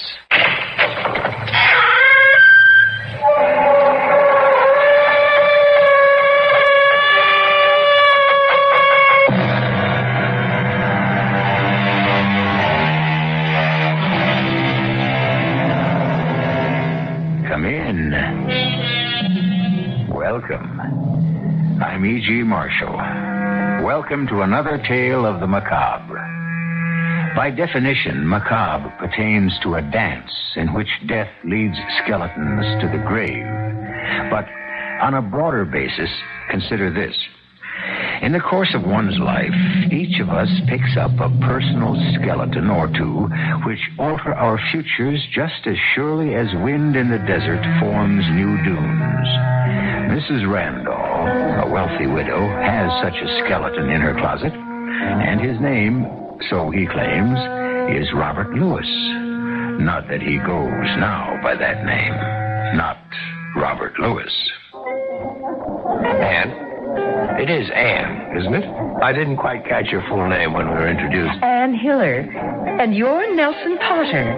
I had you pointed out to me. You didn't. I'm flattered, Mrs.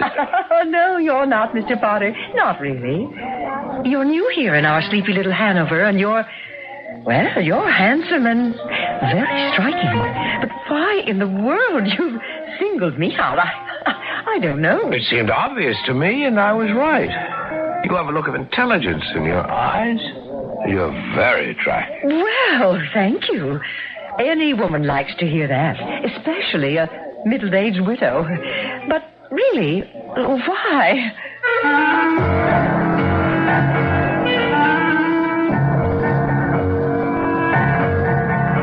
Our mystery drama, The Man Who Preyed on Widows, was written especially for the Mystery Theater by Roy Windsor and stars Mason Adams and Russell Horton. I'll be back shortly with Act One.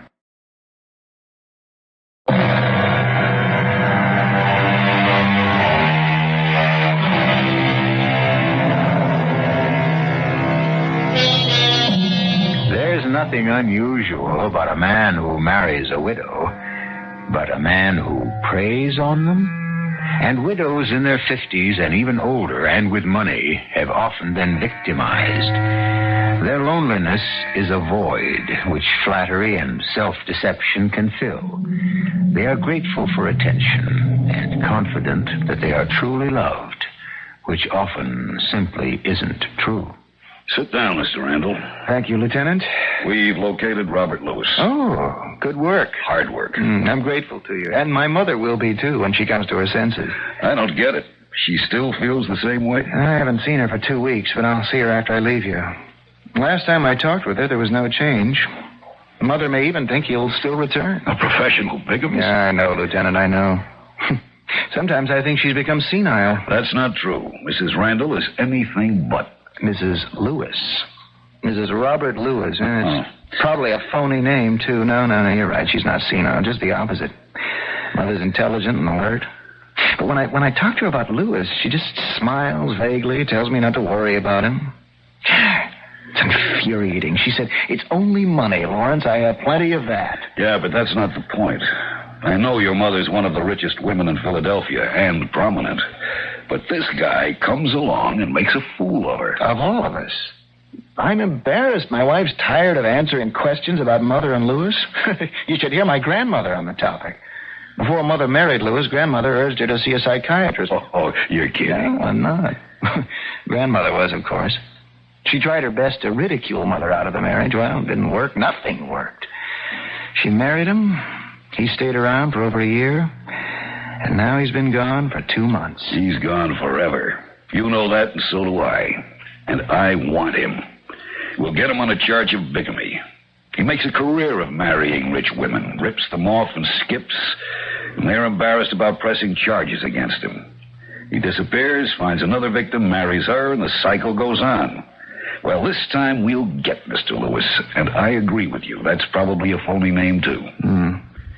Where is he, Lieutenant? You ready for this? Nothing would surprise me. He's up in Hanover. Oh? Where Dartmouth College is? That's the place. He calls himself Nelson Potter, and he's got an eye on a widow named Anne Hiller. Have you warned her? We will.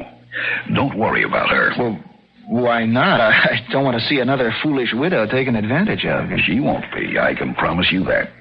Well, are you going to let her marry the man just to get him on a charge of bigamy? Anne Hiller won't be hurt. I guarantee that. There's something you're not telling me, Lieutenant. The police have to work this out their own way, Mr. Randall. You want Robert Lewis arrested and exposed. I want him convicted and jailed. For bigamy? That's right. We know a lot about Lewis. He's been recognized through a photograph in Palm Beach and in Denver. Different names, of course, but the same guy. We could convict him on past charges, but the problem is to get the women he married to come forward and testify against him. They won't. Too embarrassed. We won't have that problem with Ann Hiller. Well, how can you be certain? We are. To your mother, he's Robert Lewis, and she's still married to him. To Ann Hiller, he's Nelson Potter.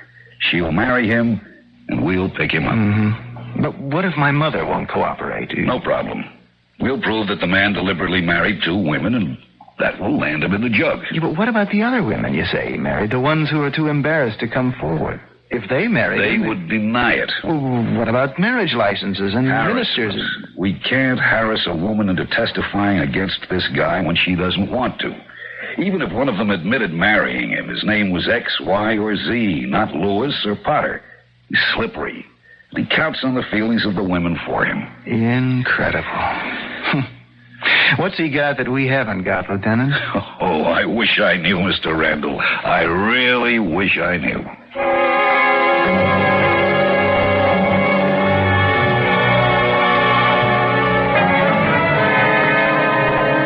You're looking well, Mother. Thank you.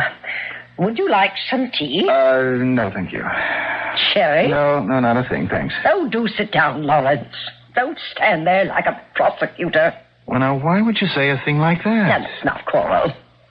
You will admit that the few times you visited me in the past 2 months, you paced around the room and ranted gently about what a foolish old woman I've been. Mm-hmm. And you still can't see it. Oh, dear, can't we talk about something else?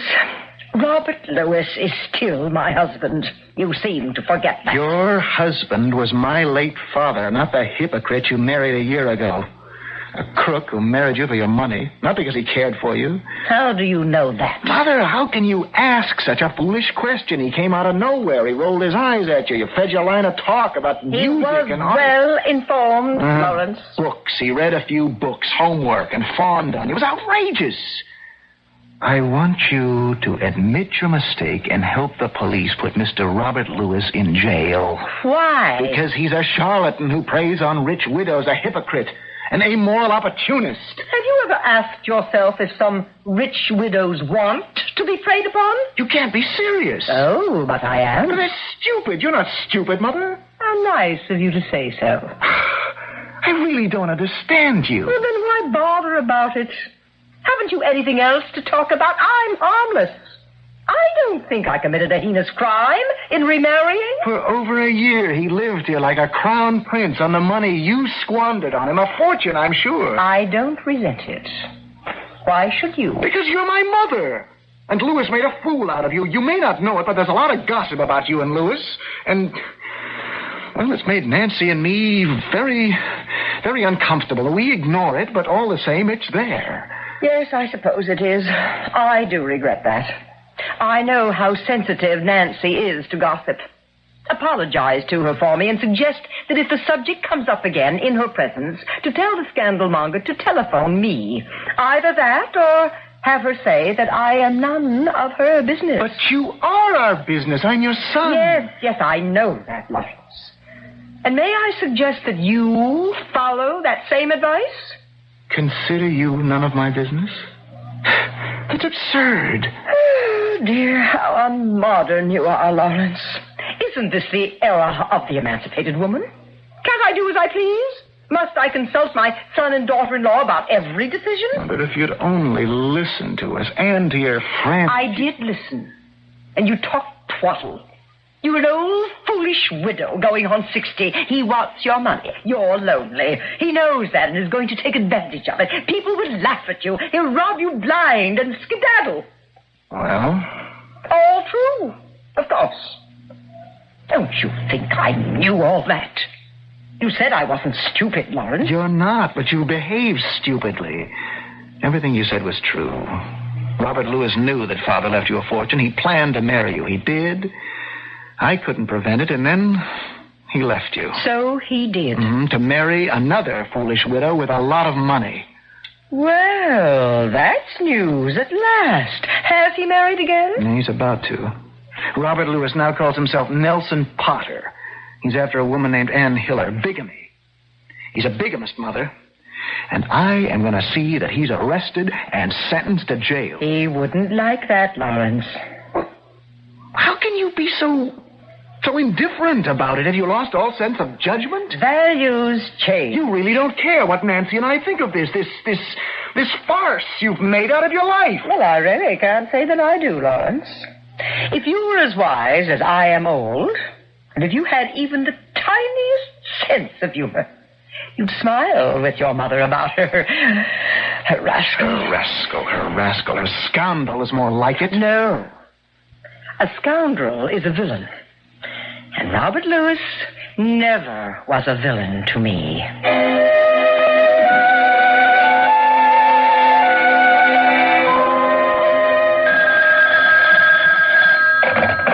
Lieutenant Eccles speaking.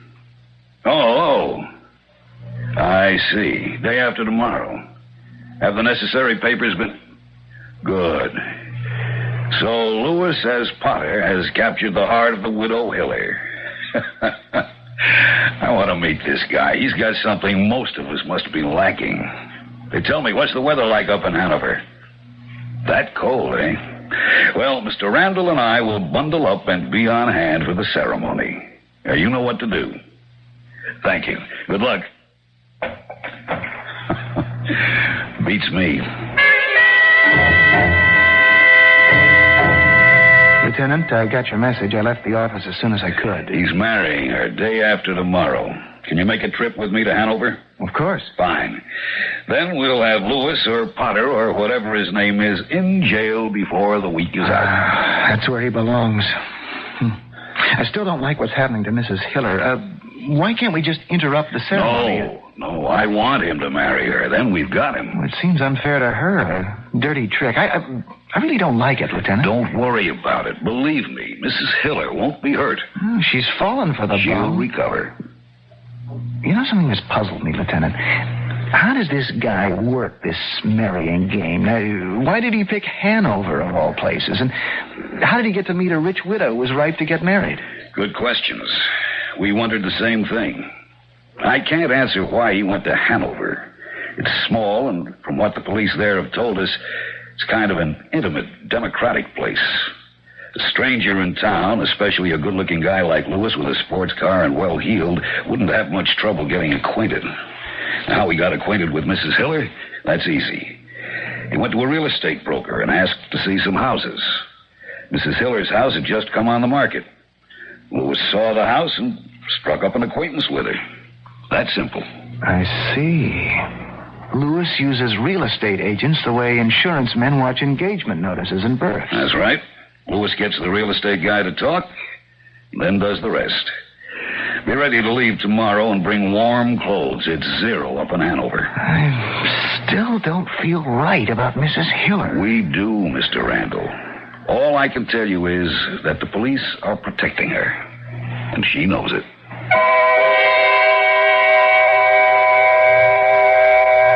And there you have it. Robert Lewis, alias this, alias that, seems to have made a career of preying on rich widows.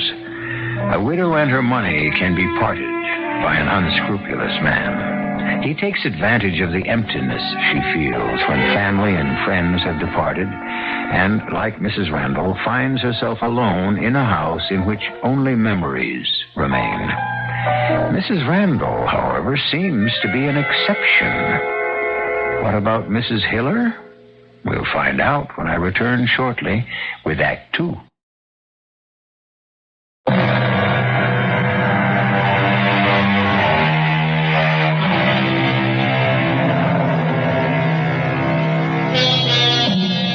Over 300 years ago, George Herbert wrote, "Marry a widow before she leaves mourning." Cynical, isn't it? But it is more often true than not. Death creates a void.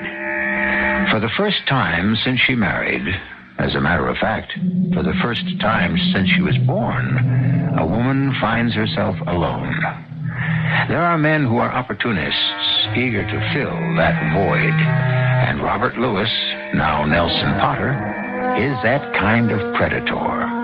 Marrying rich widows is, in fact, his unusual and despicable career. My darling Anne, how lovely you look. May I kiss you? If you care to. Care to? I love you.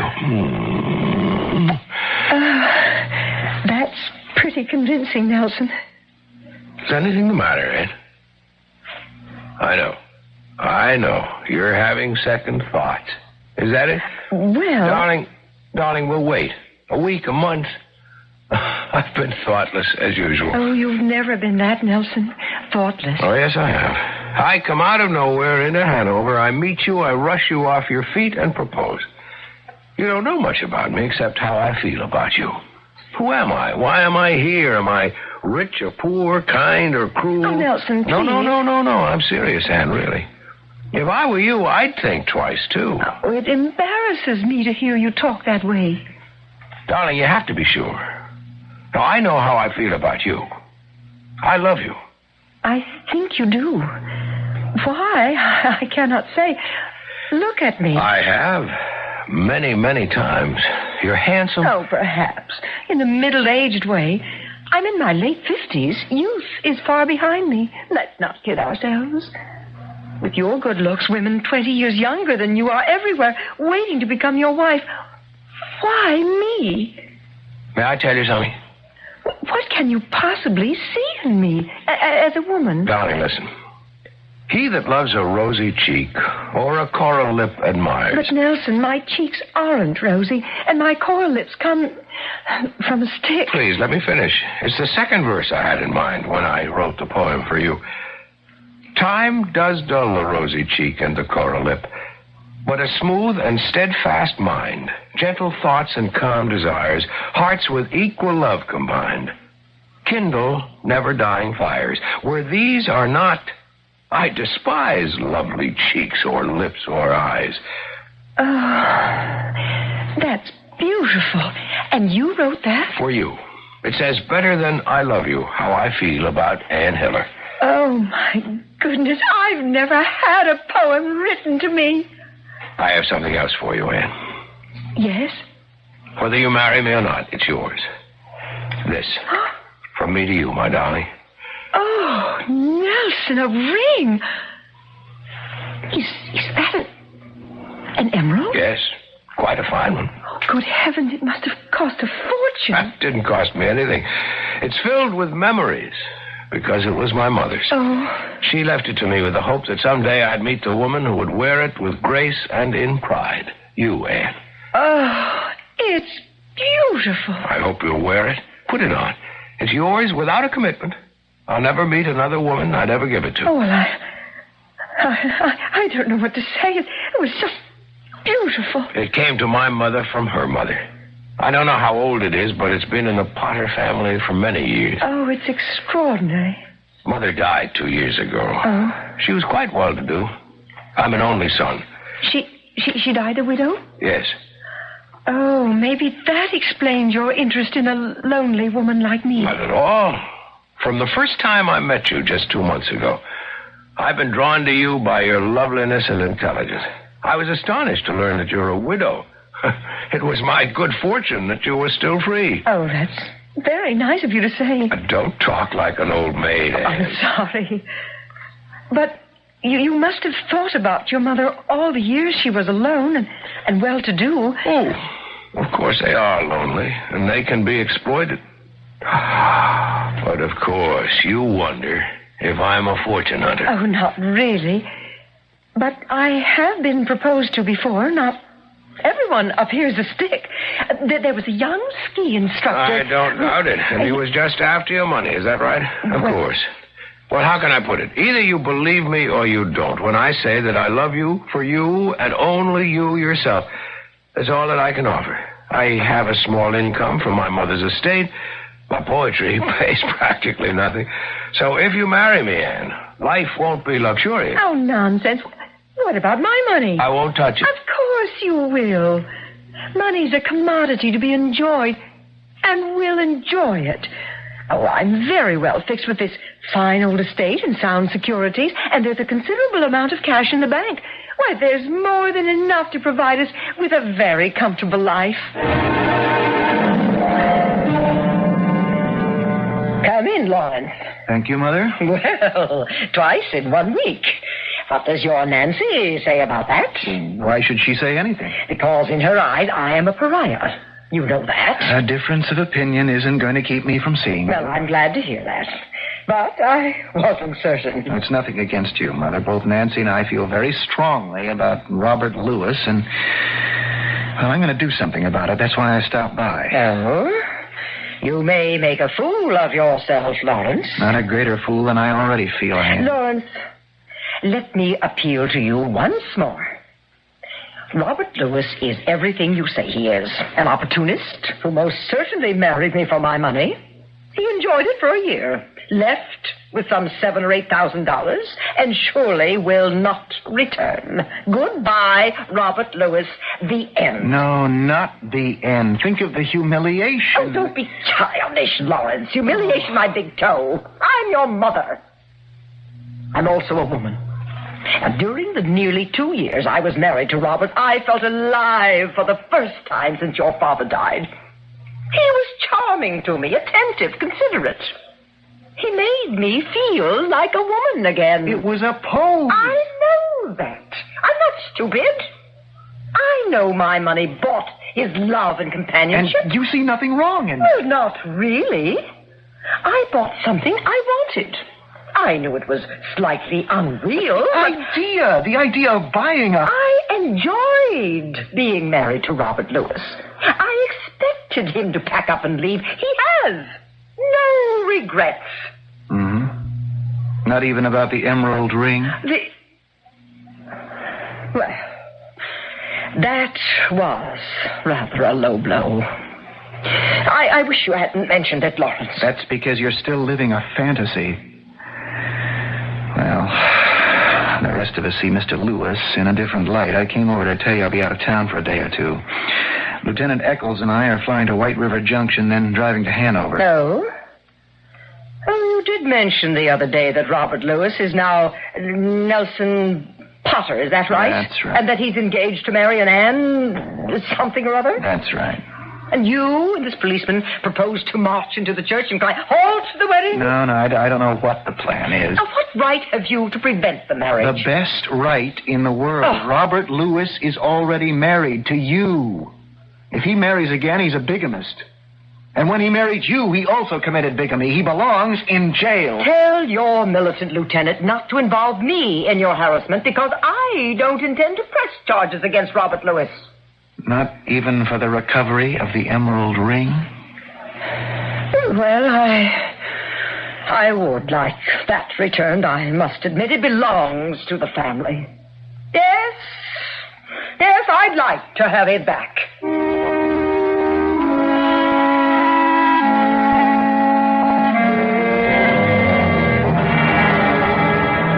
I'm glad I found you in, Lieutenant. I just came from my mother's. Oh? Yeah, I told her I'd be out of town for a few days, and the reason why. No reason not to. Unless, well, is it possible your mother might try to get in touch with Lewis? Ooh, I never thought of that. Neither had I. But if your mother is still soft in the head, you'll excuse me for saying so. But if she is, if she doesn't want to see him hurt, who knows? She just might warn him we're about to close in. I can't believe that, Lieutenant, but then, why not? She is soft in the head about all of it. She admits Robert Lewis ripped her off. She doesn't care. She said she had a wonderful time with him the year and a half they were married. She paid for it, and she doesn't care that he left her. In fact, she expected him to. Can you explain it? Beats me. Mother doesn't care that Lewis is marrying Ann Hiller. She said even if we catch him as a bigamist, she won't press charges against him. The only regret she has is that he stole an emerald ring, an heirloom, when he copped out. Well. What's that supposed to mean? Guess who's wearing it now? You can't mean it. Oh, but I do. Ann Hiller. It's her engagement ring. He said it was left to him by his mother. Lieutenant, how do you know all these things? You say Mrs. Hiller won't be hurt. If she marries this con man, of course she'll be hurt. Now you tell me he's given her my mother's ring. How do you know that? I know something more. Let's have it. He's a poet. Well, you mean he's pretending to be a poet? No, when he proposed to her, he used one of his poems to get her to say okay she'd marry him. Listen to this. He that loves a rosy cheek or a coral lip admires. Now, hold it. That's a 17th century trochaic 4-foot meter. He says he wrote that? Sure. Well, what do you mean, whatever you said it was? Well, read some more. Well, he said he didn't care about the rosy cheek or coral lip bit, but a smooth and steadfast mind, gentle thoughts and calm desires, hearts with equal love combined, kindle never-dying fires. Where these are not, I despise lovely cheeks or lips or eyes. And he said he wrote that poetry? Sure, it's all down on the tape. Oh, so that's how you know so much. You've wired Mrs. Hiller's house. That's right. Just the sitting room. We figured that's where he'd make his pitch. Yeah, and that's where you got your information about the emerald ring. Right on the tape. Tell you, this guy has quite a line. And Mrs. Hiller said yes? The wedding goes on as planned at the home of a justice of the peace. And that's where we cause an interruption. After they're spliced. Is Mrs. Hiller cooperating with you in all this, Lieutenant? Let's say we've alerted her that Mr. Potter may not be all he says he is. I want this wedding to go through. I'll pick you up in the squad car tomorrow morning about 9, and don't forget the warm clothing. All right. It's a funny situation. It's different going after a mugger or somebody who committed murder. We know what we're after. But here, we're allowing the guy to frame himself. We know he's committed the same crime before, bigamy. But it's got to be proved. It's like trying to get your hands on a shadow. Yeah. Well, see you at 9 in the morning. I feel sorry about Mrs. Hiller. I really do. She's fallen for the guy. It's got to break her heart. Wait until you meet the widow Hiller. You're in for a surprise.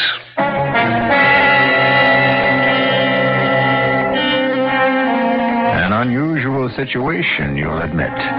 Bigamy is a crime, no question about it. But unlike a robbery or a murder, where the person robbed or the family comes forward to the police, the victims of bigamy do not always file protests. Why? Well, there's a matter of embarrassment. What woman is willing to admit she's been made a fool of? More about the subject when I return shortly with Act 3.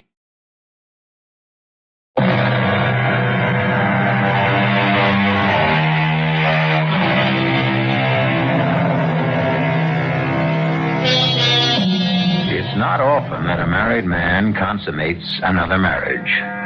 When he has, it's usually been because he would be unable to obtain a divorce. All the same, there have been men with second families. But Robert Lewis, now known as Nelson Potter, is a different breed of cat. He preys on widows, rich widows, exploits them for pleasure and money, and then vanishes. He's made a career of preying on widows. Now, with the help of the police, the son of one of Lewis's victims hopes to bring that career to an end. Now, Mr. Potter, please be seated. Thank you, Judge. The lady said yes. Did she?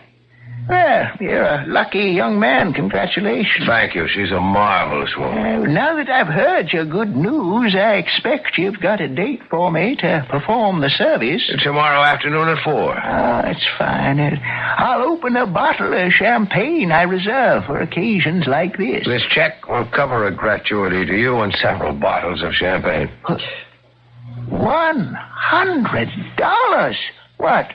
My goodness, that's very generous of both of you. I see it's made out by Mrs. Hiller. She insisted. She has it to spend.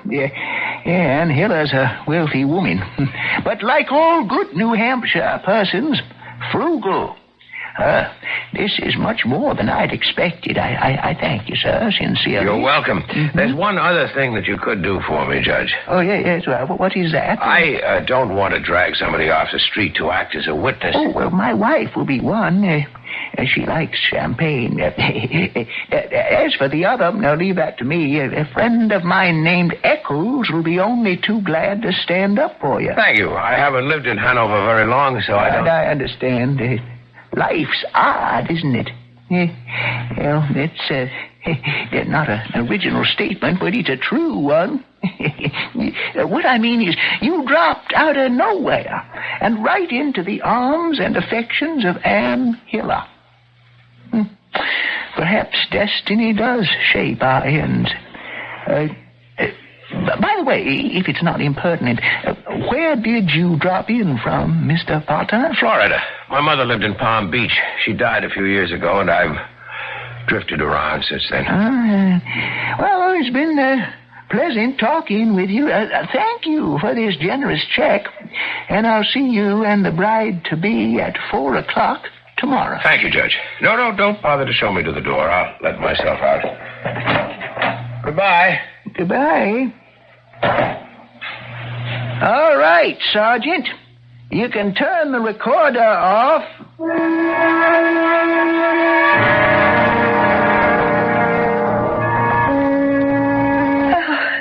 Darling. My lovely Anne. It's all set. Oh, I'm shaking all over, Nelson. No. Oh, isn't that foolish? A middle-aged woman about to marry again, and I've got the jitters. Relax. The JP's a nice old bird. The check knocked him over. He'll have champagne for us, and he's taking care of a best man for me, someone named Eccles. Oh, how nice of him. Service is at 4. By 4:30, we'll be on our way. Oh, you picked up the airline ticket? Right. White River Junction to Boston, and then nonstop to Nassau and the warm Caribbean. Beautiful sand, moonlit nights, dancing, everything. I want this to be the happiest time of your life. Oh, it will be. There's only one thing wrong. Oh? I don't like sponging off you, Anne. You paid for the tickets in advance. You're paying for the entire honeymoon. Oh, why not? I've got the money. But I'm not destitute. This should have been my expense. Oh, don't be foolish. After tomorrow afternoon, what's mine is yours. How else can this be a marriage of equals? In fact, darling, I've already transferred a substantial amount of money to an account at the bank in your name. Now, what do you think of that? I can't get over you, my sweet Anne. I really can't. It's one surprise after another. And there are others in store for you. I mean, did you know I am an expert swimmer? I'll show you a thing or two in Nassau. You do swim, don't you, darling? Oh, sure. Not very well. I'm no expert. Oh, you're not? And you come from Palm Beach? I thought everyone from Florida swam like a fish. Palm Beach? Oh, yes, of course. Yes, but I wasn't born in Palm Beach. My hometown is a little place in Indiana. We had a farm. Oh, yes. When Father died, my mother moved south. I was in my mid-20s, and I moved there with her. I worked in a bank. Oh, I can swim, but not like a native Floridian. Then I'll teach you. Now, darling, take me in your arms and tell me you love me.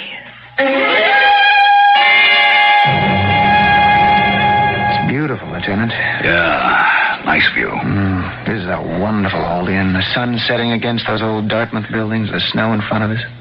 Why, it's a picture postcard, just lovely. And cold. Must be 0 out there. Yeah, and out there, somewhere, poor Mrs. Hiller is about to become the next sacrificial lamb. I wish you'd stop that, Mr. Randall. Mrs. Hiller is no such thing. She knows that. There's something very fishy about all this, Lieutenant. I've said that before. You'll know everything soon enough. Excuse me. The police? We'll see. Lieutenant Eccles? Yes? Sergeant Morrissey. Justice of the Peace, Morrissey? Yeah, that's right. Well, come on in. Glad to meet you. We can't thank you enough for your cooperation. Glad to be of help. Meet Mr. Lawrence Randall. His mother is married to the bum. Oh, how do you do? A pleasure. Mr. Randall, this is the man who is performing the service tomorrow. Oh, but how can Sergeant Morrissey be a justice of the peace? He's retired and he received an appointment.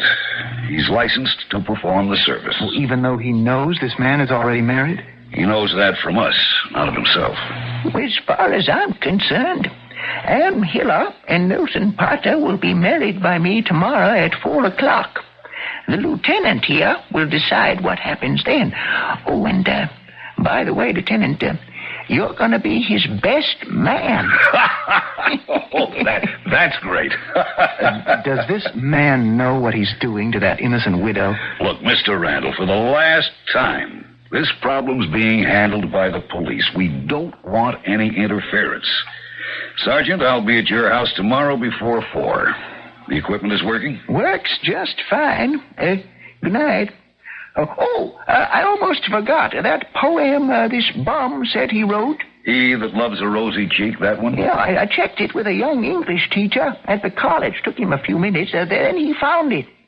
Some English character named Thomas KARO. Can you imagine Potter trying to pass it off as his own in a community like this?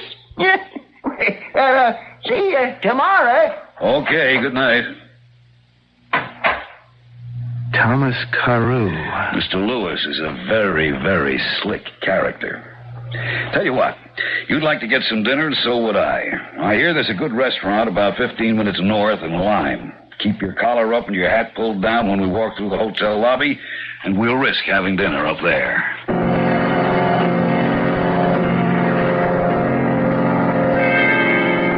And so, by the authority vested in me by the state of New Hampshire, I now pronounce you man and wife. You may kiss the bride, Mr. Potter. Will I ever? Oh, Nelson, my darling. Congratulations to both of you. Mr. Eccles, thank you for standing up for me. It was a pleasure, Mr. Lewis. Look. Lewis.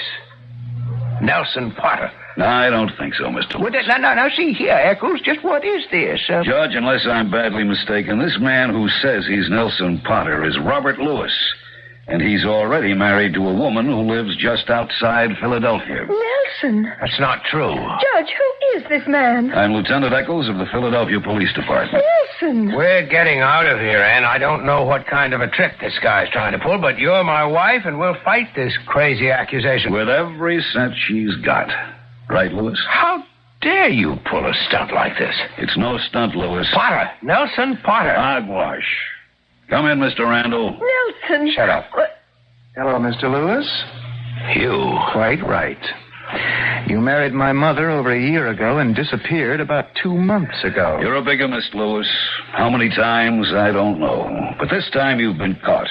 Sergeant Morrissey here. The justice of the peace is a Sergeant Morrissey? That's correct. I'll finish what the lieutenant was about to request. Sir, I'm placing you under arrest. You'll never keep me in jail. Mrs. Randall won't press charges against me, and neither will Ann. I love Ann. I've never really loved another woman. You may arrest me, but you'll never hold me. I know Ann loves me, don't you, darling? No. What? You see, Nelson, two can play your game. We set a trap for you, and you got caught. What are you talking about? I'm Nelson Potter, and you're Ann Hiller, and we're married. You're my wife, and we're going to Nassau for our honeymoon. Sorry, Nelson. The marriage is null and void because you're already married. You sound so different. Not kind, not warm, but hard, harsh. In the line of duty, I can be many kinds of person. I don't understand. I am a policewoman.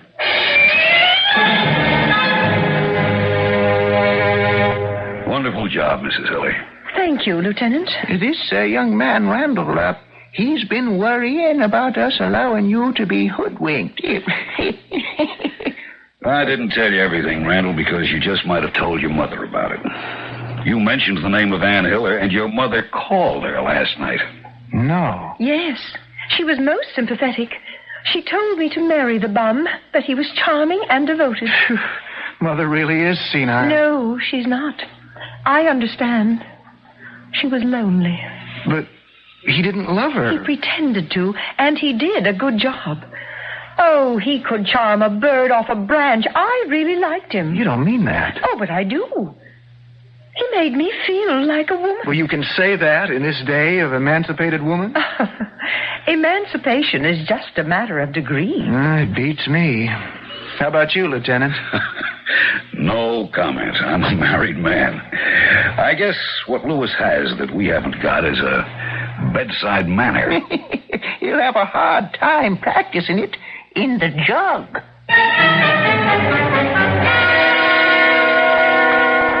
Thank you, Lawrence. I'm really glad to get this ring back. Mrs. Hiller took it off her finger and gave it to me. Give it to Nancy. This emerald ring has been passed on to the women in this family from generation to generation. It should belong to her. Well, thank you, Mother. So Robert Lewis is in jail. That's right. He'll be out of circulation for a long time. Oh, it seems such a mean trick. I don't regret having married him. You'll never understand that, will you? Mother, he's been abusing widows for years. Has he indeed? I wonder if they feel that way about him. Oh, one other thing. May I speak to lawyers about annulling your marriage? Why not? Robert won't return to me. He has too much pride. And if my marriage to him is annulled, your stuffy sense of what's right and proper will be satisfied. Yes, go ahead with the lawyers. And when the papers come through, perhaps Nancy will come to call on me with my grandchildren.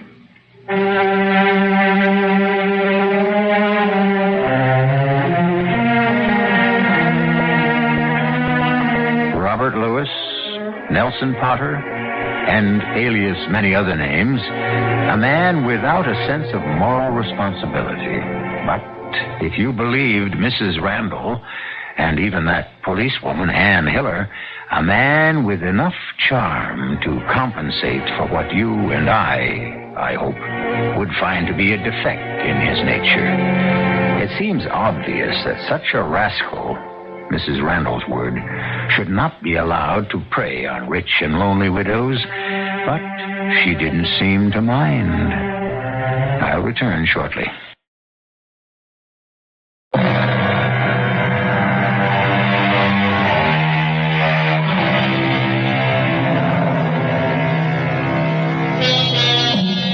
The Defenseless Widow, an interesting study. It's hard to play doubles in tennis without a partner. It's hard to say goodnight after an evening of bridge and return to an empty house and a meal to prepare just for yourself. This is loneliness, a void to be filled. Sometimes it is, happily. Sometimes, as we have heard, a man will exploit that loneliness. Perhaps companionship is worth the cost. Our cast included Mason Adams, Joan Shea, Russell Horton, and Jackson Beck. The entire production was under the direction of Hyman Brown. And now, a preview of our next tale. I can't help you if you don't tell me the truth. I am telling the truth, Doctor. Now tell me what is really bothering you. I don't know what's bothering me. Why do you feel frightened? I don't know. I'm afraid of something. What? I don't know, Doctor. You have to help me. I can't. Because you lied to me. You say you are a stockbroker? That's the truth. Then why do you carry a gun? You have a small automatic in a special leg holster below your knee. Mr. Carpenter, are you now ready to tell the facts that you lied about, glossed over, or left out the first time? This is E.G. Marshall inviting you to return to our Mystery Theater for another adventure in the macabre. Until next time, pleasant dreams.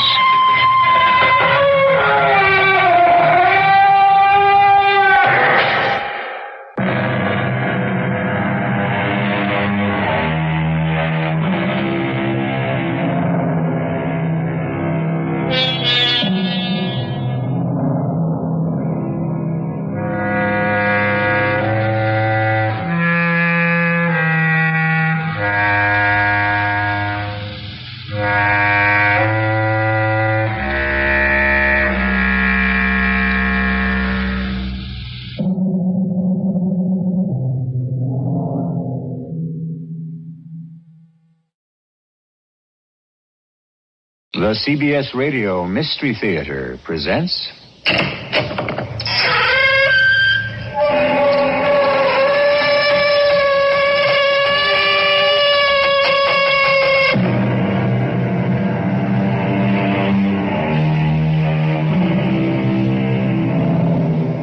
Come in. Welcome. I'm E.G. Marshall, celebrant of these somewhat ominous ceremonies. We are told when there is no law, there is no transgression. But the fact is, there is never the complete absence of law. Even where you have nothing, you still have law. A vacuum is absolutely nothing, isn't it? And yet, isn't it subject to a host of scientific laws, rules, standards? The point to all this? There are so many regulations, known and unknown, that govern our lives, that everybody has to be doing something wrong. Sometime, somehow, somewhere. The question is, of what are you guilty? I can't help you if you don't tell me the truth. I am telling the truth, Doctor. Now tell me what is really bothering you. I don't know what's bothering me. Why do you feel frightened? I don't know. I'm afraid of something. What? I don't know, Doctor. You have to help me. I can't. Because you lied to me. You say you are a stockbroker? That's the truth. Then why do you carry a gun? You have a small automatic in a special leg holster below your knee.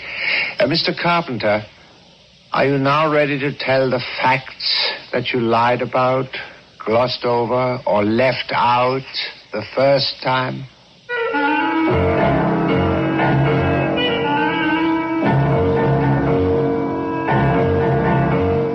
Our mystery drama, The Aliens, was written especially for the Mystery Theater by Sam Dan and stars Paul Hecht.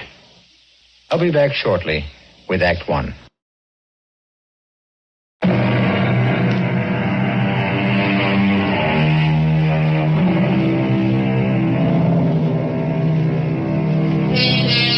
Man, arrogant, reckless, strides this earth as if he owns it, despoiling, destroying, abusing, and wasting nature's bounty for his convenience and pleasure. But does man actually own this earth?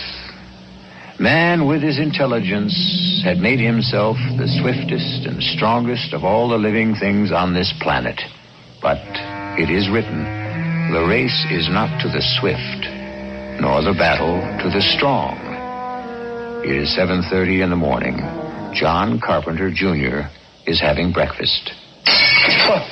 What was that? Oh, will you look what I did? I dropped the big platter. Well, you should be more careful.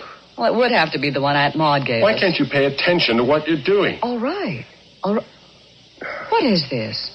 For the past week, you've been snarling at me like some neurotic Wolverine. Well, I'm... You're what? Nothing. I'm all right. This particular plate. You never liked it. For that matter, you're not unusually fond of Aunt Maud either. So what's all the fussing about? Is there any more coffee? Not for you. You mean no more coffee for me? I'll tell you why. Just listen to yourself. What's wrong with me? You're very nervous. Me? Nervous? You're irritable, agitated, restless. That's nonsense. Something's simmering inside you. Anything seems to trigger an explosion. All I did was drop a dish and you'd think a bomb had gone off. Look, I'm going to miss my train. 3 Trump. Well, what is that supposed to mean, Louise? That's the shutout bid. And that's your way of saying the discussion is over. Look, Louise, it's 7:30. And you have half an hour to get to the station, and it only takes 7 minutes. I like to get there early. Yes. That's what you like. What you don't like is to discuss a matter of the utmost importance. Your health, John. You're not well. There is nothing wrong with me. Ask Dr. Marks. I saw him less than 2 weeks ago. Then why are you losing weight? And why don't you sleep nights? Oh, now I am going to be late. John, can't you tell me what's wrong? I don't know. Then you admit Nothing is wrong, Louise. Nothing. Can you be home early tonight? We're having the Swansons for dinner and bridge. Oh, for crying out loud. It's Jim and Marge, and you love them both. All right. John, see a doctor. I have already seen Dr. Marks. Now, how many times do... Why don't you see someone about your nerves? You mean a psychiatrist? Yes. You have a problem. Well, in the first place, I do not have a problem. In the second place, there's nothing wrong with me. And in the third place, I will not see a psychiatrist. I want to thank you, Dr. Byrne, for seeing me without an appointment. You said it was an emergency, Mr. Mr. Smith, John Smith. Your age? 37. Married? Yeah. Children? None. Well, we had a little boy, but he died in an accident. Look, I don't know what's the matter with me, Doctor. I'm edgy, fidgety. I blow up at trifles. There may be some systemic disorder. No, I had a complete checkup. Less than 2 weeks ago, the doctor found nothing. You told him about these symptoms? Yeah. He told me I was in excellent shape physically, but maybe I was working too hard. Are you? Well, no more than usual. What do you do for a living, Mr. Smith? Oh, I'm a stockbroker. Why did you pause when you answered? Are you telling me the truth? What do you mean? That doesn't answer my question. Of course I'm telling you the truth. You dislike your profession? Certainly not. What kind of a question is that? It's the kind of question you're paying me to ask. I'm sorry. That was stupid of me. But you see now how I react to people. Are you under any unusual pressures? No. What are you concealing from me, Mr. Smith? What makes you think I'm concealing anything? Try to describe the way you feel. I've already told you, nervous. And you can't account for it. No problems at your office? No, none. At home? No.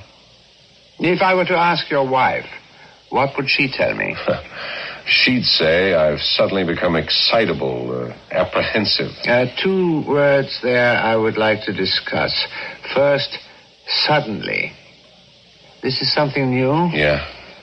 Yeah, I've always been calm. I've had excellent self-control. I need that in my business. Oh, really? I know some highly excitable stockbrokers. Well, the second interesting word you used, apprehensive. Why are you apprehensive? Did I say apprehensive? Well, it's all part of being nervous and excitable, isn't it? No, not quite. Apprehensive suggests a feeling of foreboding, fear. Are you afraid of anything, Mr. Smith? Well, to tell you the truth, I am afraid of something. What? I don't know. You see, you keep asking these questions, and I have to keep answering, I don't know, because the truth is, I don't know. It's quite possible to be nervous without knowing why, but afraid? No. You must be afraid of someone. No, no one.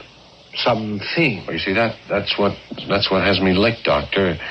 It's something unknown, something I can't name or describe. Can you help me?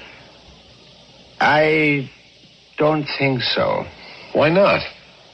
Because I know you are not telling me the whole truth. Doctor, I don't know what's bothering you. The whole truth about yourself. What's to tell?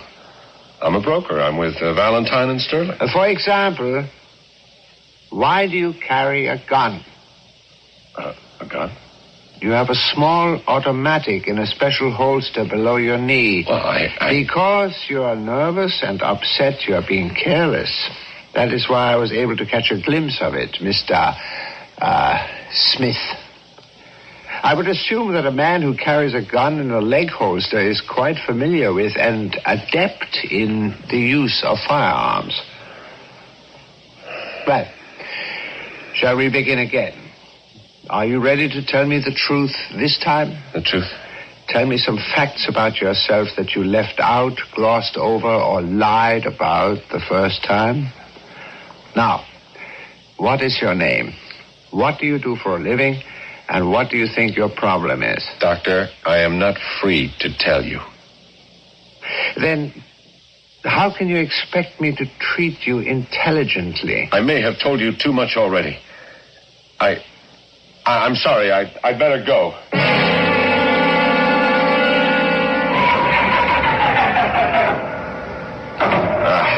Damn.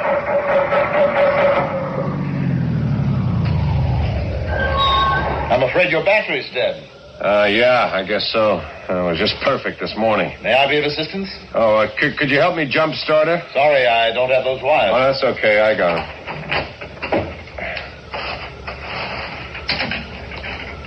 I see you're a man who prepares for emergency. Well, you never can tell.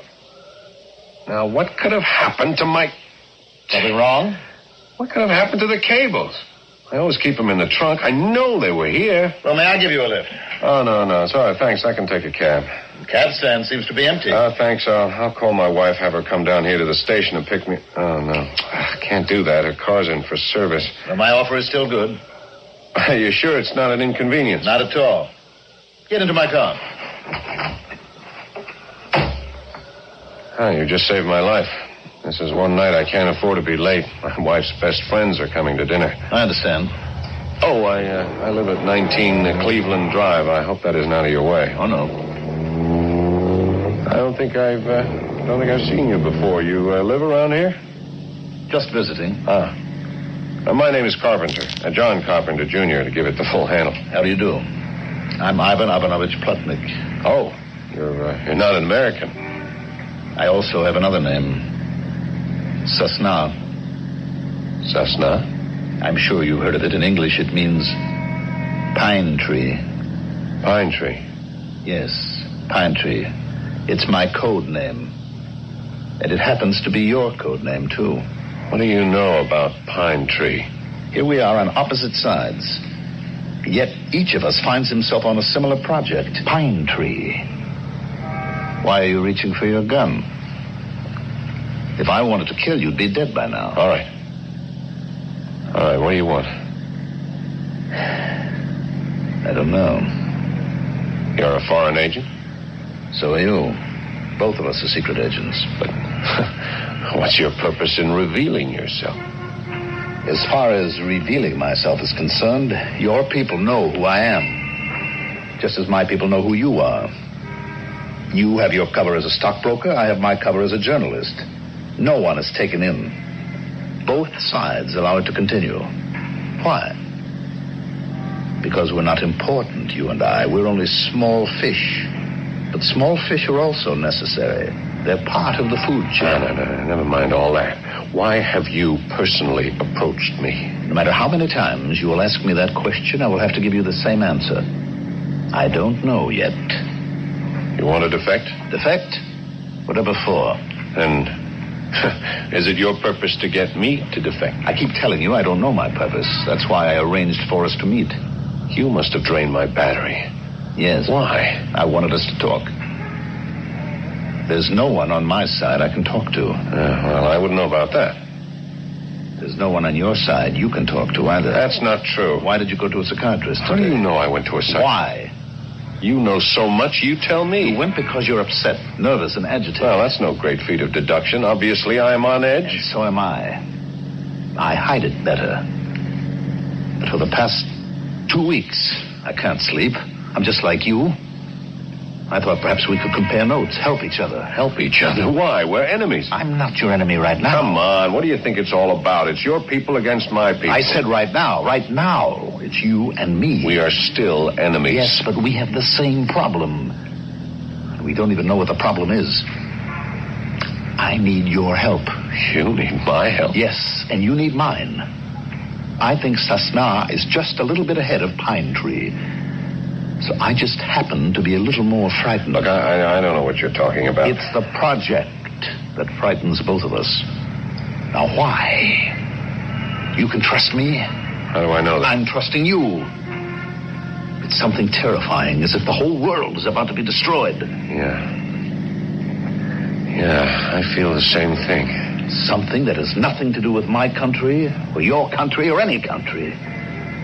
So I said to myself, why waste time fighting each other when we're faced with something that can destroy us both? Something that threatens to destroy us all. Now I know it. That's what I feel. That's what's being communicated to me.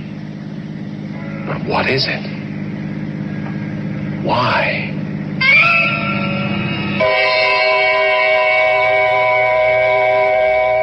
What is it? And why? You know by now we have an orderly procedure. In the first act, we ask the question. It's only in the second act that you can hope for some of the answers. And yet, you already have a clue, an extremely powerful clue, that will enable you to answer the most important question of all. And what is that clue? It has been stated forcefully and plainly. You think back on it until I return shortly with Act 2.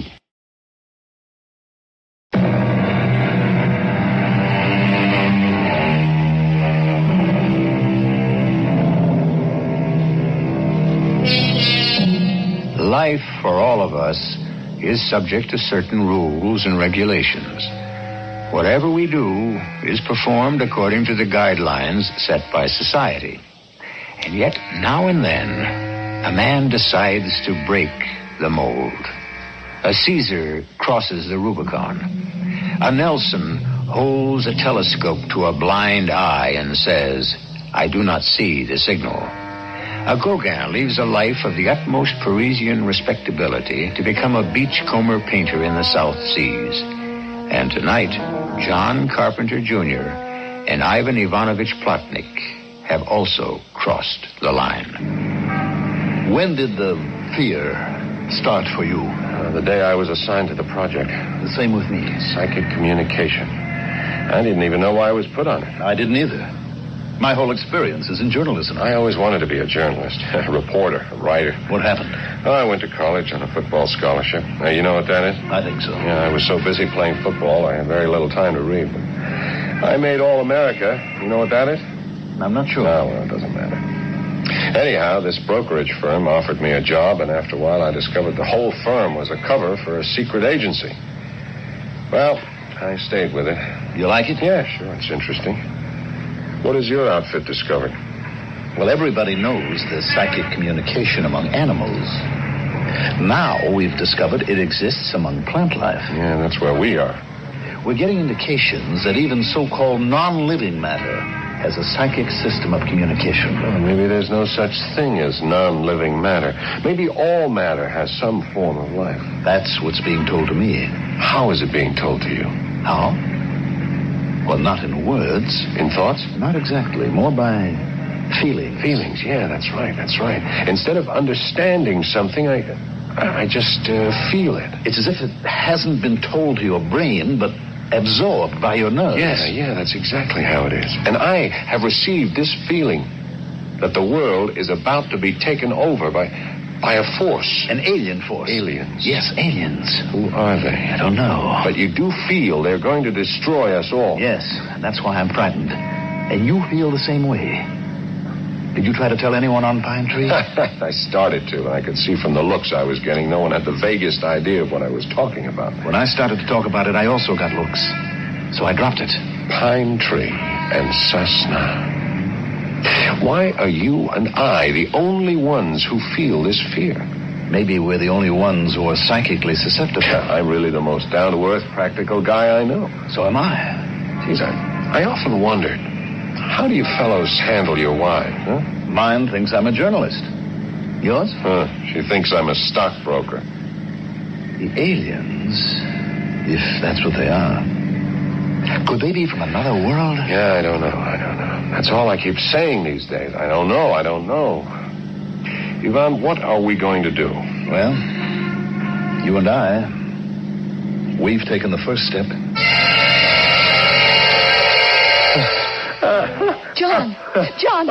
John, wake up. Cut it out. John. What? Oh, Louise. Oh, what's wrong? You were having a nightmare. Nightmare? No, that's impossible. I'm telling you. It can't be. I was sleeping very, very quietly. No. You were howling and shouting. If I were having a nightmare, I would know about it, wouldn't I? I'm telling you. I was howling and shouting. What was I saying? I don't know. It was a kind of funny shouting. Funny? As if there was a pattern to it. What does that mean? As if you were talking in some kind of new language. Oh, Louise. Oh, John. What's wrong? I can't tell you. that means that there is something wrong. Darling, please don't ask me questions. John, I have the right to know. Yes, you do have the right, but please, just now, don't insist on it.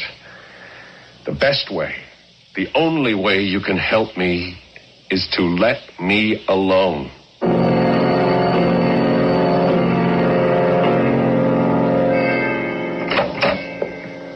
Are you busy, Mr. Brady? Oh, come in, John. Sit down. All right. I haven't slept in the last 2 nights. Anything wrong? Yes. I've wrestled with this, but I don't know any other way to handle it. I've been exchanging information with an agent from the other side. John. You're going to ask me how, when, why, and... No, it's not that simple. Okay, well, to begin with, they also have a top-secret psychic communication project. Well, that's to be expected. It's called Sasna. Sasna? Yeah, it's their word for pine tree. Can you imagine that? Or is it a coincidence? Continue. There's something about this project that we're on that terrifies me. Why? I have a feeling that... It's a feeling of approaching disaster. I know that sounds melodramatic, but I feel it. The agent from the other side, he approached me because he feels it too. The agent's name? Ivan Ivanovich Plotnik. And? Well, that's it. Well, what'd you tell him? He told me as much as I told him, and, well, we're both at about the same stage on the project. He approached you because he feels this fear? This terror. You believe him? Yes, I do, because I know he can't talk to any of his own people any more than I can talk to any of my own people. Now, wait a minute. You can talk to me, John. Well, not really, Mr. Brady. You don't seem to understand what I'm saying. I do. I understand you're afraid. But you don't feel it. You don't feel frightened by some terrible alien thing that will soon destroy the world. Alien? Alien in the sense of foreigner? An alien force. Out of this planet? I think so. John. Yeah, I know you're going to tell me I'm working too hard, that I need a rest. This agent, his cover? Journalist. To whom else have you spoken about your fears? Well, my wife.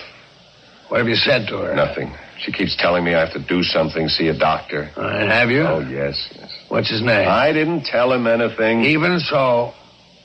His name is Byrne. All right, about the agent. Keep seeing him and report the results of each visit. Yes, sir. String along with him, but be careful. As you know by now, this is a dangerous business, and everyone engaged in it is dangerous. I trust him. Why? Again, you'll think I'm crazy. Because I don't get any feelings of fear or mistrust when he's around. Well, that's hardly Sir, we are engaged on a project that is investigating the nature and possible uses of psychic communication. And so some of us may be more prone to psychic disturbances. Would you like me to take you off the project? You can't. Why can't I? Because only people like me belong on that project. Susceptible people like me.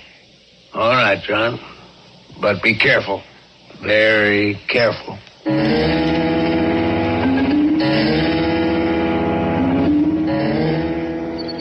Ivan! Over here. I came as soon as I received your message. My message? Do you realize what you're saying? Yes. Yes, you sent a message. Not through a wire, not through an airwave, not on a paper. My brain to yours. How did you send it? How did you receive it? I don't know. It just happened. This thing, this force, it's entering into us. What we have just done, you and I, this is a revolution. But how do we explain it? I don't know. I think there's a kind of central communication system, and that anyone who knows how can hook into it. I feel that. But I also feel pain. Yeah. Something hurts. Do you feel it? What? Wait. Yeah, yes, I do. I feel as if I'm on fire. Ivan. Listen. What's that? Something's trying to reach me. It's saying something. The pen. Is it saying something to you, too? I don't know. The pain. Try to understand. I know only one thing, an alien force invading the Earth. Try to understand. We must fight it. Your people, my people, we must fight it together. I feel something else. We must go back together. Report back together. Tell them, warn them, the aliens. Yes, the aliens. Ivan, something about the aliens. We must fight them. Ivan, it is reaching me. An alien force is destroying the Earth. Is it too late? It is not too late. An attack. No, a counterattack is being ready. Counterattack? Against the aliens. Then our superiors do know. I feel the understanding now. We are preparing an attack against the aliens. I don't understand. Who is preparing the counterattack? Who? We are. We? Who are we? Your government. My government. Evidently in secret they've been working together, and they have prepared. No, listen with all your nerves. That is not what's happening. The message we're getting is not coming from human beings. Try to understand. Then who is sending the message? It is saying the aliens must be destroyed if we are to save the world. I think I understand. What? I know who the aliens are, Ivan. I know. Who? Tell me. Don't you hear? Yes. But it isn't true. Yes, it is. We are the aliens. We, the human race, are the aliens.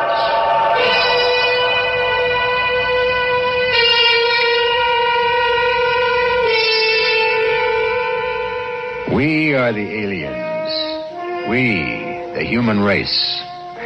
That's quite a discovery for an intelligence operative.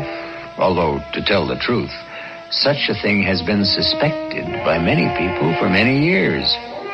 But why has it become so apparent to John Carpenter and Ivan Plotnik? As I told you, the basic clue was handed to you back in the middle of Act 1. And it has even been repeated. Well, I suppose many of you will just have to wait for Act 3.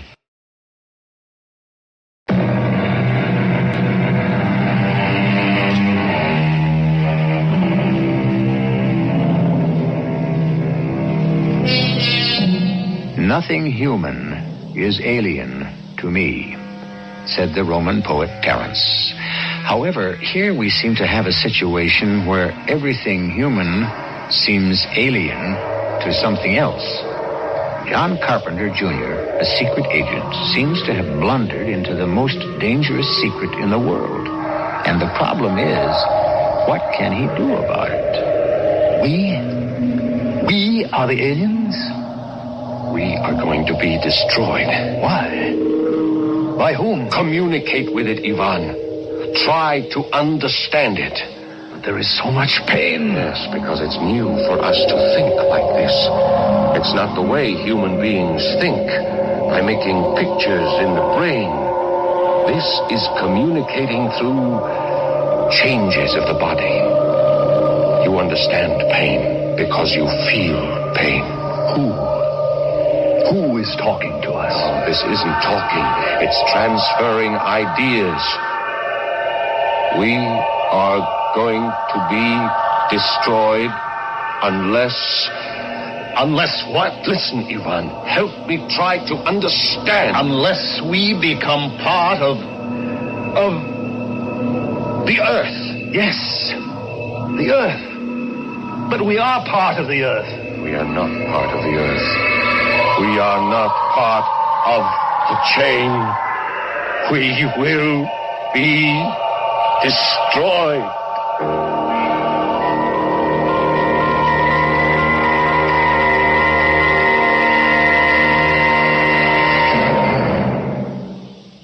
That's the message you've been getting? We will be destroyed. Yes, sir. Now, here's what I suggest. We should meet with the members of their project, compare notes, and try to find a way to save ourselves. Now, John... Please try to understand.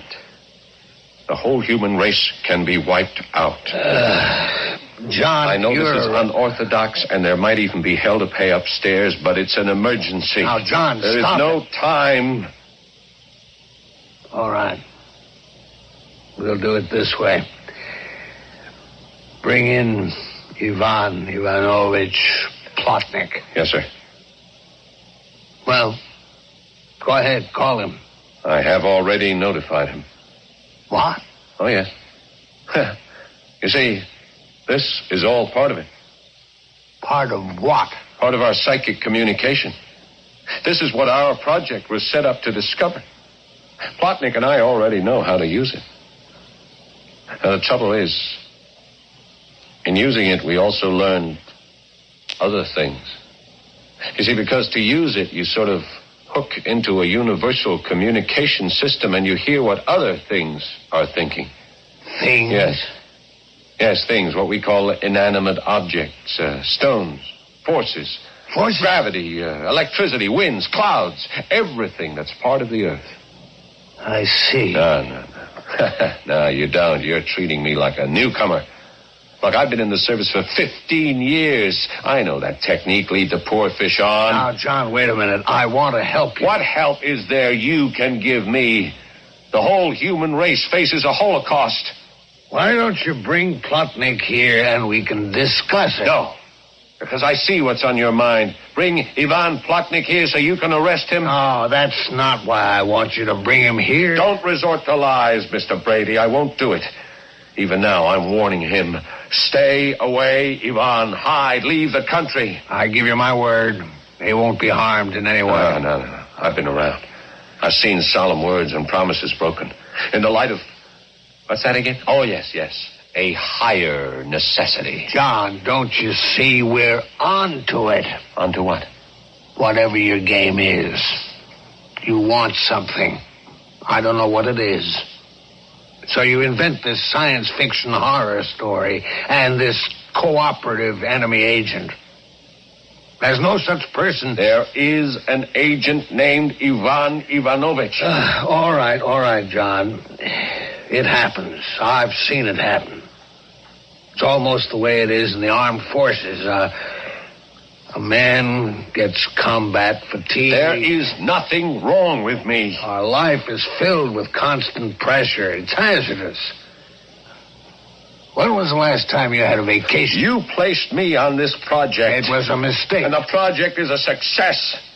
I have learned to communicate psychically with an agent from the other side. John, vital importance.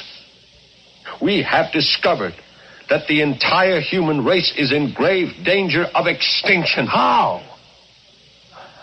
I don't know that yet.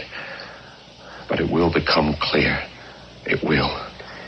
Now, don't treat me as if I was some kind of a nut. Now, look, John, what happened to you happens to the best of us. A little rest. Yeah, in other words, you're going to put me away, huh? You need rest and treatment. What if I refuse to go? I'm sorry, John. But you simply don't have that option.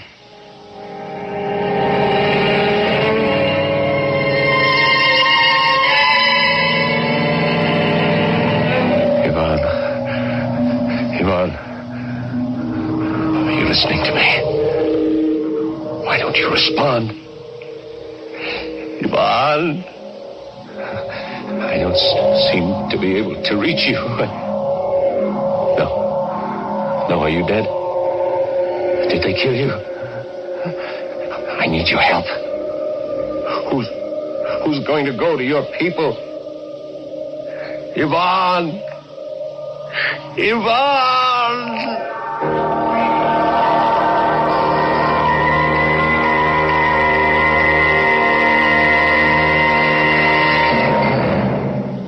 Good morning. Remember me? Yeah. I'm Dr. Byrne. Mr. Brady asked me to come and talk to you. Yeah. I understand now why you didn't feel free to talk about your job. What do you want, Doctor? I want to help you. Nobody's going to listen to me. They may listen to you. We're about to be removed from the earth. Human beings. By whom? I'm not sure, but let us say by the elementary forces of the earth itself. Why? Because we are alien. We are alien to the rest of all the living creatures in this world. How? All right, look. There's a life cycle, a chain. We were not part of it. Yes, we are. No. You see, we are on Earth, but we are no longer of it. We destroy other living things. They disappear. Whole species disappear. The chain is broken, and we destroy other things. We are alien. And so we are to be destroyed in our turn. You believe this? Yes. This happened before. There was the Ice Age, glaciers, great floods, upheavals. Why? The Earth had to rid itself of something foreign, something destructive. And now it's our turn. And how do you know all this? The Earth told me. How? I'm psychic. And so is Ivan. I could ask him to come here. Why? He'll back me up. If he comes, you won't give him away, will you? No, I promise. I'll send for him. How? I'm sending for him now. Right now, my mind can talk to his. Ivan Ivanovich Plotnik. Is that his name? He's answering me. He can come, Dr. Byrne. You promised me I could trust you. You can. Ivan, come to us. Come to us immediately.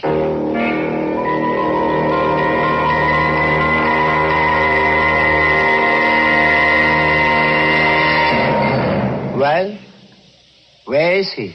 He'll be here. It's a long trip. From where? He's been hiding out. Near the docks. Everybody's after him now. Our people want to arrest him. His own people. John, you must face certain facts. Yeah. I see where this is going to lead. I spoke with your wife. You have had disappointments in your life. You wanted to be a writer. That was a long time ago. You never forgot it. And that's why you're writing quite a story now. I don't think we have anything more to talk about. She told me about your little boy. She had no right to tell you about that. It wasn't your fault. I was driving the car. An accident can happen to anyone. It happened to me. All these things build inside, and one day a man explodes. That has nothing to do with it. Look, our whole human race is in danger of being wiped out. Ivan will tell you the same thing. Well, where is he? He's here. Where? Don't you hear it? Just outside the door. Wait. Ivan. Hello, John. Come in, finally. Tell the doctor what we discovered. Who are you talking to? What do you mean, who am I talking to? Ivan. Where is he? Well, he's here, right in front of you. Tell him you're standing right in front of him. I'm standing in front of you, Doctor. Yeah, you see? There's no one here but you and me. Ivan, tell him about the aliens. What we found out, John and I, is that we are the aliens. That we are to be expelled from the Earth. There. What do you think of what he said, huh? I didn't hear anyone say anything. Stop that! Don't make me think I'm crazy. Don't try to make me believe Ivan doesn't exist. No, on the contrary, John. Ivan does exist. Then why do you pretend you don't see him? Who do you think Ivan is, John? He is you. You are John Carpenter, Jr. Ivan is John. Ivan Ivanovich means John, the son of John, which is John, Jr. Plotnik is their word for carpenter. John Carpenter, Jr. is Ivan Ivanovich Plotnik. You don't know what you're talking about. You created him. No. He approached me. He was in trouble. You would like to think that there's someone like you on the other side who is in trouble, too. We have to cooperate. Both sides, all sides will be gone. Ivan. Yes, John. Help me. John, there's no one here. Help me, Ivan. We will make everyone listen to us. Help me get out of here. Wait, John. You can't leave. Help me. Ivan. Guards, hurry!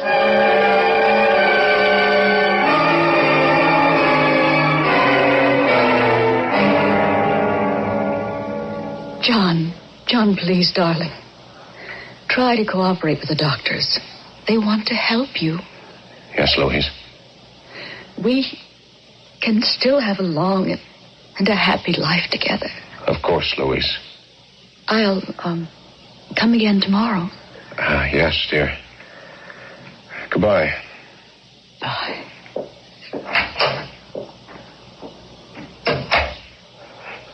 Maybe I should pretend to whatever it is they want. But I can't forgive them for killing Ivan when he tried to help me escape. They say Ivan isn't dead, but they try to humor people like me. I know he's dead. He doesn't come when I call him, and I no longer can communicate with the forces of the earth either. Doesn't matter. I know what happened. When Ivan died, I lost my psychic ability. But I know that we are the aliens. And I know that sooner or later, each living human being will be removed from this earth.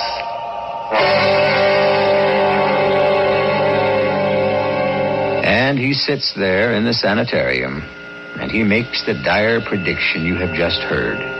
And, of course, nobody believes him.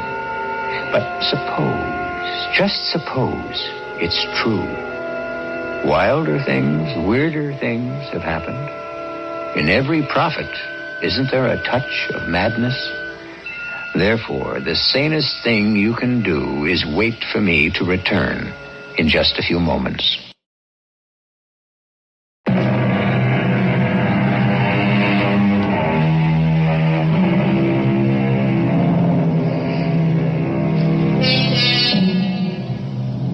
What lives? Only flesh, blood, root, stem, leaf, trunk. We should go further and ask, what is life? Can't we say that one aspect of life is personality? Don't machines have personalities too? Don't they also at times seem contrary, out of sorts? And at others, don't they purr like satisfied kittens? The earth, the sea, the sky, don't they also seem to have their moods? As the philosopher says, there is only a single life force, and each thing in the world is a way of expressing it.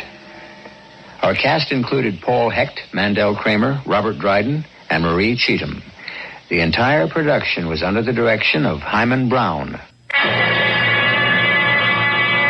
And now, a preview of our next tale. But why the switch? Can you prove it? We're going to try. We need your help. If you were going to sell the real pearl necklace, who would you take it to? Well, no one here in White Plains, I don't think. New York City, probably, yes. The big buyers and sellers are in the jewelry center down there. Uh-huh. Can you give me some names? Oh, there are so many. Becker, Taubner, Woling. That's Arnold Woling. He's very big. Uh-huh. He arranges many big deals and all legitimate. Press, hit the road and see what you can find out about, okay, Arnold Woling. I'll go with you, Press. No, you won't. You get back to your job. I'll report back to Mike if I have any luck. And I've got reports coming in already. Reports? About what? Payola, baby. The truth about your pearl necklace could rock the state. This is E.G. Marshall inviting you to return to our Mystery Theater for another adventure in the macabre. Until next time, pleasant dreams.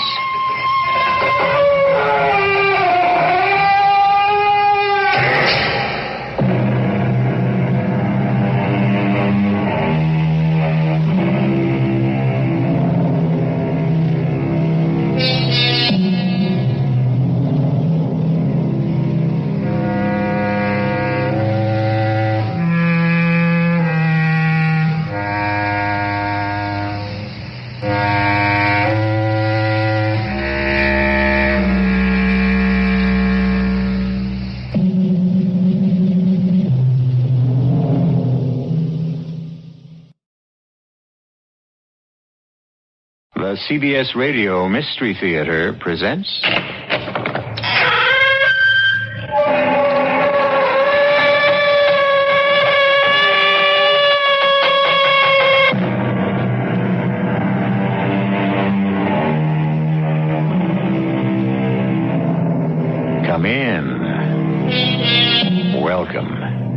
I'm E.G. Marshall.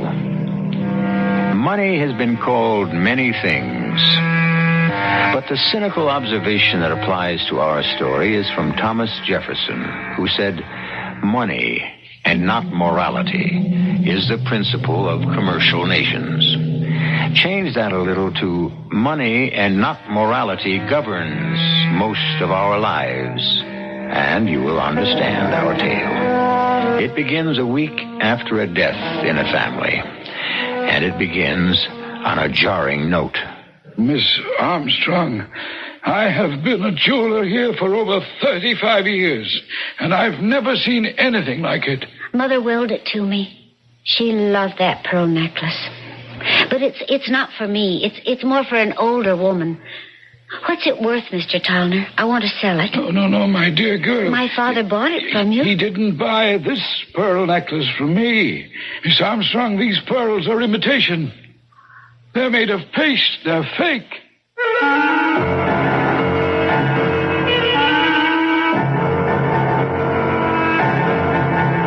Our mystery drama, Crime Casts a Shadow, was written especially for the Mystery Theater by Roy Windsor and stars Evie Juster and William Redfield.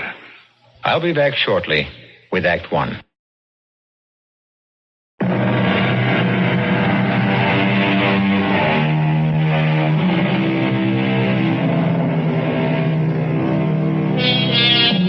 Our theme is money and morality. It is said of Diogenes that he walked around in the daylight carrying a lantern, looking for an honest man. Well, that was a little extreme. There are honest men and women, but there are also otherwise honest men who sometimes yield to extreme temptation. Bart Lerner, for example. Yes, thank you for being so thoughtful. No, there was no suffering. She just, drifted away. My stepdaughter and I were with her when she died. We've expected it for almost a year, after all. No, there was no chance of recovery. It was nephritis, and the kidneys just stopped functioning.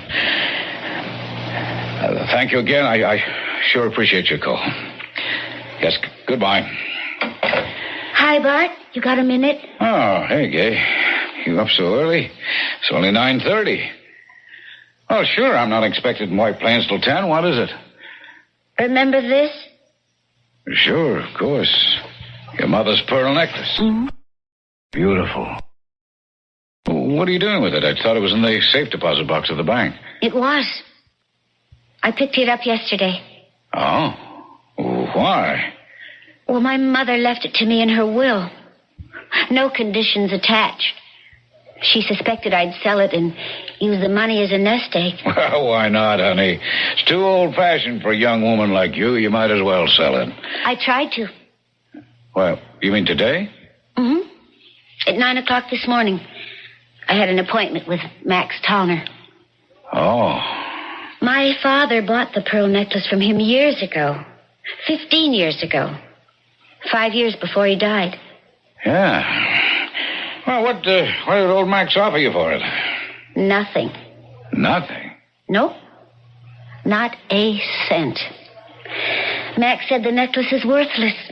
The pearls are artificial, made of some kind of paste or something. Well, be darned. Are you sure? He was.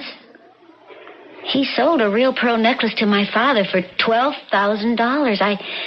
I thought I might sell it for 15 or more. Well, I don't know about that, Gabe. The real necklace is worth that much or more, but that's beside the point now. This imitation isn't worth anything. Bart, what happened to the original necklace? Have you any idea? No, honey, I really haven't. Well, didn't my mother ever talk to you about it? No, your mother was a very sick woman for the last year, Gay. She was bedridden. I haven't seen her wear that necklace for many years. Did you put it in the safe deposit box for her? Not that I recall.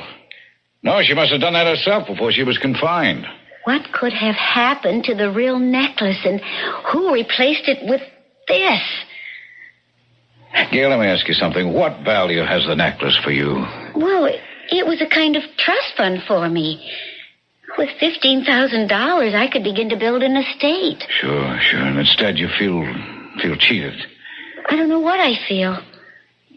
I can't believe that Mother cheated me. Do you think she sold it? But if she did, why didn't she tell me? And why should she have sold it, Bart? You and my mother were pretty well fixed for money. Oh, not that well off. Oh, sure, the past year I've done well. But before that, with your mother's illness, we were pretty pinched. You know, medical expenses and... well, let's not talk about it. It's only 2 weeks ago since she... I know. I feel terrible. Like a vulture. But Mother would have understood. The necklace was left to me to keep or to sell. And now I can't do either. Could she have sold it? Sure, she may have. You say that, Bart, as if you know something you're holding back. No, it's nothing I know. But it is something you suspect, right? Well, I was puzzled at the time, I admit. I was thinking of taking out a second mortgage in the house to meet some large bills. And your mother objected strongly. You know how she was. Pay as you go and stay out of debt. I know, but if she sold the necklace, why didn't she tell me about it? Probably because she expected to redeem it. I really don't know, Gay. Well, I want to find out. Look, I tell you what. The necklace was worth, say $15,000, right? I know my father paid more than 10. And that amount of money was going to be your nest egg. Right. Okay, I'm going to make out a check for that amount and give it to you. What? No, I mean it. You'll have all your money and we'll say no more about it. Well, but now, not a word, honey. This is what your mother would have wanted. Oh, then you know she sold the necklace. I know nothing of the sort. All I know is that I never took a loan, and somehow the bills got paid. The nurse who stayed with us, the doctor bills, the hospital tests. Oh, sure, the insurance covered part of it, but almost half of the expenses we had to pay for. I insisted, she explained, but she just smiled, you know the way she did, and said I wasn't to worry. I had enough to worry about with my contracting business. So you suspected she'd sold the necklace, huh? Your mother never would let the subject come up. I didn't realize. Now, look, it's all settled. Bart, I just can't let you Honey, give me... look at it this way. If your mother helped me out at a time when I sure needed help, I owe her whatever the necklace is worth today. We'll make it $15,000. The necklace was left to you. It's gone. Let's forget it. But I can't forget what I owe. I'll have a certified check for you for $15,000 when I come home from work. But I don't know what to say. I'm very fond of you, honey. I think of you as a daughter. Oh, and you know I'm fond of you. And all I can say is thank you. It's an awful lot of money. No, I done well this year. Don't think about it. Well, what do you suppose became of the real pearl necklace? Somebody bought it. Through the jeweler, Max Tallman? Maybe, or maybe it was sold direct. I wouldn't know. Why? Curiosity. I just can't imagine Mother selling it without saying anything. I thought we'd agreed to forget about it, Gay. Oh, I suppose I should, but, it bugs me. It's so unlike Mother. Well, there's nothing to do. Just forget it. I can't. I have to find out what happened to the real pearl necklace.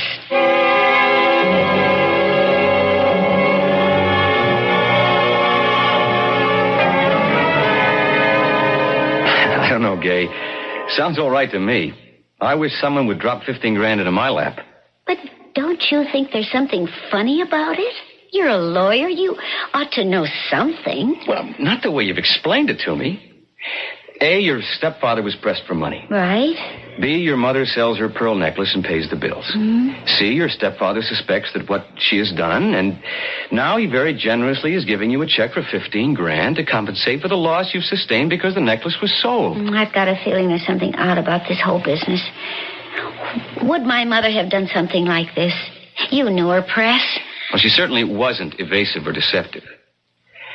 What you want to know is who's got the real necklace, right? Yes, I do. Some rich old doll in the city. So what? Oh. I don't know what you're out to prove. Some woman's got the necklace, you've got the money, or you will have it. So why not forget it? No. You think your mother didn't sell the necklace. You think that maybe Bart Lerner stole it. Oh, I don't know. I just can't believe it. Not Bart. He's a good man. Well, lots of good guys have turned bad. Oh, not Bart. Well, then what about this feeling of yours? Well, it's also unsatisfactory. Now, listen to me. I telephoned Max Tallner, the jeweler, late this morning because Bart said maybe Max had bought the necklace from my mother. The answer is no. Max sold it to my father, but he hasn't seen it since, not in 15 years. So where could Mother have disposed of the thing? Oh, maybe in the city. Lots of dealers. You mean fences, right? No, legitimate dealers.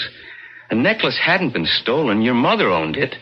She had a right to sell it or to borrow on it. Well, but maybe somebody took it out of the safe deposit box at the bank. Impossible. Only someone authorized is allowed to examine a safety deposit box. Mother, me, Bart Lerner. And I didn't swipe the necklace. And neither did your mother. It was her property. She had a right to remove it. And neither you nor Bart Lerner had that right. So if your mother didn't sell it, and if you didn't steal it... Don't be stupid, Fred. Well, then Bart Lerner did. Look, we're going on in circles, baby. Let's have some dinner. We can talk more over some food, huh? All right, Chris. But I want to get to the bottom of this funny business for my own satisfaction. It just wasn't like Mother to sell such a gift for my father.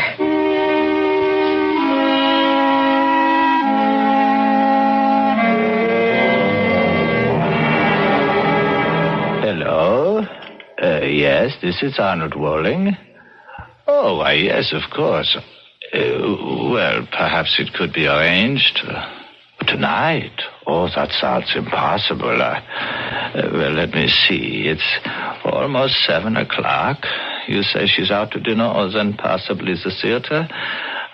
Yes, I understand your problem. It's a matter of time. You will have a check? Yes, of course. I will return your call. I will do my best. Goodbye. And there goes my evening. But a fee is a fee.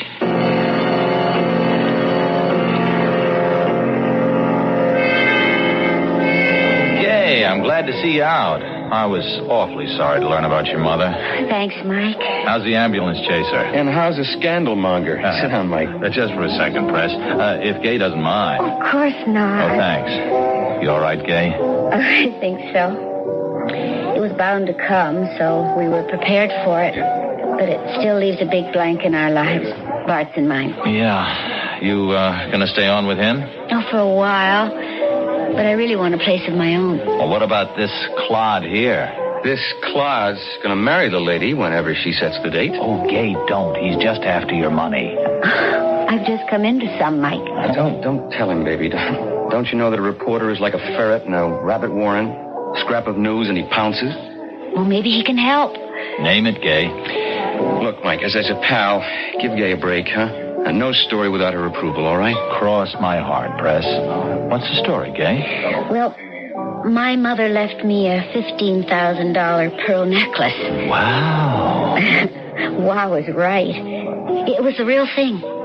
Genuine.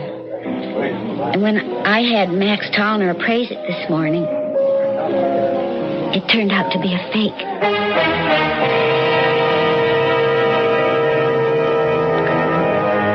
You know how it is after someone has died. Not long after the mourners have departed, the oftentimes unhappy business of settling the estate begins. It's somewhat unusual, however, when a daughter discovers that a costly pearl necklace willed to her by her mother is worthless. Had the mother sold it? Perhaps. Had the stepfather sold it? More likely. But why? We'll find out when I return shortly with Act 2.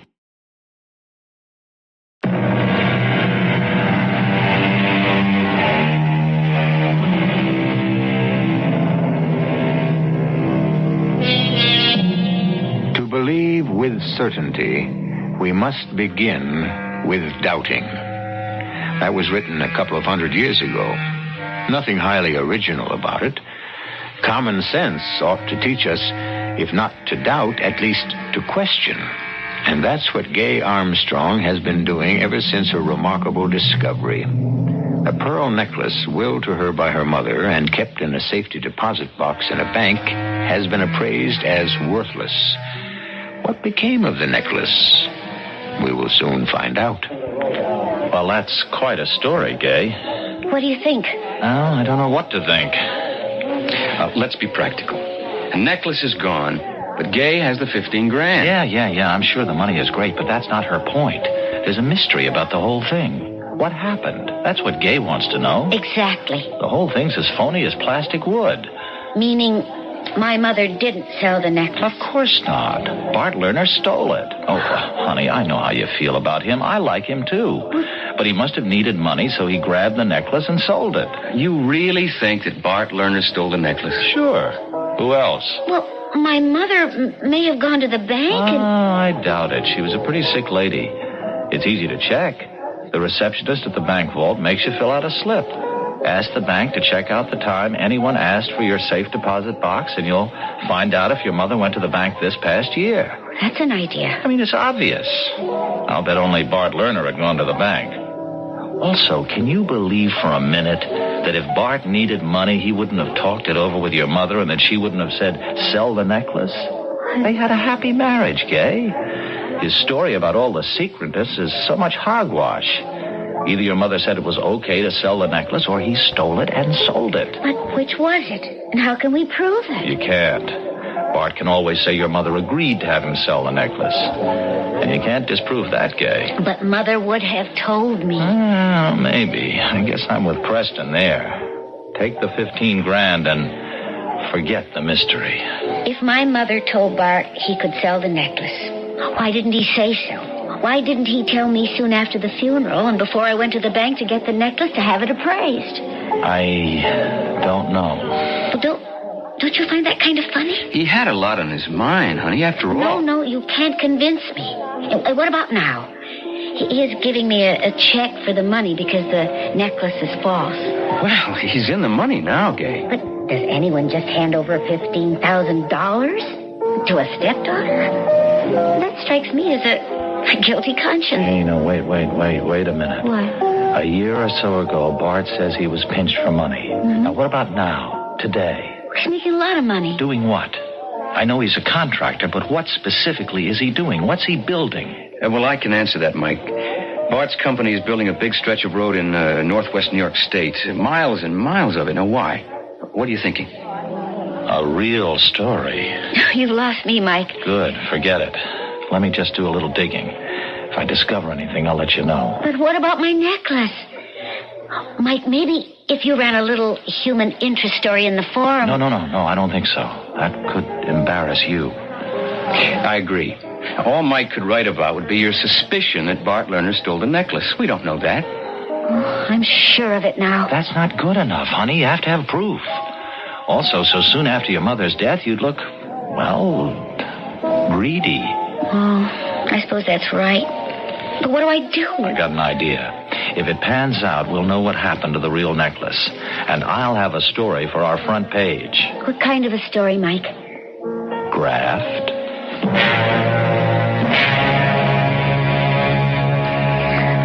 Good evening, Mr. Wolling. It is kind of you to see me, Mrs. Knight. I apologize for my late visit. 9:30? I'll be up for hours. Well, Mr. Wolling, I'm intrigued by your visit. What you told me over the telephone. Oh, well, it's a very unusual situation. The original owner of the pearl necklace wants to buy it back. Isn't that what it comes down to? Yes, that's it. Well, may I ask why? Not that I'm willing to sell the necklace. It's an extraordinary piece, worth much more than we paid for it when we bought it from you. Oh, I realize that. I told you that it was an exceptional buy. And you were correct, for which we are very grateful. Thank you. I would say that the necklace today would bring as much as $25,000. Indeed. It is appreciated in value. Yes, I have a check here in that amount. I beg your pardon. Here is my check for $25,000, Mrs. Knight. But I have no idea of selling the necklace. I know that. You're being very mysterious. I will give you this check. You give me the necklace. Keep the check. Don't deposit it. In a few days, I will return with your necklace, and you will give me the check. I will tear it up and give you another check for $1,000. $1,000? For your cooperation. I have never heard of anything like this. Well, neither have I. I told you it is a very unusual situation. But it doesn't make sense. Why would the original owner want the necklace back for just a few days? I cannot tell you, Mrs. Knight. Perhaps when I return the necklace... What if I refuse to cooperate? Well, I will just report your refusal to my client. Well, there are some persons who, shall we say, play rough. Are you threatening me, Mr. Walling? Oh, good heavens, no. The very idea of violence appalls me. Well, it sounded like a threat. Well, not for me. But if my client can't explain the disappearance of the pearl necklace to others, there's no telling how many persons might be hurt. Well, it's not only unusual, Mr. Walling. It's rather unpleasant. Oh, I agree. What if I turn the necklace over to my bank?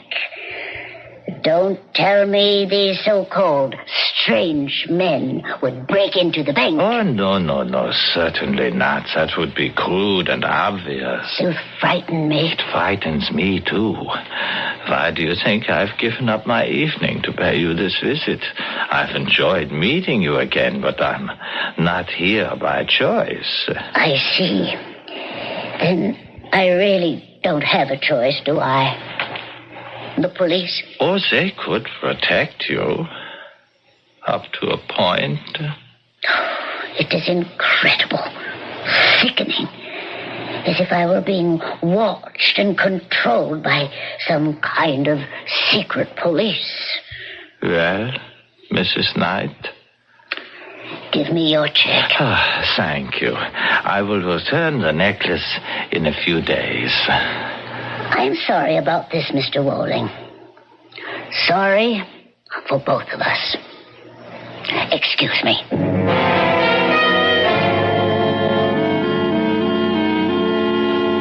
Hi, honey. What, Bart? It's almost midnight. What are you doing up so late? Oh, waiting up for you. You have a nice time? Very nice. Well, how's Preston? Fine.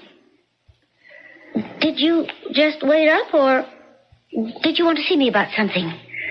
Well, yeah, matter of fact, I did. Oh? I've been thinking about you all day long. How upset you were this morning about your mother's necklace.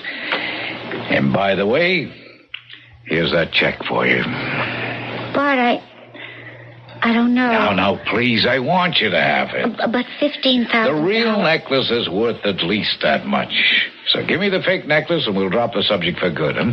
You have it here? Yes, I left it in the desk drawer. All right, hand it over to your old stepfather and you'll never see it again. All right. I might as well tell you, Bart. I talked this over with Preston. Huh?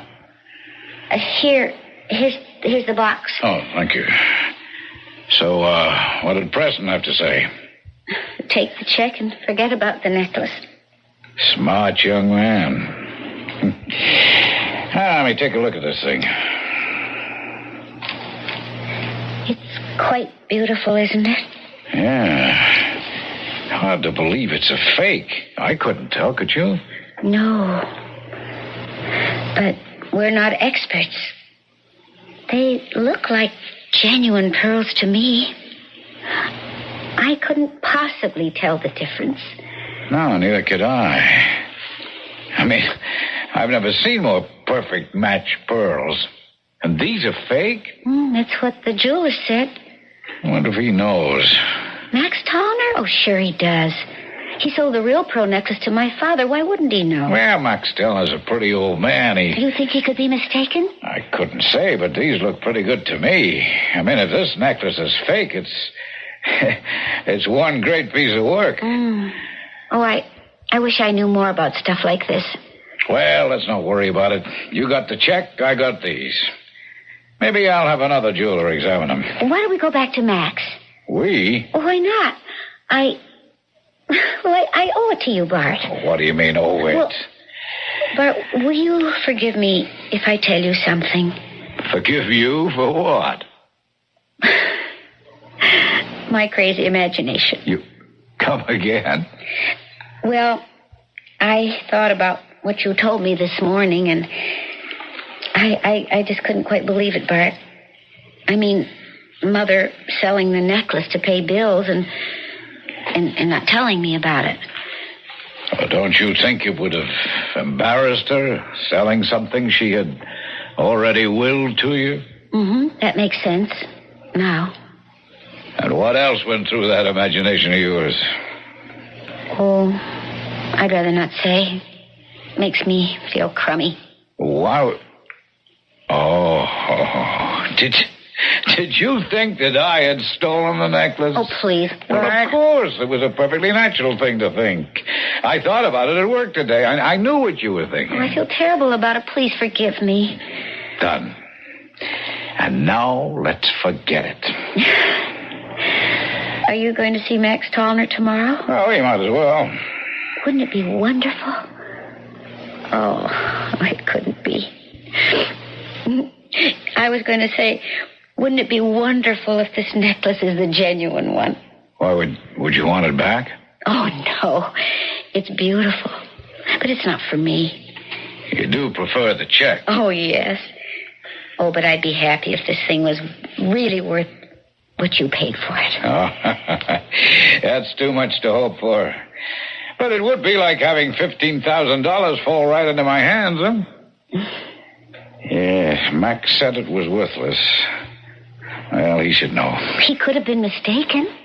Maybe. We'll find out in the morning. Now, come on, take your check. And I'll put this necklace in the wall safe. Just in case.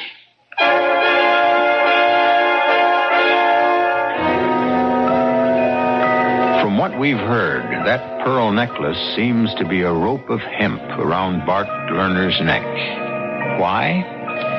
Even though he took the necklace and sold it, no one could prove that his wife had not given it to him to sell. That was the reporter's point. But a crime, however small, somehow has a way of raising its head and staring down the person who committed it.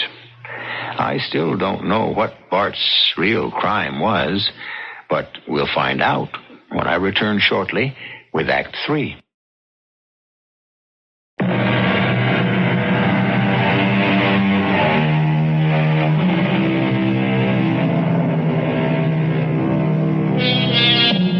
Crime really does cast a long shadow, meaning that there is always a vestige of a shadow trailing, however faintly, the person who did something wrong. Many crimes are not detected, of course, but they are known to the person, and try as hard as he will, his knowledge of something evil he has done cannot be erased from his conscience. If a man's life is his character, as many philosophers and writers maintain, then Bart Lerner was flawed by the weakness of temptation. Its consequences will now become apparent. Oh, well, my goodness, Miss Armstrong. You back again? Oh, I'm sorry to be a pest, Mr. Tallner. No. Come in, my dear. Come in. This is my fiancé, Preston Welch, and Mike Shea, a reporter on the forum. Oh, then I don't want to talk to him. He'll make me look like a fool. No, I won't, Mr. Tallner. I'm after something bigger than what happened to you. Oh, what happened to me? Oh, what happened to me was I couldn't tell a fake pearl necklace from a real one. And if you print that story, I'll be laughed out of business. I've already apologized to Miss Armstrong and to Mr. Lerner. Mr. Tallner, Is there any doubt in your mind that the necklace you saw this morning, an hour and a half ago, is genuine? No, not a doubt in the world. Yesterday I looked at the same necklace and told Miss Armstrong the pearls were fake. No, you didn't, Mr. Tallner. I didn't know. Well, I must be going crazy. You are the victim of a switch. The first necklace you saw was a fake. And last night, Bart Lerner and Miss Armstrong looked at it again. Lerner had his doubts about your appraisal. This morning they showed you the genuine pearl necklace. Is this true? We think so, Mr. Tallner. Well, then I haven't lost my mind. No. But why the switch? Can you prove it? We're going to try. We need your help. If you were going to sell the real pearl necklace, who would you take it to? Well, no one here in White Plains, I don't think. New York City, probably, yes. The big buyers and sellers are in the jewelry center down there. Uh-huh. Can you give me some names? Oh, there are so many. Becker, Taubner, Woling. That's Arnold Woling. He's very big. Uh-huh. He arranges many big deals and all legitimate.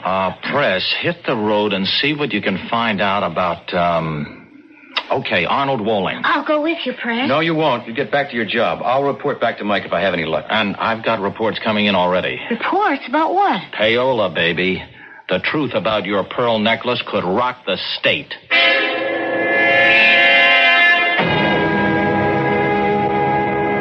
Thank you for seeing me, Mr. Walling. You said that you are a lawyer? Yes, I practice in White Plains. Oh, I see.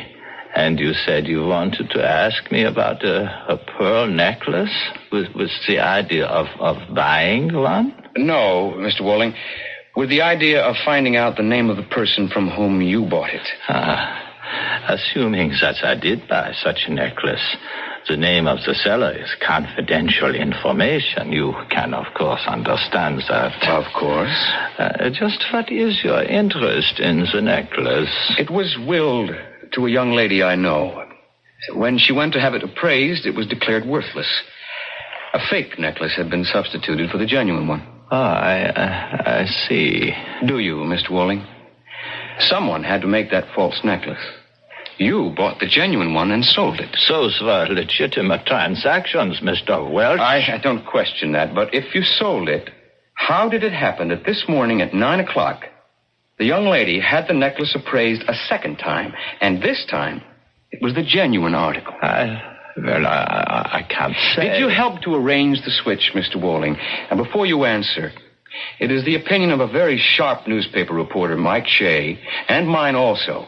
The money obtained through the sale of the pearl necklace was used as payoff money to an unscrupulous member of the Roads and Highways Commission. What does that have to do with me? I want the name of the person who sold the necklace to you and the person to whom you sold it. You don't know the former? Yes, but I want your testimony as proof. And I want to visit the buyer in order to piece this scheme together. And if I tell you what I know? I'll give you my word that I'll protect you and the buyer from publicity and innuendo. As a businessman, I have never violated a confidence. I said I'd protect you from publicity and innuendo, Mr. Walling. But can you protect my life?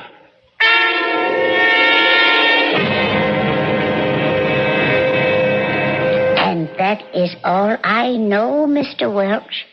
Welch, is it? Yes. It's a beautiful necklace, Mrs. Nye. It is. Mr. Walling brought it back to me this morning, and I returned his check. You will keep my name out of the papers, won't you? Certainly. It's an evil talisman.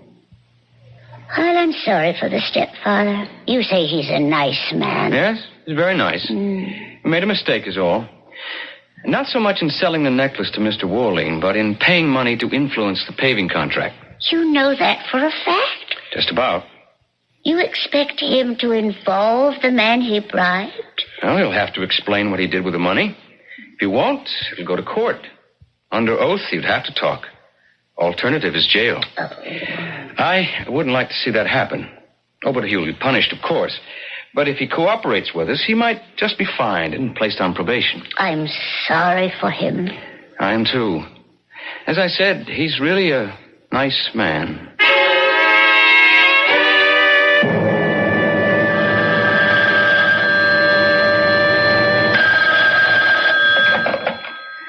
Bart Lerner speaking. What? Why, I can't believe... A story tonight's forum. Oh, I'll be ruined. No, of course not. Who telephoned you? Walling?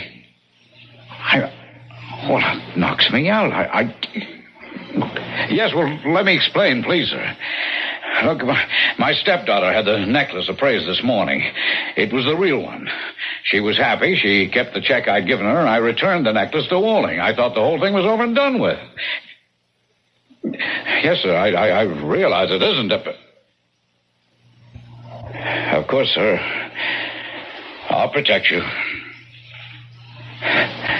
Well, thank you. I'm going to need the best brains you can buy.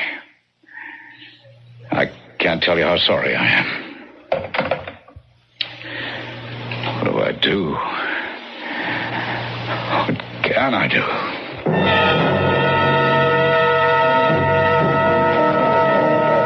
Here's Mike. Yep, right off the press. It's, not a nice story, Gay. Oh, Mike. Public road paved with pearls. Bart Lerner suspected of selling stepdaughter's heirloom necklace to bribe roads and highways official. It's all here, except for the names of Wall and Mrs. Knight. Thanks, Mike. It's hideous. Poor Bart. Poor Bart, my foot. He stole your necklace, Gay, and used the money for payola. He's a small frog. We've got the big one on the hook, and with or without Bart's cooperation, we're going to deck him. But it is so cruel, seeing it in cold print like this. I can't face Bart. I just can't. Yes, you can. But I betrayed him. Gay, if he had told you the truth in the beginning, none of this would have happened. He deceived you. He made two mistakes. Acting surprised when you found out that the necklace was a fake, and then scrambling to work out a switch. Come on, Gay, let's get over there. You can't hide from this. He won't squeal on the commissioner. You think he'll prefer to go to jail?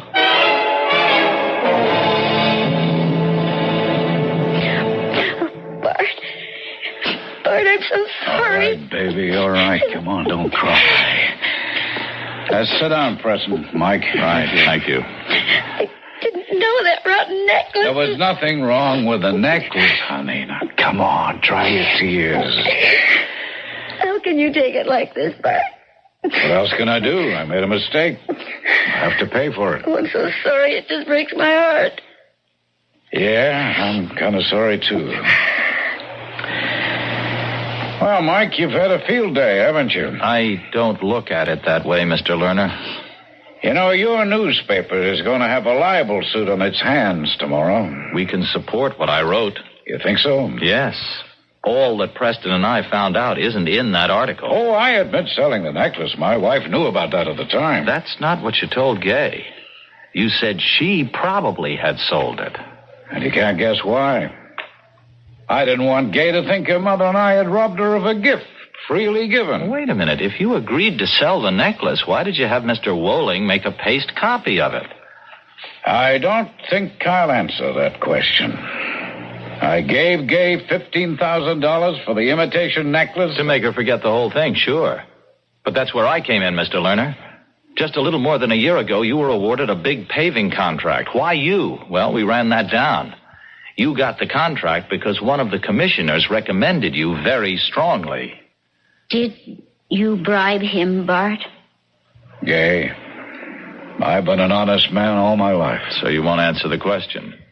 I've told you that your newspaper will have a libel suit on its hands tomorrow. Look, we don't intimidate easily. If you want to sue for libel, go ahead. Then all the facts will come out, from the theft of the necklace. I didn't steal the necklace, and I paid Gay what it's worth. You're going to have to explain why you engineered this whole thing. And you're going to have to explain what you did with the $20,000 you got from Wolling. Where did the money go, Mr. Lerner? It'll all come out. And if you won't talk, you know where you'll end up. Jail. Don't say that, Mike. He's right, though, Gay. Bart, please admit what you did. If you did make a mistake, admit it. Isn't that what you've always told me? Admit a mistake and you can be forgiven? Well, honey, that's easier said than done. Have you been threatened? Already? What are you talking about, Mike? Okay. You're really very naive. Your stepfather is in trouble. You mean if Bart talks, they'll kill him? Sound melodramatic? Well, it's true. Oh, no. He's already been warned, haven't you, Mr. Lerner? Yep. Well, you get rubbed out or spend a long time in jail. Not much of a choice, is it? I wouldn't like to make it. Well, I'm not talking. I'll see you in court, Mr. Lerner. Good night, Mr. Lerner. Gay, I'll be going too. Talk to you tomorrow, baby. Okay. Bart? Yeah? Did you bribe that man? No, honey. You didn't? No. Well, I don't understand then. He got the money.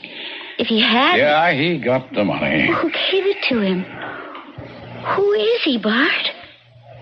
I hadn't been very successful as a road constructor, never landed a big bid.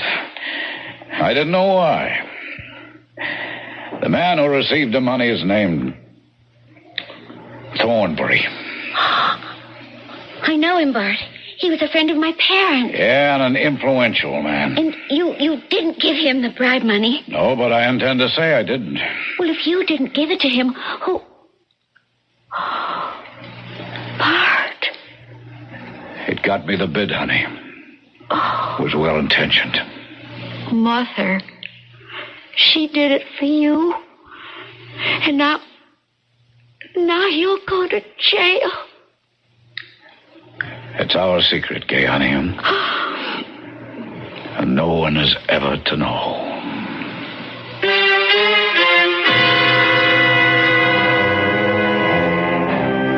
And so the long shadow of a loving intention, which was a crime, for bribery certainly is that, will imprison a guiltless man. Not if he'll tell the truth, but could he do that to the memory of his dead wife and to the stepdaughter he loves? Quite a remarkable man, Bart Lerner. I shall be back shortly.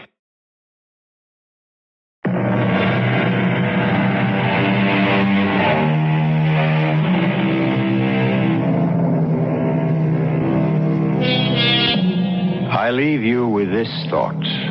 Crime is never founded on reason. Mrs. Lerner wanted to do her husband a favor. He'll go to jail rather than sully his dead wife's memory. Yes, quite a remarkable man. Our cast included E.V. Juster, William Redfield, J. Gregory, and Ian Martin. The entire production was under the direction of Hyman Brown. And now, a preview of our next tale. Gino Carpacci?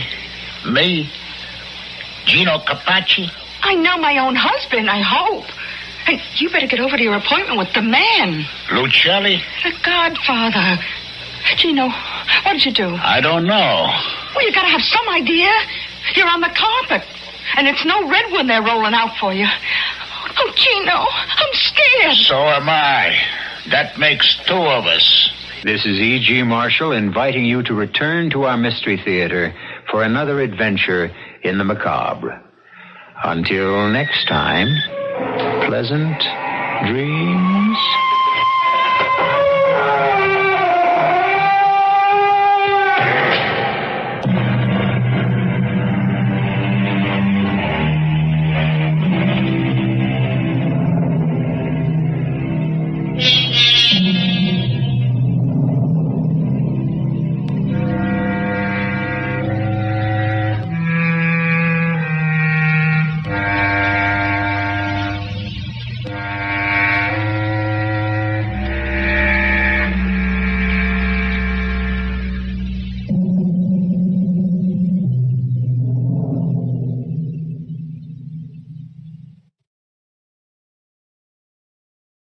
Come in. Welcome. I'm E.G. Marshall. The year 1976 is not only our bicentennial year, it also brings us something extra to celebrate. It's leap year, and all of us get a present of an extra day. What to do with it? It should be something very special and exciting, a new experience. Or maybe it's better to treat it just like any other day. You wouldn't, in your right mind, want to do what John McCaffrey did with it, unless you enjoy having the very blood curdle in your veins. Gino Carpacci? Me? Gino Carpacci? I know my own husband, I hope. And you better get over to your appointment with the man. Lucelli? The Godfather. Gino, what did you do? I don't know. Well, you gotta have some idea. You're on the carpet. And it's no redwood they're rolling out for you. Oh, Gino, I'm scared. So am I. That makes two of us.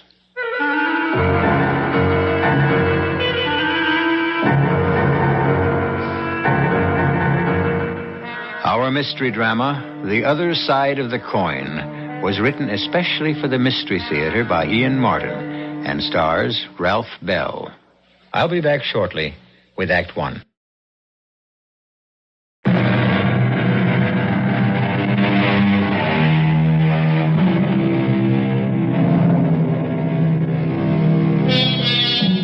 Amnesia, that favorite device for authors, is a symptom.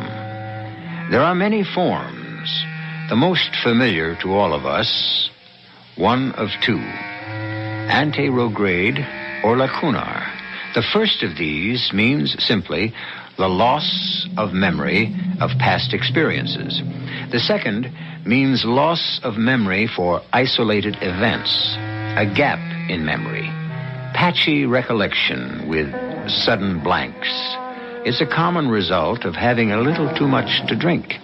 And then, like John McCaffrey, you wake up one morning with that terrible knowledge that somewhere the night before, you can't remember what happened at all. Why do I always have to turn off the alarm? Gino. I don't know why, but last night you were flipping your lid unless you got up this early. What? What time is it? 8:00 a.m., like you ordered. Who gets up in the middle of the night anymore? 8 a.m. That's morning. It's your problem, not mine. Leave me alone. I want to go back to sleep now. It wasn't that I had a hangover. Oh, sure, my mouth was dry and my nose stopped up, and I shouldn't have had that last drink. That last drink. That, or the ones before it, had to be the same problem. Otherwise, what was I, a good Irish Catholic family man, a member of the police department, doing in bed with the kind of blonde a guy like me only sees in the centerfold of one of those magazines? Where are you going, baby? In the bathroom. Hurry back, Gino. The whole thing is crazy. A dream? A nightmare? Where was Mary? What must she be thinking? As I closed the bathroom door behind me, my mind was in a turmoil. What was I doing here? And then I looked in the mirror above the wash basin, and every question was suddenly compounded. Because although I knew and lived in every fiber of my being as Detective Sergeant John McCaffrey, the face that stared back at me from the mirror was someone else. An intriguing, familiar someone else. But who? Gino? Baby? Yeah? Aren't you coming back to bed with me? No, I've got an appointment. With who? You know. How should I know? You don't mean the head man? Who else? Lucelli? The boss man? Oh, murder, but what time? I don't know. Can't you tell me? Me? Well, what am I going to say to you? Last night at the... Well, last night is a blank to me. Oh, but you really tied one on, all right. What'd I do? Where'd I go? I don't know. You weren't with me. What do you mean I wasn't with you? Well, just like I said. Oh, where was I? Honey, that's what I'd like to know. Well, I mean, how do we... where? You don't remember? No. Oh. Well, we were having dinner at Gilberto's, just the two of us. Except for our usual muscle boy, when you got a phone call. You left Lorenzo to take me home, and you took off. That's the last I saw of you till you fell in the door around midnight, and I had to put you to bed. Oh, boy, were you stoned. Who'd I get the phone call from? Well, you're the one who says you have an appointment. Don't you know? I didn't have an answer for the question. I didn't want to answer it. I didn't want to know what my appointment was. All I wanted to be was myself, John McCaffrey, and be safe at home with wife Mary in Bayside. What was I doing here in a strange bed in a strange house with a strange woman? And who was the phone ringing for? I knew the way things were, I was the one supposed to answer, but who was the person on the other end going to think I was? If that's the Godfather, you better answer. Hello? Gino? Yeah. Just a reminder. Of what? You know, you had 24 hours. You got 14 left. You in or out? Well, isn't that something we can straighten out this morning? You want to talk to the uncle? Go talk to him. My tip is, the spot you're in, better see the man himself. Hello? Hello? Gino, what are you hacking around for? You're just asking for trouble. What's the matter? You afraid you're going to get mixed up in it? Yeah, scared stiff. But that isn't where it begins. I'm more scared for you than I am for me. For what it's worth, you don't have to worry about me. Are you kidding? No. Look, I can sense it with that zombie Lorenzo. The word is out. You're contracted. Not me. But look, honey... Hold it.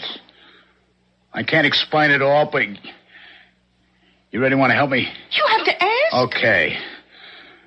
I'm trying to level with you, Mary. Mary? What? I'd be green-eyed and scratching if I didn't know you long enough to be sure there's no Mary. Look, I'm Gloria. Remember, sweetheart? Yeah, sure. Gloria. That's what I said. Hey, Gina, are you all right? Oh, sure. No, I'm not. I got a head bigger than an elephant and no memory to go along with it. Oh, you mean you honestly don't remember last night? No, I don't. You've drawn a complete blank? I guess that's just the way it is. I'm sorry. Oh, Gino, it isn't like you. A lot of things aren't like you. You know, I mean, honestly, this morning is like waking up in bed with a stranger. Yeah, then try this for size. What's my name? Your name? Yeah, who am I? Oh, you've got to be kidding. Let's play that I'm not who, huh? Gino Carpacci. Who else? It could have rocked me on my heels, except I knew it was coming. It just had to be the way things were going. The last ironic note in a whole life that had suddenly fallen apart less than 24 hours before. It had all started so simply when I went in response to a message to see the captain of our precinct.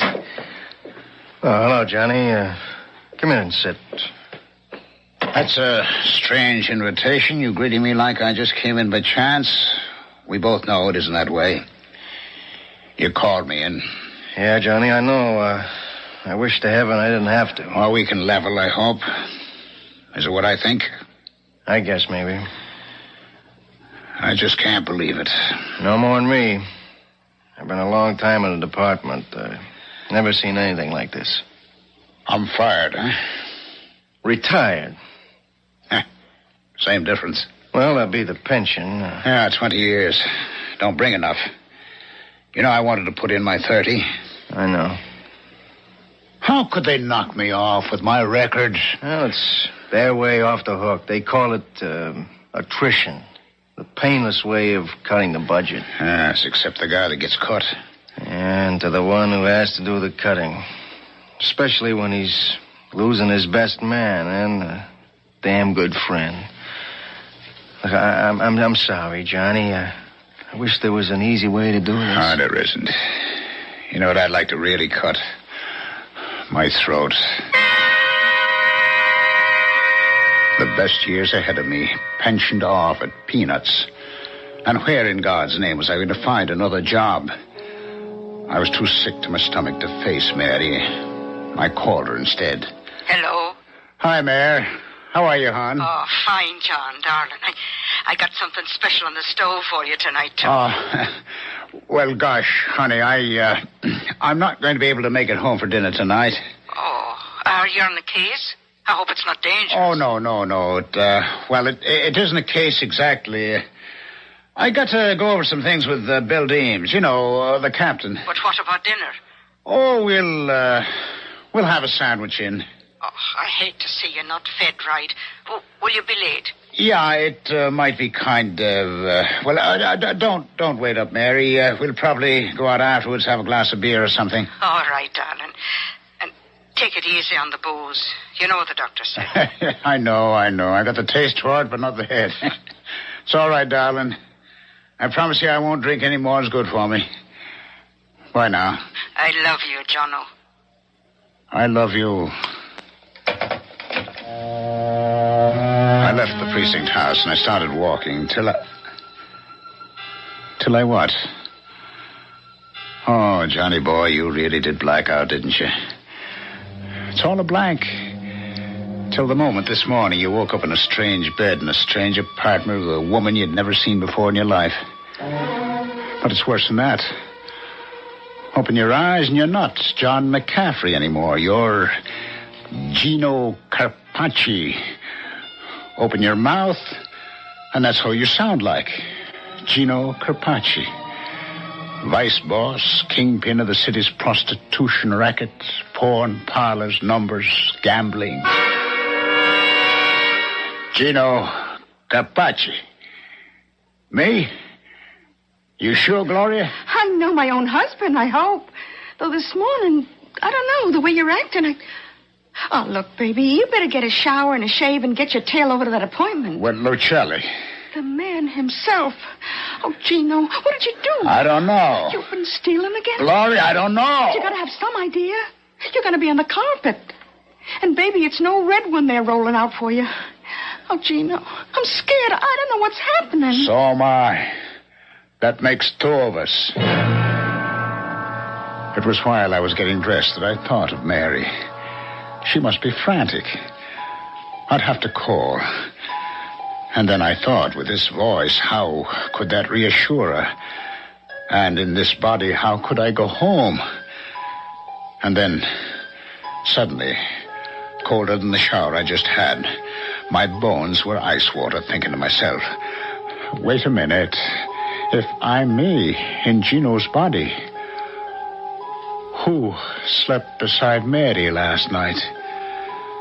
And what prisoner was locked up in it? I had to find out. Hello. Mary? Yes? Who's this? Never mind for the moment. Is your husband there, John McCaffrey? Yes, he is. Could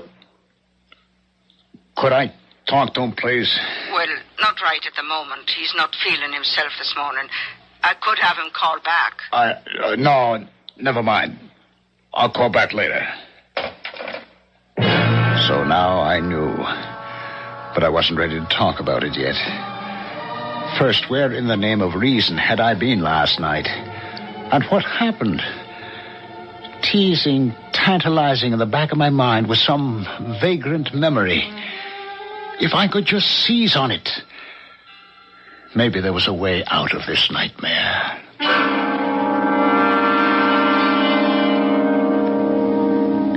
Probably the most damaging part of a hangover is the terrible and unavoidable guilt feeling. But that seldom lasts long beyond the morning after, and life resumes its normal course. Usually. But not this time. And come to think of it, just whose hangover is it? John McCaffrey's or Gino Carpacci's? I'll return shortly with Act 2.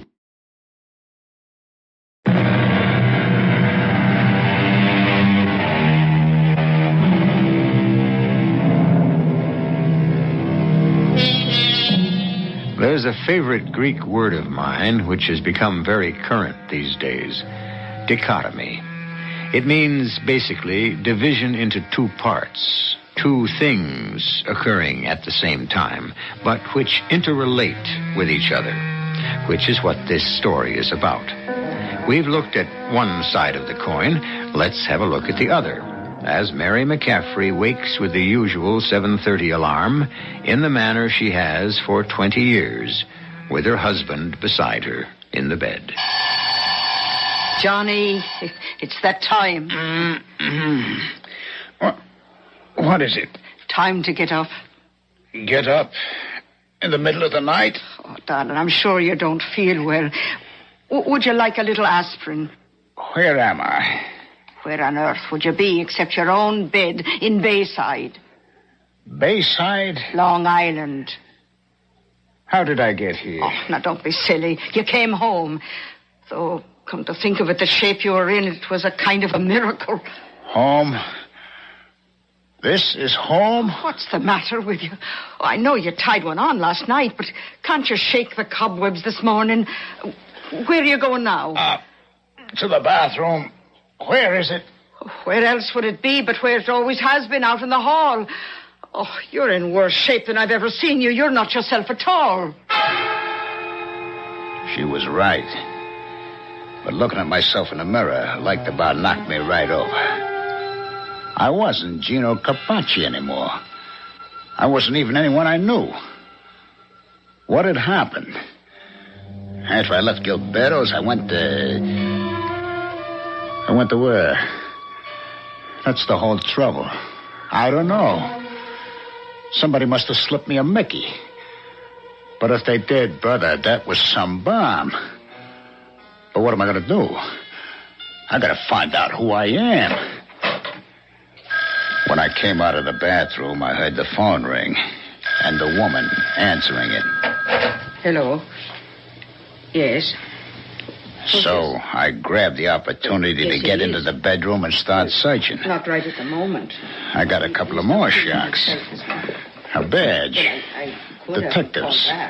A .38 short barrel and ammunition, plus holster. Picture of this guy and his wife. Another group picture at some beer party where every one of the slobs looked like cops. But not a name anywheres. And then I was interrupted as she came back. Here, Johnny, drink this down. It'll do you good. What is it? Just don't think about it. Drink it. What's your name? What's my name? All right. If I ever knew it, I've forgotten. Tell me. Oh, my poor darling. Sure, I knew when Captain Deems called me last night you'd be in a terrible state. Humor me, huh? Your name? Mary. As well you ought to know, John. Oh, Mary, okay. And I'm John. John who? The way things are, I'm beginning to be not at all sure myself who you are. If you want to know who you were, here's your driver's license. It's John J. McCaffrey, Detective Sergeant, New York Police. That's me? That's you. Or who you were. Oh, Johnny, darling. The captain told me everything. How you'd been let go from the department. Let go? A crying shame and a disgrace with your record. I got fired from the police? You were retired.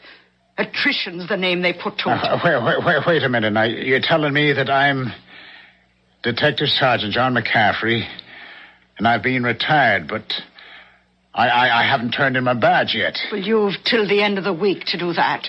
Oh, have I now? Well, isn't that the great miracle? You know something, Mary? That's right, Mary, is it? Mary. This is like the finger of God. A miracle. What a break. I was off the hook. Nobody could touch me now. Not even the Don himself. I didn't have to crawl and beg for my neck, knowing I was going to be rubbed out anyway, whether I turned the million green ones I'd skimmed off the Enterprise's back or not. All I had to do was walk back into my own apartment, pick up the key, get the dough from the safe deposit box, and take it on the lam. the mob would never find me. They weren't looking for a retired cop. They'd be satisfied with... Then it hit me. If I was using this guy's body, he had to be using mine. That was even better. A ready-made fall guy. But before they moved in on him, I better move fast. I got out of the house as soon as I dressed and hit the nearest phone booth. Yeah? Gloria? Who's this? Gino, baby. Gino. You crazy or something? Who are you? Well, I told you, your husband, Gino Capacci. You gotta be putting me on. You don't even sound like him. Besides, Gino would... Well, Gino's what? Hey, you mean he's there? With you? I didn't say he was.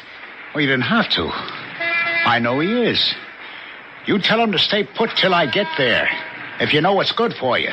Don't let him get away.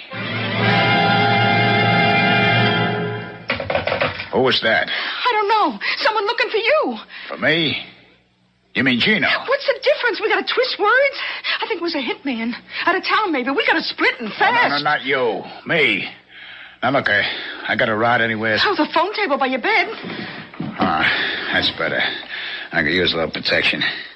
I'm sorry to run out on you. You can't. You can't leave me behind. You're gonna take me. Why? Now, let's stop hacking around, Gino. Whatever you've been stealing from the organization, if you can't give it back, let's both of us get out of range before they start burying our bodies. What do you mean, stealing? Well, I know you got that safe deposit key. You think anyone would figure all you kept in that box was savings bonds? You don't know how much I'd give to know just what is in that box. I gotta figure a way to make use of it. Oh, never mind that right now. Let's get out of here while we still can. You're right. Let's go. Hello, Gino. You and the doll going someplace? Who the... Oh, hiya, Lorenzo. Yeah, nothing in the apartment, so we figured we'd cut out and have some breakfast. That don't fit the plans like the man told me. First, you come with me. Put away the cannon. I keep it hidden till we get in the car, but it's still there. Let's move, Gino. Oh, what about me?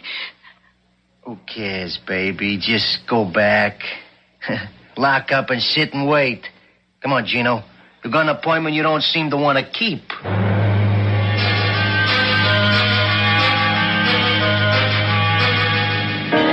Where we headed, Lorenzo? The driver knows.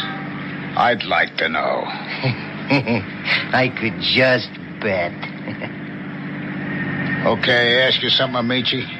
Yeah, try. Where was I last night? That's one of the things that interests the boss. You mean you don't know any more than me, huh?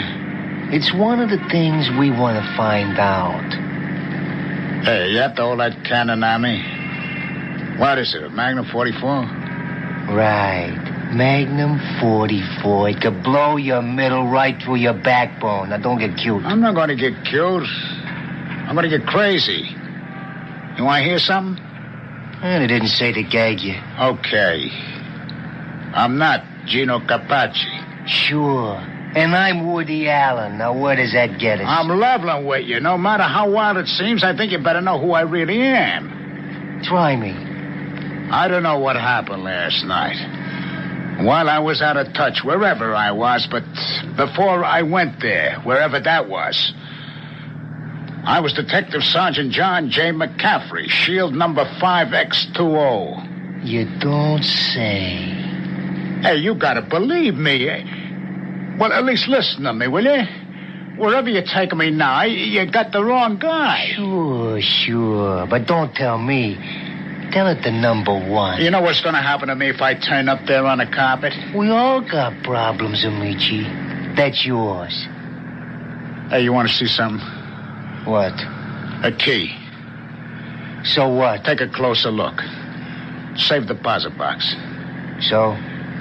You got any idea how much cash money could be locked up in it? Money that can't be traced? Money for the taking? I don't, but I'm sure Mr. One does.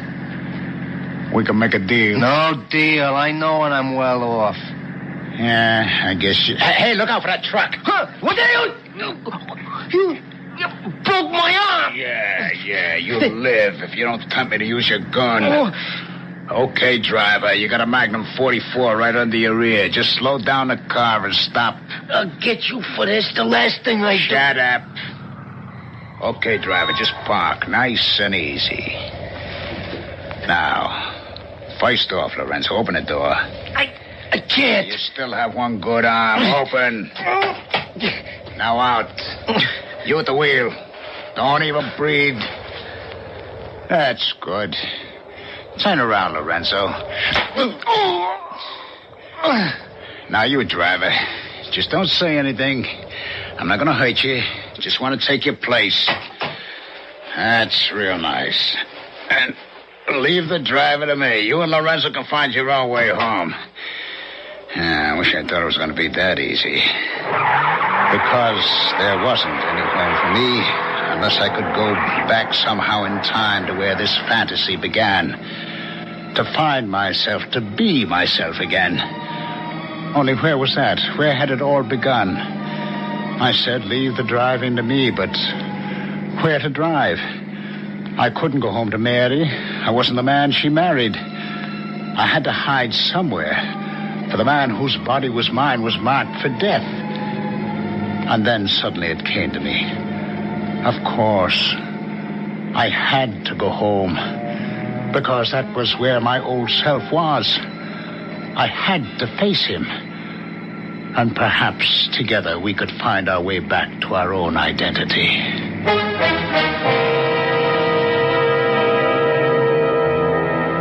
A confusing story? Yes. But infinitely more confusing for the people who have to live it.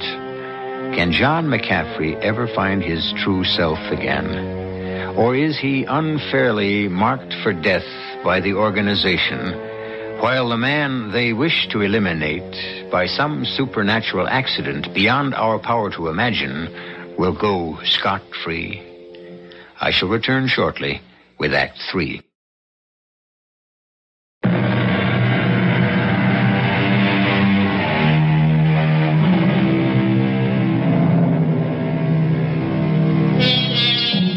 Now, both men in this strange story of cross purposes and identities are desperate to solve their futures. The real John McCaffrey to save his life and find his way back to his wife. The real Gino triumphantly realizing that his neck is off the block and his future secure, save for one thing: the money and other things he has buried in his safe deposit boxes. To secure these, he has to return and face his wife, Gloria. Who is it? Gino. Not you again. Just go away. Listen, can you hear me? Yeah, but you don't even sound like... I don't care what I sound like. I got a way I can convince you on Gino. How? You wear a gold anklet. It's inscribed inside. To my sex boat from her captain. How could you know that? Because no matter how I sound or look, I'm Gino. I'll give you more proof. I got a bracelet you gave me that's inscribed, "You're what keeps me shipshape, Captain." Now, will you open up? Look, I don't know what's happening. What do you want? Something very simple. A key out of my table drawer. The safe deposit key? Yeah. Oh, well, you're too late. Gino, I don't know, the man who looks like Gino took it with him. Where'd he go? I don't know. Lorenzo, I guess you know who he is. My so-called bodyguard. He took Gino, the man, away. Damn it, Gloria, with the key? Yes. Oh, no. Look, this crazy thing has happened. It was all so perfect.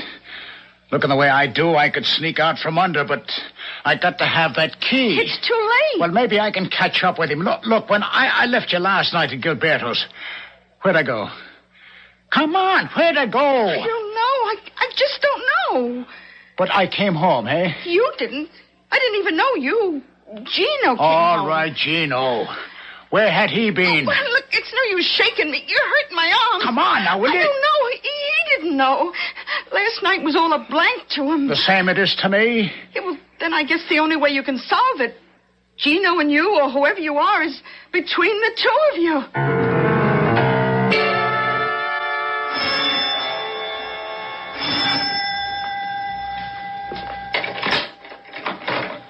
Yes.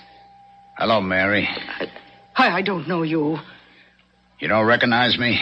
No, I don't know who you are. Suppose I was to say, when I kissed you in front of the priest at our wedding, the words I whispered in your ear were, Mary Arone, we're in God's pocket at last. Oh, they were the words, but how could you know them? Because no matter how I look or sound, I'm your John.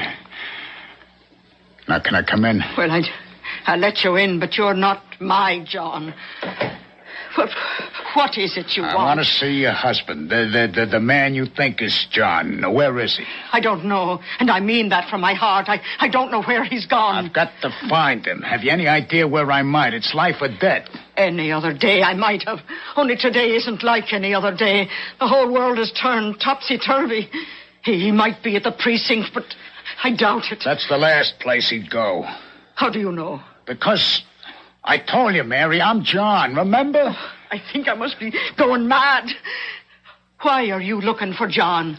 For the man I thought was my John, or I don't know what I'm saying, but why are you looking for the man you're looking for? Because I want to get back into my own body before this one is shot full of holes and dumped in the river in a cement jacket. What? Unless I find the man you sent off this morning, there won't be any John coming back to you ever. And the crook named Gino Carpacci, who's mixed up in every dirty racket in the city, including double-crossing his boss, will get away clean unless I find him.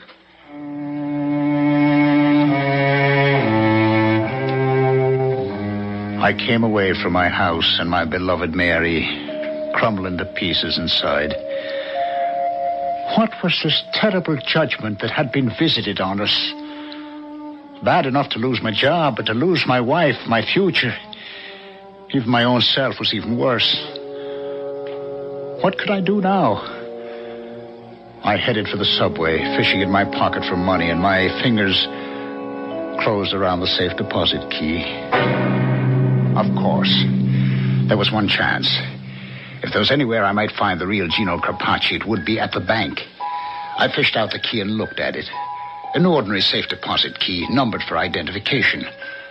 But what bank? I crossed my fingers. Gloria might know. Yes? It's Gino. You alone? Yeah. Oh, Gino, you... Hold it, baby, hold it. Just tell me one thing. Only after you tell me. Are you all right? I'm fine. Now it's your turn. What bank do I use? Honey, are you still all cooked Never up? mind that. What bank? Second National, but I want to... Okay, babe. All I need to know. The vault manager recognized me, and the sheet I had to sign had earlier signatures on it by Gino himself. And what I forged was close enough, and the box had just what I figured. I didn't stop to count the money. And what was more interesting was a list of names and the whole structure of the organization. And what was most interesting, after I put the box back and came out, was meeting myself. I've been waiting for you. Don't move. This is a gun in your back. I've been looking for you. Now, let me ask you something, Gino, or John, whatever you want to call yourself. Where were we last night? And how did this whole mix-up happen? I don't care. For me, for Gino Carpacci, it works out great. But not so great for John McCaffrey, huh? How do we meet each other? How do we ever make the switch?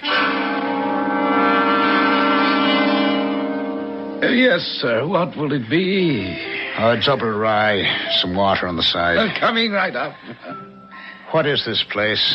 I never saw it before. Oh, it's been here a long time. I call it the other side of the coin. Here's your drink. How much? Oh, tonight's a special night. Everything on the house. What's the occasion? Just my pleasure, kind of a special night for me. It's like my birthday. So, good for you. Happy birthday. Oh, come on now. I want everyone happy. What's your problem? It doesn't matter. It does to me. Tell you what, if I gave you a wish, what would you wish? What difference would it make? Oh, you never can tell. I don't want to kid around. Oh, come on, take a chance. You see that guy down at the other end of the bar? You mean the dude with the stick pin and the diamond rings? Yeah, he looks kind of familiar. Ah, that's Gino Carpacci. Big wheel in the mob. Got it made. Sensational blonde for a wife. And on top of all the rackets, there's nothing in the world he doesn't want, right? I guess not. You know something funny? He feels just the way you do right at this moment. How do you know how I feel? Oh, secrets of the trade. You know what you were saying to yourself as you stare down into that rye and water in front of you? Maybe. I'll tell you. You were saying the way things have turned up, I'd give anything to be in somebody else's shoes, not mine. Right? Yeah. Well, maybe. So it's midnight and I'm closing, and like I said, it's my birthday. I've decided to give the both of you a birthday present from me. Have a happy...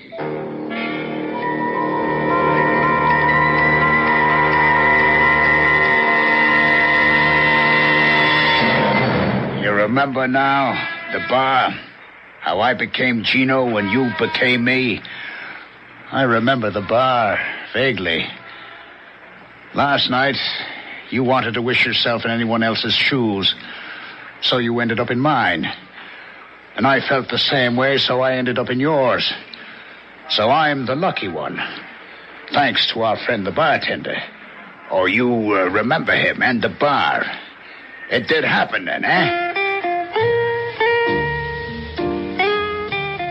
Yes, sir. What'll it be? What kind of rocks? Make it a double. Oh, sure thing. You have troubles, buddy. Bigger than you could dream up, Mac. Just give me the drink, eh? Yes, on the way. But if you have problems, just forget them. Everybody steps up to this bar, got them. You're no different. You got nothing next to me. I got the number one. What's number one? My neck. You know anyone else's shoes I could step into? I don't care what his problem is. Just give me the word. I'll step right in. Yes, you told me. That's why I just made a deal with the guy right down the bar. Oh, yeah? What kind of a deal? Now, why don't you move on down next to him and we could talk it over? Well, what do I got to lose? All right, everybody. Just freeze. You too, Gino. Get away from that guy. Oh, no, Lorenzo. No, wait. Give me a break. Will you give me a break? I'm here for only one thing. The boss says goodbye.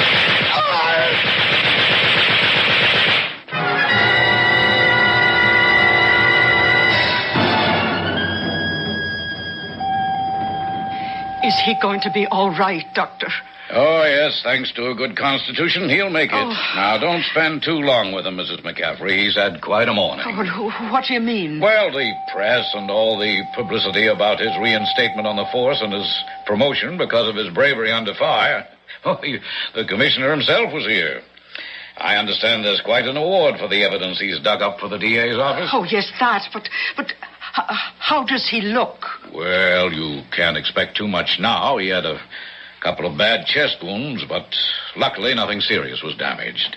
He's weak and lost some blood, but I don't think you'll find him looking too bad.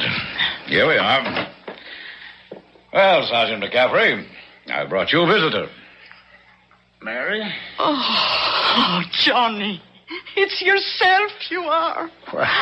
What else would you ask? Oh, not a thing in the world now you're back. Well, where have I been then? Oh, darling, you don't remember? There's a lot of things I don't remember. What day is it then? Monday. No, I don't mean that. What is the date? Oh, the 1st of March. Oh, is that all? It seems such a long time since yesterday, and I came home after drinking. Oh, that wasn't yesterday, dear. That was the day before. Oh, no. It had to be yesterday. The last day of the month. I remember when Bill was telling me I was through on the force.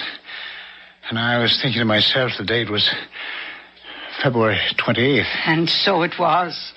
So, That makes it yesterday. Oh, no, darling. You see, you've lost a whole day here in the hospital with the operation and all. But how could that be if it's the 1st of March? Because, dear heart, it's leap year. The day you lost was the 29th of February. Oh, Mary, would you hold me close now and promise me that day was lost entirely? It was for you. You were under sedation all the time. Oh, then heaven be thanked. All the rest was... All what rest, dear? Never mind, darling. It's a lost day I'll never miss as long as I live.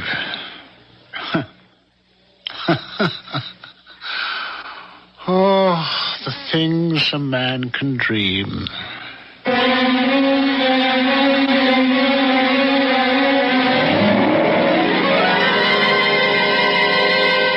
That past master of quotes, Mr. William Shakespeare, said it all.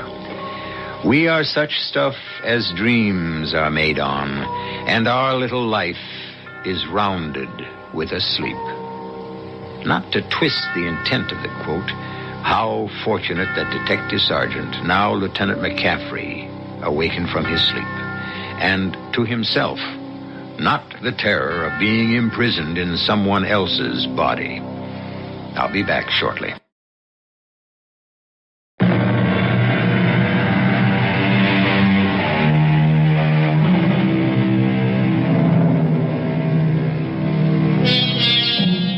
We hope you don't ask for explanations. Suspension of disbelief is the nature of mystery. But for the record, I made one pilgrimage myself after hearing this story for my own enlightenment. There was a bar called The Other Side of the Coin. The block in which that bar existed was condemned by the city in 1968. Also a leap year. Our cast included Ralph Bell, Bryna Rayburn, Bob Caliban, and Ian Martin. The entire production was under the direction of Hyman Brown. And now, a preview of our next tale. You see, the players all go on chartered flights, and wives and sweethearts aren't allowed. But you can meet me. Chicago, St. Louis, Kansas City, all over. 2 months of that. Don't worry, honey, we'll get together. Now and then. It wasn't easy, Sergeant Callahan. I don't suppose it was. I'd never heard of a life like that. The training, the practice games, the exhibition games. And then I think that was the worst of all. The banquet circuit. See, Jim made speeches at colleges. All over. Sometimes 6 speeches in 1 week. The last speech he made was right here in this town. At your college here. It was a little while after that speech that I killed him. This is E.G. Marshall inviting you to return to our Mystery Theater for another adventure in the macabre. Until next time, pleasant dreams. The CBS Radio Mystery Theater presents...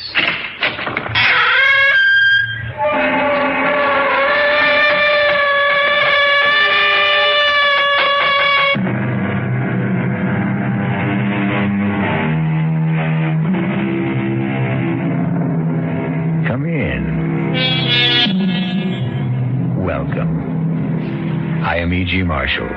Welcome to the sound of suspense, to the fear you can hear. For the next 52 minutes, I will be your trainer.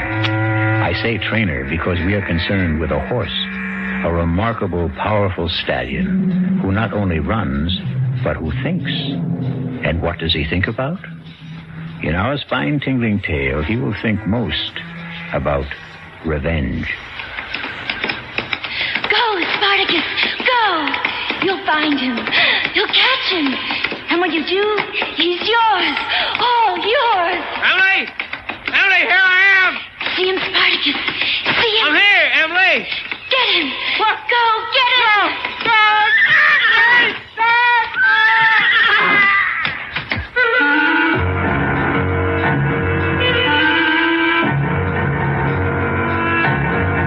mystery drama Death Rides a Stallion was written especially for the Radio Mystery Theater by Sam Dan and stars Mason Adams.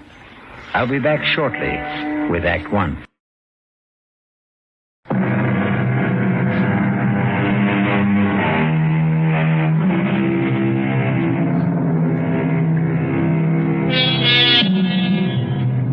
He's a big 5-year-old chestnut stallion.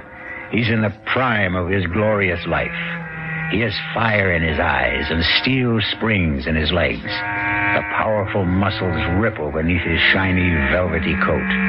And he also has a mind of his own. He's a rebel who acknowledges no master. That's why he's called Spartacus. But if he has no master, he does have a mistress. A slender, freckle-faced girl named Emily. And he will respond to her slightest touch, her softest whisper. Whoa, Spartacus. Right here. Steady, boy. Steady. Good boy. Listen, Spartacus. Here he comes now. Here I am, Frank. Oh, good morning, Uncle Harry. Oh, morning, Emily. Do I detect a faint tone of disappointment? Disappointment? Oh, why, Uncle Harry, you're my favorite human being. Oh, I have the impression that you were expecting someone else. Who, me? Well, I wasn't expecting anybody. Oh. Look, I don't say that Lollygag here is in a class with Spartacus, but we challenge you to race. Well... How about here to Parsons Creek? Now? Unless you just want to stand around all day. The truth is, Uncle Harry, I am waiting for somebody. Oh, that's the secret of your early morning rides. And who is your partner in these assignations? Frank. Oh. Well, there's no accounting for taste, I suppose. I think I'll commune with nature on my own. Up, Lolly, here. Uncle Harry, wait! Whoa there, Lolly. Emily, if everybody listened to you the way the horses do, you could rule the world. Uncle Harry, do you know what I think? No, ma'am, you're too deep for me. I think this morning Frank's going to ask me. Ask you what? Ask me what? Ask me to marry him, of course. Why would Frank do that? Why would he... Oh, I suppose I'm not really pretty enough for a man to ask. No, Emily, I never meant to imply that. Why, you're even prettier than Judy. No, I'm not. Nowhere near. Well, it's just that I thought... What did you think?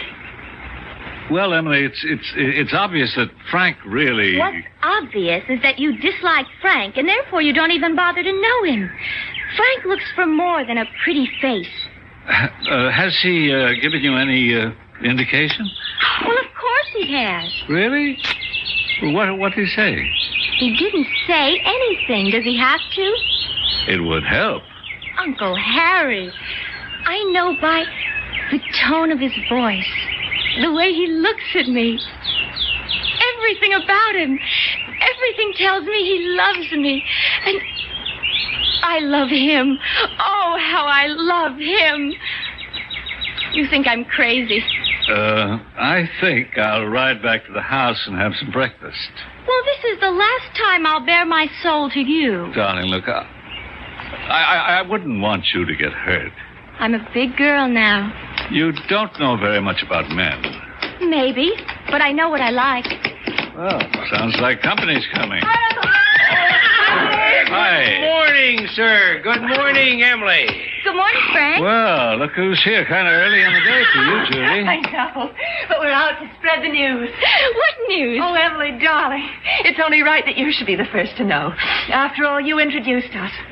Frank and I, we're engaged. And we owe it all to you, Emily. We owe it all to you. And I want you to be my maid of honor. Now, promise.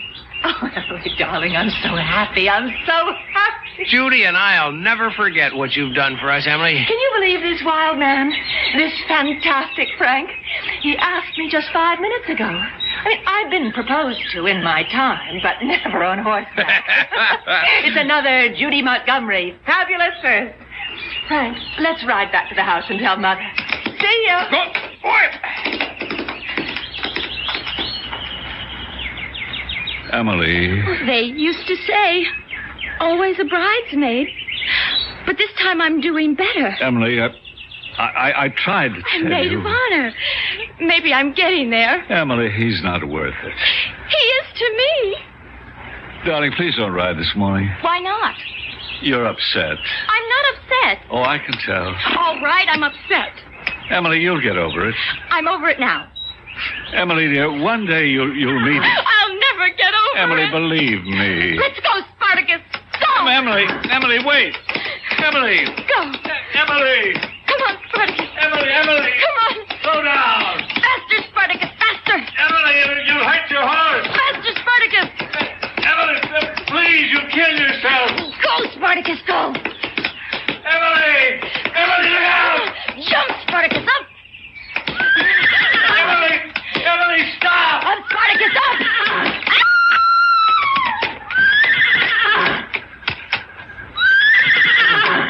Emily. Oh, no. No. Emily.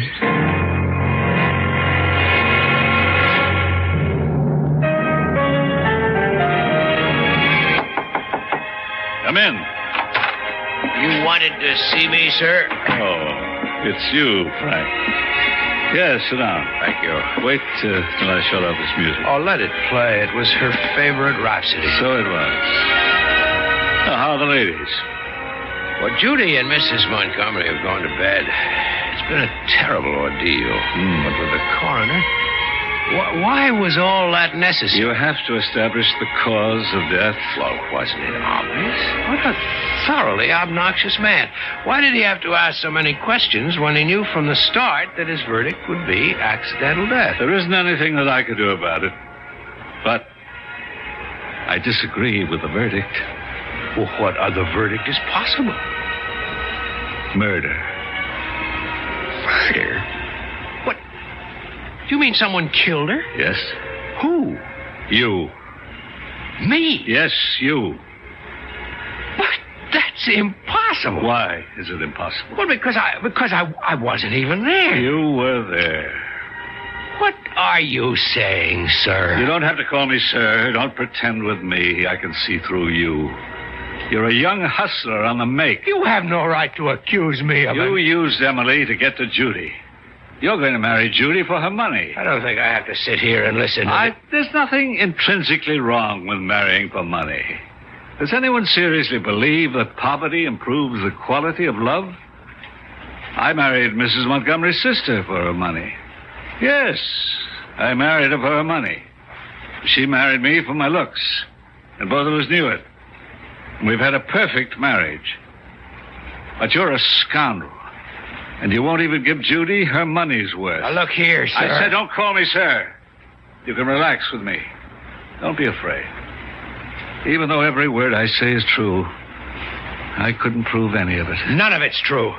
You accuse me of killing Emily. That's a lie. You say I was there. You know I wasn't there. I was with Judy. We were riding back to the house. You know it for a fact. Have a drink. I don't drink. Don't say it so smugly. You have other vices that are worse. I say you were with Emily. I was not. No, don't interrupt. Since the very day you met Emily or arranged to meet her, you've been with her always. I think you're mad. That's my saving grace. But to say that I was with Emily when you know... You were with her as far as she was concerned. I don't know what you're talking about. So few girls like Emily in the world. Oh, what a shame that you had to waste one of them. You knew that she was in love with you. Well, love, I'd say it was a crush. Girls like Emily don't have crushes. They fall in love only once, and it's forever. She was in love with you, and you know it. Admit it. What is this, an inquisition? I don't have to put up with it. Of course you don't, but don't try my patience either. I'm doing this for your good. For my good? Make it difficult for me, and I'll wash my hands of the whole business. Why do you say for my good? If she fell in love with you of her own accord, well, that's a tragedy, but it's her tragedy. But if you made her fall in love with you, you're guilty of murder. Why? Because you knew it would kill her. The fact that you were only playing with her would kill her. The fact that you were only using her would kill her. All right. Maybe I did lead her to believe that I was in love with her. And it's murder in the first degree. Premeditated. I didn't know she'd take it this way. You knew. You knew it would destroy her one way or another. Okay, Harry. I killed her. That's what you want me to say, isn't it? Yes. Well, maybe she'll forgive you. Come on, Harry. That's unworthy of you. Sure, I killed her.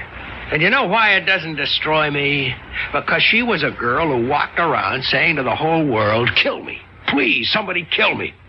She was so trusting, so naive. Anybody could have broken her heart. Anybody could have betrayed her. Nobody has the right to be that defenseless. I was just the guy who happened along. Yes. Well, despite it all, she'll forgive you. Sure, Harry. Don't humor me. She loves you. And when she loves forever. A little thing like death isn't going to stop her.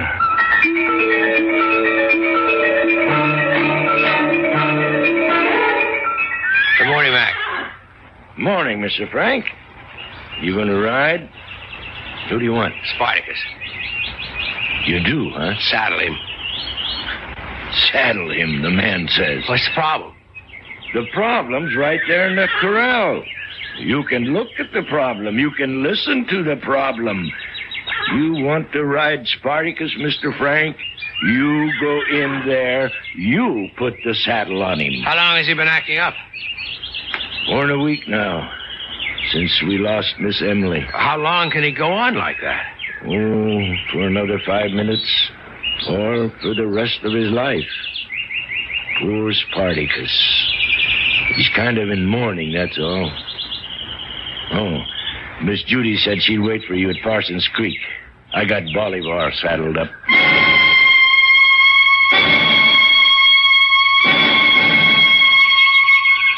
You know, Frank, ever since I was a little girl, nice things have always happened to me here at Parsons Creek. You're not listening, Frank. Judy, darling, I wait breathlessly for each word. No, your mind is somewhere else, and I won't have it. I want all of your attention. Now, what have you been staring at for the past few minutes? Judy, look straight ahead toward that clump of birches at the edge of the field. Why? There's a horse standing there. I don't see anything. Big chestnut. If I didn't know that Spartacus was back in the corral... Have you had breakfast? No, but that doesn't... It's the most important meal of the day. You're probably seeing things because you're faint with hunger. What do you mean you don't see anything? And it gives you a bad temper, too. Judy, don't joke with me. Missing breakfast is no joke. We're going to go right back and get you some. That's Spartacus standing there, and someone is on him. Wait. Whoever it was just moved behind the trees. Come on. Where? We're right over there. I'll prove it. I didn't see anything. I don't have to prove anything. Wait here.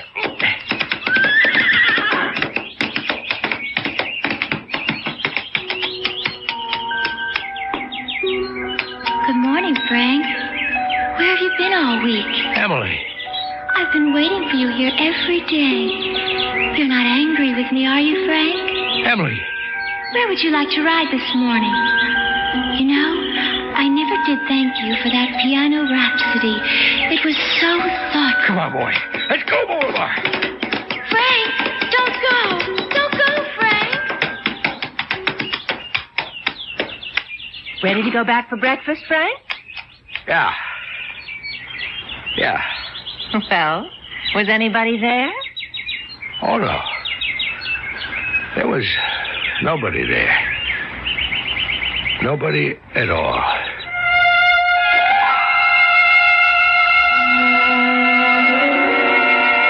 It could be a bad dream. And everything will be all right when Frank wakes up. But how can he wake up when we all know he hasn't been sleeping? We'll return shortly with Act Two.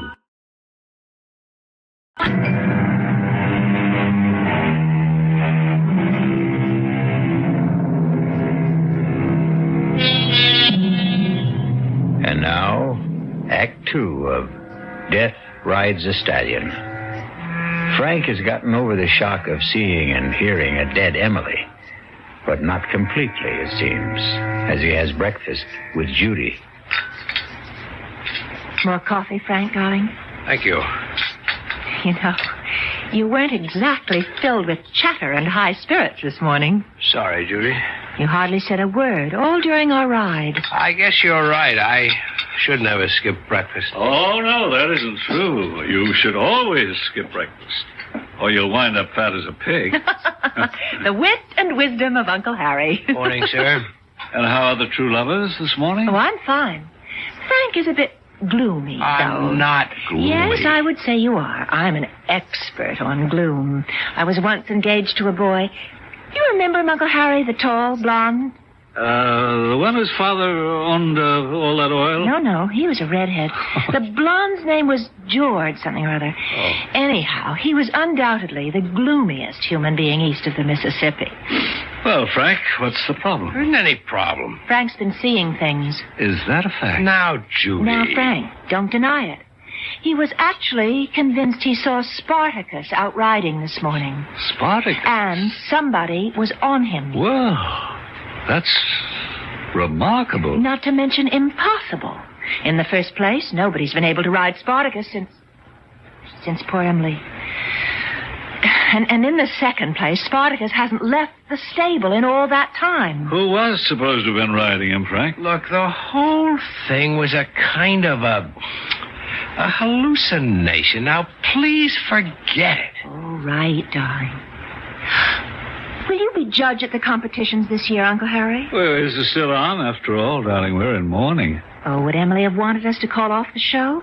What better way is there to remember her? Poor child. Frank, do you think that we should... Where's Frank? Well, he was just sitting here. Where'd he go?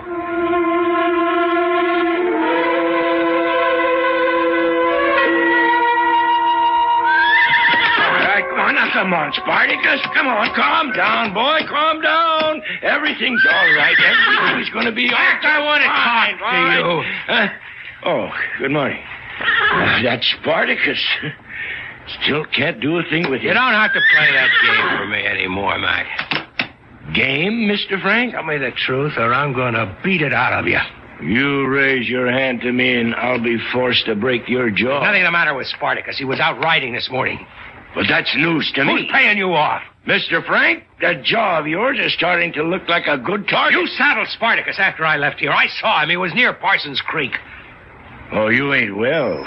You want to sit down? I'll get you a glass of water. Now, just get your filthy hands off me. Frank, what's the matter?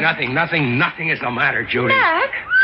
I think the sun's a little strong this morning, Miss Judy, and you know these city fellas, they never wear hats. Frank, you don't look well at all. I'm fine. Now, listen, darling, listen to me. I'm going to call Dr. Stoneman. I don't need a doctor. Yes, you do. You do. I don't want to hear another word. You just go to your room and rest.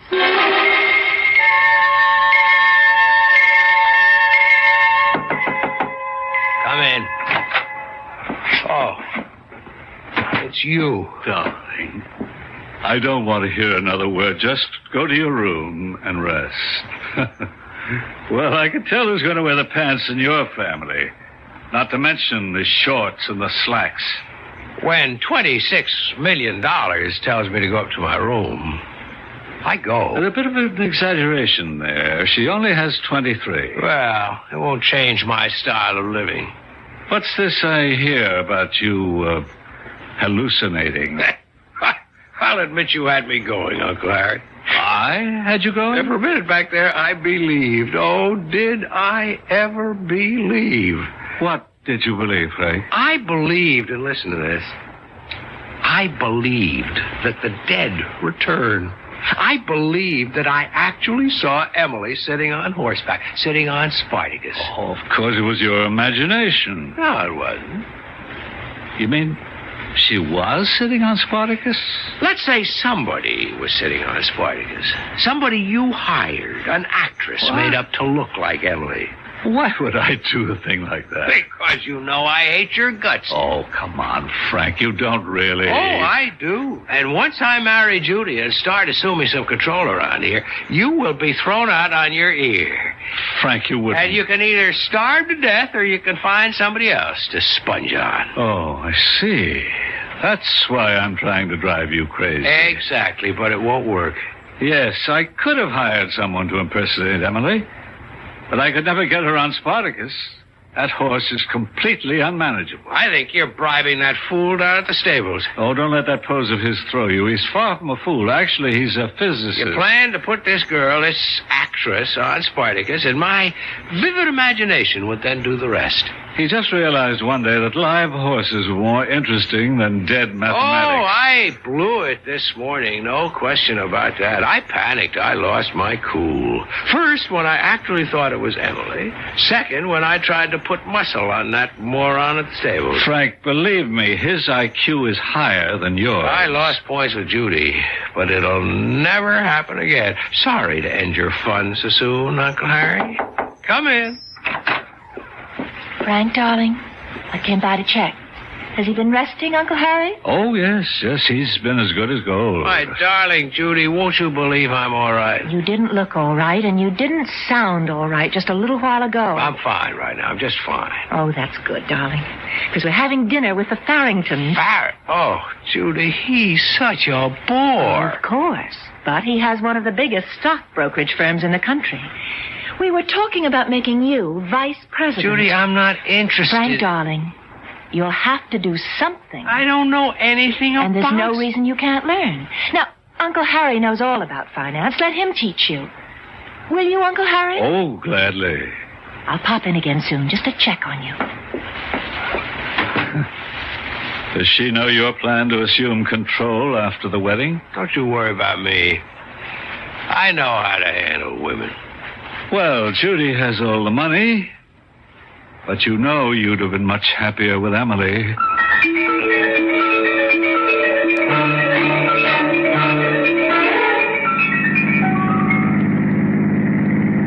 I was so proud of you this evening, Frank. You were so attentive and so interested. You hung on Jim Farrington's every word. I'm going to work for him. No, dear, not for him. With him. After all, Mother and I are major stockholders in Farrington and Company. Now, don't you find stocks and bonds fascinating? Slow down, Judy. What? Slow down! Look out, Judy! Judy, you all right? Oh, of course I'm all right. Why did you make me skid off the road? There was somebody up ahead. I didn't see anybody. Yeah, there was somebody up ahead on horseback. On horseback? At 11 o'clock at night? I could have sworn. Now, maybe it was the shadows. Oh, you have this thing for people on horseback, Frank. I'm never going to get out of this ditch. We're less than a mile from home. Let's walk. Oh, no. We'll have to wait till it lets up. Oh, we could wait all night. Tell you, I can run to the house, pick up another car, and be back in 10 minutes.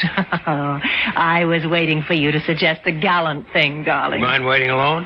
Why should I mind? These are my woods. Well, there goes.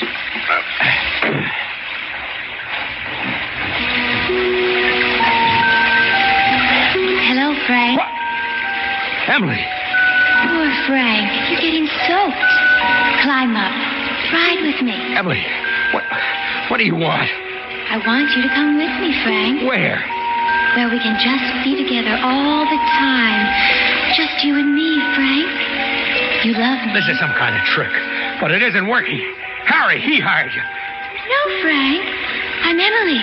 Really. When I saw you this morning, you mentioned the piano rhapsody. Harry knew about it. He coached you. No, Frank. Only you and I know about the day we met. Only you and I. Excuse me. I think this is my seat. Oh, is it? My ticket stub says R1. So does mine. Hey, look at the date on your ticket. It's for tomorrow. Oh. Well, look, Shh, you take the seat anyhow. Oh, but I couldn't. I insist. Now sit down and enjoy yourself. And we met in the lobby at intermission. And you bought me a lemonade. And when I said my name was Emily Montgomery, you said... Of the Montgomerys? Well, yes, that's what we're called. Hey, I had no idea I was buying a lemonade for an heiress. Oh, I'm not an heiress. My stepsister Judy has the money.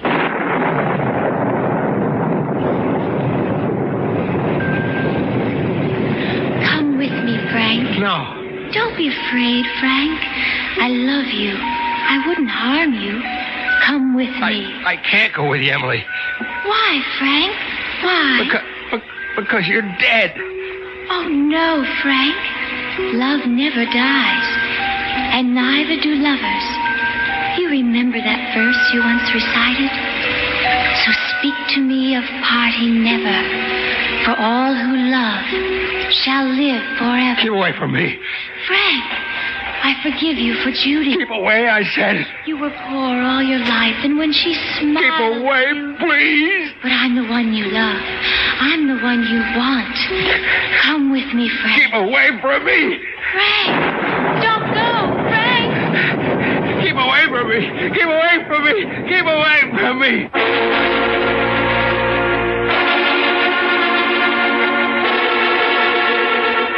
And so, we have here a man who is sprinting down a country road at midnight, in a pouring rain, shouting, "Keep away from me." And his urgent plea is directed to a dead young lady. And yet, 12 hours ago, he was convinced that the dead do not return. We'll return shortly with Act 3.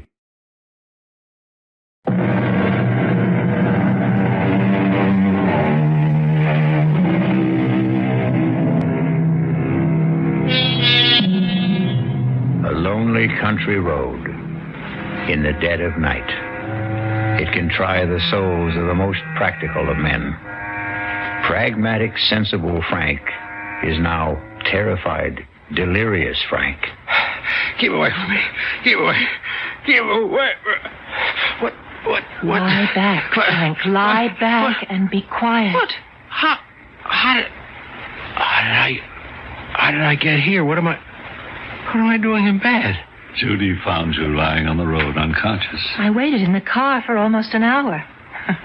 I thought you'd taken this as an excuse to run out on me. Oh, Judy, don't say that. Darling, now don't excite yourself. No, I'm fine. I'm okay. See, the rain had let up, and I started to walk home. And there was someone lying in the road.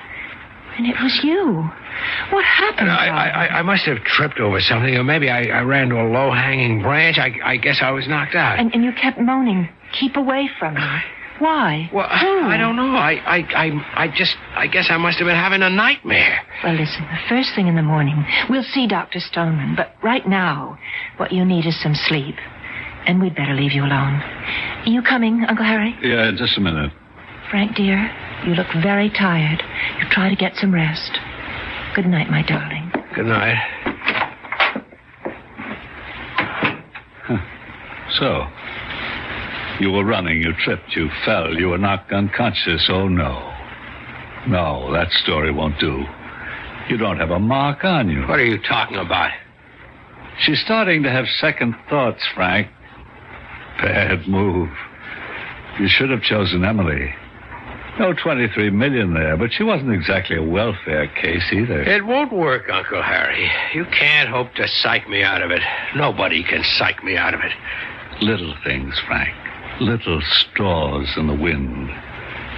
For instance, she just said, "I waited in the car. I thought you'd taken this excuse to run out on me." What she really meant, Frank, she might be looking for an excuse to run out on you. Enjoy yourself, Harry. I've been with that girl through, it has to be at least a dozen engagements. Each one is like a fever. It runs a predictable course. And you can always tell when she's reached the crisis. She becomes thoughtful.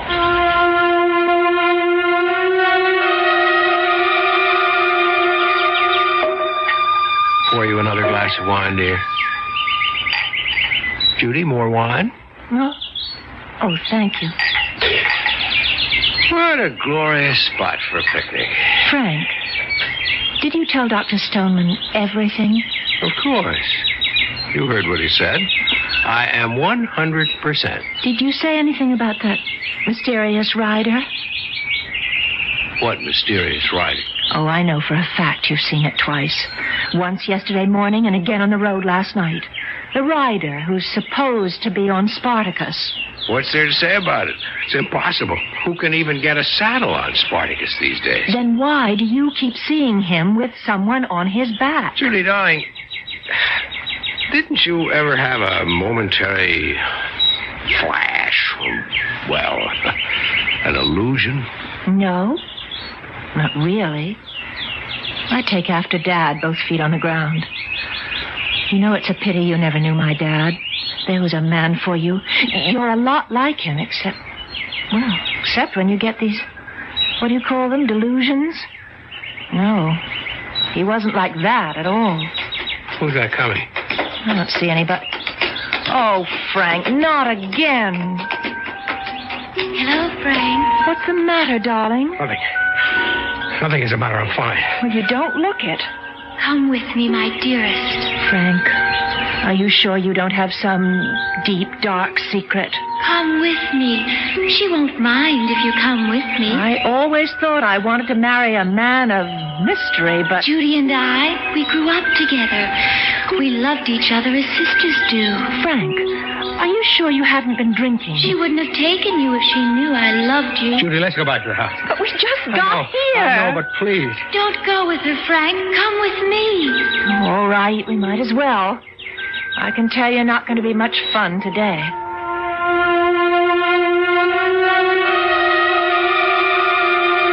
Good morning, Mr. Frank. Do anything for you? Mac, Spartacus has been here all morning, hasn't he? This time you don't have to take my word for it. The vet's in the stable. He's been here all morning. Ask him. Want me to call him? No, never mind. Hey, you look nervous, Mr. Frank. You ought to get some rest. Yeah, sure. The vet's been here all morning, and so is Spartacus. Why do you keep asking? How long will it take you to saddle Spartacus? The way he is now? Forever. I'm going to ride Spartacus. Mr. Frank, now that is a damn fool thing to do. If you won't saddle him, I will. I tell you what, Mr. Frank, this is a bad time. Toward evening, he kind of simmers down a bit, and that's the best time to try. Right now, he'd kill the both of us. That's 5 o'clock.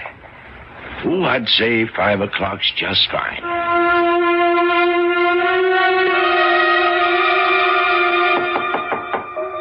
Come in.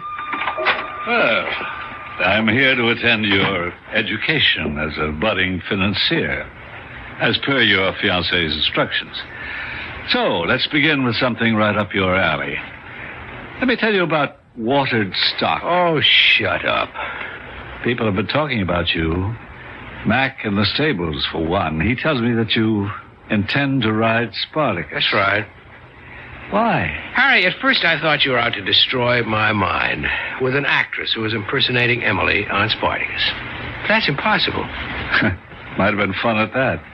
Now I know for sure that I am having hallucinations. I keep seeing Emily. Oh, that's bad. But as long as I'm aware of it, I can handle it. It's my own mind, and I can control it. Hooray for you. The key to this thing is Spartacus. If I can break that horse, I can break this whole psychological hang-up. Well, that's what you think it is, a psychological hang-up. Absolutely. Judy's also been talking about you. She's a little disturbed. I didn't notice. Yeah, key sign. Tell me, did she talk about her father yet? No. You sure? Well, she happened to mention him briefly. But his name did come up. Just in passing. Oh, bad news for you. Why don't you get out of here? I don't think she'll ever marry anybody. None of this is going to work, Harry. Her daddy was just too overwhelming a man. She's attracted to guys who resemble him. And then when she finds out the resemblance is only superficial, she's done it no fewer than 12 times. Oh, my goodness. You're number 13. Will you get out of here? I'm supposed to teach you how to be a stockbroker. Cut it out. Well, here you are, you two. Hard at work, I hope. How are the lessons coming? The lessons are coming to an end. You mean you've learned everything already? I don't intend to learn anything. I don't care about finance. I won't go into an office with that idiot Farrington. And when we're married, I intend to make the decisions. Well, of course. Now, what did you want to see me about? I just came up to find out if you were all right. Obviously, I'm fine. Oh, well, I'll see you at dinner. That's how you handle women, Uncle Harry. That's how you regain control of your mind. And now, I'm going for a walk. Oh, if you happen to see Emily riding Spartacus, say hello for me.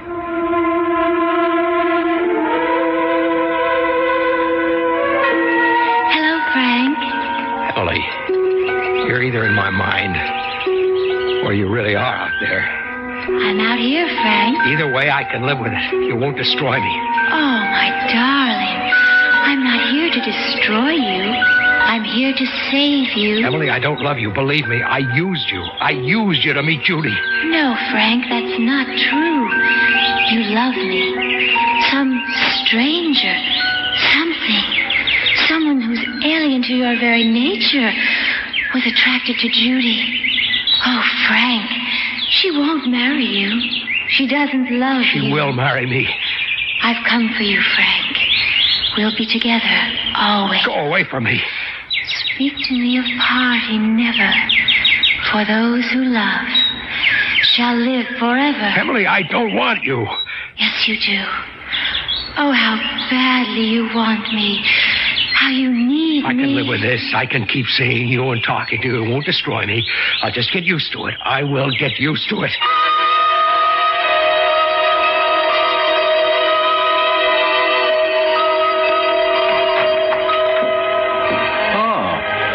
Back so soon, Frank? Have a nice walk? Of course.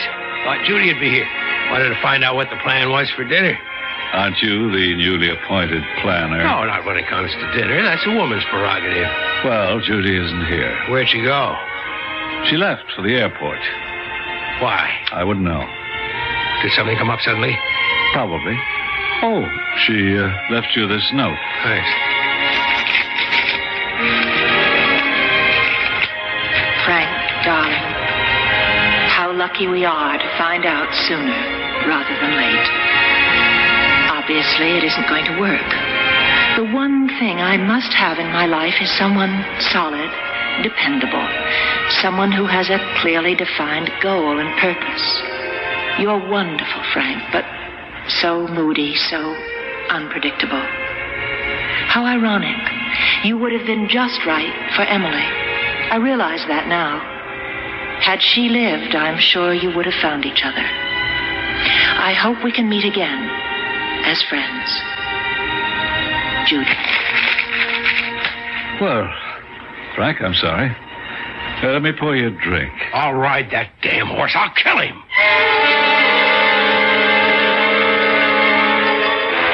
Doc! Yes, Mr. Frank. Did you saddle Spartacus? No, sir. Saddle him. I have strict orders from Miss Judy that no one shall ride Spartacus at this time. Anyhow, sir, he's impossible. No. He's standing there very quiet. Why, that's just for the moment. Frank. Oh, Frank, darling. And there's Miss Emily. She's getting ready to ride him. Miss Emily? There she is, right beside him. You see Miss Emily? Of course. Come with me, Frank, darling. We'll be together now. Yes, Emily, I was so foolish. Mr. Frank, please tell me, who are you talking to? To Miss Emily. Come, Frank. Yes, Emily, you're all I have. Climb up behind me. We'll ride Spartacus together. Mr. Frank, where do you think you're going? You can't go in that corral. That horse will kill you. Spartacus, look at him. So still, so gentle. I can't let you go in there. It's all right. Emily and I will ride him together. Come, Frank. I'm waiting. Let go of me, Mac. No, Mr. Frank. Bert, quick, come on. Give me a hand. I can't hold you. I'm waiting, Frank. Let me go. I'm coming, Emily. Mr. Frank, get out of that corral. Climb on, Frank. Climb on. Get away from that horse! Get away! Don't be afraid of him, Frank. Climb on. Don't touch him, Mr. Frank! Back away, back away! Here, let me help you. Back away! Take my hand, Frank. No. Take my hand. Yes, Emily, yes. Don't touch that horse! Don't be afraid, Frank. Emily, give me your hand. Emily, where are you? Emily! Emily, help me! Help me! Mr. Frank! No!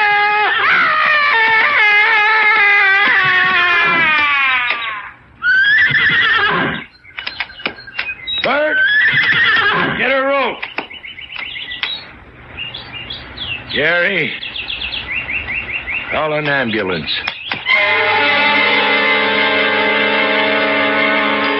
As you can already guess, the ambulance was too late.